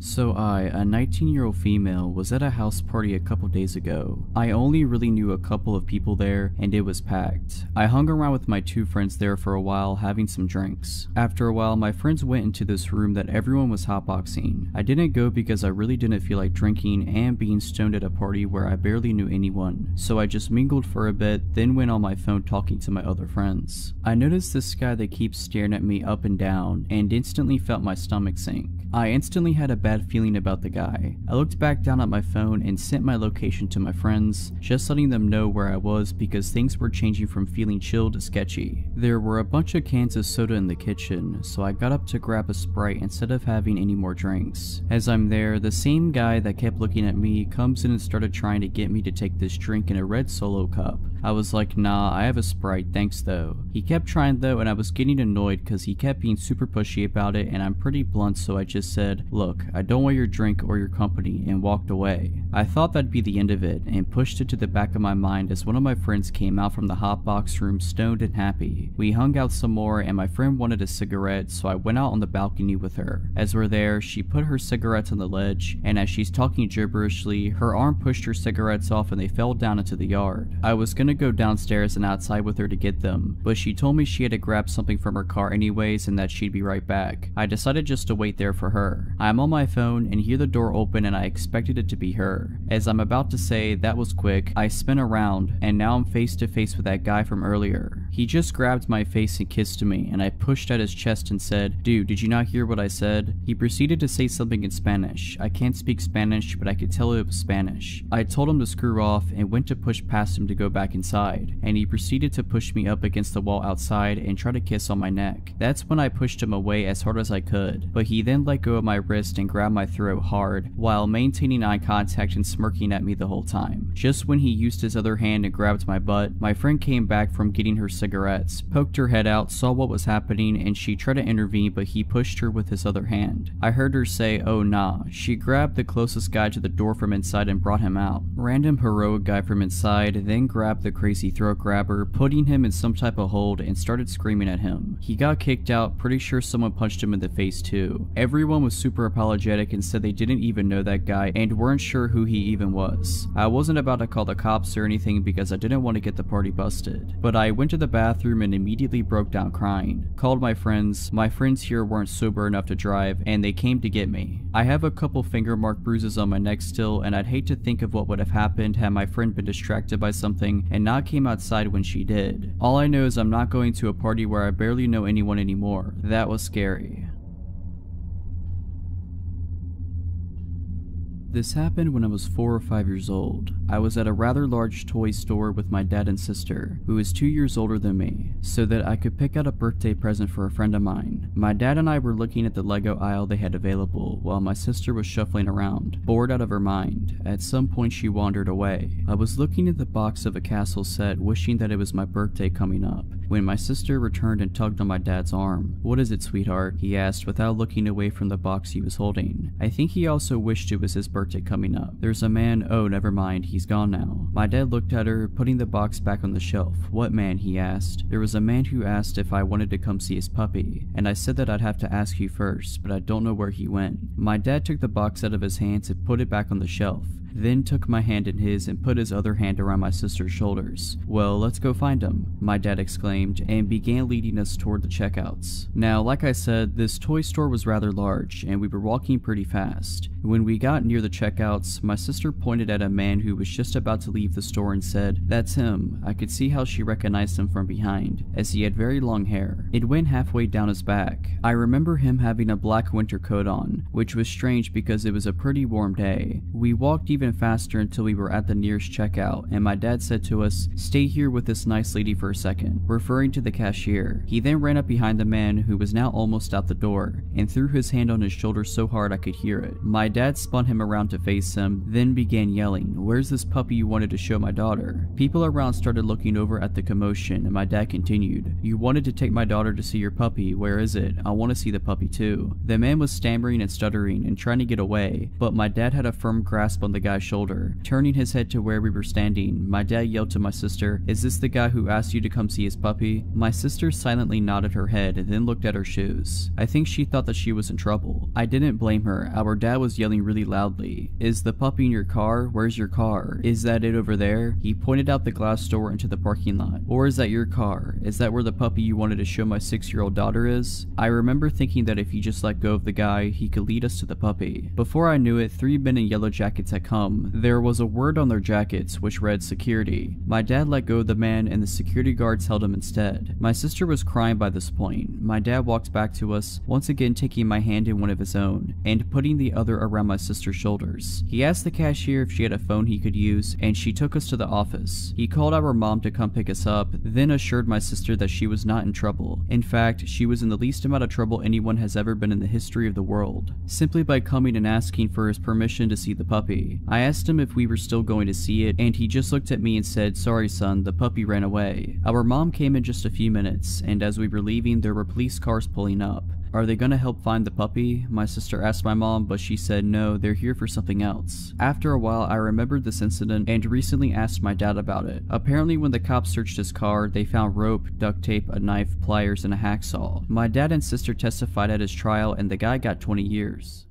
If you're liking this video, all I ask is that you make sure to subscribe to my channel and like this video. Thank you. This story dates back to about a year and a half ago when my daughter was around 4 months old. I'm 26 years old. I had just moved with my then SO to a dangerous part of town, but the street we moved to wasn't too bad. Everyone knows their neighbors and everyone seems to get along. Well, since everyone in the neighborhood chats with each other, one of my neighbors warned my SO and I about a homeless woman that parks her van on the street and harasses everyone who walks by her car, and to try and avoid her as best as possible. Side note, parking in this town is street parking only, no reserved parking spots. This'll have significance later. I thought, that's one small downside of living here, along with the street parking. Not that big of a deal as long as I avoid her, right? Wrong. So the next day after our neighbor's warning, after returning home from a long day at work and picking up my infant daughter, homeless lady, really slender, wearing what appeared to be newish clothes, breath reeking of something foul, is walking up to the left side of the sidewalk screaming up a storm at these teenage kids who look terrified. The teenagers aren't engaging her, just keep walking and looking at each other with uncertainty. I stay on the right side of the sidewalk even though I knew I'd have to cross the small street to the left where my apartment was located. My daughter wakes up from her nap in my arms and begins to coo. Homeless lady spots me crossing the street with my purse, work bag, my baby, her baby bag, and decided it's a good idea to come up and chat me up about her conspiracy theories as I'm walking up to my apartment. Fine, no big deal. At least she's not bothering the kids anymore. Then as I'm fumbling to get my keys to open the gate that leads to my complex, she asked for money. I told her the truth, I'm sorry but I don't carry cash on me. All the while trying to hold onto my baby, find my keys, hold my bags. Her response, "Stuck up lady." And then she continues muttering under her breath, which I must repeat was bad, and starts harassing more kids down the block. A couple months go by and she continuously comes up to harass me, as if she doesn't recall who I am every single day. Every day I politely apologize and say I need to get home, or I don't have any money, still, or I simply don't have time to chat right now. Every answer I gave her was met with an insult both directly and under her breath. At this point, I am still not concerned. I've always had a soft spot for the homeless, and I am aware that this lady has severe mental illness. I always apologize for not having money to give, even through the insults. One night, around midnight, my daughter wakes up crying horribly. My SO and I take her temperature, 103 fever. I tell him it's time to take her to the emergency room immediately before it gets worse. We gather everything up, and I gently take her from bed and lay her against my chest. She's so helpless, weak, burning hot, and whimpering terribly. I still want to tear up thinking about it to this day. So as we walk out of the apartment, my SO says he will run down 3 blocks to grab the car. Remember, it's all street parking, so we often had to park blocks away. I say okay, I'll stand in front of the apartment so he could just pick us up and we can book it to the ER. Wrong choice. I watched as he ran all the way down the street and turned the corner out of sight. Then I look back at my baby and start rocking and shushing her, so that maybe she could get a little bit of sleep/rest before being up at the hospital all night. Moments later, when I look up, homeless lady walks around the same corner that SO just ran around and makes a beeline straight towards me. I get a little uneasy as I have a sick baby in my hands, but maybe she'll leave me alone this time, right? Nope, that was wishful thinking to the max. I'll label homeless lady as HL and me as me. Homeless lady, in a voice loud enough to wake up the entire block. "Oh hey there sis, daddy just told me that baby's done sick and she needs a healer." Me, still trying to gently rock my baby as she startled back awake and wondering why he told this lady about my baby being sick. What? Sorry? Homeless lady, I'm a healer. My mama and I have been healers since birth. Give me that baby. Me, still trying to give her her the benefit of the doubt, knowing she's mentally ill. Sorry, I'm waiting on her dad to bring the car around so we can take her to the hospital. Can you keep your voice down? She's trying to sleep. Homeless lady, nah girl, I'm a healer, didn't you hear me? I done said I was a healer. You know what a healer is, don't you? Give me that baby. Now at this point, she reached out and put her incredibly dirty hands on my daughter's leg/foot and wouldn't let go. Me, excuse me, let her go now. Homeless lady, give me that baby. Me, she's very sick, you're waking her up, stop. Her, let me heal her. Me, if you don't let go right now, I will kill you. It was at this point that she and I locked eye contact, and her facial expression was what I can only describe as the most terrifying, evil look a person can give, with her eyes and smile widening with every passing second. She then broke out in a laugh so loud and terrifying that I can't believe I didn't piss myself. By this time, my daughter was crying hysterically. My internal dialogue went something like this: where is SO? I'm gonna have to set my sick infant daughter on the ground and beat this lady up just to get her to not kidnap my kid. It also crossed my mind that if I did that, I'd probably be the one arrested. Like a Hail Mary, my SO comes around the corner in the car and I reiterate to the lady that my SO is now here, and if she doesn't stop harassing me, I will kill her. This finally struck some chord inside her brain, and she took off running down the street, cursing profanities very loudly. My daughter's cry has me in tears too after being yanked so hard by this lady. I still wonder what could have happened if she yanked hard enough to take my sick daughter. My SO ended up admitting that he felt bad for her, so he told her that our baby was sick, and even struck up a conversation with her about it. All the while his daughter and I were waiting outside past midnight alone in a bad area for him. Needless to say, he's now my ex. He even later laughed about the entire thing and told me I was exaggerating and she was harmless. He also still struck up regular conversations with the woman after that anytime he'd see her, and it infuriated me. I don't think anyone who would have seen the look in this woman's face would label her as harmless. She looked very much like she was ready to harm.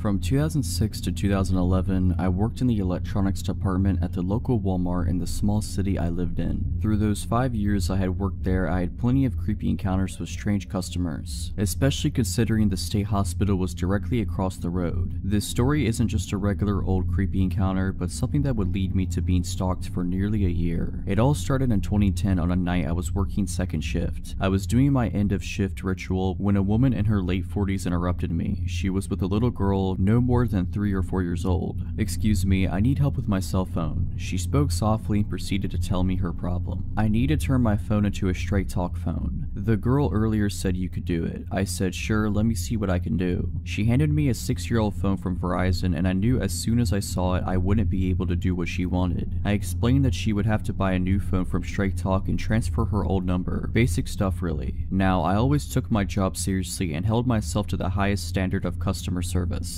I did nothing to actually piss off this lady, but sure as it is, she was pissed. Why would I buy a new phone? I already have one. She starts screaming at the top of her lungs. Her claims of me upselling her and being a corporate goon. I finally managed to defuse the situation, and as she left the apartment she gives me the classic, "You'll never get a job in this town again." As I'm getting ready to leave my shift, my manager stops me and tells me I got a complaint at customer service from a lady claiming I swore at her granddaughter. Apparently I told her to screw off. I explained what happened and he just laughed it off. My managers knew it was very unlike me to say anything like that to a customer. I wish the story ended there. For the next several weeks I would get complaints about things I'd never done, sometimes even on my days off. I would come into questions from management nearly every day. It was complaints ranging from me being rude to a customer all the way to me doing drugs in the parking lot on break. All these complaints were coming from 2 women. As it turned out, it was the cell phone lady and her adult daughter. It turns out they have even been scoping out my work schedule and started coming in nearly every day. They would walk through electronics to make sure they saw me, and later that night I would have a complaint. This happened for months. It happened so much management deemed her, my name, favorite customer. To be honest, I didn't care much. I even thought it was pretty funny. I never got in trouble and everyone knew these ladies and just blew it off. I started caring when she took it to a new level. She started to follow me around. I would see her when I was around town. She made it clear she knew where I lived and would regularly walk by my house. I would see her standing out front just looking at my place. I began getting complaints to the city about my property, grass too tall, the old shed in my yard, my fire pit, basically everything. She even found out my girlfriend's name and began complaining at her job. I knew it was her. She would make it so clear that she was following me. Sometimes she would stop in and ask me questions at work and act like the nicest customer. A few times she asked me things like, "How's your girlfriend?" or my favorite, "How can you afford that big house on your little Walmart wage?" For about 7 months she stalked and slandered me. I started telling her I knew what she was doing and to stop.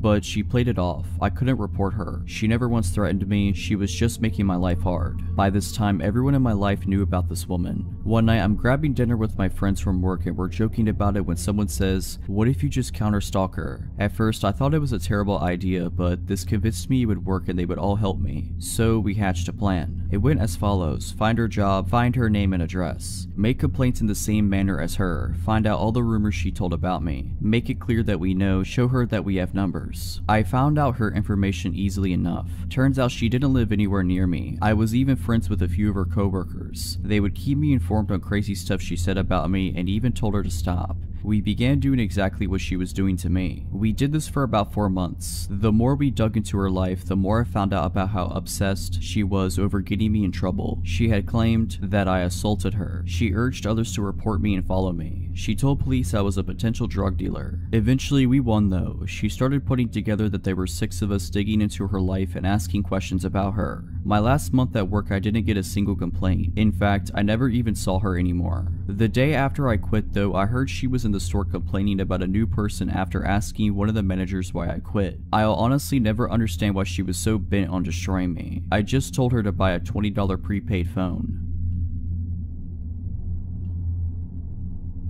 I work about a mile from my house, in a pretty small town, 100,000 people-ish, spread out. I grew up in one of the largest cities in the States, so living here has been a bit of a culture shock. It's very easily accessible by walking, so I never drive. About half a year ago, I finished work around 1 AM. Nobody is really out past 8 PM here. A huge shock coming from a big city, so the park I walked through was utterly deserted. I live in one of the safest countries in the world, not America anymore, so it's easy to forget just how vulnerable I still am. I honestly didn't feel uncomfortable at any point in my walk until I rounded the corner past some basketball courts nearby my house. I was still about 2 minutes away from home, and this stretch of my walk was completely dark. The moon was massive that night. While I had welcomed its light at the beginning of my journey, in the absence of streetlights, it actually made things look pretty eerie. I had walked this path hundreds of times, but tonight something felt off. I'm not a fearful person in any sense of the word, but I was really on edge suddenly. Then I saw it, a van in the parking lot next to the courts, with its side door open. I picked up my pace and kept an eye on it. There are usually cars in that parking lot. I live in a tourist town and backpackers often stay in their vehicles to save money. I'd never seen one with its door hanging open like that in the middle of the night though.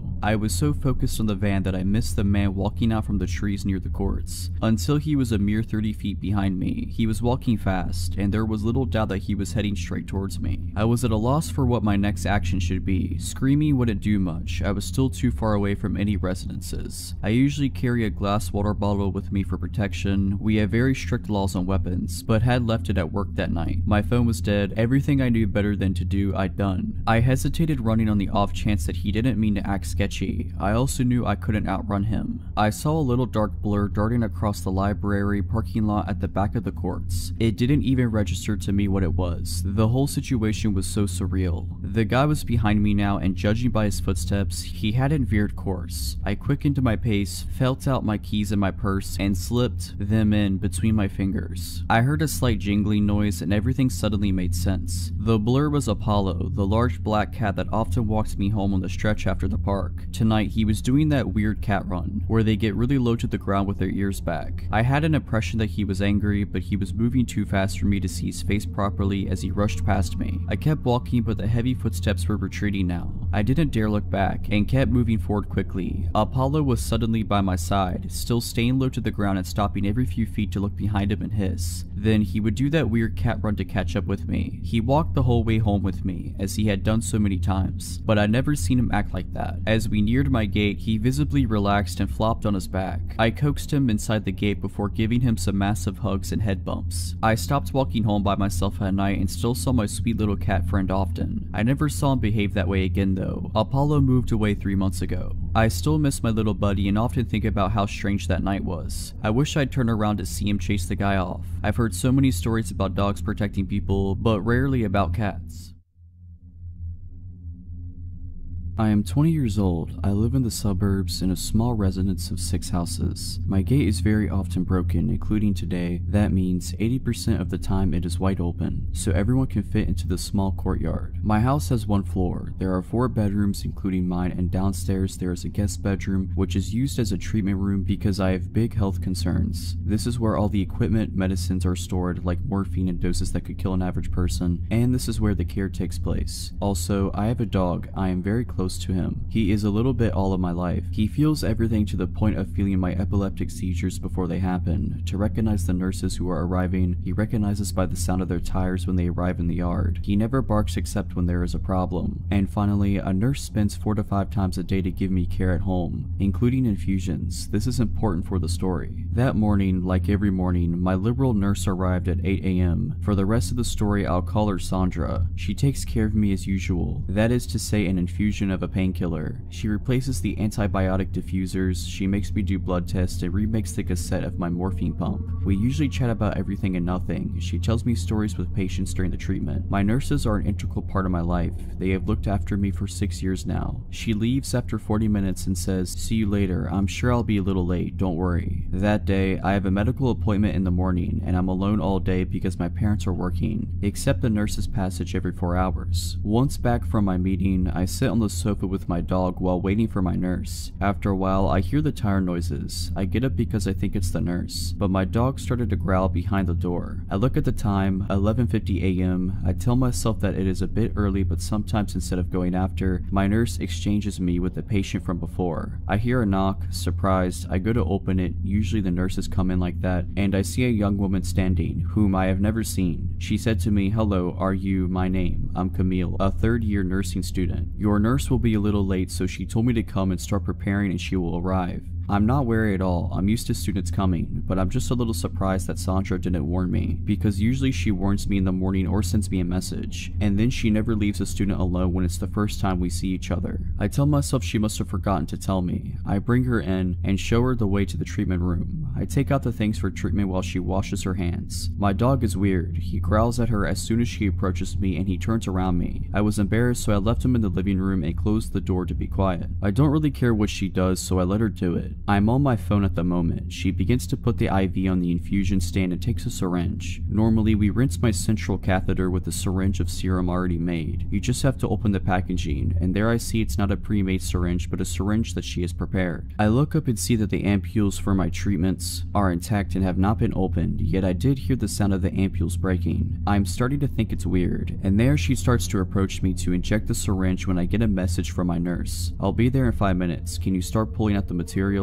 My blood has only run for 1 spin." I got up and said, "I'm just going to the toilet, I'll be right back." I ran and locked myself in the downstairs toilet. The whole time my dog was barking and growling. When I opened the door, he followed me straight up, so we were both in the toilet. So I sent a message to my nurse, "Camille, your student is here, don't worry," and then she replied, "Who?" I started crying in the toilet and was really scared. Camille came by and asked, "Is everything okay?" I think she could see I was staying a long time. I said, "Yes, it's going to happen." Then I heard my front door slam. 2 minutes later, I hear it reopen, but I hear my nurse. I came out of the toilet crying. She asked me what happened. I told her about it and showed the treatment room. So we called the police, they came and they examined, took samples, and the syringe and the rest of what Camille had prepared. The test results were received a few days after receiving the products in the syringe and the infusion. In the syringe was a paralyzer. She had put a dose that could have paralyzed a man of 120 kilograms. I'm 40 kilograms. And in the IV, it was medicine to lower the heart rate, but it was so concentrated it could have stopped anyone's heart. Today, we still don't know who Camille is, and luckily I have never heard from her again. In retrospect, I realized that my dog had sensed that this person didn't want me well, and I tell myself that I should have watched her because she was just a student, and that my treatments are not paracetamol, and I keep wondering what could have happened if I hadn't looked at my phone. This happened about a year ago. There were so many terrible factors working against me that night. I am astounded I got away, at least physically. This all begins when I'm at my friend's apartment, who lives in a really rough part of town. In a series of poor decisions, that night I decided to get belligerently drunk and take a few pills of whatever knows what. I know, safe to say, after a solid night of partying, around 4 a.m. I was not in the right state of mind. My drugged brain decides that instead of staying the night at my friend's apartment like I normally would, I wanted to Uber back to my own apartment. My friend's apartment had two separate entrances / exits to the building, one in the back unlit parking lot of the building and one facing the street. They had two sets of keys for each door, and I only had keys to the one in the back of the apartment. Since my Uber would obviously arrive at the street and the door in the front of the building locks itself behind you, I exited this way when the driver was soon to arrive. I'm not paying attention to my surroundings at all in this state, despite the fact that there was literally a bullet hole in the front door I just came out of. Not good. I remember checking to see what car I was getting picked up in, and was only able to pick out the fact that it was a black sedan. Soon after stepping outside, a black sedan pulls up to the curb and starts rolling down the window. So I stepped forward. Before this man even spoke, I could feel something was wrong. He had an expression like he was tearing me apart with just his eyes. After seeing that look, it gave me a new meaning to the word predator, to describe a criminal, because I then knew what it felt like to be prey. He basically barks at me, "I'm your Uber driver." This was the second red flag that somehow made its way through my brain. Normally Uber drivers just roll down the window and say your name. I think I just stared at him for a second, my brain slowly piecing together the situation I was potentially in, and I asked him, "What's my name?" He immediately is enraged and starts screaming about how he doesn't have time for this and just get in the car, etc. I don't think I've ever sobered up so fast in my life.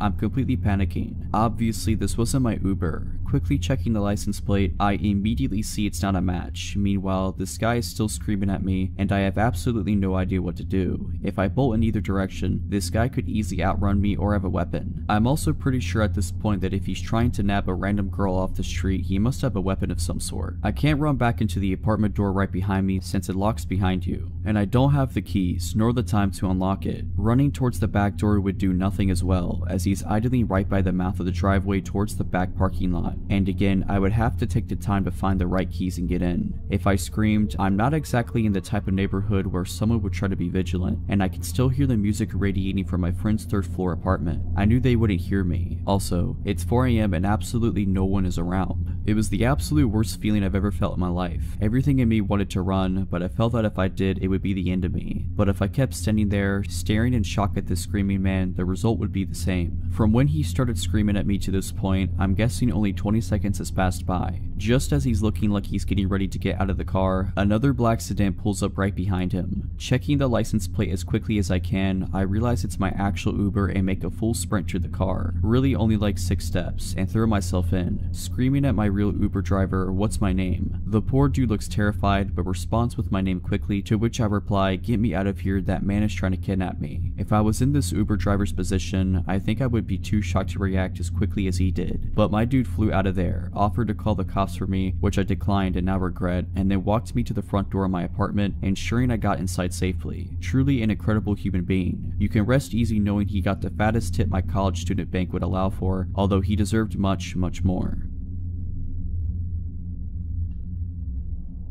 I was one of those kids you see walking around zoos or amusement parks wearing a leash. Those were already a thing 20 plus years ago, but less common, and were initially only tied around the wrist. In my case, it was a necessity. I would always start wandering off from the rest of the family no matter what situation. This is one of the stories that led to me earning my leash. It happened when I was about 6 years old, and I went to the zoo with my mom and sisters. Before every family outing, my mom made sure to give me the talk about not walking off again or face the consequences. My mom was a strict parent that made good on her promises. She had to, being a single mother of 3. I didn't try to disobey her per se, but I often just didn't pay attention to the world and people around me. No different this day, I behaved and followed the group for a while, but then a butterfly garden caught my attention and off I was. When I finally realized I separated myself from my mom and sisters again, I panicked and started walking around the zoo looking for them, being afraid for my mom's reaction more than anything else. After a while, I somehow got it in my head that if I could just walk out, find our car and wait there, my family would eventually find me. So I did. I got lost within a couple of minutes, walking around a strange neighborhood looking for either our car or the way back to the zoo. Nothing looked familiar. I started crying. Then this man came up to me, just normal looking, about 40 years old, asking if I'm lost. I explained I lost my family when we were visiting the zoo and I'm looking for the way back. I couldn't believe my luck when the man told me he had just come from the zoo and saw a family there standing near the entrance who were waiting for a little girl with blonde hair and a baseball cap. But it was still a few blocks away, so he proposed I walked with him to his car and we could drive the rest of the way back. Just the mention of his car finally made me hesitant. I told him I wasn't allowed to get in a car with strangers. My mom would be mad. He then said something like, "That was true, but I looked smart enough to know that if I could trust someone." Don't remember the exact words, but something like it. Also, he added, "He spoke to my parents earlier when they were looking for me, so he's not a complete stranger." That didn't seem right. I asked him if he really talked to my dad, who had died a year before, and when he said he did, I broke down crying uncontrollably. I still didn't understand the situation I was in. I was just really confused about everything and scared of how angry my mom was going to be after all this. Finally, my crying caught the attention of the security guard of a parking building we were standing next to, asking if there was something he could help with. The guy stepped aside with the security guard and started explaining the situation, but made it vaguely sound like he was my father and we were looking for his wife. The security guard seemed to believe him, pointing us in the right direction towards the zoo. The man thanks the security guard and proceeds to take my hand to walk away. The security guard takes a last look at me and asks me, in a comforting, friendly adult-to-child kind of way, why I'm still crying. I tell him that my dad is dead. He looks really confused for a few seconds, then asks if the man is not my dad. I tell him again, no, my dad is dead. In a split second, his whole face and posture changes and he turns to look at the guy, who's trying to explain he never actually said he was my dad, that the security guard must have misunderstood and he was just helping me find my mom. The security guard said he appreciated the man's help, but he would take me out of his hands now, and the guy immediately took off. I don't think there was much else the security guard could have done. I explained the whole situation, and after making a phone call, he walked me to the entrance of the zoo, which was just around the corner from the parking building, and from there we were brought to the security's office where my mom and sisters were already waiting. I feel extremely lucky for the security guard being at the right place at the right time that day, and very grateful for the extra second of time he took that could have made all the difference.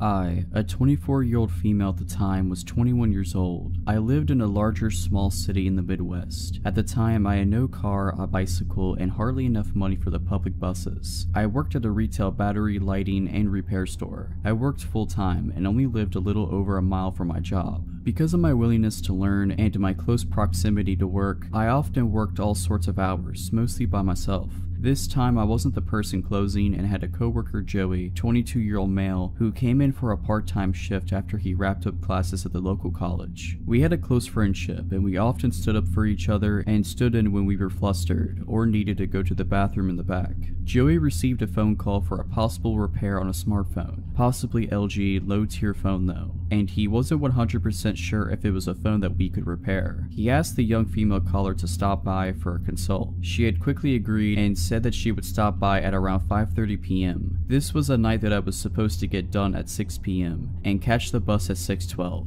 It was a windy, drizzly, early fall night. I remember this because I had my bike with, and it became my anchor that night. A little before 6 p.m. this frantic, terrified, bawling 19 to 20-something-year-old woman came into our tiny shop. I was at the counter, switching out aging price tags and general store maintenance. I looked up at her, confused and willing to help. She looked me deep in the eyes, asking if Joey was here. At the time, he was using the tiny bathroom in the back, so I had to step in and help out any customers. I told her that he was currently busy and that I was willing to help her. She handed me her smashed cheap phone very timidly. My customer service skills couldn't prepare me for what she was going to say next. She quietly told me that her boyfriend, who was out in his red mini truck in the small front parking lot, had gotten angry and smashed her phone when she tried to call her sister that afternoon. I took the backing off of the phone and tried to research the model for any possible screen repair. No results found. I tried to hand her back the destroyed phone and she pushed it back into my hands with a pleading look. Then the honking commenced. There was this light drizzle outside, so our front glass door was covered in beaded drops and was slightly fogged over. I couldn't see who was honking out there. I told her again that I couldn't help and for her to try our cell phone repair competitor down the road. The tears started to really flow down her cheeks and I was freaked out at this point. She kept throwing glances behind her and the honking would not stop.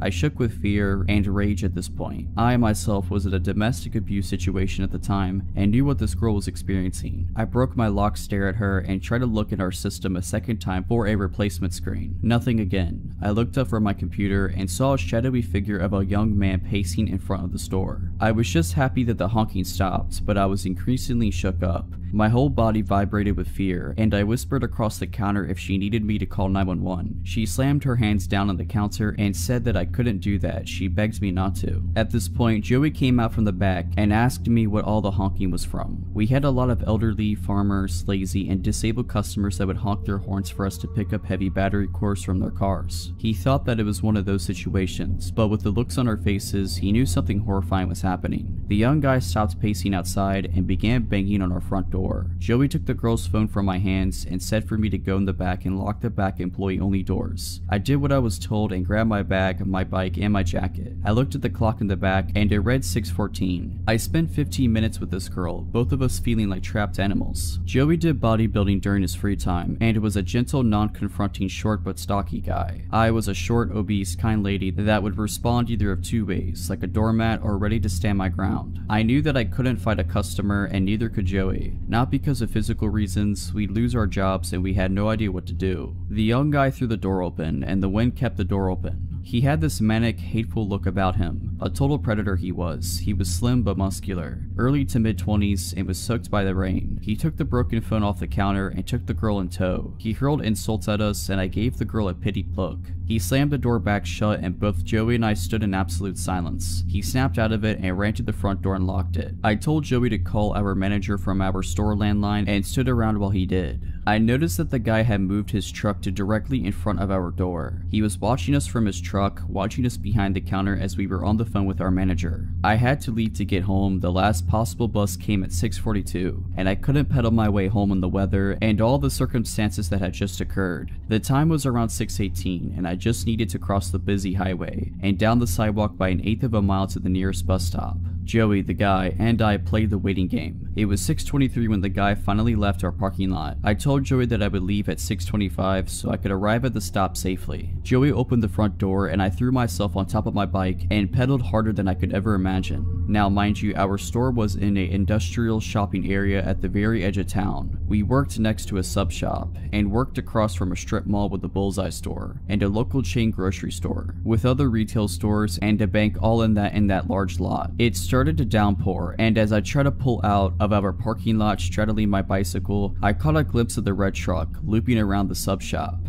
The highway had dual lanes each way and I had to play real life Frogger. If I wanted to make it my destination in one piece, there was a few cars that slowed for me as I hauled myself to the other side of the road. I jumped off on my bike and threw it on top of the curb. I promptly hopped back on and tried to pedal off. My front wheel was stuck in the grassy strip and my right foot had slipped off of the pedal. My shin struck the pedal and I had to act quickly. I grabbed the frame of my bike and jogged awkwardly to the bus stop.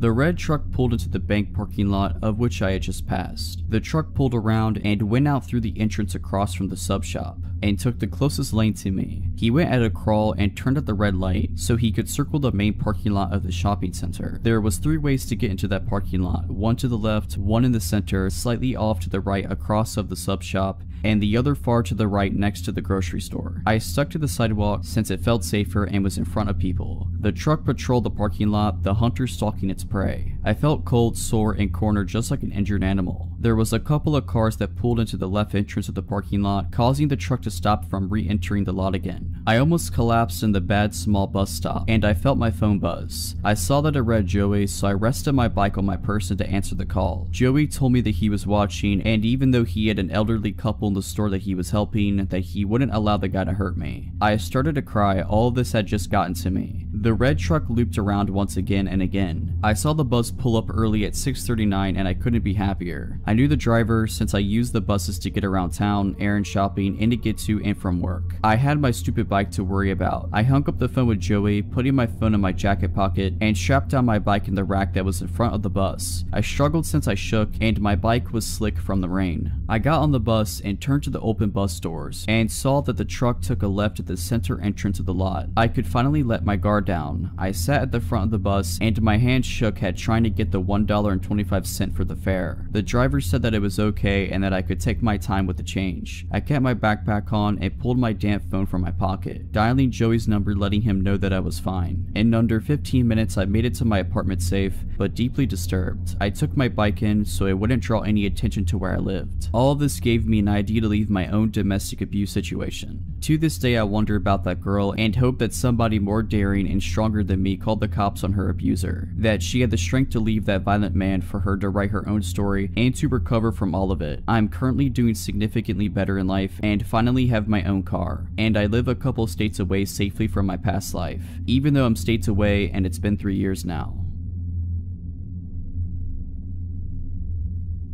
For a little background, I'm a 27-year-old female and I recently just moved into a nice apartment in a safe neighborhood with my 2 dogs, Charles and Wigwam. Charles is a Corgi/German Shepherd mix and is the most loving but overly obnoxious dog, while Wigwam is a Lhasa Apso who is quiet, sweet, and most definitely scared of his own shadow. I've only been in my new place for about a month, and after this experience, I highly doubt I'm gonna make it here for the duration of my year-long lease. The way these apartments are set up is that each floor has its own set of doors that lead to 4 apartments and a fire escape door that only opens from the inside. I'm on the back side of the building, which places my patio about 10-ish feet from the fire escape stairs. I take my dogs out 3 times a day, midnight being the latest I will go out by myself, and every time I leave my apartment, I put the bar lock on my patio door and lock my front door without fail. About a week ago, we had a snowstorm and I cracked my patio door because, well, I love cold weather and I'm an adult, and if I want to watch the snowfall, then I can do that. It was around 11 p.m. and I decided that since it was getting late, I should take the dogs out for the night, and since they both hate snow, this would be a quick trip.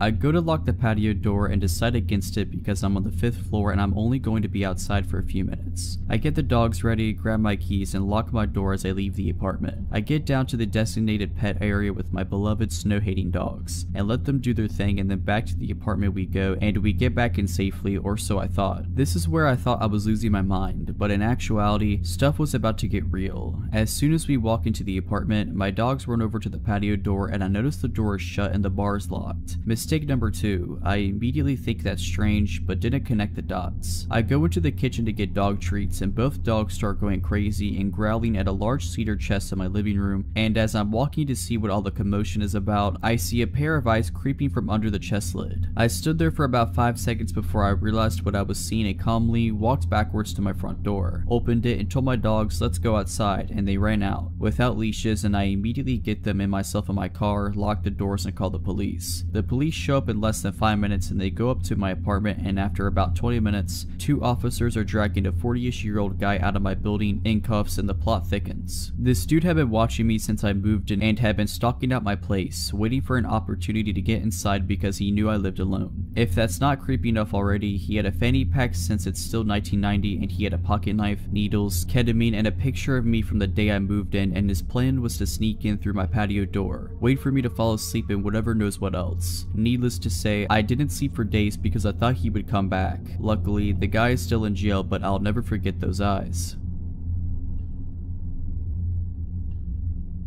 When I was 11, almost 12, the woman living above me was a coke dealer. The night of my 12th birthday, she went missing. Not long after, her boyfriend came down to ask if he could use our phone. This was 2004, so having a cell phone was more of an exception than a rule, at least in my area. For a little context, I was home alone at the time while my mom was at work about a 5-minute walk away. My mom had let our neighbor and her boyfriend come in to use our phone several other times before, so I assumed nothing was wrong with it and let him in, bringing him into the living room, which is towards the front of our apartment, to use the phone in there. He picks up the receiver, dials a number, waits a few seconds, then hangs up on the phone. He does this a couple more times before the front door of the building opens. You can easily hear the front door open from where we were. It's a heavy door, the walls are thin, and the way our building is set up, it's a small, old single-family house converted into apartments. Me and my mom's apartment were the only ones on the first floor, and our upstairs neighbor's apartment was the only one above us. Irrelevant, but there was also a much smaller apartment below us. My neighbor's boyfriend looked at me, put his pointer finger to his lips like he was just trying to shush me, and told me not to tell anyone he was there before speed walking to my room at the other end of the apartment. I watched my bedroom door close right before there was a loud, hard, cop-like knock on the door. My jaw dropped as I opened the door to see a cop. He asked if my neighbor's boyfriend was there, and, being scared, I stammered out, yeah, he just went into my room. The officer asked if he could come in, which I agreed to, and as he was coming in, he asked if I could let his partner in the back door and lead them into my room. We walked together to the back of the apartment, and I let his partner in. The back door to the apartment was right next to my bedroom door, but we had to walk around the kitchen table to get there. There was just barely enough space between the two doors to fit a narrow, rectangular table against it without blocking the path to either door. After I let them into my room, I watched as they pulled my neighbor's boyfriend out of my bedroom closet. As they brought him out of my room and towards the back door, which just led to an enclosed fire escape, they told me to go wait in the living room while they brought him out the back door. I walked back to the living room and, after they closed the door, I couldn't hear what they were saying, but I could hear the distinct sound of metal clicking and quickly realized that he had just been handcuffed. Still scared, I waited for the police car to drive away before grabbing my keys, making sure the back door was locked, and locking the front door on my way out before running to my mom's work crying. Pretty sure I cut the 5-minute trip into about 2 minutes, and I've never been a fast runner. I was fueled entirely on adrenaline and fear at that point, and I just wanted my mom. When I told her what had happened, my mom was pissed that he had used me the way he had, hiding out in a child's bedroom closet of all places to try to keep the cops from finding him. She gave me a short but gentle lecture that night about not letting people in to use the phone, telling me that I was not to let people use up her phone even if I knew them unless she was home. I don't want to know what exactly he was wanted for, nor do I want to know what could have happened if the cops had not shown up.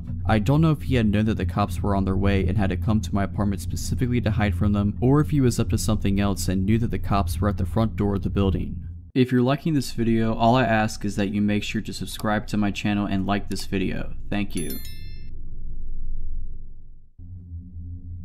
This happened back while I was in college a couple years ago. Me and my roommate moved into a beautiful apartment our junior year of college. Our parents made it extremely clear that us living alone together was not ideal for some of the cheaper, shady neighborhoods close to our college. We attended a college in our state capital, so we were in a city environment, and had certain criteria we had to meet in order for us to live there, and for them to co-sign our leases. Lit sidewalks, keyed entry into the apartment building, lit parking lot, X amount of blocks from campus, etc., etc. So we finally found one that fit our parents' criteria. Our apartment building had a keyed entry for both the front of the building and the back gate that led to the fire escape. Our apartment was an end unit that led to the fire escape, so there was 2 deadbolt locks on it. We loved our apartment, we felt safe, we had fun, truly living the college experience. And then my roommate's boyfriend starts slowly moving his things into the apartment and staying there way more often than he should. I finally tell my roommate if he wants to stay here and use the water, electric, and food I help pay for, then he needs to pay for it too, including our rent. I tell her a 3-way split, or I'm paying only my rent and he can pay the entire electric, water, and trash bill. I think I'm being pretty fair, and even though her boyfriend doesn't have a job, that's not my problem. I work and go to college. Your "I don't want to work at McDonald's, yes he actually said that" excuse is completely garbage. If you want a place to stay, then to the Golden Arches you shall go. So instead, my roommate starts sneaking him in really late at night after I go to sleep, and he leaves on days I'm home. While I'm in class he's there, then leaves before I come back. My schedule is extremely routine. Well, he can't have a key, so if my roommate is in class or at work, how is he getting in? He can't take my roommate's key because if he decides to leave halfway through the day, how will she get her key back? All good questions. The solution they came up with was to leave the back door unlocked that leads to the fire escape, and then he can just jump the fence at the bottom of the fire escape to get back on the fire escape when he's ready to come back, or stick a rock in between the door, whatever works for him. So I'm off of work and school one Thursday morning, and I decide I'm going to sleep in as long as I possibly can. My roommate and her boyfriend had already left for the day, so naturally they leave the door unlocked. I'm asleep and it's about 10 in the morning when I hear the back door open to the apartment. I come to just enough to recognize the noise, realize it's my neighbor or her boyfriend, and I brush it off and go try to drift back off. All of a sudden I start hearing someone creep through the apartment. Wooden floors. It definitely doesn't sound like casual walking. It is clearly someone stepping slowly and quietly through the apartment. My door to my room is ajar just a sliver, but I don't see anything out the door, and I'm honestly too tired to get up and look. A couple minutes pass and I figure that my roommate and or her boyfriend are just being weirdos, and I fall back asleep. I can't be sure how much time passes before I open my eyes, but it can't be too long. I wake up to my door opening. My back is to the door and I am facing the opposing wall. I slowly start to turn over to see why my roommate or her boyfriend would dare wake me from my slumber, and there he is, a burglar. In my room, next to the bed I'm currently laying in, a 6-foot tall burglar, unplugging my TV about 5 feet from where I currently am. I immediately pretend I'm just shifting positions in my sleep and continue to roll over with my eyes as shut as I could make them seem, still open enough to watch what was going on. He hears me shuffling as I turn over, stops, looks dead at me, and luckily doesn't realize that my eyes are open just a tiny bit. He goes back to unplugging my TV, my DVD player, shoves it in his bag he's brought, like those bags from IKEA, and steals my change jar and casually starts walking out of the front door to my apartment, like he came in for a cup of tea or something. After I hear the door shut, I immediately spring out of bed, grab my phone, start dialing 911, all while locking the back and front doors. The dispatcher is trying to calm me down. At this point I am hysterical. I can't even catch my breath to tell her okay. Luckily, I told her my address before I started hyperventilating. I will take a second to commend the police department, both city and college, because they were there in less than 3 minutes. She tells me the cops are there, but they need me to go downstairs to let them in the building because they don't have the key to the front door of the building. I am so afraid to open the door to my apartment and even look down the hallway. I'm about to walk to the front door and extend my arm out to the handle when I hear, "Ma'am, it's the police." As if I didn't get scared enough already, they yell through the door. I am paranoid because the dispatcher just told me they couldn't get in and didn't realize someone probably let them in downstairs. I ask the dispatcher to confirm that the people at my door are actually police officers. She tells me that they are at my door. Okay, cool. I open the front door and I collapse right there. My legs completely turn into jello and I just hit the floor. I blacked out for a brief period of time, but they helped me up and sit me down on the couch. There's at least 10 officers in my apartment from both the city and college departments. When I look outside the living room window to the street below, there are 5 or 6 cop cars blocking the street. I later found out that they were doing a perimeter search around the immediate area. I'm being bombarded questions now. I have to try to find out what's missing besides the stuff from my room. I'm crying, I'm shaking. This is not at all how I saw my day off going. I tell them my roommate left the back door open for her boyfriend, they inspect the back door and blah blah. The next thing I know, my roommate and her boyfriend walk in and they both have the most dumbfounded looks on both of their faces. At this point now, there is a detective talking to me and I'm giving my statement, giving a description of the burglar, the stuff missing, looking at mugshots, etc. I immediately stop talking to the detective, look up at the both of them and blurt out, "Someone robbed us while I was asleep. He came into my room." 2 officers take her and her boyfriend aside and talk to them while I'm finishing up with the detective. I call my then boyfriend and he comes over to help me pack my stuff to stay over his house for a couple of days, which turned into staying until my lease at my place ended, around 4 months. After failing to recognize any suspects in a lineup, the cops slowly start leaving. After they all leave, I call my parents to tell them what had happened, gather my things, and head over to my boyfriend's house. My roommate and her boyfriend never once apologized. Not for leaving the door unlocked, but just a general "I'm sorry this happened to you" type of apology. They never asked me if I was okay, if I wanted to talk, nothing. The day my lease ended was the best day of that entire year. I couldn't wait to get away from my roommate, her boyfriend, and that apartment. They never found the guy who robbed me that day. I didn't even care about the materialistic things. He robbed me of my safety and security, and it took a good amount of counseling to get that back. I am also thankful he didn't try to attack me that morning. My friendship with my roommate was tarnished. I haven't spoken to her since. To this day, I don't sleep with my back to the door, and I always have a knife under my mattress.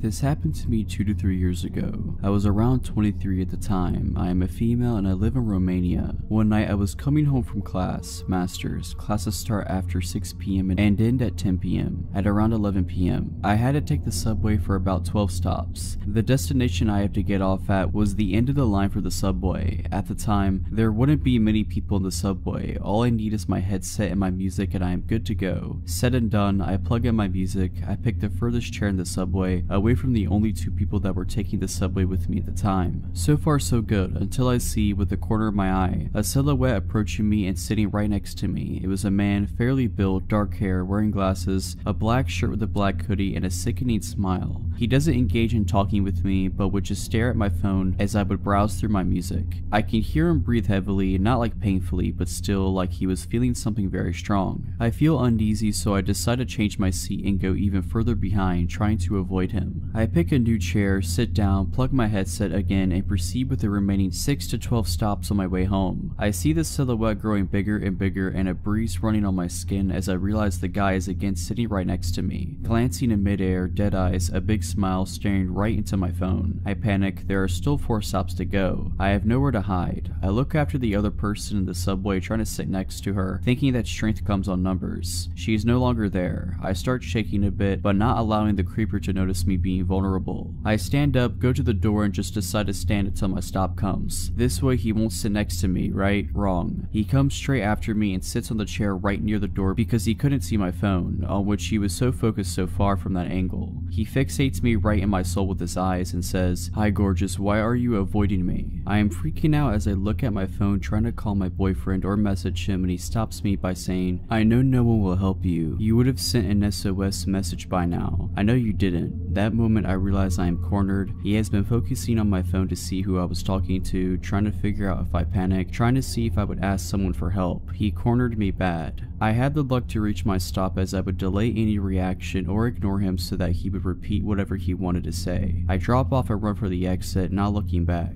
I get out at the surface and I don't see him anymore. At this moment, I put my phone in my purse and realize I had pepper spray with me all along. My heartbeat comes back to normal as I know at least I have something to defend myself with, but still a long way to get home, and who knows if he is alone or not. I walk rather fast for maybe 5 minutes from the metro and feel a hand grabbing my wrist hard and pulling me back. Another hand covering my mouth, disabling me from screaming my lungs out. It was him, the same black hoodie, dark hair, and dead-eye stalker. He was furious and said, "How dare you run away from me? You should be honored I give you attention. Now, my phone is in my bag, I can't call the police, and I can't reach for the pepper spray." I panic. I can't punch him in the crotch. His hand is still in my mouth. What do? I did the most desperate and disgusting thing I could think of just to save my life. I played along. I used my other hand to touch the inside of his thigh and mumble a "I'm sorry" while his hand was on my mouth. He took his hand off my mouth and repeated that "I'm sorry, I didn't realize he was just flirting." He let his guard down and took his hand off my wrist. He asked me for my phone number and address to drop me off, but I refused, saying I'd rather add him on Facebook, and he agreed. I told him I'd reach for my phone, but instead picked the pepper spray and got him sprayed all over his face. Made sure I'd cover both his eyes, nose, mouth, even his ears and hands. He instantly got all red, suffocating from the pepper and swelling.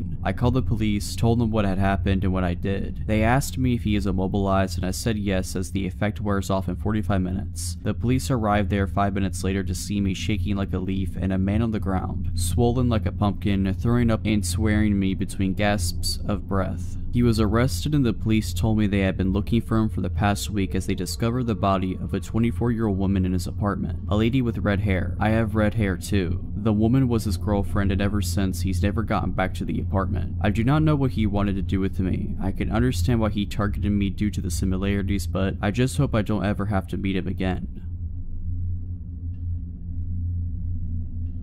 I used to live in a townhouse duplex by myself with my dog and 2 cats near a train station. There were often commuters who parked outside my place and passed by through the day and night. Occasionally, I had cigarettes or stuff stolen from my front veranda, but none of this scared me like the night I was watched. My dog lives indoors, and I would take him out for a last pee before bed. My backyard light was broken and was up too high to change the bulb, so I always took him out the front. That night, it was around 11 p.m. and I took him out the front. It was a hot summer night and I was mindlessly standing on the footpath when I saw movement across the road from me. Out of nowhere, a man had appeared and was walking diagonally across the street away from me. I thought it was odd because I hadn't seen him come from the other direction. I continued to think about it. Where he came from was from outside of a house that was being renovated. I knew the owners weren't living there and thought maybe he was trying to steal some stuff. So I kept looking down the road to where he had gone. He had turned the corner down the next street. I kept watching, and then I suddenly see his head pop around the corner to see if I'm still outside. This gave me the absolute creep, so I grab my dog and go inside. I turn off all my lights and go upstairs to my bedroom, which is at the front of the townhouse and faces the street. I thought I would keep watch of my neighbor's house and call the police if he came back.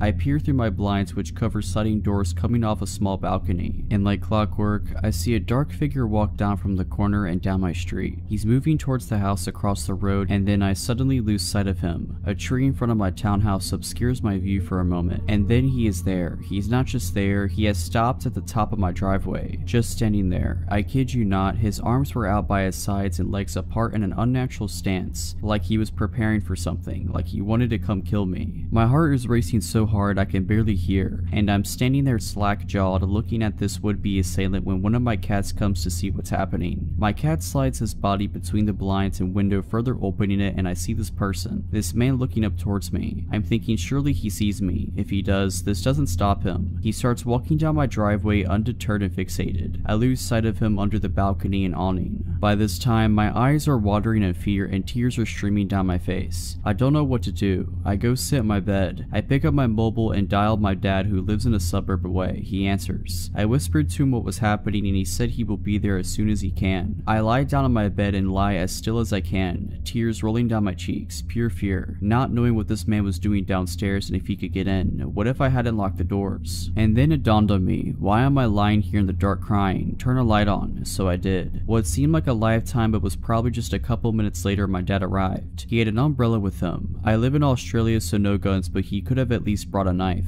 I stayed on the phone with my dad while he searched outside for the man. The man was gone. Maybe me turning on the light scared him off. I called the police, who said I should have called sooner. Of course I should have, I don't know why I didn't. They came out with a sniffer dog and didn't find him either. I don't know what he wanted, but for a good year after that I was scared living there. Luckily that feeling faded away after a while. This happened to me a few years back when I was in my early 20s. At the time, I worked in a department store and a makeup counter. The job relies heavily on good customer service and building relationships because you want people to keep coming back to spend money on your products. We are given personalized business cards so that we can build up our own client base. Very important for a commission department. It's not uncommon to be familiar with the people who frequently shop in the store. As workers, our training is focused on being friendly and accommodating. One day while I was working, I had to move to a makeup counter that wasn't my own to cover someone's lunch break. It was a really slow day, so I was just leaning on the counter, people watching. I could tell most shoppers were just browsing, so I kept to myself. One of the people that I noticed was a very tall and broad man. He walked very slowly, almost hunched over. His face was fixed very aggressively, like he was angry but focused. He circled around the counter a few times, but I could feel his gaze on me instead of the products. After a few rotations around the department, I decided to greet him in case he needed help.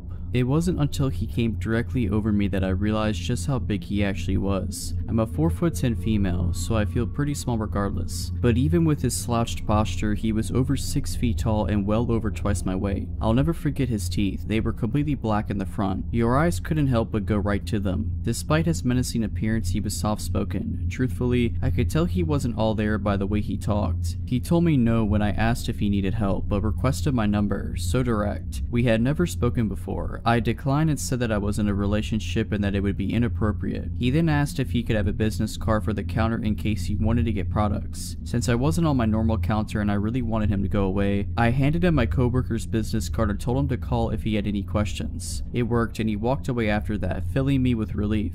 Only a couple minutes later, the phone on the counter rings. I answer with my peppy customer service voice and say, "Thank you for calling makeup brand name, how can I help you?" And immediately I know it is the same guy when he starts talking. He asks me again for my personal number and I explain once again that I cannot do that, but he just wants to talk, he explains. Since he wasn't getting the hint, I say, "I should have told you that I'm married, you can't have my number." Politely he apologizes and hangs up. I thought that would be the end of him, but for the next few weeks or so I spent much of my time at work anxious that he would show up. I would see him every week and he would lurk around the counter looking for me. Anytime I would see him, I'd immediately drop what I was going to run and hide or run to the closest customer and offer any bit of assistance to make it look like I was busy so he wouldn't talk to me. I successfully dodged him every time, and it came to the point where I stopped seeing him. I was thrilled. I had almost completely forgotten about him until one day I decided to go to Walmart by myself to pick up a few things on my day off. I generally like to shop alone. I can take all the time I need and I like leisurely looking around. I grabbed a basket and made my way over to the cosmetic/hair wellness section since that's where most of the things I needed were. I only managed to grab a few things before I locked eyes with him as I walked by the supplement aisle. I had recently changed my hair color and wasn't wearing my work uniform, so I didn't think he'd realize who I was. I was ready to just just go about my shopping and ignore him until I noticed that he dropped the items he had in his hand and started heading my way. I panicked and stiffened my pace immediately. I thought to myself, he's not going to really follow you through the store, right? But as I turned around to look, I could see his humongous body just plowing through people, with that same terrifying look on his face, only meaner, his black teeth growing closer with a snarl. Since the direction I was walking was the opposite of the exit, and there was no way I was going to turn around, I decided that my best course of action would be to follow the perimeter of the store and cut down the center section, which would bring me close to the registers. I speed walked the entire time in the hopes of losing him amongst all the people, but never once turning around again. By the time I made it to the register area, I could actually feel him behind me. Still not wanting to turn around to look,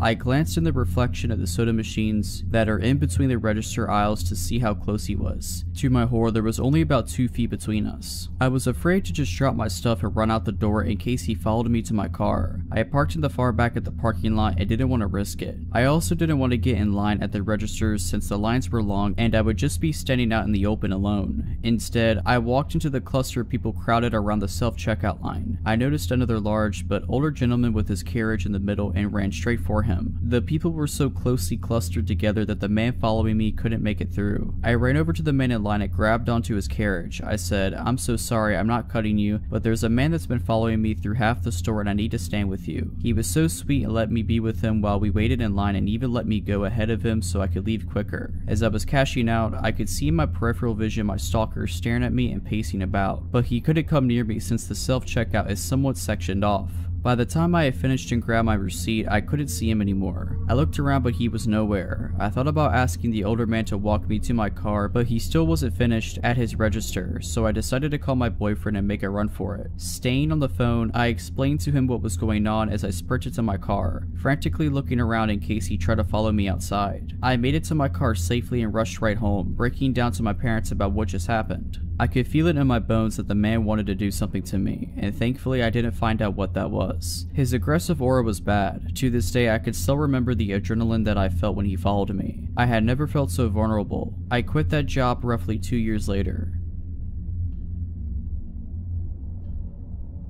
This incident happened in the summer of 2015. I lived by myself in a nice house inside a small town. Low crime, but still the occasional shady person. Anyway, at work that day on a smoke break, I watched a dog get thrown from a moving vehicle, 4-lane city traffic during the start of rush hour. I ran right out there, scooped his little self up, and booked it back to my workplace. He was not injured, amazingly. As a bleeding heart animal lover, I decided to take him home with me until I could figure out what to do with him. I have a large amount of cats, and always have. This was my first experience with a dog that I was solely responsible for. This guy was very shy, head hung, tail tucked, jumpy, just looking at me like I was about to beat him. I was clueless on the subject of dog personalities and tendencies. I just knew that they needed to be taken out frequently. His first night with me, we had been out about 15 times, as I did not want him using the bathroom in my house, obviously. I was having my final cigarette of the day on my porch. The dog was on a lead, chilling under my chair as I smoked and chilled. I see a man walking on the sidewalk that runs by my house. He kept glancing up at me before passing. Shortly after he passed my house, he stopped, turned on his heel and approached. "Hey, can you tell me where 302 Church Street is?" he asked. I told him I would search the address on my phone, which, of course, was taking a minute to pull up. He explained he didn't have a phone of his own and was attempting to get to a friend's house, taking small steps toward me the whole time. Finally, the address I summoned came up.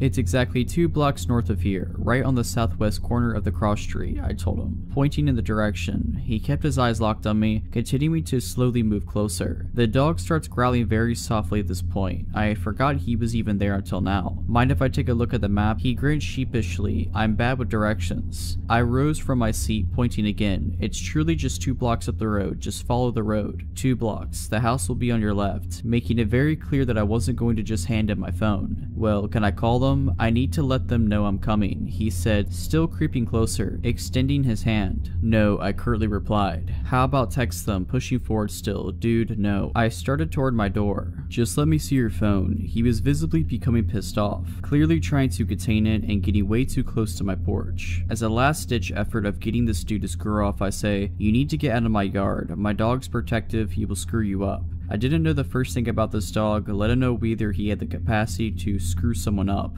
I just hoped Sane would intimidate pushy phone guy. Like I had said the magic words, Pupper springs into action. The dog emerges like a bullet from under the chair, growling, snarling, and barking his head off. He jerks me near off the porch trying to get at this guy. He sounded and acted like an 80-pound attack dog, not a 40-pound timid beagle mix. I was afraid. I didn't know if the pup would turn on me. As stated previously, at the time I knew absolutely jack nothing about dogs. He backed his hindquarters into my legs, almost nudging me to the door. Still carrying on, eyes locked on Phone Dude and baring his teeth. Phone Dude holds up his hands and backs off, stammers something like, 2 blocks north, yeah? And begins walking that way. I go inside, cut off my lights and peek out the window at him. He glances at my house, assured I'm inside, turns and begins walking the completely opposite direction I pointed him in. Icing on the cake, he pulls a phone from his pocket and raises it to his ear to make a call. The dog secured his place as a member of the family that night. He is incredibly protective of me and has frightened away another creeper since this incident. He is attached at my hip and has made it known that he is grateful to be in a safe, loving home, wherein he will never again become a projectile from a moving vehicle. His name is Hank, and I truly believe that night would have ended very poorly for me had he not been there.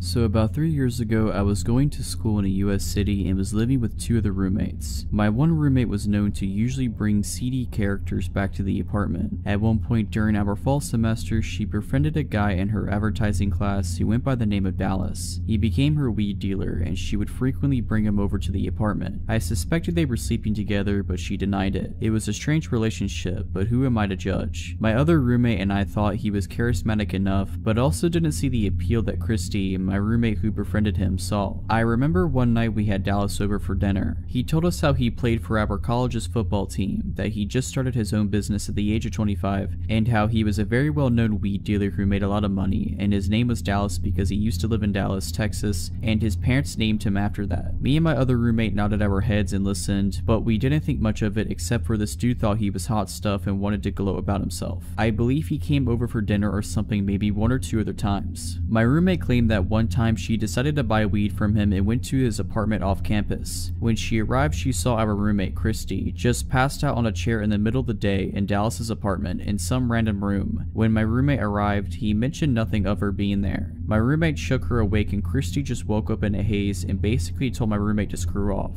My roommate recounted the story to me and we both agreed it was weird and Dallas was probably not the safest person to hang with. After a couple of months, Christy stopped hanging with him. I remember her saying he got pissed she didn't want to sleep with him. I also found out that a friend of hers, who knew him for a long time, was engaged to him. Oh, also, his real name wasn't Dallas. Yeah, real shocker there. Fast forward 2 years. Me nor my roommate talk to Christy anymore. We are living elsewhere in said city doing our own thing. We get an alert on our phones that a girl who had just transferred to our college went missing after leaving from one of the campus bars the previous night. It doesn't take long, maybe a few days, when this huge story breaks. This girl was killed by someone she left the bar with that night. My roommate calls me and goes, "Do you remember what Dallas's real name was?" I go, "Yeah, I believe it was said name." She goes, "Go online and read this article. He killed that girl who just went missing." Sure enough, I go online and there's the most horrifying mugshot of Dallas with a photo of the girl he had just slain. It gets crazier. Apparently he had taken her home that night and attempted a one-night stand, and he killed her by blunt force and strangulation. If that isn't terrible enough, he cleaned up the evidence-ish in his apartment, threw her body in a storage container, took a lift to his grandma's house hours away, and buried the storage container with her remains in it on the property somewhere. After obtaining a video of the two of them leaving together from the bar, it didn't take cops long to bust him. Weeks after the story broke, so many girls came forward and shared similar creepy stories about Dallas, the guy who played for said college's football and ran a successful business. You can guess that none of this was ever true. Also, he was like 28 years old, claiming he was still a student at our college when this happened, prying on younger women. I just hope he rots in prison for the rest of his life.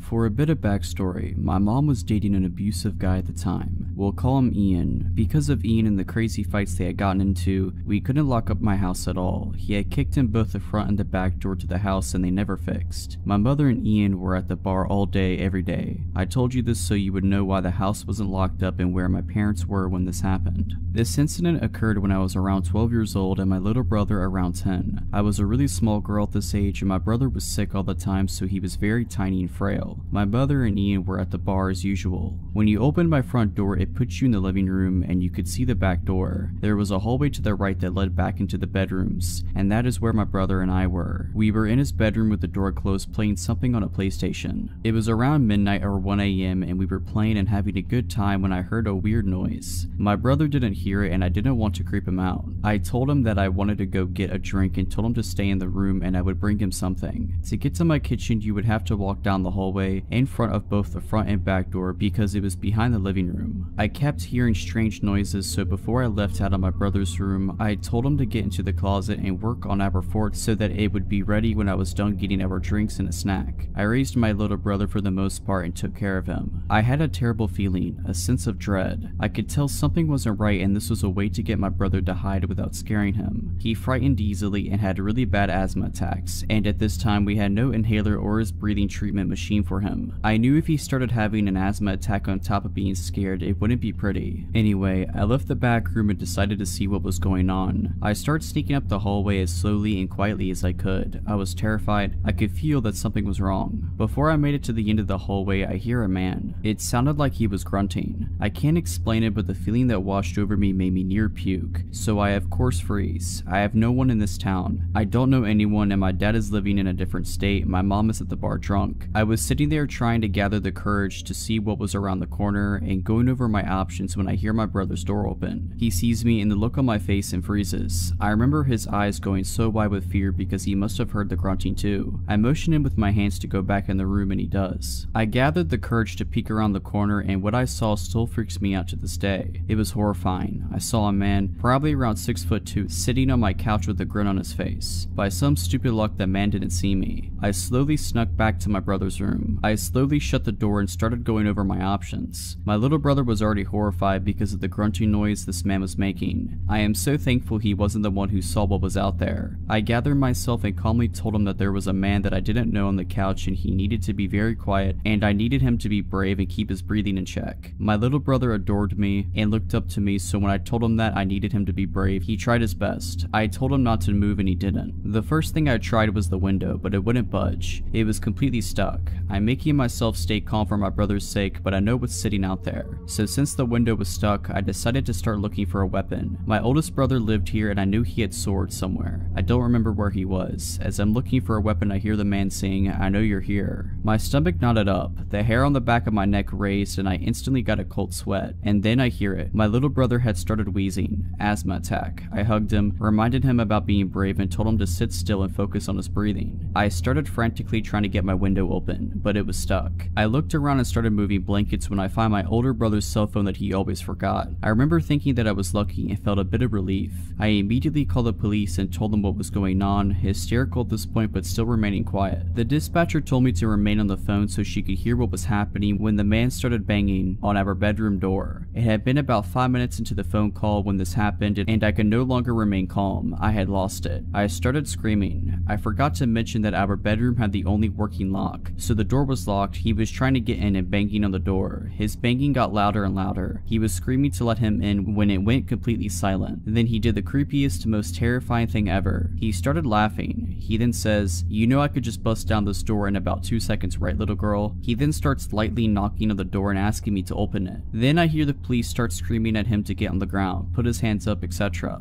I heard him putting up a fight, followed by more yelling and eventually silence. After a few minutes there was a knock on my door, but at this point I was too terrified to open it. I thought that this nightmare guy was still there. So being in my hysterical state, I started screaming, "No, no, no, please," over and over again, sobbing and shaking. I couldn't stay brave for my little brother anymore. I was on the floor holding him this whole time, convinced we were going to die. Eventually I calmed myself a bit and this time a female officer was at the door, so I opened it. There were about 5 cops standing in the hallway listening to me being hysterical. I refused to let go of my brother at this point, but we both ran to this female officer and just collapsed, sobbing hysterically. We had been so scared. It turns out this guy was completely wasted and high on drugs. I remember the cops walking me up to him and having me stand in front of him to ask me if I knew this man. I didn't. The man's eyes were completely bloodshot and filled with hatred. My parents were called and investigated for leaving us alone like that and for the doors being like that. My mom is a different person now, doesn't drink, and is now married to a cop. She completely changed. I remember asking her about it later on, and she told me something that I didn't know. The man had a huge knife, so that's what he was scraping the door with. He also had some rope, tape, and a tarp.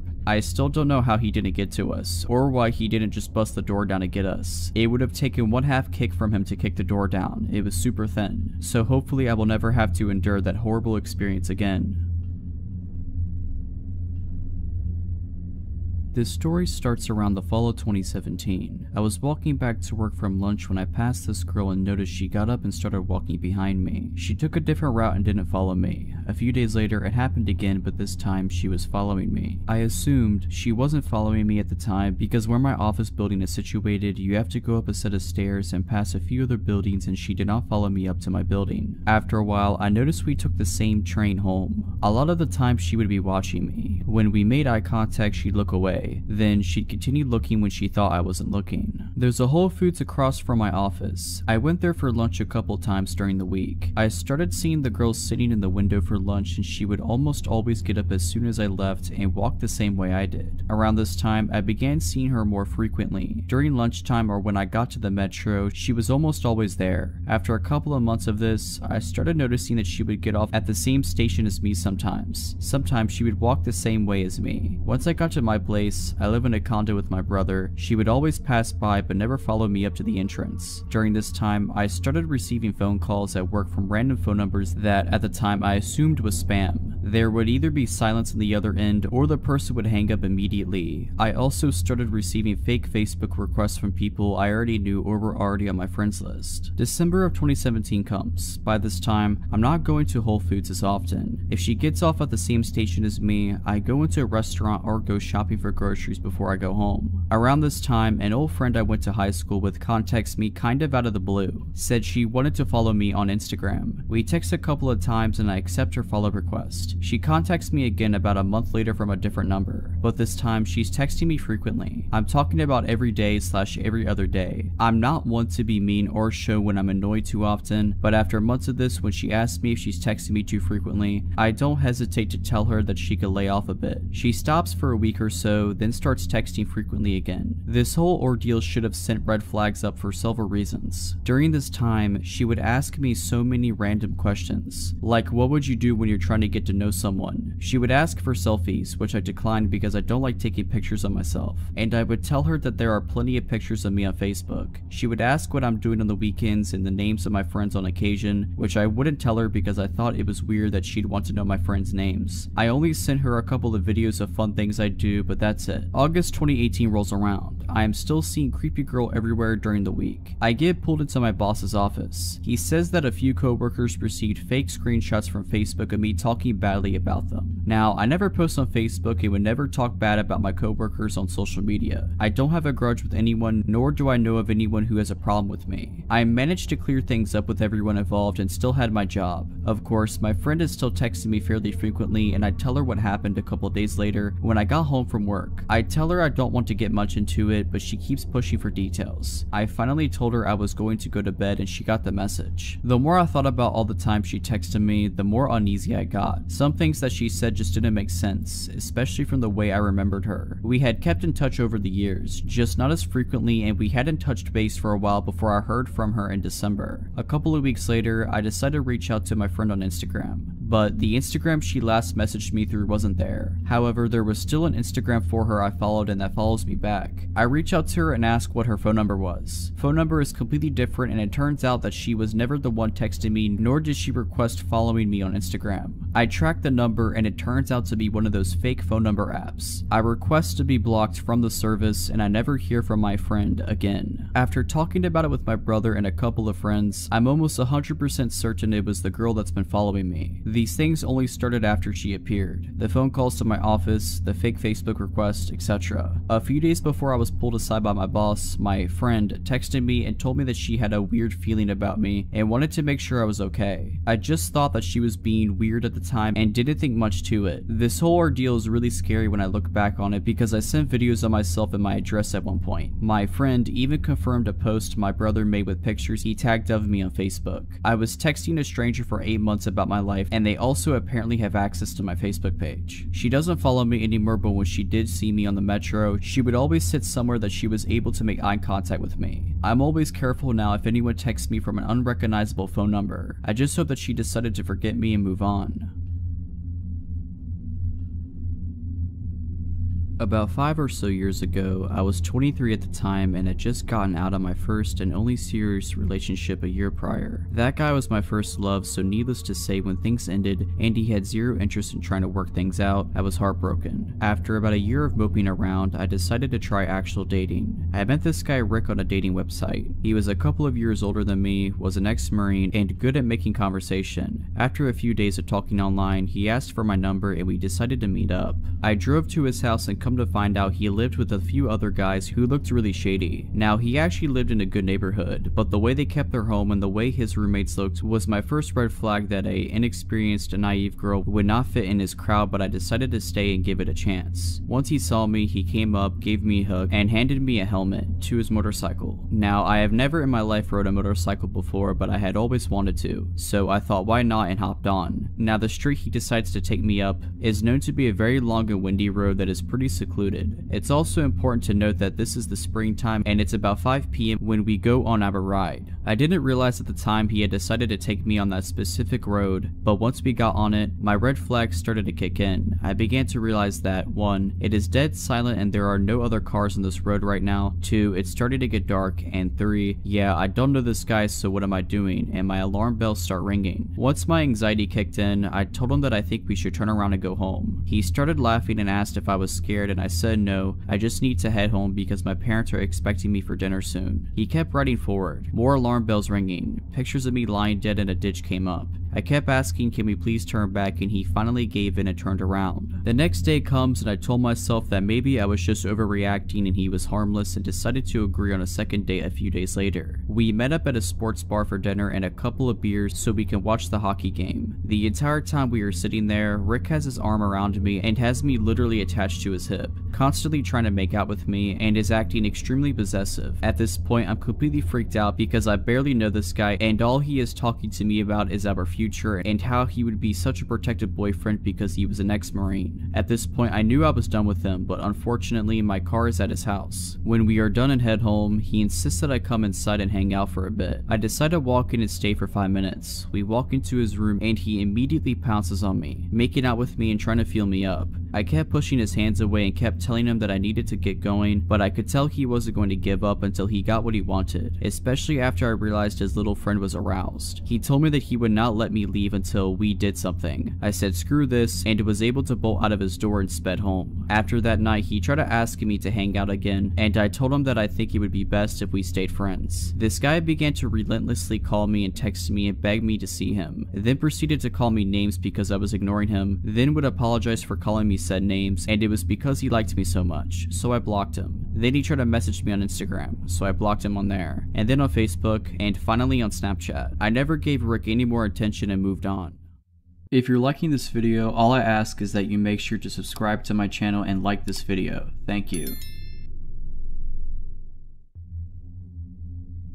This story happened to me about 6 months ago. I have lived where I lived for 3 years. It's a nice apartment in an amazing location, but they were built in the late 90s. In the last few years, the city I live in has had a massive population boom and people have been non-stop pouring in. Good weather, amazing economy, cool place to do stuff always. Because of this, I have seen the landlord's staff start to do heavy maintenance on the apartments to bring them up to date to attract more people to them. My neighbor lived in his apartment for something like 6 years before he ended up buying a house and moved. When he moved, the landlord immediately started redoing his apartment as one to bring up to date. The way that the apartment layout is that there are 2 stories. Where my bedroom is, on the direct other side of the bedroom wall is the staircase in my neighbor's apartment. The way my bedroom layout has my bed right up against the wall. They were completely stripping this place clean. It was one of the first ones that they did such heavy remodeling to. For weeks I would always see the workers over there painting and redoing the floors, etc. A few days before this happened was no different. I left and saw them doing maintenance in the kitchen, and when I came home from work, they were gone for the day. Nothing unusual for a single bit. The part that is unusual though is what happened one particular night. I was awake around 1 AM watching TV in my room when I heard someone on the other side of the wall slowly walking up up the stairs, and very obviously stopping halfway up.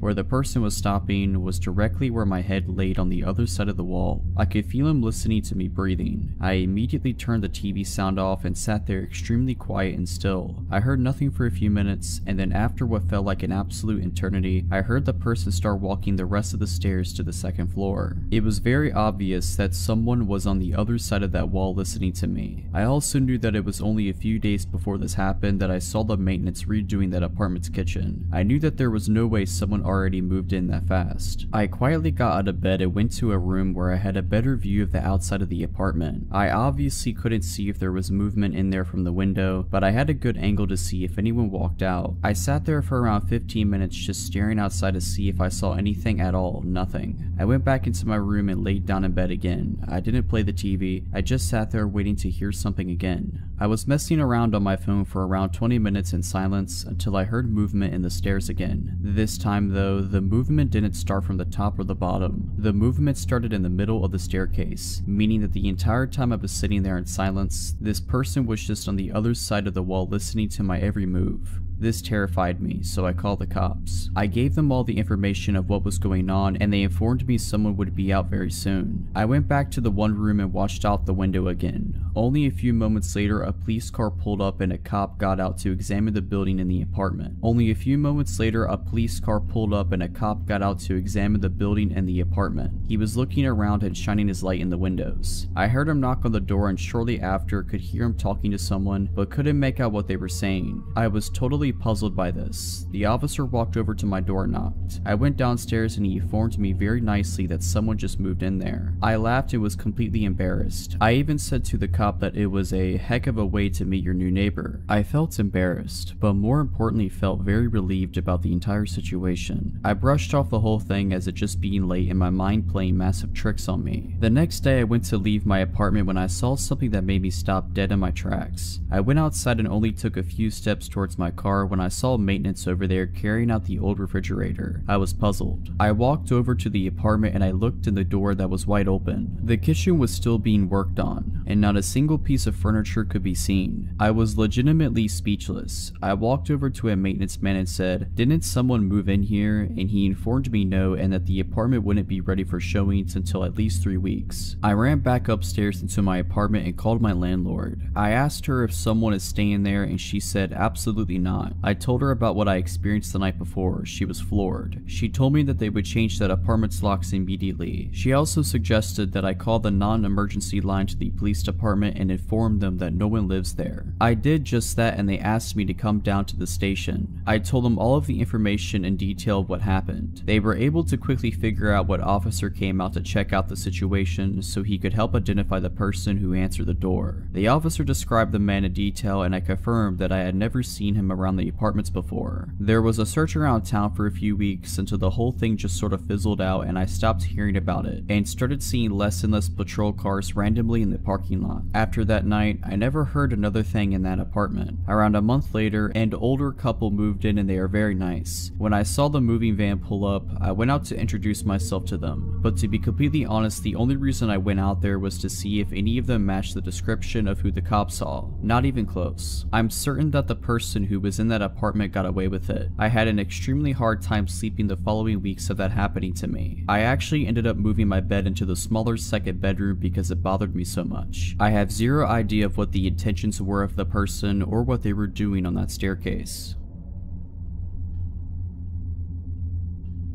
I am a proud Floridian. At the time of this story, early 2000s, I was going to college in South Florida and lived with my family in my hometown in the Florida Panhandle. It's about a 7-hour drive up through Central Florida to get between the two places, so I mostly only went home for the holidays. It was the Thanksgiving in my junior year, and I was excited that I had managed to rearrange my midterms to be able to leave campus 3 days ahead of everyone else. I was expecting to beat the masses of traffic and was hoping for a quick trip back home. My roommates wanted to have a last meal together before we all left for break, so I ate in the campus dining hall around 4 p.m. and I set off on my journey around 5:30 p.m. p.m. Around 10 p.m. I had just passed my 2/3 mark, where I always stopped at this little mom and pop's type of diner by the side of the highway to grab a snack, use the restroom, and call my dad to let him know I was okay. I didn't have a cell phone yet. Well, I hadn't been there since summer and the place was out of business, so a little bummed out that I wasn't getting my chocolate chip pancakes. I just kept going. There really wasn't much built up around there at the time, so when I saw signs for a rest stop in, of all the places on this green earth, some town called Alachua, so I went for it. So I went and parked directly under the street light for safety and used the facilities, called my dad, etc. I didn't see anyone else there, except for a very exhausted looking woman who approached me asking for directions, saying she was with her husband and 2 small children from Virginia and they had made a wrong turn trying to get to Disney. So I left the rest area and was walking back to my car when I noticed a beat up, unmarked, gray or bluish work van parked very close to the driver's side of my 95 Honda Civic. Yeah, okay, I thought that's pretty weird. It had Florida tags on it, so it couldn't have been the ladies I talked to in the bathroom. I distinctly remember she said she was from Virginia. I turned around and hightailed it back to the rest stop,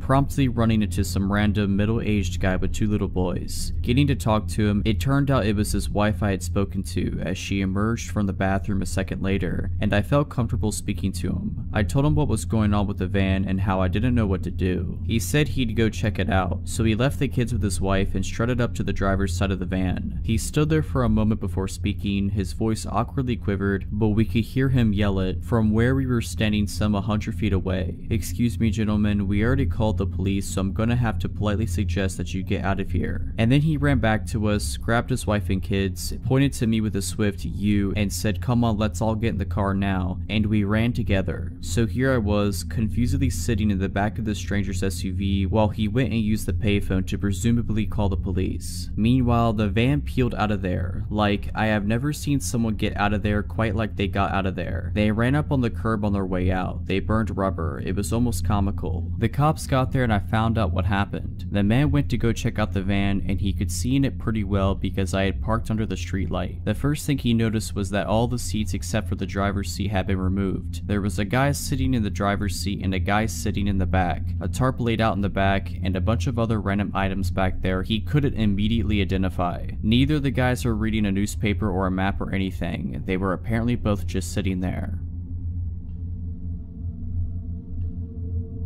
I'd say I was around 8 at the time this took place. At the time, we had to get mail from the post office in town, and so seeing my mom get the mail, my brain decided, wow, I want to be cool and get the mail like mom. That childish need to prove that I was mature. Eventually, after time and time of begging, my mom let me get the mail. I'd guess it was a weekend as the post office was closed, but you could still grab mail, just no people that worked there were there. I asked my mom if I could grab the mail as we slowly pulled up outside the post office. She nodded and gave me the keys that had the mail key and a few others. I jumped out of the old van and ran up the ramp to the building, avoiding the stairs completely. I opened the door and saw a lady and a man getting their mail, but turning to my side, I saw an older man sitting in the corner staring at me. He gave me weird vibes even as a kid, but still I gave him a quick smile and wave. Bad move. The man smiled back, revealing his stained teeth. I walked past him and went to the mailbox. Me being me though, I forgot what key was what and began fumbling awkwardly as the others grabbing mail left the building. After maybe 3 to 5 minutes of trying and failing, I finally unlocked it. I was so happy that I disregarded the man staring as I grabbed the mail. With a quick click of the lock, I closed the box and began to walk away. I found the gaze of the man as he looked at me, a crooked smile across his face. I put my open hand against the door and began to push when a pair of arms reached around me, one hand forcefully pulling the door shut and the other around the upper part of my chest, like my collarbone, pulling me into a tight, unwelcome, and horrible hug. I froze. What was I supposed to do? I was always taught to respect adults and I did. He had a strong scent of alcohol on him, so much I think I coughed a few times. He began to speak after a moment of just holding me there. The words he spoke scared me really bad. He then said, "Man, hey, where are you going?" He spoke almost passive-aggressively. Me, "Oh, I have to go. My mom was waiting for me." Man, "Oh, okay." He sounded defeated and began to let me go. Before I could break away, he held me tighter again, tighter than before. Wait. I have a dog, you know." He had a grin on his face. Me, "Oh, that's cool." Man, "Yeah, and you should come with me and you could play with him." I almost went with him at that moment, but luckily something told me not to. The next maybe 8 minutes he had let me go and pulled me back hard into him, his dirty coat brushing against me. He kept telling me to go with him. Finally, he seemed to snap. "Man, alright, you're coming with me." Me, what? But I need my mom. I have her keys and she's waiting for me, please. That was still my priority, her keys and mail. Man, nope, you're coming with me now. He opened the door and began to pull me out. In a moment of his weakness, I broke away, running to my mom in her car. I slammed the door shut, scaring my brother and my mother. I began shaking and crying, dropping the mail on the car floor. I picked it up and handed everything to my mom as she demanded to know what happened. I'd told her everything and she looked pissed. I was so glad that she was on my side. I looked outside, tears still streaming down my face, and noticed the man look at me through the car window from the top ramp of the building. I began to cry harder and panic as he started coming over. My mom stopped me as she noticed him coming. He fell at the bottom of the ramp and tripped. My mom laughed at the creep and started driving away, while she tried to comfort me, saying things like, "He was a harmless old drunk man and he didn't hurt you." I'm pretty sure I knew what his intentions were towards my younger self, and I'm just glad that I was able to get away from the man. This happened in 2015 when I was 16 and still living in my hometown, a forgotten little beach town in the middle of nowhere that's so remote it's probably not even known by surrounding areas. Basically, there's 3 things you can do there as a teenager: go to the movies, swim, or go to this pathetic little place called Miller's Fun Park. It's relatively similar to a lot of fun park type things, only a whole lot worse. There's a crappy arcade with broken skee-ball machines, batting cages that probably haven't been used since the early 80s, a pathetic mini golf course, and the most dangerous go-karts you've probably ever seen in your life. Miller's Fun Park is on the edge of a field. On the opposite side of the field, about 3 miles down, is the beach, and across the single street are woods. If our town is in the middle of nowhere, Miller's is practically on the moon. My cousin Emma and I decided one summer night that we wanted to go go-karting. It was around 10 p.m, so we knew it'd be almost deserted, but that was the way we liked it. I picked her up from her house and we made the long drive down. Once we had arrived and parked in the nearly empty parking lot, we hopped out of the car and paid for some go-karting tickets. The same people had worked there forever. There was no one there except for a few boys in the arcade and a guy who looked to be in his 60s sitting on a bench near the batting cages. Emma and I paid him no mind and went to the go-kart track. Like I said, these karts were incredibly dangerous, so I was focused on nothing but making sure I wasn't going to skid and flip as we raced way too fast around the windy track. This is why I didn't notice the guy walking over to the fence, and why I didn't notice him watching us until we pulled into the lanes after our last lap. He was standing on the other side of the fence right where I parked. He stared at me with the most unsettling expression, a weird smile with dark eyes. I managed an uneasy smile back, handed another ticket to the guy running the go-karts, who was obviously higher than a kite, and Emma and I went off again. This time I couldn't focus. The dude gave me the worst type of feeling. My eyes were constantly finding their way to the metal fence where he stood, unmoving and watching us every time we were in his view. And the thing that was bothering me the most was we only had bought 3 tickets. We were on our second to last run and he was standing directly next to the exit gate. I was just praying that he'd move before we were done. But of course, no such luck. Our last go came and went, and I had no choice but to pull in next to him, unbuckle my seatbelt, and get out of my go-kart. I glanced over at Emma a few feet away as I opened the exit gate to see if she was as scared as I was, but she didn't seem to notice as she bounced over and bragged about how she had beat me the last 2 times. I was barely listening. I opened the gate and the guy stepped in front of me just as I was leaving. "Hey there," he said. His voice was dry and he smelled of cigarettes. "What are you girls doing all alone here?" My eyes darted over to Emma, who was looking at the dude with both confusion and annoyance. What?" she said, pushing past the gate so she stood beside me. "It's so late." His tone was as hungry as his eyes, and he reminded me of a snake. "Do your parents know that you're out?" "Yes," I answered quickly. "They're waiting for us actually. We need to get going."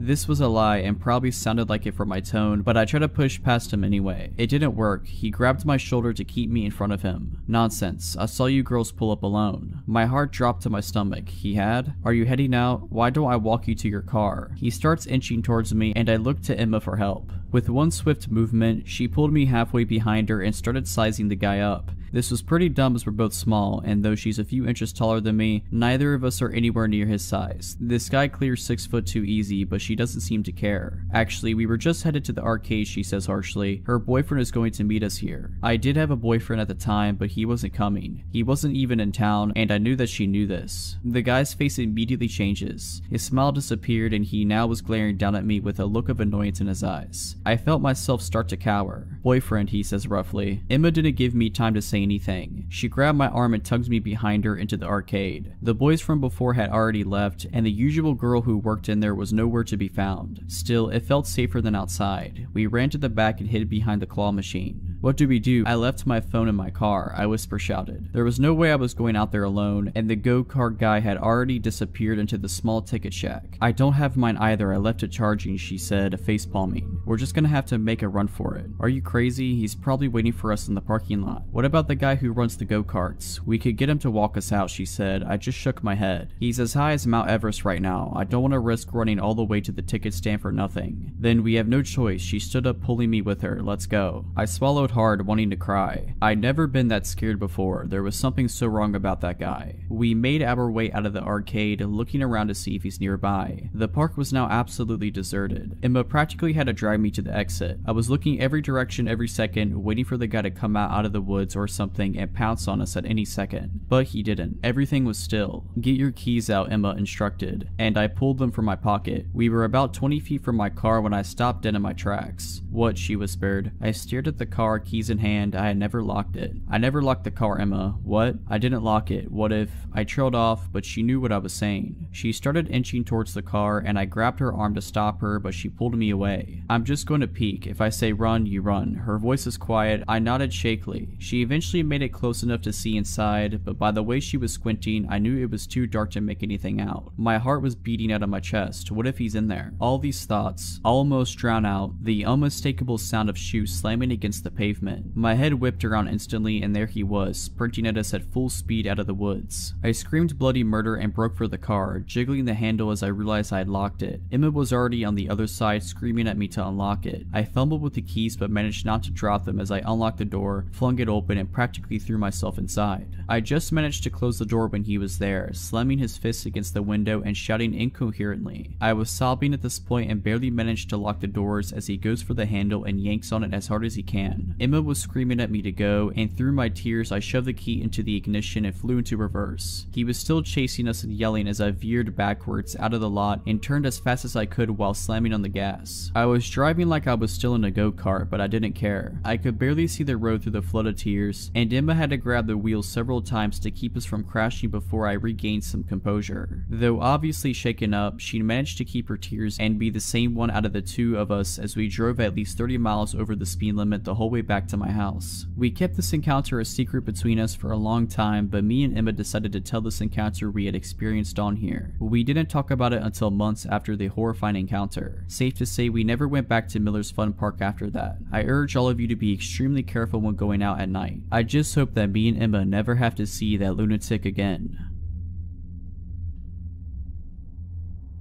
This story is about an event that happened to my mother around 1972 when she was 8 years old. To set the scene, both of my grandparents ran a restaurant/gas station in our hometown. They have always ran a business of some type since the 50s. This means that a lot of days my mom would take the school bus home and stay by herself if my grandma had to stay and help run things, usually no more than an hour or two. My uncle, her older brother, would usually come home on the bus with her, but he was a little older and sometimes had football practice. So was the case on the day of the event I'm getting to. So my mother arrived home on this day, let herself in the house, and put away her things. She had just recently received a new puppy and knew the first thing she needed to do was take the pup out to the yard to use the restroom. She wrapped the dog in a white towel, this is important, and walked him outside. As she put down the dog, she shook its hair out of the blanket, flailing it about the wind. It's then she noticed the neighbor's son was staring at her from across the street. This guy was in his late 20s and was known to be very strange. My mom said he always creeped her and everyone else out. She said he would stare at her when she would play outside and made her feel generally uncomfortable. She said he appeared out of nowhere in his yard that day, and as she took out the blanket, he began grinning and waving. Feeling more than a little shook, she picked up her pup, went inside and locked the door. She began to do some homework, and after about 5 minutes of work, she heard a loud knock at the door. She slowly walked to the window to see who it was. She knew it wasn't my grandparents because of course they had keys. As she opened the blinds, her eyes locked with those of the creep from across the street, like he was already looking in the window. She jumped and said she screamed a little as she shut the blinds. She walked to the door and made sure it was locked. She said he just continued with the slow, continuous thud on the door, almost in rhythm. Knock, knock, knock. Then she really got terrified as he began speaking to her through the door. "Hi, sweetie. I saw you with your doggy. Let me in to see him." She was in shock. "Come on and let me in, sweetie. Please, I want to see your puppy. In full freakout mode, my mom screamed, "You need to leave now. You need to go back to your house. I don't know you." He kept knocking. Knock, knock, knock. I can see the fear in my mom's eyes when she describes that part. He said, "Let me in. I saw you waving your flag of surrender." I kid you not, the guy thought my mom shaking hair from the blanket was a flag of surrender and a sign for him to come over. My mom screamed, "I'm calling my dad and the police if you don't leave now." With this, the knocking stopped. She tried to catch her breath and shake off her fear. She then got up from the door and ran to the basement level of the home. It was an old house, so the kitchen and the rec room were down there along with the only phone in the house. She made it to the phone and began to dial 911. All of a sudden, she heard a shatter from the next room. She looked over to see the crazed neighbor attempting to crawl through the kitchen window. He was ripping down the curtain as his upper body got through, and my mother screamed what was happening to the police on the phone. All of a sudden, he was bleeding from the abdomen where the window glass had cut him as his lower half couldn't squeeze through. Then my mom began hearing my grandmother screams, "What are you doing?" Then the guy yelling in pain and squirming out the window as she hit him from behind with some tool that was laying in her garden on the side of the house where the entrance to the window was. He managed to get out the window and bolted to his house. The police came, Grandma called my grandfather, and he arrived as well after shutting down the business as soon as she told him. They arrested him for breaking and entering. On the day of his court date, he told them the white flag of surrender story, but this was the final nut on his crazy cake as they put him in a mental institution that day. He may have gotten out but went back because my mother said he later died in an institution. Outside the courthouse, the crazy family of the creep tried to blame my 8-year-old mother, and the man's father called my mother a harlot. We always can't help but wonder though, what would he have done to her if my grandma didn't come home at that moment?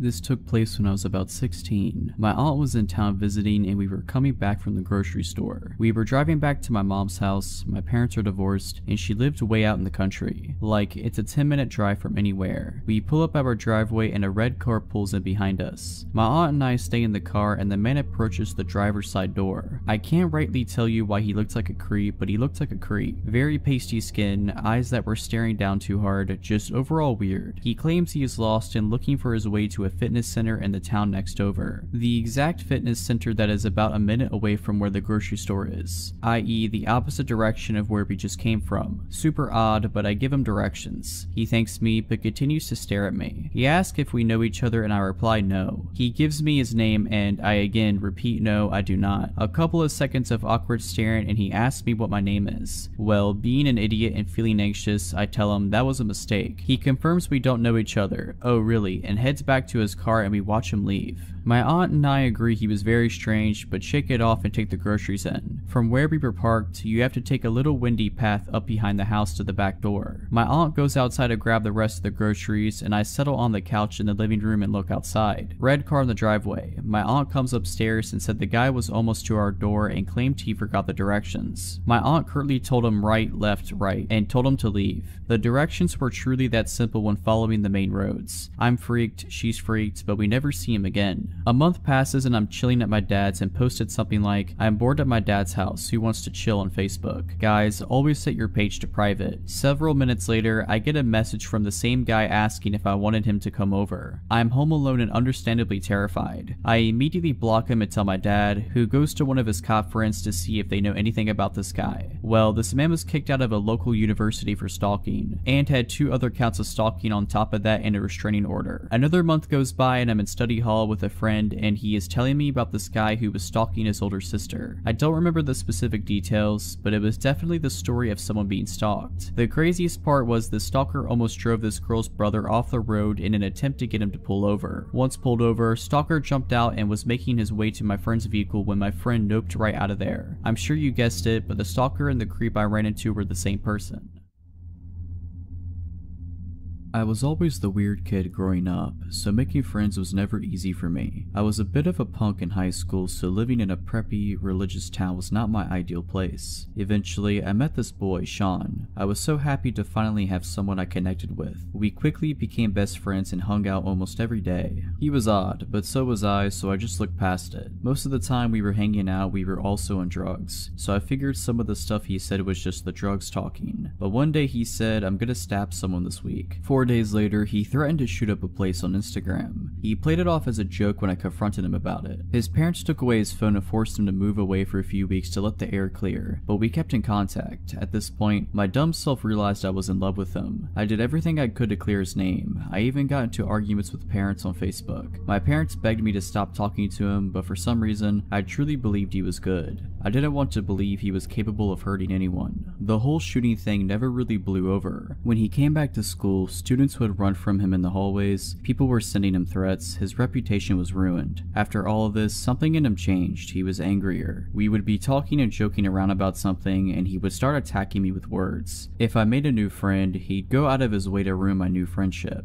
And for some reason, I saw this as him being protective. About a year went by after this. The verbal abuse continued, and I continued to do nothing about it. I was still in love with him, but I didn't act on it since he was my closest friend. To keep my mind off of Sean, I started dating a boy named Alex. Sean hated Alex, not for any particular reason, he just didn't like that I spent time with someone that wasn't him. Alex was also a weed dealer, and Sean knew this. Sean asked if Alex would front him some weed since he knew we were best friends, and Alex did. I don't remember the exact amount of weed, but it was a decent amount, enough to be mad about if you don't get paid for it. Sean never paid Alex. Alex tried to talk to him about it, but Sean always put him off and avoided him. After about a month of this, Alex saw Sean's car in a Taco Bell parking lot and pulled up. He saw Sean in his car and began to get out. Since Alex had anger issues, he also pulled out his baseball bat. Sean saw him and freaked out. He pulled out of his parking spot quickly, drove off, and called 911, calling it a drug deal gone wrong. Alex was then arrested for assault with a deadly weapon. 3 days later, when Alex got out of jail, he was driving to his friend's house, who lives in Sean's neighborhood, when he saw Sean standing in his front yard. Alex rolled out his window and called him a coward, then drove away. Sean called the police again, and Alex was arrested for stalking. Around this time, my parents caught me smoking. I didn't want to lie anymore, so I was honest and told my parents everything. Obviously, they were very mad at me for getting myself into that situation, and I had just told them I was smoking weed and dating a drug dealer, so I was in a decent amount of trouble. My parents took my phone as soon as I got home from school, and I wasn't allowed to see Alex when he got out of jail. They took my paycheck so I didn't have money to buy weed, and they made me download a tracker on my phone so they could make sure that I was home when they weren't. They contemplated calling Sean's parents and telling them we had been smoking together. I knew that if Sean got caught smoking again, he would get kicked out of his house, so I snuck my phone and texted him that my parents might call his parents, and he was pissed. He called me horrible names and said he wished he had never met me. I finally had enough and told him not to talk to me anymore. My parents never called his parents. We didn't talk at all. I asked not to be scheduled with him at work and avoided him at school. We didn't have any classes together, so it wasn't too hard, but hearing the stuff he'd say about me made it a little difficult. He had started rumors that I was addicted to coke and I was selling my nudes. This is when the text started. He began texting me constantly, so I blocked his number. Then he'd use someone else's phone to text me, so I'd block that person's number. Then he'd use WhatsApp or GroupMe to text me since we use those for work, so I just block him on there. He eventually got fired from our job because he had been writing tips on receipts if people didn't ask for a copy of their receipt and left the tip line empty. The continuous messages went on for a few weeks, and I just continued to block anyone he was associated with. I didn't want to be in contact with him whatsoever. He kept making new Instagram accounts to message me on, and all of his attempts to contact me failed. One day, I had a late lesson at School of Rock, where I took guitar lessons. My teacher had stayed late for me, so I was expecting his car to be the only car in the parking lot, but it wasn't. There were 2 cars in the parking lot, my teacher's and Sean's. To this day, I don't know how he knew I was going to be there. I quickly parked, locked my doors, and thought about what to do. I then realized he wasn't in his car, so I calmed down a bit and called inside to ask if he was there, but he wasn't. I cautiously got out of my car and got my guitar, then walked inside with no problems. After my lesson, I came out to see that he was now parked right next to me, waiting for me to get into my car. When he saw me, he began screaming profanities at me. I was paralyzed. He just sat there screaming at me. I quickly climbed into my car from the passenger door so I didn't have to walk next to him, and then drove home as fast as I could. He began asking people to ask me to talk to him at school. Of course, I didn't. Each time someone mentioned his name to me, it caused me to have a panic attack so bad I'd have to leave school. I ended up missing the entire month of November and then switching to online school. A month after I switched to online school, I was driving with a friend to pick up food for my mom. As soon as we pulled into the drive-thru, the car behind me begins to flash their brights at me. I look in my rearview mirror and see Sean's car. He has a sticker across the top of his windshield, so I knew it was him right away. I look over at my friend in fear and she said, "I didn't want to scare you, so I didn't say anything, but he's been following us since we left Target." I panic and just pretend to not notice him. He then pulled out of the drive-thru and parked right next to it by the exit. As soon as he pulled out, so did I. I sped to my friend's house, dropped her off, and went straight home. At this point, my parents thought going to the police would be the smartest thing to do. An officer came to my house and took a statement. I showed him screenshots of every message he had sent me over the months, and my friend that was in the car with me in the drive-thru talked to him as well. We decided not to press charges, but to just file an incident report. Days go by and I don't hear anything from him. I thought that maybe it was over and I could move on with my life, but my dad told me Sean had messaged him on Facebook. He had said I was addicted to pills and that I stole money from him to buy more. I've never done pills in my life. I stick to natural drugs. My parents know this, so they screenshot the messages and send them to the police. The police go by his house and tell him to stop contacting me. I continue to get messages from random Instagram accounts, and I sometimes saw his car behind me, but each time I just wrote down the location, date, and time I saw him. At this point, I started to work with Alex's lawyers to prove that Sean was not an innocent victim. Eventually, Alex's charges were dropped. Sean was proven to be unreliable since I came forward with my story. I wish I could say I had an ending to this story, but I don't. I still get random messages, but I don't bother to screenshot them anymore. Since I switched to online school, I was able to graduate a year early, and because of that, I moved away for college so I don't have to worry about him following me anymore. The last I heard about him was that he got arrested a few months ago.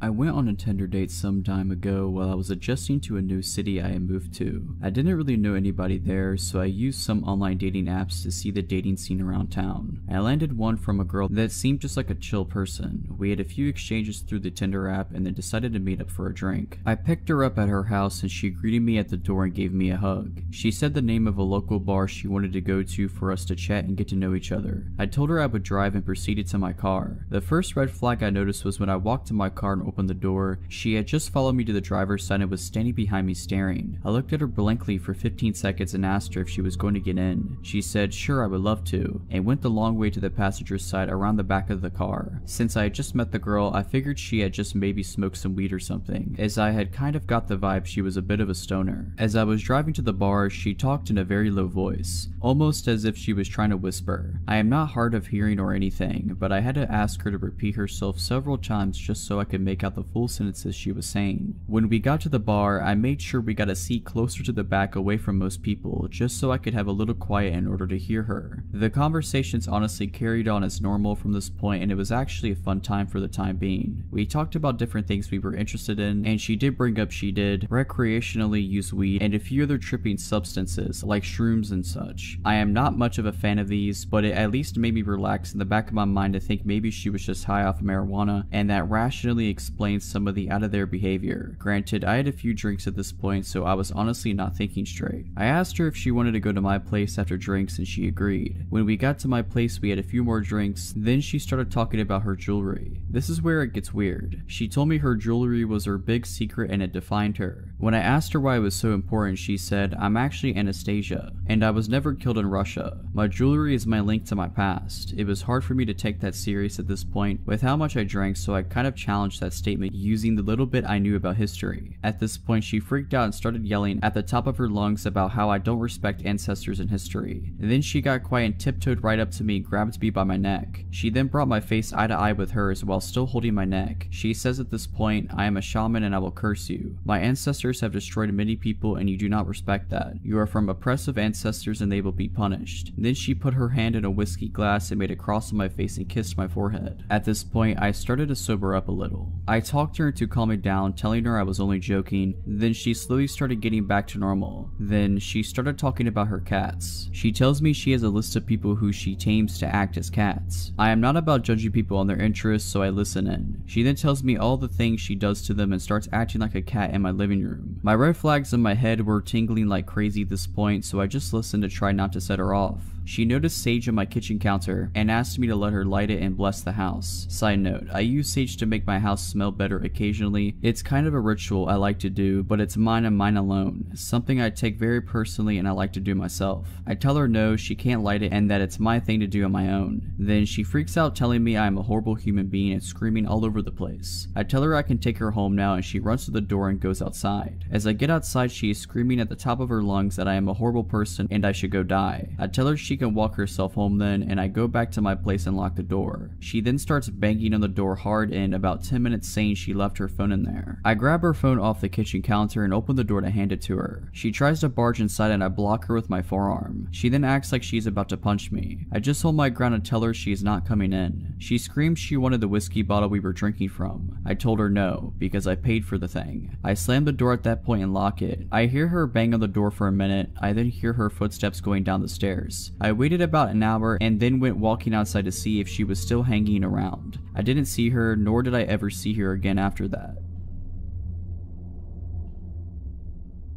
So a few months ago, I was out hiking with my friend. We live in the mountains of western Maryland, and we were about 6 miles into an 8-mile loop we have done frequently when we decided to take some pictures and eat a snack at a summit. This area of the trail had a park, benches and tables, and a parking lot. We were sitting and talking, and I noticed a man just walking around the parking lot alone. He was walking aimlessly and staring at his feet. What confused me was that he was in jeans and a button-down shirt, not exactly hiking attire. We decided to set off on the last 2-mile leg of the loop. This park goes downhill to the headquarters of the park and is cut out of the mountain/bank. The end of that leg is the parking lot where our car is. You don't have a lot of visibility from the trail and you have to walk single file. I was walking in front and talking to my friend. I turned to look at her and I see the same man right behind her, following at a rudely close distance. I immediately got a gut-wrenching feeling. I noticed that he didn't have any pack or hiking gear and was not even wearing boots. Something about his eyes really spooked me. So a bit more walking and he continues to fall very close. I say to my friend that I have to tie my shoe as a reason to step off the trail and let him pass us, in case he is only following closely because he wants to go faster than we are. She immediately catches on to what I'm doing and we pull over. He looks startled and she says hello politely. He just stares. This is when I notice that he is carrying a stick. As I'm fiddling with my shoe, she stands between us and he passes us. We wait to give him some distance ahead of us, but he immediately slows down. We wait for a bit longer and he gets to the furthest part of the trail that has sight lines to us, and he turns around looking up at us. We decided that something feels too wrong about this guy and we don't want to have to pass him again. So we turn around and walk back up the trail towards the park with the tables and parking. A few minutes of walking up the trail, I look back and see him walking up the trail too. He's following us. I tell my friend to walk faster. We book it up the trail and get to the parking lot area we were at before. We start to strategize and wait, deciding that we will wait to see if he comes back up the trail to the lot. There are more people around, so we felt safer waiting it out. About 20 minutes go by and nothing. We are talking about how that could mean that he kept going on the trail and is long gone, or is waiting on the trail where it is more deserted.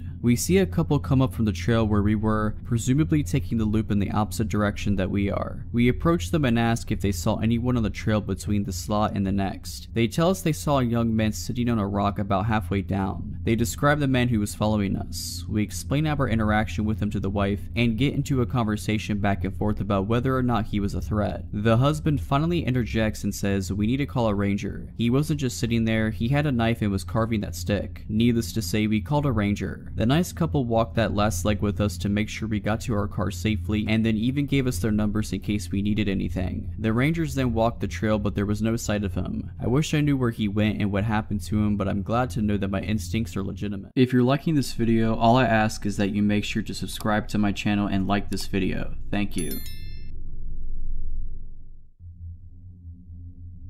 The events of this story happened 13 years ago and it still messes with me to this day, even though I'm not in any sort of danger. When I was in college, I got super depressed and stressed out near my junior year. I was always super into school and just started slipping near the end of my college terms, so it threw me off bad. Never experienced failing at subjects before and it threw me into a ridiculous stress. I graduated and figured everything would go away with that, but I found myself still very mentally foggy. My sister knew how bad off I was from the last few years of school, so she hatched a plan to surprise me. I always wanted to go to Miami growing up. I know how lame that sounds, but being a girl who grew up in the Midwest and even went to college there, it was always super exciting looking to me. Up to this point, I traveled but never went anywhere as lively or big as Miami always seemed. My sister planned a 5-night vacation with me as a way to get me out of this mental fog and also celebrate in our own way me graduating college. I was super excited. The few months passed and it was time for the trip. We get there and the first few nights were incredible. We hit up the restaurants I had on my little list of places to try and spent many hours by the ocean. I was never a big party girl. Up to this point in my life, I was drunk maybe twice. My sister was the opposite, who was at every party that happened in our hometown. She got bored of going back to the room so early every night and convinced me to go to a nightclub with her for the first time. I fought it a bit but let my guard down because I was feeling great for the first time in a long time and was ready to try new things. It was a Saturday night downtown in the middle of summer. We get to this nightclub and the line is legit wrapped around the building. It was massive. We waited in line for what felt like forever and were let in finally. I walked in the door and felt like I got shot because of the loudness. My sister dragged me to the bar and ordered some shots of some drink with a funny name. Again, I decided to just let my guard down and try new things. As more shots went down, I decided that would be the theme of the night, trying new stuff out. I was aware how boring I was and was, in my opinion, in the most exciting place in the world. Around 45 minutes into dancing and drinking, I became very drunk.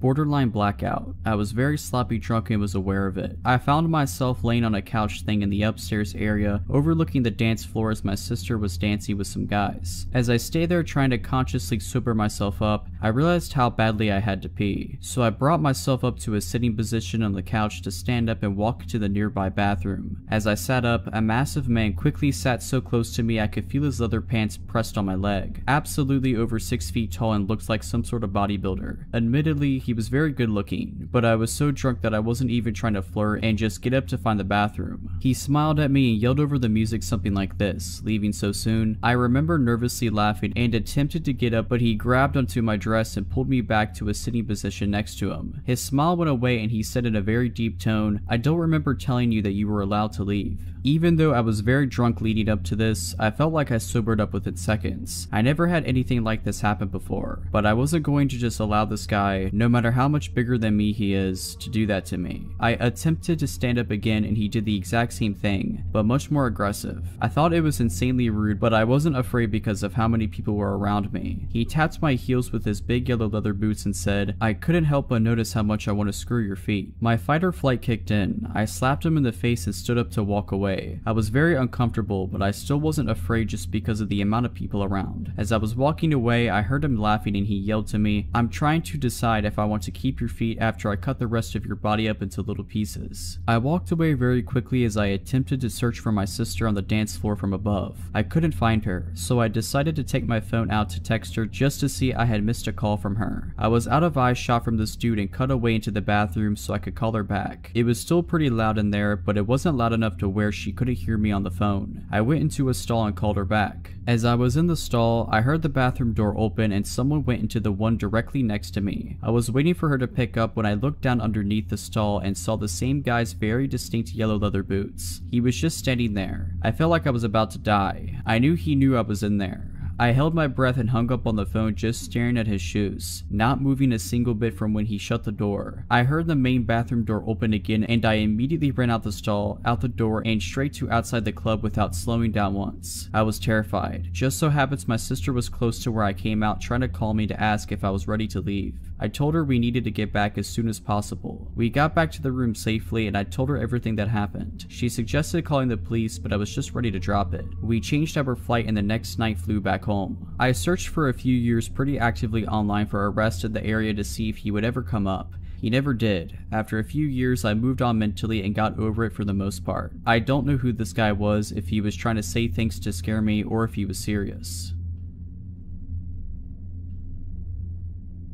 This story begins when I was in 4th grade, so I was about 9, as I was a bit young for my grade. Because of me being younger than the other kids, I didn't get along with them very well. So whenever we would go out to recess, I would make sure to bring whatever book I was reading at the time. I had my own special place I liked to sit and read. It was a little corner of the playground where barely anybody went. It was a large patch of clovers and other overgrown plants and had a large bush with a gap between it and the fence. I used to love to sit there. One day, I went over to my normal spot and sat with my back facing the bush. I had been reading for a while when I thought I heard a rustling sound behind me. Sometimes squirrels and chipmunks would hang out in the gap between the bush and the fence, so I didn't think much of it. That was until I heard heavy breathing and something tugging on my hair. Surprised, I whipped my head around thinking my hair had gotten caught on a branch or something, but instead there was a boy. He was sitting hunched in the gap between the fence and the bush, leaning forward between the branches with his face mostly obscured by leaves and his arm outstretched, trying to grab grab at my hair. I screamed and bolted for the picnic table area where the supervising teachers were. I was very shy back then, so I didn't say anything. Instead, for a long time after that, I sat and read by the teachers during recess. About 3/4 of the way through the school year, I made a friend who we'll call Matt. Matt was also a bit of an outcast, and when we got assigned to be in a reading group together, we became fast friends. He was nice enough, but even my 9-year-old self could tell that there was something off about him. He was way too clingy, barely ever leaving my side, and constantly coming up with excuses to touch me. I of course didn't have any other friends then, so I ignored it. However, one day he told me that he liked me. I had no idea how to react to this and just said nothing. He apparently took my silence as a yes, because he called my home phone later that night. My mom handed me the phone, saying that a friend was asking to talk to me. Since my parents were watching TV downstairs, I decided to go up to my room so I wouldn't bother them. It was Matt. I could barely even say hello before he started saying some seriously weird stuff. He started saying things like, "What do you want to name our kids? When we get to high school, let's run away and start a family. I bet you look really cute when you're asleep." Now, this would be creepy for anyone, but I was 9. I had no idea how to handle the situation, so I just stayed away from him. He was not happy about this, constantly glaring at me and just being all around super creepy. A year later, I was halfway through 5th grade and had a serious bully problem, but that's a story for another day. It got so bad that my dad decided one day to not wait until the next school year and instead switch schools the following Monday. 5th grade at my new school was great, and starting in 6th grade, my parents got me my first phone. Of course, I called up Clara, who became my friend after the Matt incident, and let her know about my new phone. A couple more months passed, and one night, I got a call from an unknown number. Picking up the phone, I froze when I heard Matt's voice. I still vividly remember what he said. "Hey, I missed you so much. Why'd you leave me?" Not even a second after he said that, I hung up, blocked his number, and called up Clara, as she was the only person at my old school who had my number. Apparently, after school, he had asked to see her phone to call his mom, as he had forgotten his at home. She handed it over to him, as she was a very kind but quite gullible girl. Soon, she noticed that he was taking a while and that he had a pen out and was writing something on his arm. She yanked her phone away and he panicked, sprinting off. Looking down at her phone, she saw that he had opened up my contact info. I was freaked out but felt safe, as I had blocked his number. That didn't stop him though. He would call me every single week from a different phone, leaving at least 10 messages every time. Every time I would block one number, he'd somehow call from another one. When I got a new phone, the call stopped and I forgot about it until freshman year. At my high school, there were a couple of kids from my old school, and I suddenly remembered Matt. I asked one of the boys, Harry, if he knew what happened to Matt. According to Harry, he got expelled. Teachers had caught him smelling and touching girls' hairs, touching female students, and trying to sneak into the girls' locker room. The realization hit me like a semi-truck. Smelling and touching girls' hair. It was Matt from all of those years ago when I was reading at that tree.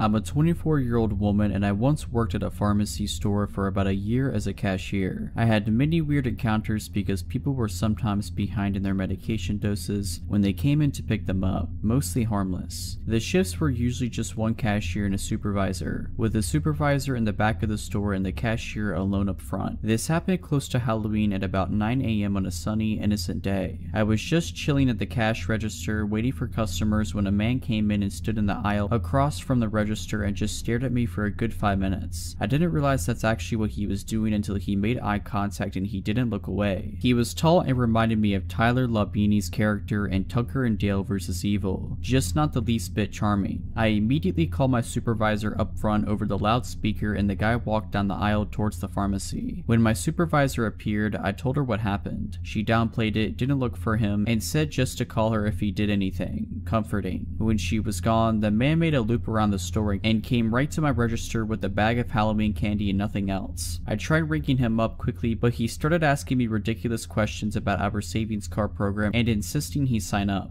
I slid him a pamphlet to fill out his information because I did not want to speak to him more than I had to. He just stood there holding the pen and staring at me, then suddenly asked if I knew how trick-or-treating originated. I didn't have time to answer him before he started describing how, back in the day, the men that ruled the country would go house to house every year on Halloween and demand the daughters of every age to be handed over so they could, you know, that was trick-or-treating in his mind. As soon as I heard that, I said, "Get away from me," and walked to the other register and called my supervisor loudly over the speaker speaker because he was blocking my way to the back. He didn't flinch as he followed me to the next register and started talking about how all women are bad and are meant to serve men. He noted my wedding ring and said my husband could also rent me out because it was his right, and on and on. I was considering jumping the side of the register to put some distance between us so I could run. Luckily, the male pharmacist heard the panic in my voice and rushed over to the front of the store. He saw the man and shouted, "Jake, get out of here." The man, Jake, just stared at him as he calmly walked out, and it was so scary and stupid at the same time. Turns out that Jake had been a regular customer until he stopped picking up his medication. Instead, he would just come in and harass female workers, and he'd been on a police-enforced ban for over a year. My savior, Mr. Pharmacist, called the police and the store manager to cuss her out for still scheduling girls alone after everything Jake did in the past, such as ripping a toilet seat off of one of our toilets and threatened to beat a girl with it who used to work there. I quickly transferred to a different location because I just could not get over it, and the manager kept scheduling us alone. The police only watched the store for a week.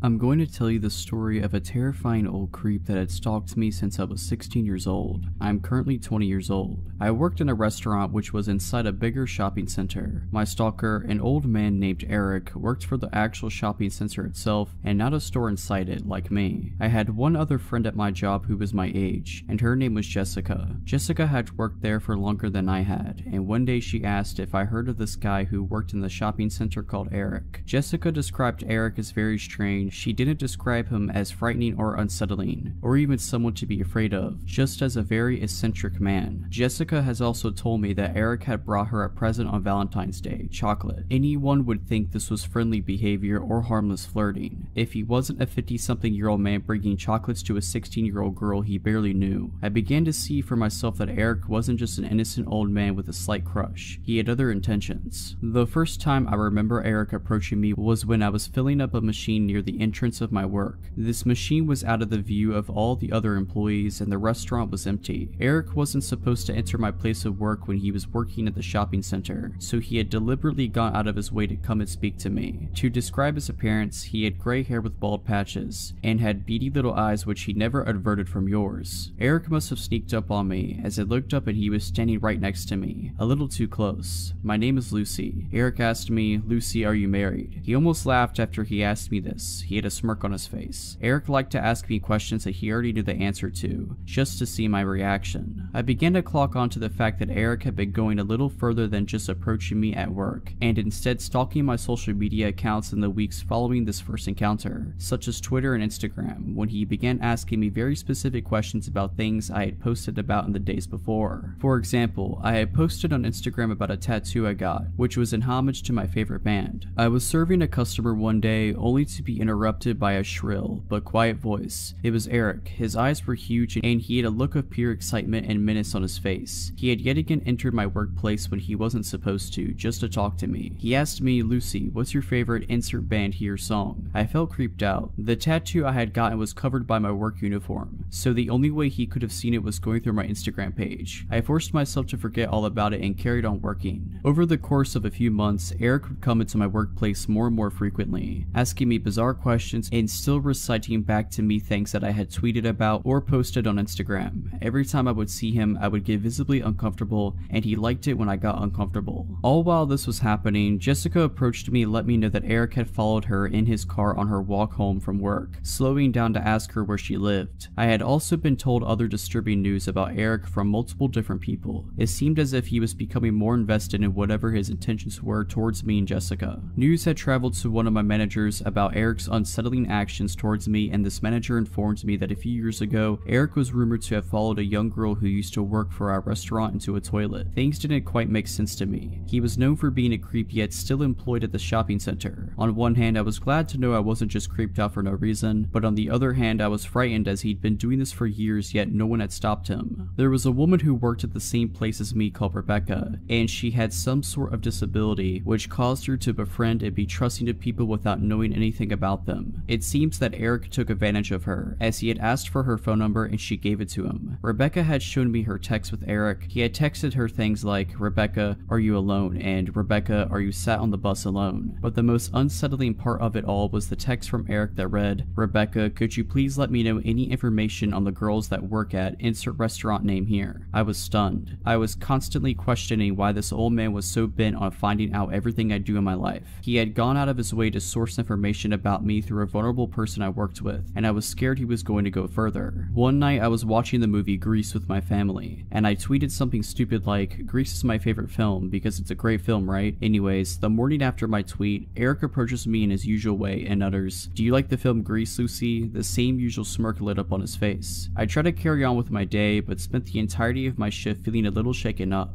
The very second I clocked out of work and got into my car, my phone went off. This was a notification for PayPal. I clicked on this notification to see that I had received £3 from an Eric, and the note attached to it read, "To Lucy, Grease is the word from Eric." He literally found my PayPal and sent £3 to it and quoted the movie Grease. If this wasn't crazy enough, in the days following I received a string of anonymous and incessant calls, one after the other. My phone rang all night. I had to turn it off to get away. Even when I turned my phone back on, the calls continued. The phone calls that I did answer were just someone breathing down the phone, making a point to breathe heavy. I had no proof that this was Eric, but it wasn't hard to put two and two together after all the links he had gone to in order to track down my personal information. If he had found out my PayPal address, my phone number, and all of my social media accounts, what was stopping him from finding out where I live, breaking in, hurting me or my family? I reported Eric to my managers and they passed my complaint on to the managers of the shopping center. At this point, I was genuinely scared for my safety. Multiple girls added to my statement and added details of times they had witnessed Eric's unsettling behavior of times he had been inappropriate with them too. Eric had been cautioned by the shopping center's management, yet nothing was done, except the fact that he was warned not to talk to me. Eric found ways around the no talking to Lucy rule. He would make animal noises at me when he would see me, like a monkey or a dog or any bizarre noise that would get my attention. I think he just wanted me to think that he outsmarted me, and found a way around the rules. After this, I stopped working at the restaurant as a full-time job, and saw Eric less and less, which was obviously great for me. I moved cities as I went away for university and made new friends which distracted me from my old life in my hometown. After moving away and starting my new life, I forgot about Eric. I was soon going to remember though. On Christmas Day, I was back home in my hometown with my parents. My phone buzzed with a notification. I received a notification from PayPal and it was the exact amount of £3, only not from Eric this time, but from a girl whose name I didn't recognize at all. I opened up the PayPal app only to see a note attached to this payment I had received. The note read, "Sending on behalf of Eric."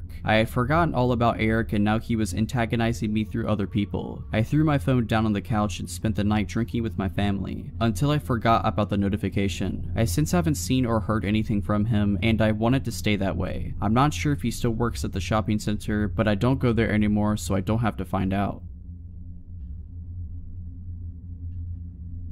So this was back in 2011. There were 4 girls living in the house, including myself. Parents' place and I would sublet rooms. First girl was a child friend who moved in to get away from an abusive ex. Second girl applied via online ad and was normal enough except for telling everyone her daughter was actually her niece. Party girl. Third girl was a run-of-the-mill insurance claim processor and quiet type who kept to herself and usually declined any invitation from the rest of us when going out or socializing. Quiet girl. So party girl and I buy tickets to go to a concert out of town. Childhood friend can't get the time off of work and opts to stay behind, as does quiet girl. No surprise there. So party girl and I leave on our trip and spend the night dancing away. Meanwhile, childhood friend comes home from work to find quiet girl sitting in the shower screaming/crying with the bathroom door wide open. She asks if she's okay and calms her down. Quiet girl says she wanted to make dinner for all of us and party girl and I have ruined her cosmic plans. Childhood friend sees spoiled chicken breasts in the sink and thinks, oh, she just wanted to do something nice, and offers to go out to dinner together, as party girl and I will be back tomorrow night and we can all do dinner then. While at the all-you-can-eat Chinese food restaurant, childhood friend notices quiet girl is stuffing her purse with food. This is odd. She's not wrapping it in napkins, just shoving it in there. When they get home, quiet girl started talking all this crazy stuff that made no sense, and childhood friend gets a little nervous and goes to bed early, locks herself in her room, and nopes out for the night. When party girl and I get home the next afternoon, we notice a few things. Childhood friend is already at work, but quiet girl is sitting on the living room couch completely naked and has covered her body in the stuffed animals that belong to the rest of us. Rotten chicken is still in the sink and smells strongly of bleach and other chemicals. Knives are laying around it, pictures have been removed from the walls. I go to my room and see all the pictures of my dad have been piled up in the middle of my bed. I ask Quiet Girl about this and she explains I need to be reunited with my father. He died in 2003. Party Girl emerges from her room wondering why her underwear is piled up in the middle of her bed and several other possessions have gone missing. Quiet Girl says she needed them for the ritual and explains we can find what we are looking for in the backyard. We find the charred remains of our things in the smoldering fire pit. We are both angry at this point and demand she explain this behavior. This is where she goes full crazy and explains how our souls are all linked and only through death can our bonds be truly realized. She explains that her and my cat are one soul and that he has been telling her about all of our sins and bad behavior. Also that it's actually her cat. She then full on threatens to end our lives as soon as the last member, childhood friend, has arrived. I grab the largest knife I own while Party Girl and I barricade ourselves in my room in the basement. She calls childhood friend telling her not to come home as it isn't safe and I call 911 as my life has been officially threatened by someone who has clearly lost her grip on all reality. Cops arrive within minutes and ask Quiet Girl her name. At this point she just starts screaming her first, middle, and last name repeatedly, over and over again, will not stop. My cat is trying to sneak out the front door and I ask one of the officers to grab him. She begins to scream that it is her cat and not to touch him. I am in tears and offer to retrieve his adoption papers. I am terrified and don't know what to do. Party Girl is hiding behind me. Then Quiet Girl loses her mind, jumps up and attacks the officers. It took 3 of them to pin her down and arrest her. Once she was removed, I wrote up a letter of eviction and we began bagging up her room. That's when we discovered that she was a schizophrenic who was offered schizophrenia medication. Her boyfriend came later that day to collect her things as I had called him to notify him of the situation and he was totally clueless. He accused the rest of us of running a drug ring party house and driving her insane. Not true at all. We changed the front and the back door locks that night and put new locks on each bedroom door as well. She later tried to serve me papers and sue me for wrongful imprisonment. Pretty sure the cops made that call, not me. Nothing ever came of it, obviously. I have not had a roommate I wasn't related to since. This happened about 2 years ago when I was 22. After work, I stopped at a local convenience store to buy beer. The cashier looked familiar, but it's a very small town, population of 6,000. He acted odd. I asked how he was doing to make small talk and he just stared at me. I instantly felt uncomfortable, so I only glanced at him a few times before I left. I arrived home 10 minutes later and decided to browse Facebook. I had a friend request. The guy looked familiar. He was a local, so I accepted him. A few hours later, I realized it was the cashier. He'd got my name off of my ID and added me not even 5 minutes after I left. I told my boyfriend, we agreed it was weird. A few days later, he came into my work. I asked my boss, she'd never seen him in there before. He grabbed milk and initiated small talk with me. I felt uncomfortable. He asked if I remembered him, told me his name and that we'd been good friends in high school. We never said 2 words to each other. I was trying to be polite, told him yes, I remembered. After a few minutes, my boss pulled me in the office. She was watching through the window and could tell I was uncomfortable. It was a small pharmacy and we were all close. He started coming in every few days. If I wasn't there, he'd ask for me. After a few weeks, my boss would pull me in the office whenever he'd walk in. All the managers were briefed and did the same. That was all they could do until something happened. Then he stopped coming in. We didn't see him for a few weeks. I was relieved and went about my business. I was allowed to carry my cell phone on the floor. My mom was very sick, so if she needed anything, the managers were fine with her calling me. I got a text from a random number shortly after. I asked who it was and they replied, "You don't remember? You gave me this number. It's my stalker. I'll call him George." My heart started pounding. I sent a polite, short message back. After I work, I checked to see if my phone number was anywhere on my Facebook. It wasn't. George started messaging me daily, calling me babe. I was freaked out to say the least. My boyfriend was working out of town with limited cell reception, so I couldn't let him know what was going on. A few days later, I got a message from an old classmate I still talk to once in a while. "Hey, did George ever get a hold of you? He said there was an emergency and needed to contact you. Is everything alright?" I broke down crying, finally acknowledging that yes, I was being stalked. I didn't know if he was violent and he knew where I worked, so I sent him something like, "Hey, I just wanted to let you know that I have a boyfriend. I didn't want there to be a misunderstanding between us." That's when it got bad. He called me a liar, telling me he doesn't know why my ugly self would even think he was interested in me. No man would be interested in your nasty self. I asked him to leave me alone. The insults got worse. I shut my phone off and tried to ignore him. A few hours later, after calming down down, I turned it back on. The last message he sent read, "I know where you work. I know where your house is. I could kill you in your house. Try to call the cops on me. I'm in New York right now. Do it. They can't protect you." Obviously not as legible. I could tell he was mad and wrote it in haste. I called a friend and explained, showed her the text. She took me down to the police station where I showed them the text. I filed a report and later got a restraining order against him. Turns out he already had 2 other restraining orders from girls he'd done this to as well. My boyfriend came back a week later and I told him what happened and had to stop him from hunting him down. Last year he tried getting my number from a friend over Facebook. She blocked him. I haven't seen or heard from him since, thankfully. There have been very few times in my life I've been that scared.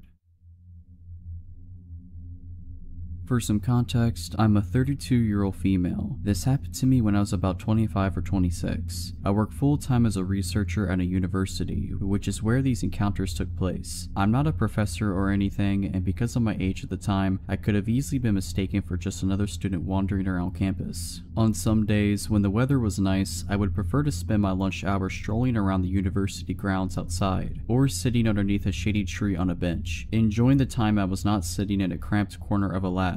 On one of these days, I was sitting on a bench enjoying the fresh air, and a male student walking by asked if he could sit next to me. I'm a pretty shy and awkward kind of person, so even though I really would have preferred sitting alone, I said sure. He initiated simple conversation, to which I obliged, but being careful not to be too forthcoming. He mentioned he had seen which apartment building I came and went from, which slightly alarmed me, given I had never seen this person in my life.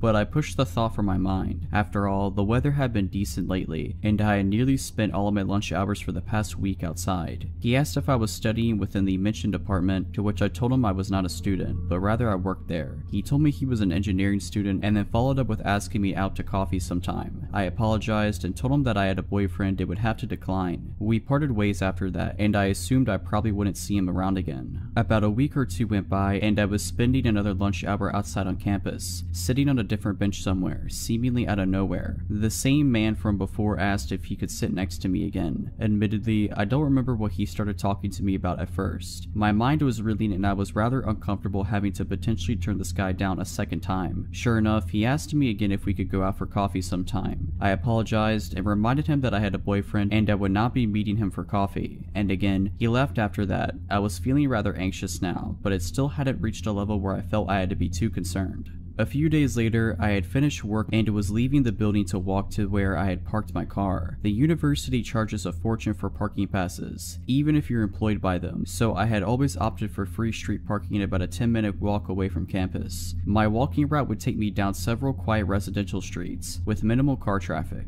Even pedestrian traffic was pretty sparse on the busiest of days. It wasn't until I was about halfway to my car, down one of these quiet back streets, that I noticed someone walking directly across the street from me, but keeping a few faces behind. I noticed him from my peripheral vision and didn't want to flat out turn around to stare at him. It wasn't uncommon to see someone else by any means. I was just always trying to be aware of my surroundings when walking the streets alone. I had to make a few turns coming up anyways, and the chance that they would be going the same way as me was slim. But he did. He made all the turns I did, still walking on the sidewalk across from me, a few steps behind. I still did not want to look at whoever this was. I didn't want him to know that I was aware of what I thought he was doing. I quickened my pace to a speedy walk. I was approaching the first of 2 busier streets before I would reach my car. His pace quickened to keep up with me. That was the moment I panicked, the moment I was sure that he was indeed following me. After that, I started a full-out jog across the first of the busier streets. He ran to keep up behind me and was now on the same side of the street I was. I was now nearly at my car. I had to cross the last busy street and get about 100 meters and I would be there. But it was crossing the street that worried me. I often had to stop and wait a good minute or so before it was clear enough to do so. If this were the case, he would catch up with me. As if the stars aligned, as soon as I made it running to the busy street, I had a gap to cross. I booked it as fast as I could, finally turning around once I had made it, to look and yell at the man who had been pursuing me. It was him. I could have suspected, but now it was confirmed. It was the engineering student whom I had turned down for coffee. "Stop following me." I yelled at him from across the busy street. "Can I just talk to you?" he yelled back. I didn't even answer him. I mean, the answer should have been obvious from the start, and I was certainly never going to give my time to anyone who had just followed and then chased me for about 1 kilometer. I keep moving quickly to my car, so determined to get out of there that I didn't even care if he saw which car was mine. He had given up following me and never tried to cross the road to my relief.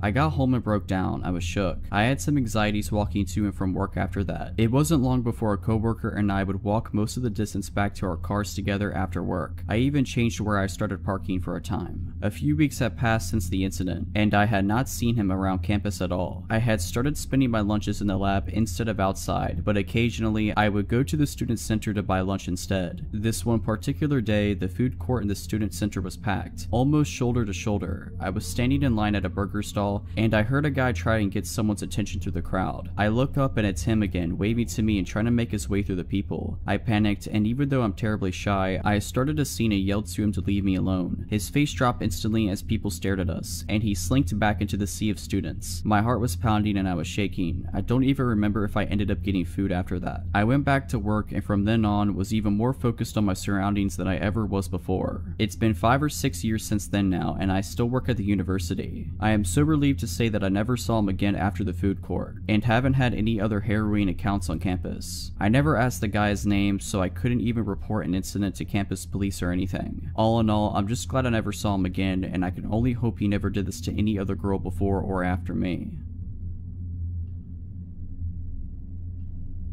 When I was in my early 20s, I moved to Southern California with my aunt. Once I had a job established and steady income, I found an apartment that was super affordable at $350 a month, plus utilities, the first red flag because California is not cheap. The other residents in the apartment was a 45-year-old male named Zach and a 45-year-old female named Tina. They weren't a couple. Tina was a little difficult to deal with, very OCD on a lot of things, and we mostly avoided each other. But this story is about Zach and his friend Mike, also 45 years old. Mike and Zach were childhood friends, and Mike lived in the same apartment complex as us, so he was over a lot. Every time I would come home from work, they would be polishing off a handle of vodka and then would go out. I wasn't super comfortable in the living situation, but it was cheap, and I was in school, and I tried to make the best of it. I got along with Zach for the most part if it was just him around, but Mike was just a time bomb. Here are just a few instances that just gradually got worse over time. The first incident. Zach invited me out with Mike and another friend of theirs out to a local bar a couple miles away. I was comfortable around Zach and I got into the passenger side of the truck. I didn't have any negative interactions with anyone until this point. Mike went ballistic in our complex parking lot about how I was selfish and had no business in the front seat because I wasn't Zach's girlfriend, etc. It was weird because a man the same age as my dad was throwing a tantrum over the passenger seat, so I just got out and went back to my apartment. My first rent check bounced. I apologized to Zach and discovered that my checks had misprinted the account number. I paid in cash and paid off the bounce check fee and thought all was okay, until I got home one evening and Mike was over as normal, but starts interrogating me on why I couldn't pay my rent. I was only 22 at the time and didn't really want issues, so I was just like, hey, I apologized and took care of it. Even though Mike didn't live in the apartment, he would not let this go. He would just scream at me saying I was lazy, that I should be evicted, and on and on. It's also important to note that Mike and Zach both had 2 DUIs. Zach was a school teacher and ended up being let go because of the DUIs. However, both men continued to drink excessively all the time. I also had to have a key made for the lock on my bedroom door because it would get violent a lot, and that was my safety net. A lot of other instances happened, but this one takes the cake and is the point to the story. Zach and Mike had gone out and took an Uber to whatever local bar. I had gotten home and went straight to my room as always. I hear the front door swing open and Mike was pissed drunk screaming his head off about how he lost his new iPhone. This guy starts beating on my bedroom door demanding to be let in because he knew I had his phone. I cracked my door open and he had stepped away from the door with his fist balled up like he was going to hit me. I told him I didn't have the phone. Mike circles back to the one time, months prior at this point, that my rent check bounced and I obviously need money. He demands that he come into my room and tear my room apart looking for said phone. I told him absolutely not and shut/locked the door. Mike started banging on my door and trying to unlock it, threatening my life, saying he was going to kill me and lots of other gross and scary things. I was told if I called the police that he would beat me to a bloody pulp. This was especially scary because my aunt was my only family nearby and she wasn't really helpful. She just told me to be an adult and deal with it. Other than that, I didn't really have a support system. I told Zach a couple of days later that I would be moving out immediately and would not be paying rent for that month. Then out of Zach's dark bedroom, Mike just pops up with a smile saying bye, almost taunting. I hurried into my room and locked the door. I could hear Zach blaming Mike for me moving out and Mike continued to just call me names and asking how I had the money to move out. The iPhone was found for anyone who's curious. It had fallen out of his pocket in the Uber he was in, but obviously the first step to finding the iPhone was to flip out on me versus calling the Uber driver. This was almost a decade ago and I don't know what happened to that pair.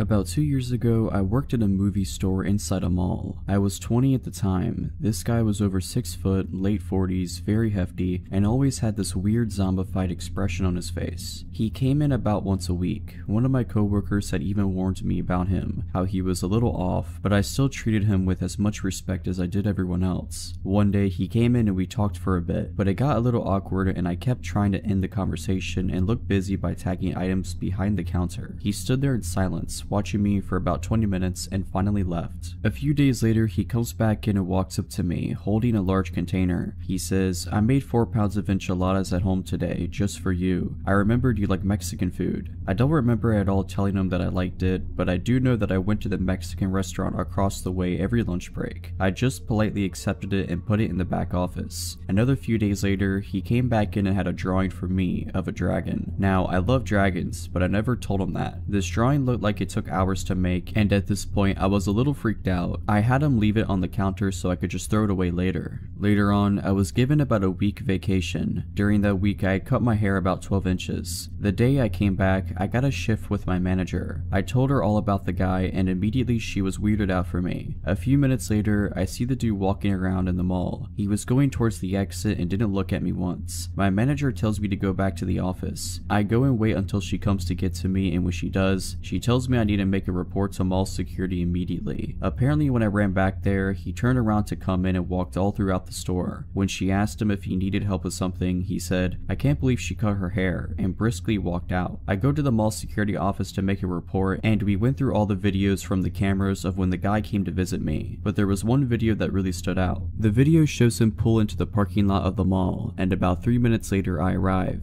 This was really early in the morning and no customers were here yet, but there were cars in the lot. I didn't notice him at all. It shows me walking through the entrance and him following me. Right as I open the entrance door, the man starts sprinting towards me. I walked inside just in time. It shows him stop and just stand in front of the door, watching me through the glass walk a little further away. He begins walking normally inside the mall. I never noticed him behind me. That part really screwed me up. The video gave the security every reason to ban him from the mall, and they did. They later told me they gave him a background check, and he had 4 counts of stalking with restraining orders from different girls on his person and was on probation. If you're liking this video, all I ask is that you make sure to subscribe to my channel and like this video. Thank you.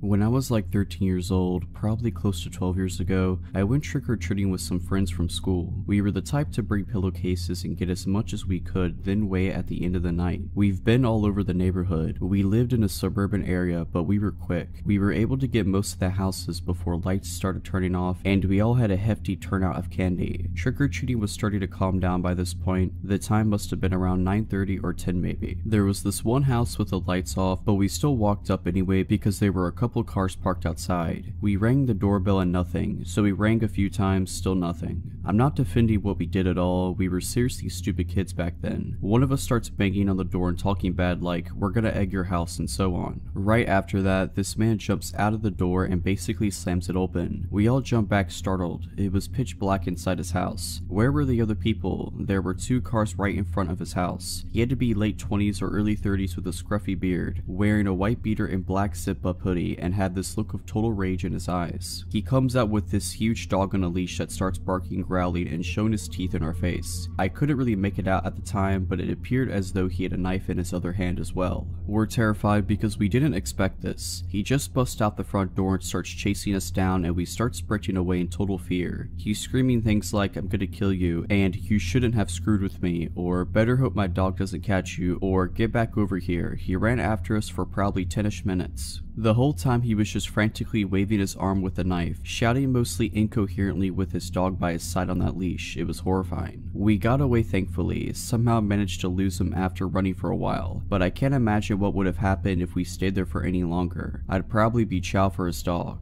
but thankfully we were all pretty healthy kids so we could outrun him. I'm honestly surprised that nobody else was really around to see this maniac chasing us in the middle of the streets. I knew it was later at night, but still. We had to beeline back to my place looking over our shoulders the whole time because we didn't notice when we lost him and we didn't see him walk back towards his house. He was just gone after we turned a few corners. corners. Now, I understand it would be frustrating for some kids to be at your door being annoying like that, but what gets me is that the reaction from this guy didn't really seem appropriate. I would have just opened the door and told the kids to screw off or threatened to call the cops or something like that. We went back to my parents' house and played Smash Bros on the Wii all night and ate a bunch of candy. We managed to hold onto our pillowcases of candy the whole way home. My friend started crying after we got back. We locked all the doors and windows obviously. We were pretty sure he wasn't around when we went into my house, so it seemed safe. That guy's house was right in front of the middle school I went to, and I had to walk right by his house to get to school every day. So fearing for my safety, I told my dad. We went back to that house the next day to knock on the door. In hindsight, we probably should have called the cops and let them handle it, but my dad is a confrontational, no BS type of guy, so we went over and knocked on the door. This time there were 3 cars in front of the house. This mother opens the door and we could see inside their kids watching TV. When we told her what happened, her face went pale and she immediately rounded up her family and got them outside, fearing this crazy person might still be in her house. She told us that her family went out to another friend's house in the city next to ours for Halloween that night to do all their trick-or-treating. They didn't get home until the next morning because they stayed the night there. It was at that point that cops were called to search the house while we all stood outside. They didn't find anything though, no trace of him turned up. He must have been long gone by then. It turned out that the guy was able to get into their house because there was a window unlocked in the daughter's room on the bottom floor near the front door. Luckily, nobody was in the house that night. The only notable thing the woman could tell the police was that she noticed a car with dark windows parked down the street for a while but didn't think anything of it. He must have been posted up in there with his dog scoping out houses and noticed this whole family get in a car and leave and figured that would be a good opportunity to make his move. So who was this guy? Nothing was stolen from the house, and nothing looked ransacked or the family obviously would have noticed. The family said the front door was still locked when they got back too, so he must have locked it again and went out through that same window to cover his tracks. I'm pretty sure this was before those Ring doorbell cameras were popular, and I don't think they had any security cameras set up either. I'm not sure to be honest, maybe he was just a drug addict and didn't have a reason for any of it. His eyes did seem pretty crazy and wide open, like he was strung out on something.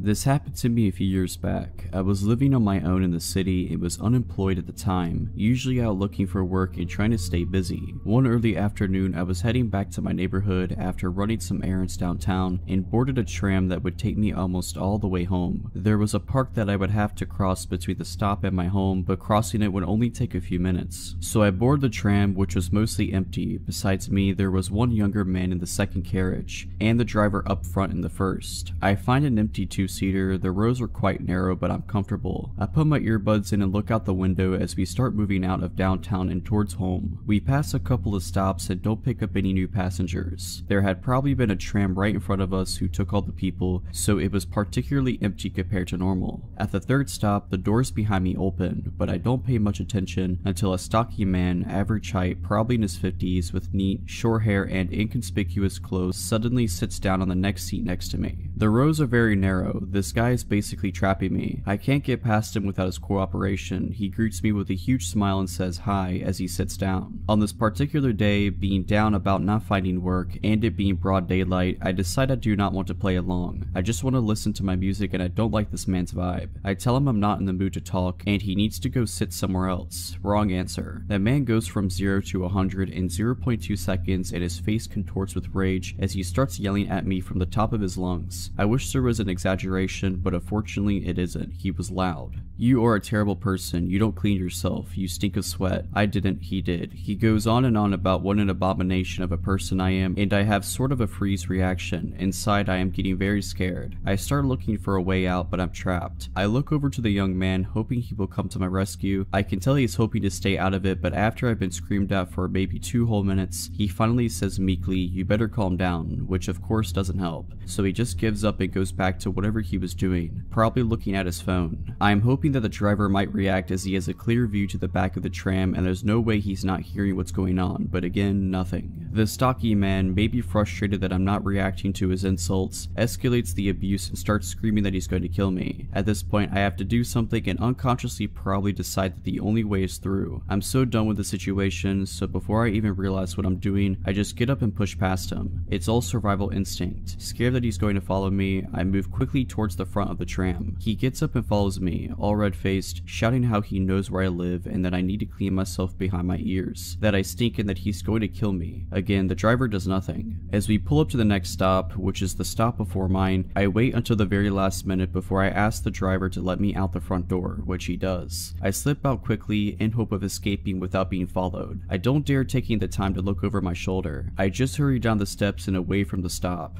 I am so scared. Only when the tram has left the station do I take a second to look around me and he's not there. A brief sense of relief washes over me before I start worrying that he's going to get off at the next stop, which is normally my stop, and that he will be waiting for me there. It should have come as no surprise that I do not want this guy to follow me through the park or know where I live, so I spend a good hour just walking around, trying to get my nervous system out of panic mode and staying close to shops where there are other people around before I finally make my own way home.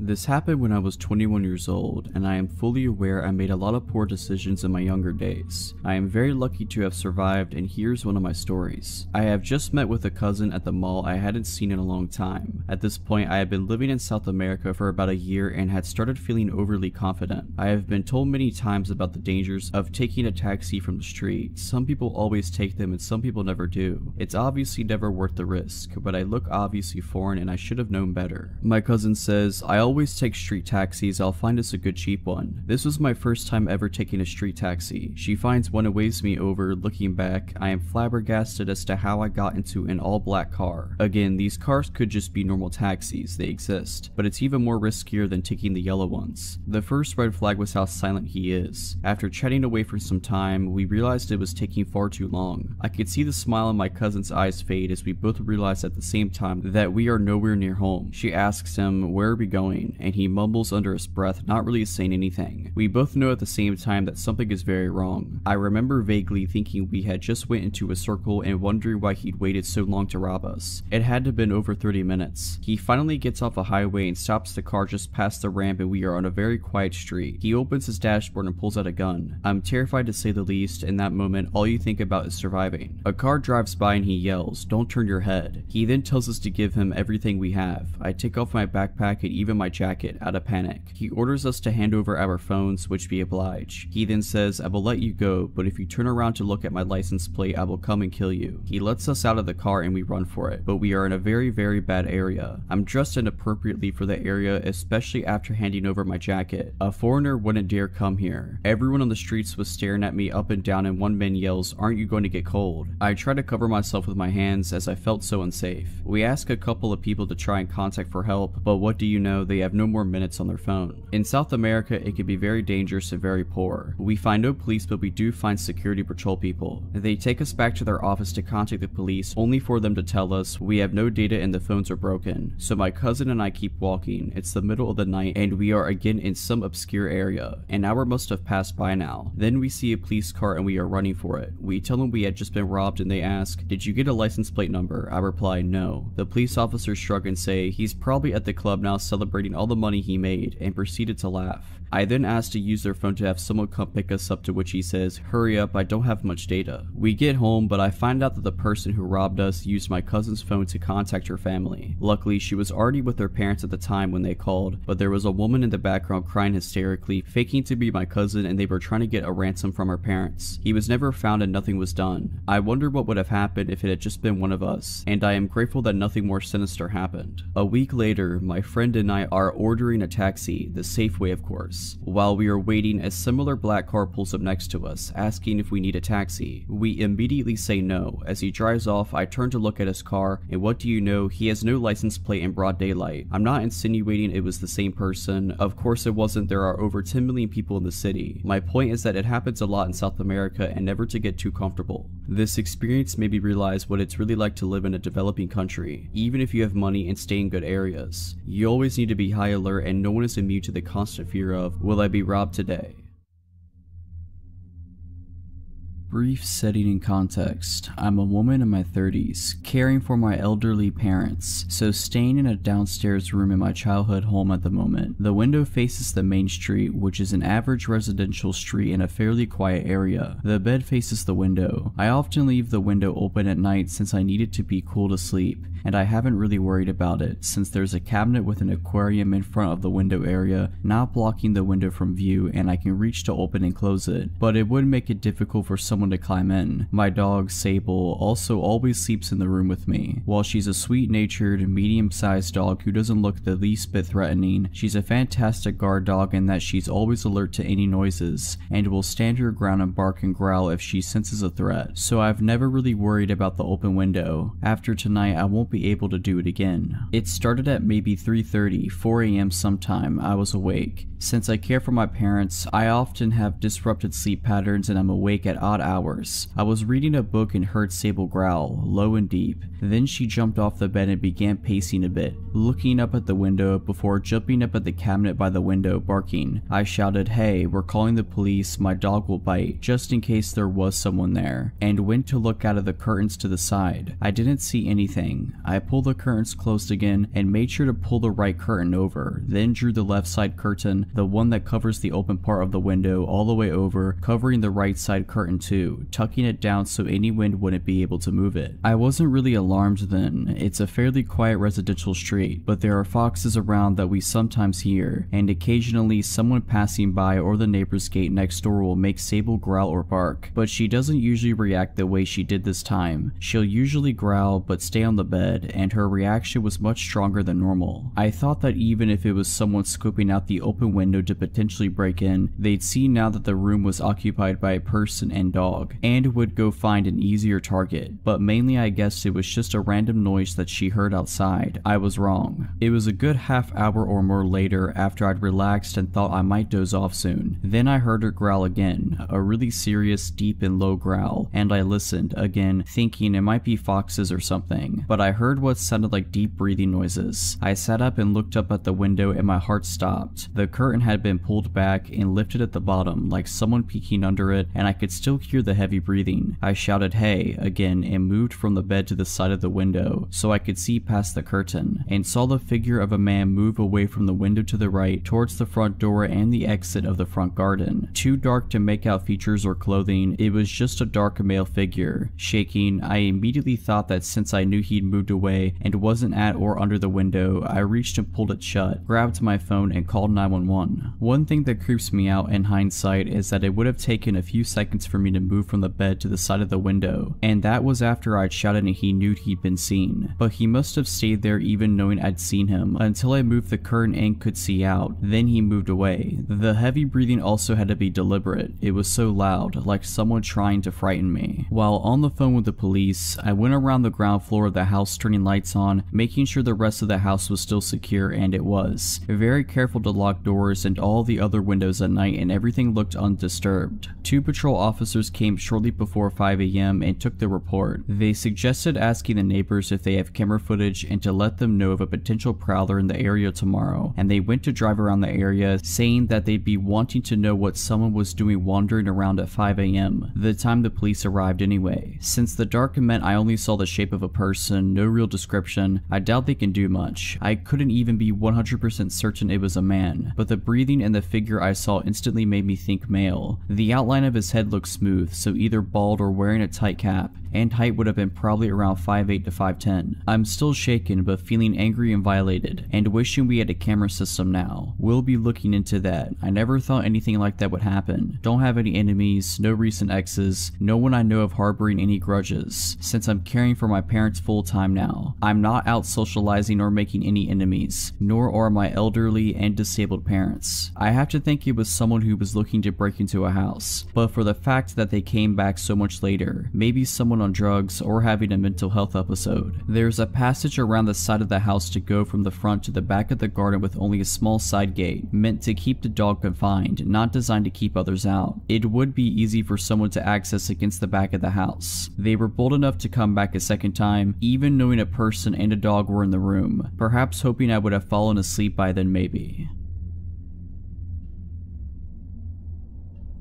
This happened a few weeks ago. I work at a gas station and have years of experience in a previous one, so getting this job was a piece of cake. Only this was different as it was lone working 8-hour shifts entirely by yourself. These shifts included night as well. So my shift started early afternoon. About maybe half an hour into my shift, this guy walks in. I've seen him before as he entered the shop the day before and randomly asked me if I had any shopping bags to spare. The guy was giving me some uncomfortable vibes, but luckily someone else was working with me that day for a short while, so I asked them to deal with that guy. My colleague said we don't have anything to spare you and told him bye. The guy leaves. The next day the same guy walks in and I thought, what does he want now? He walks up to the desk and starts chatting to me. He was asking me some advice about his living situation as he told me he used to be homeless. Since to me it's not really my place to give advice, I just shrugged and told him to just sleep on it and think about things. He then left. He didn't enter the store to buy anything at all, just a chat, but thinking back I remember that he asked what time I got off and stupidly told him 11 o'clock tonight. I went on with my shift as usual up until about 9:30 p.m. as the same guy returns, but with another guy who may I say looked dodgy, all dressed in black and hood up. The guy who entered the shop previously pokes his head into the door and asked if I do phone top-ups. We do, but something in my gut was telling me to make him leave now, so I lied and told him we do not. So the guy and his dodgy friend hang outside the store for a bit while I was serving customers, then until the shop seemed quiet again, they both entered the store and looked all around the shop. I noticed the dodgy guy kept his hands in his pockets the whole time, and then a thought struck me. I might be getting robbed tonight, so I took some deep breaths and tried to keep calm and just thought of my training I repeated in my head. I thought to myself that I should just stand and be ready with one hand under the desk hovering over the panic button. I thought to myself the minute they pull a weapon out on me is when to hit the button as its silent alarm, and just pray the police arrive on time. Well, they just ended up buying a bottle of water, as of course I did notice there was someone still outside in their car. I felt a huge sigh of relief thinking they just wanted water, or they decided not to rob me because there's another person outside. They both leave the store but again hang around outside, right by the door. Then I see the car drive away and I thought to myself, I don't want these guys in the store again, not while I'm completely alone. So I flip the switch that automatically locks the main door. Half an hour passes, I had no customers and still the two guys are still hanging around outside. I called my boss to tell him what's going on and to give him a heads up that at some point I'm going to have to call the police and have them move them along as it's making me very anxious. Then another guy shows up and joins the guys all dressed in black and wearing those COVID masks. He also hands his friend's mask too, then he makes his way around the back of the store. Then I realize the back door, the one I go out from to smoke. I ran to the back door, slammed it shut and locked it. At this point I was scared for my life, as these guys stack around the place to which felt like an hour and a half. I hid in the office watching the cameras. I picked up the phone and dialed the non-emergency number for the police. At this point I was really freaking out. The next thing I hear is my cell phone ringing as a colleague calls me to check in on me. I told him what's happening when I came out the office to take a peek, and of course those guys were right up to the window knocking to grab my attention, and they saw me with two phones to my ears. They saw me, I said to my colleague on the phone. Then I came up with an idea. I put the phone I had making a call to the police down and kept my colleague on the phone. I said, listen, I'm going to see what they want, stay on the phone. I'm going to put you on speaker. Stay quiet, don't say a word, just listen. If you hear me say the till is slow, you hang up and call the police. That's me telling you I'm in danger. So I put him on speaker and hide my phone in my bra. I head to the window. What's up guys, can I help you? Guy, why is the door locked? That's because we're in night mode right now. Doors are locked but I can surf through the hatch. What can I get you? They just look at each other and whisper amongst themselves. Guy, we'll just take some smokes and a lighter. Sure, one moment. I grab what they ask and they push a $20 note through. I grab the $20 and of course check it. Then I rang them up, but as I had their change ready, I saw one hand through the hatch. I dropped their change into that hand, avoiding contact. Okay, thanks. I stared them down and they left. I demanded that my shifts are to be changed to morning shifts after that night or I'm quitting.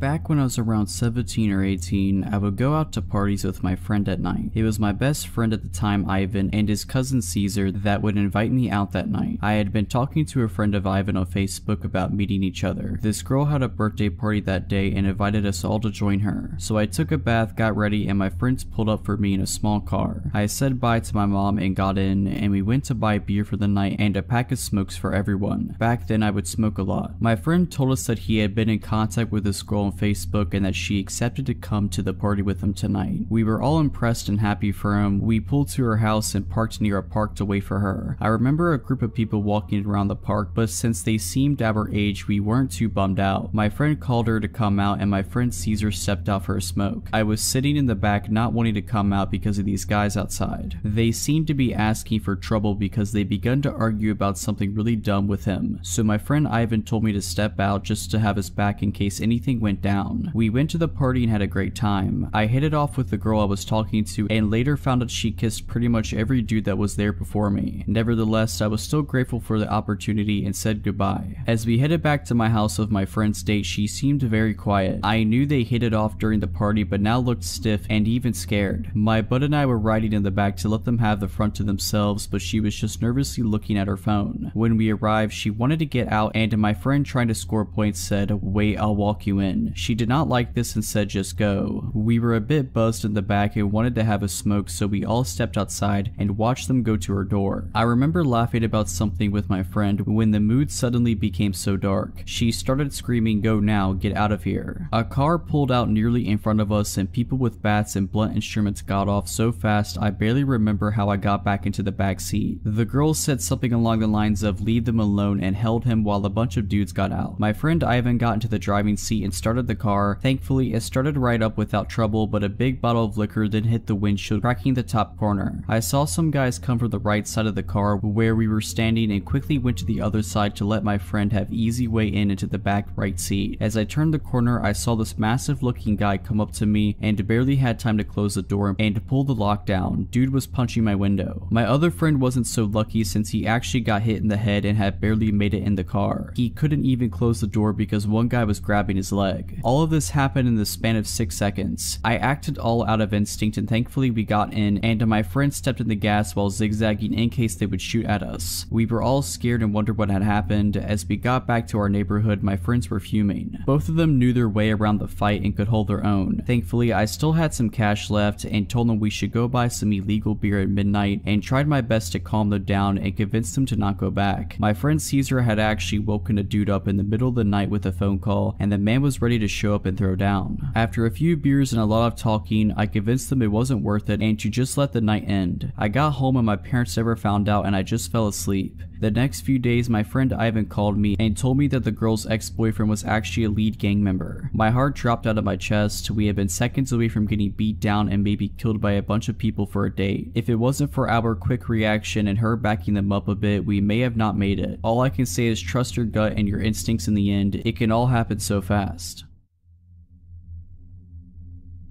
Many years ago, before kids, rescue animals, a mortgage, and a husband, I was a travel writer in Europe.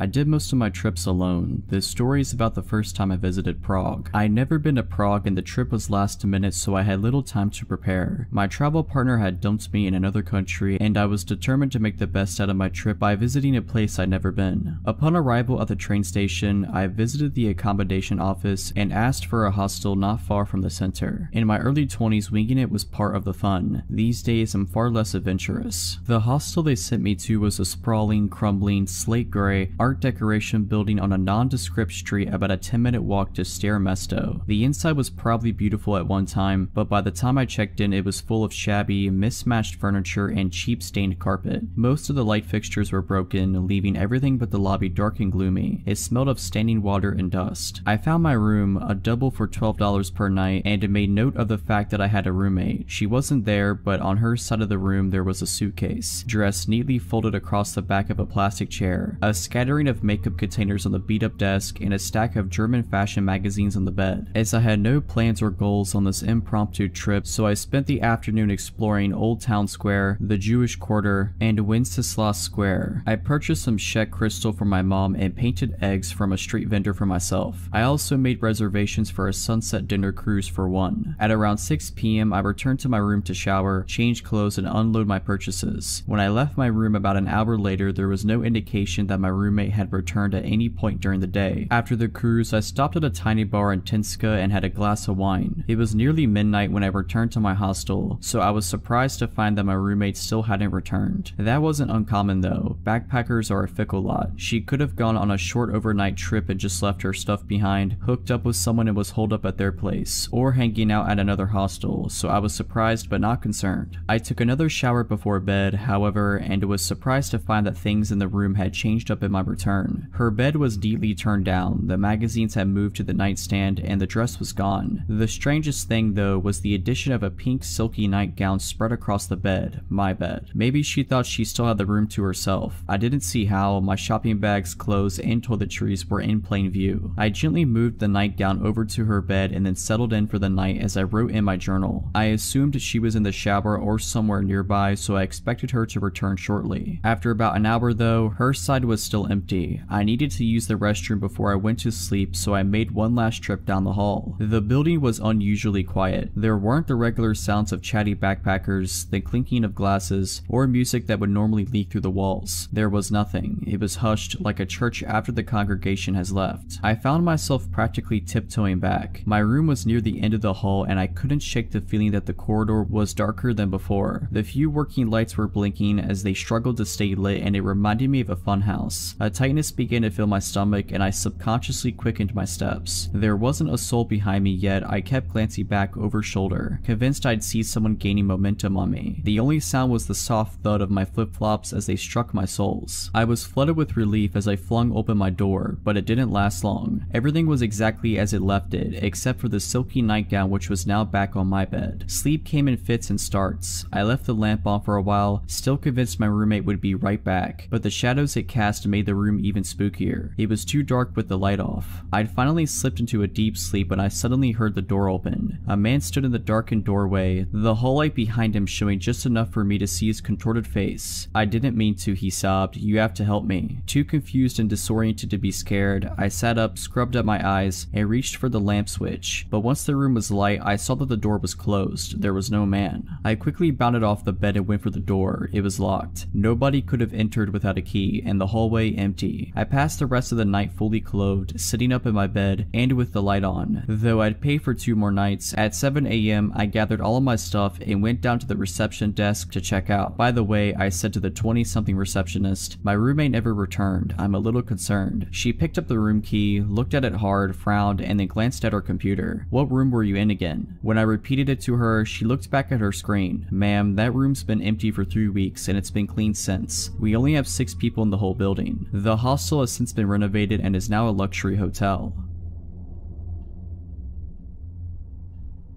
At the time of the story, it's mid-October. I'm 20 years old and a senior in college. I got out of class at 9 PM and headed downtown in my college town to see about an open mic thing that was supposed to be happening at a lounge. And around that time, there was a guy who would play accordion on one of the corners of the main thoroughfare. Didn't find accordion guy, and either the place was closed or it wasn't an open mic night. Don't quite remember. But as I'm walking back down one of the main streets in downtown that heads back onto campus, I came across this very drunk woman begging 2 other women for a ride home. I think the girls were getting into an Uber or they didn't have space or something. Point is, the other women weren't taking her and couldn't/wouldn't help her. Mind you, this is a Thursday at 9-ish at night. When she finds that the other women can't help her and I'm walking past, she turns to me to ask for my help getting home. For context, I still have my backpack on. My phone's running low, but I've been at this school and in this town for 3 years at this point, so I know downtown and campus pretty well on foot. To note, I do not have a car at this point in time. She gives me an address and it's maybe 15 to 20 minutes walk north, slightly northeast of where we were at, and I knew the general area where it was, so I was more than happy to be a good Samaritan and walk a drunk woman home who didn't feel safe. I would regret this later. She's incredibly thankful and overjoyed that someone is willing to help her get home. The route we were going to take was super straightforward and I knew exactly where I was in relation to the rest of the town. She says that she has to pee really badly. I reassure her it won't be that long and she'll be back at her place. She says that she was out with her boyfriend and he left her at the bar alone, drunk and mad at her about something. Says she's from out of state. I commiserate with her that what he did was bad. She asked me about what I'm studying. I confided that I was finishing a bachelor's of science in information technology. She's bemoaning this boyfriend that's at home that I'm walking her back to. She keeps trying to walk with me up against my side or slightly behind me, and I'm like, no, walk slightly ahead of me or keep some space. She has a dermal piercing on her cheekbone that's hard to miss. She's getting more and more manic and weird as we walk along. We get about a half a mile into North Downtown, less than a mile from the address she gave me, and the boyfriend's calling her and being a real douche. I'm about done with this guy from the stuff she's telling me about this and that and the other thing, so she puts him on speakerphone and I tell him to chill out. We're on such and such road close by. His tone changes in an instant. He goes from hostile and angry to surprisingly chill. That threw up a million more red flags for me. She starts saying that I'm going to have a good time at her house. I'm looking for an exit. Every bone in my body is screaming at me to get out of this situation. We get to the end of the road, which coincides with an intersection that has a gas station. I say, hey, let's stop here to use the bathroom. She says that she doesn't have to use the bathroom anymore. I'm scared. I tell her, well, maybe you don't have to, but I do, which was true. We go into the gas station. I head immediately to the bathroom and text one of my friends asking if she was working and if she could pick me up or if I needed to call the campus safe ride home program. Friend says it'll be a minute if I'm willing to wait. I agree to wait. I come out of the bathroom and this drunk woman, if she was even actually drunk to begin with, has vanished. Nowhere in the store, nowhere outside that I care to look. I buy a soda and wait for my friend and her friends to come save me effectively. I'm later told that maybe the woman was affiliated with human trafficking, and to be honest, with the vibes and the changes in tone and the narrative that was being spun around me walking this woman home and how she just completely vanished on me when I got to a safe place with lights and cameras and such, I have to wonder if that wasn't the plan. I won't ever know for certain, but it certainly scared the ever-loving daylights out of me as a 20-year-old. My friend and her friends pull up and take me back to one of their dorms, and I spend more of the evening with them so I wasn't alone. Forever thankful for 3 underclassmen for rescuing me from a gas station at 10 p.m.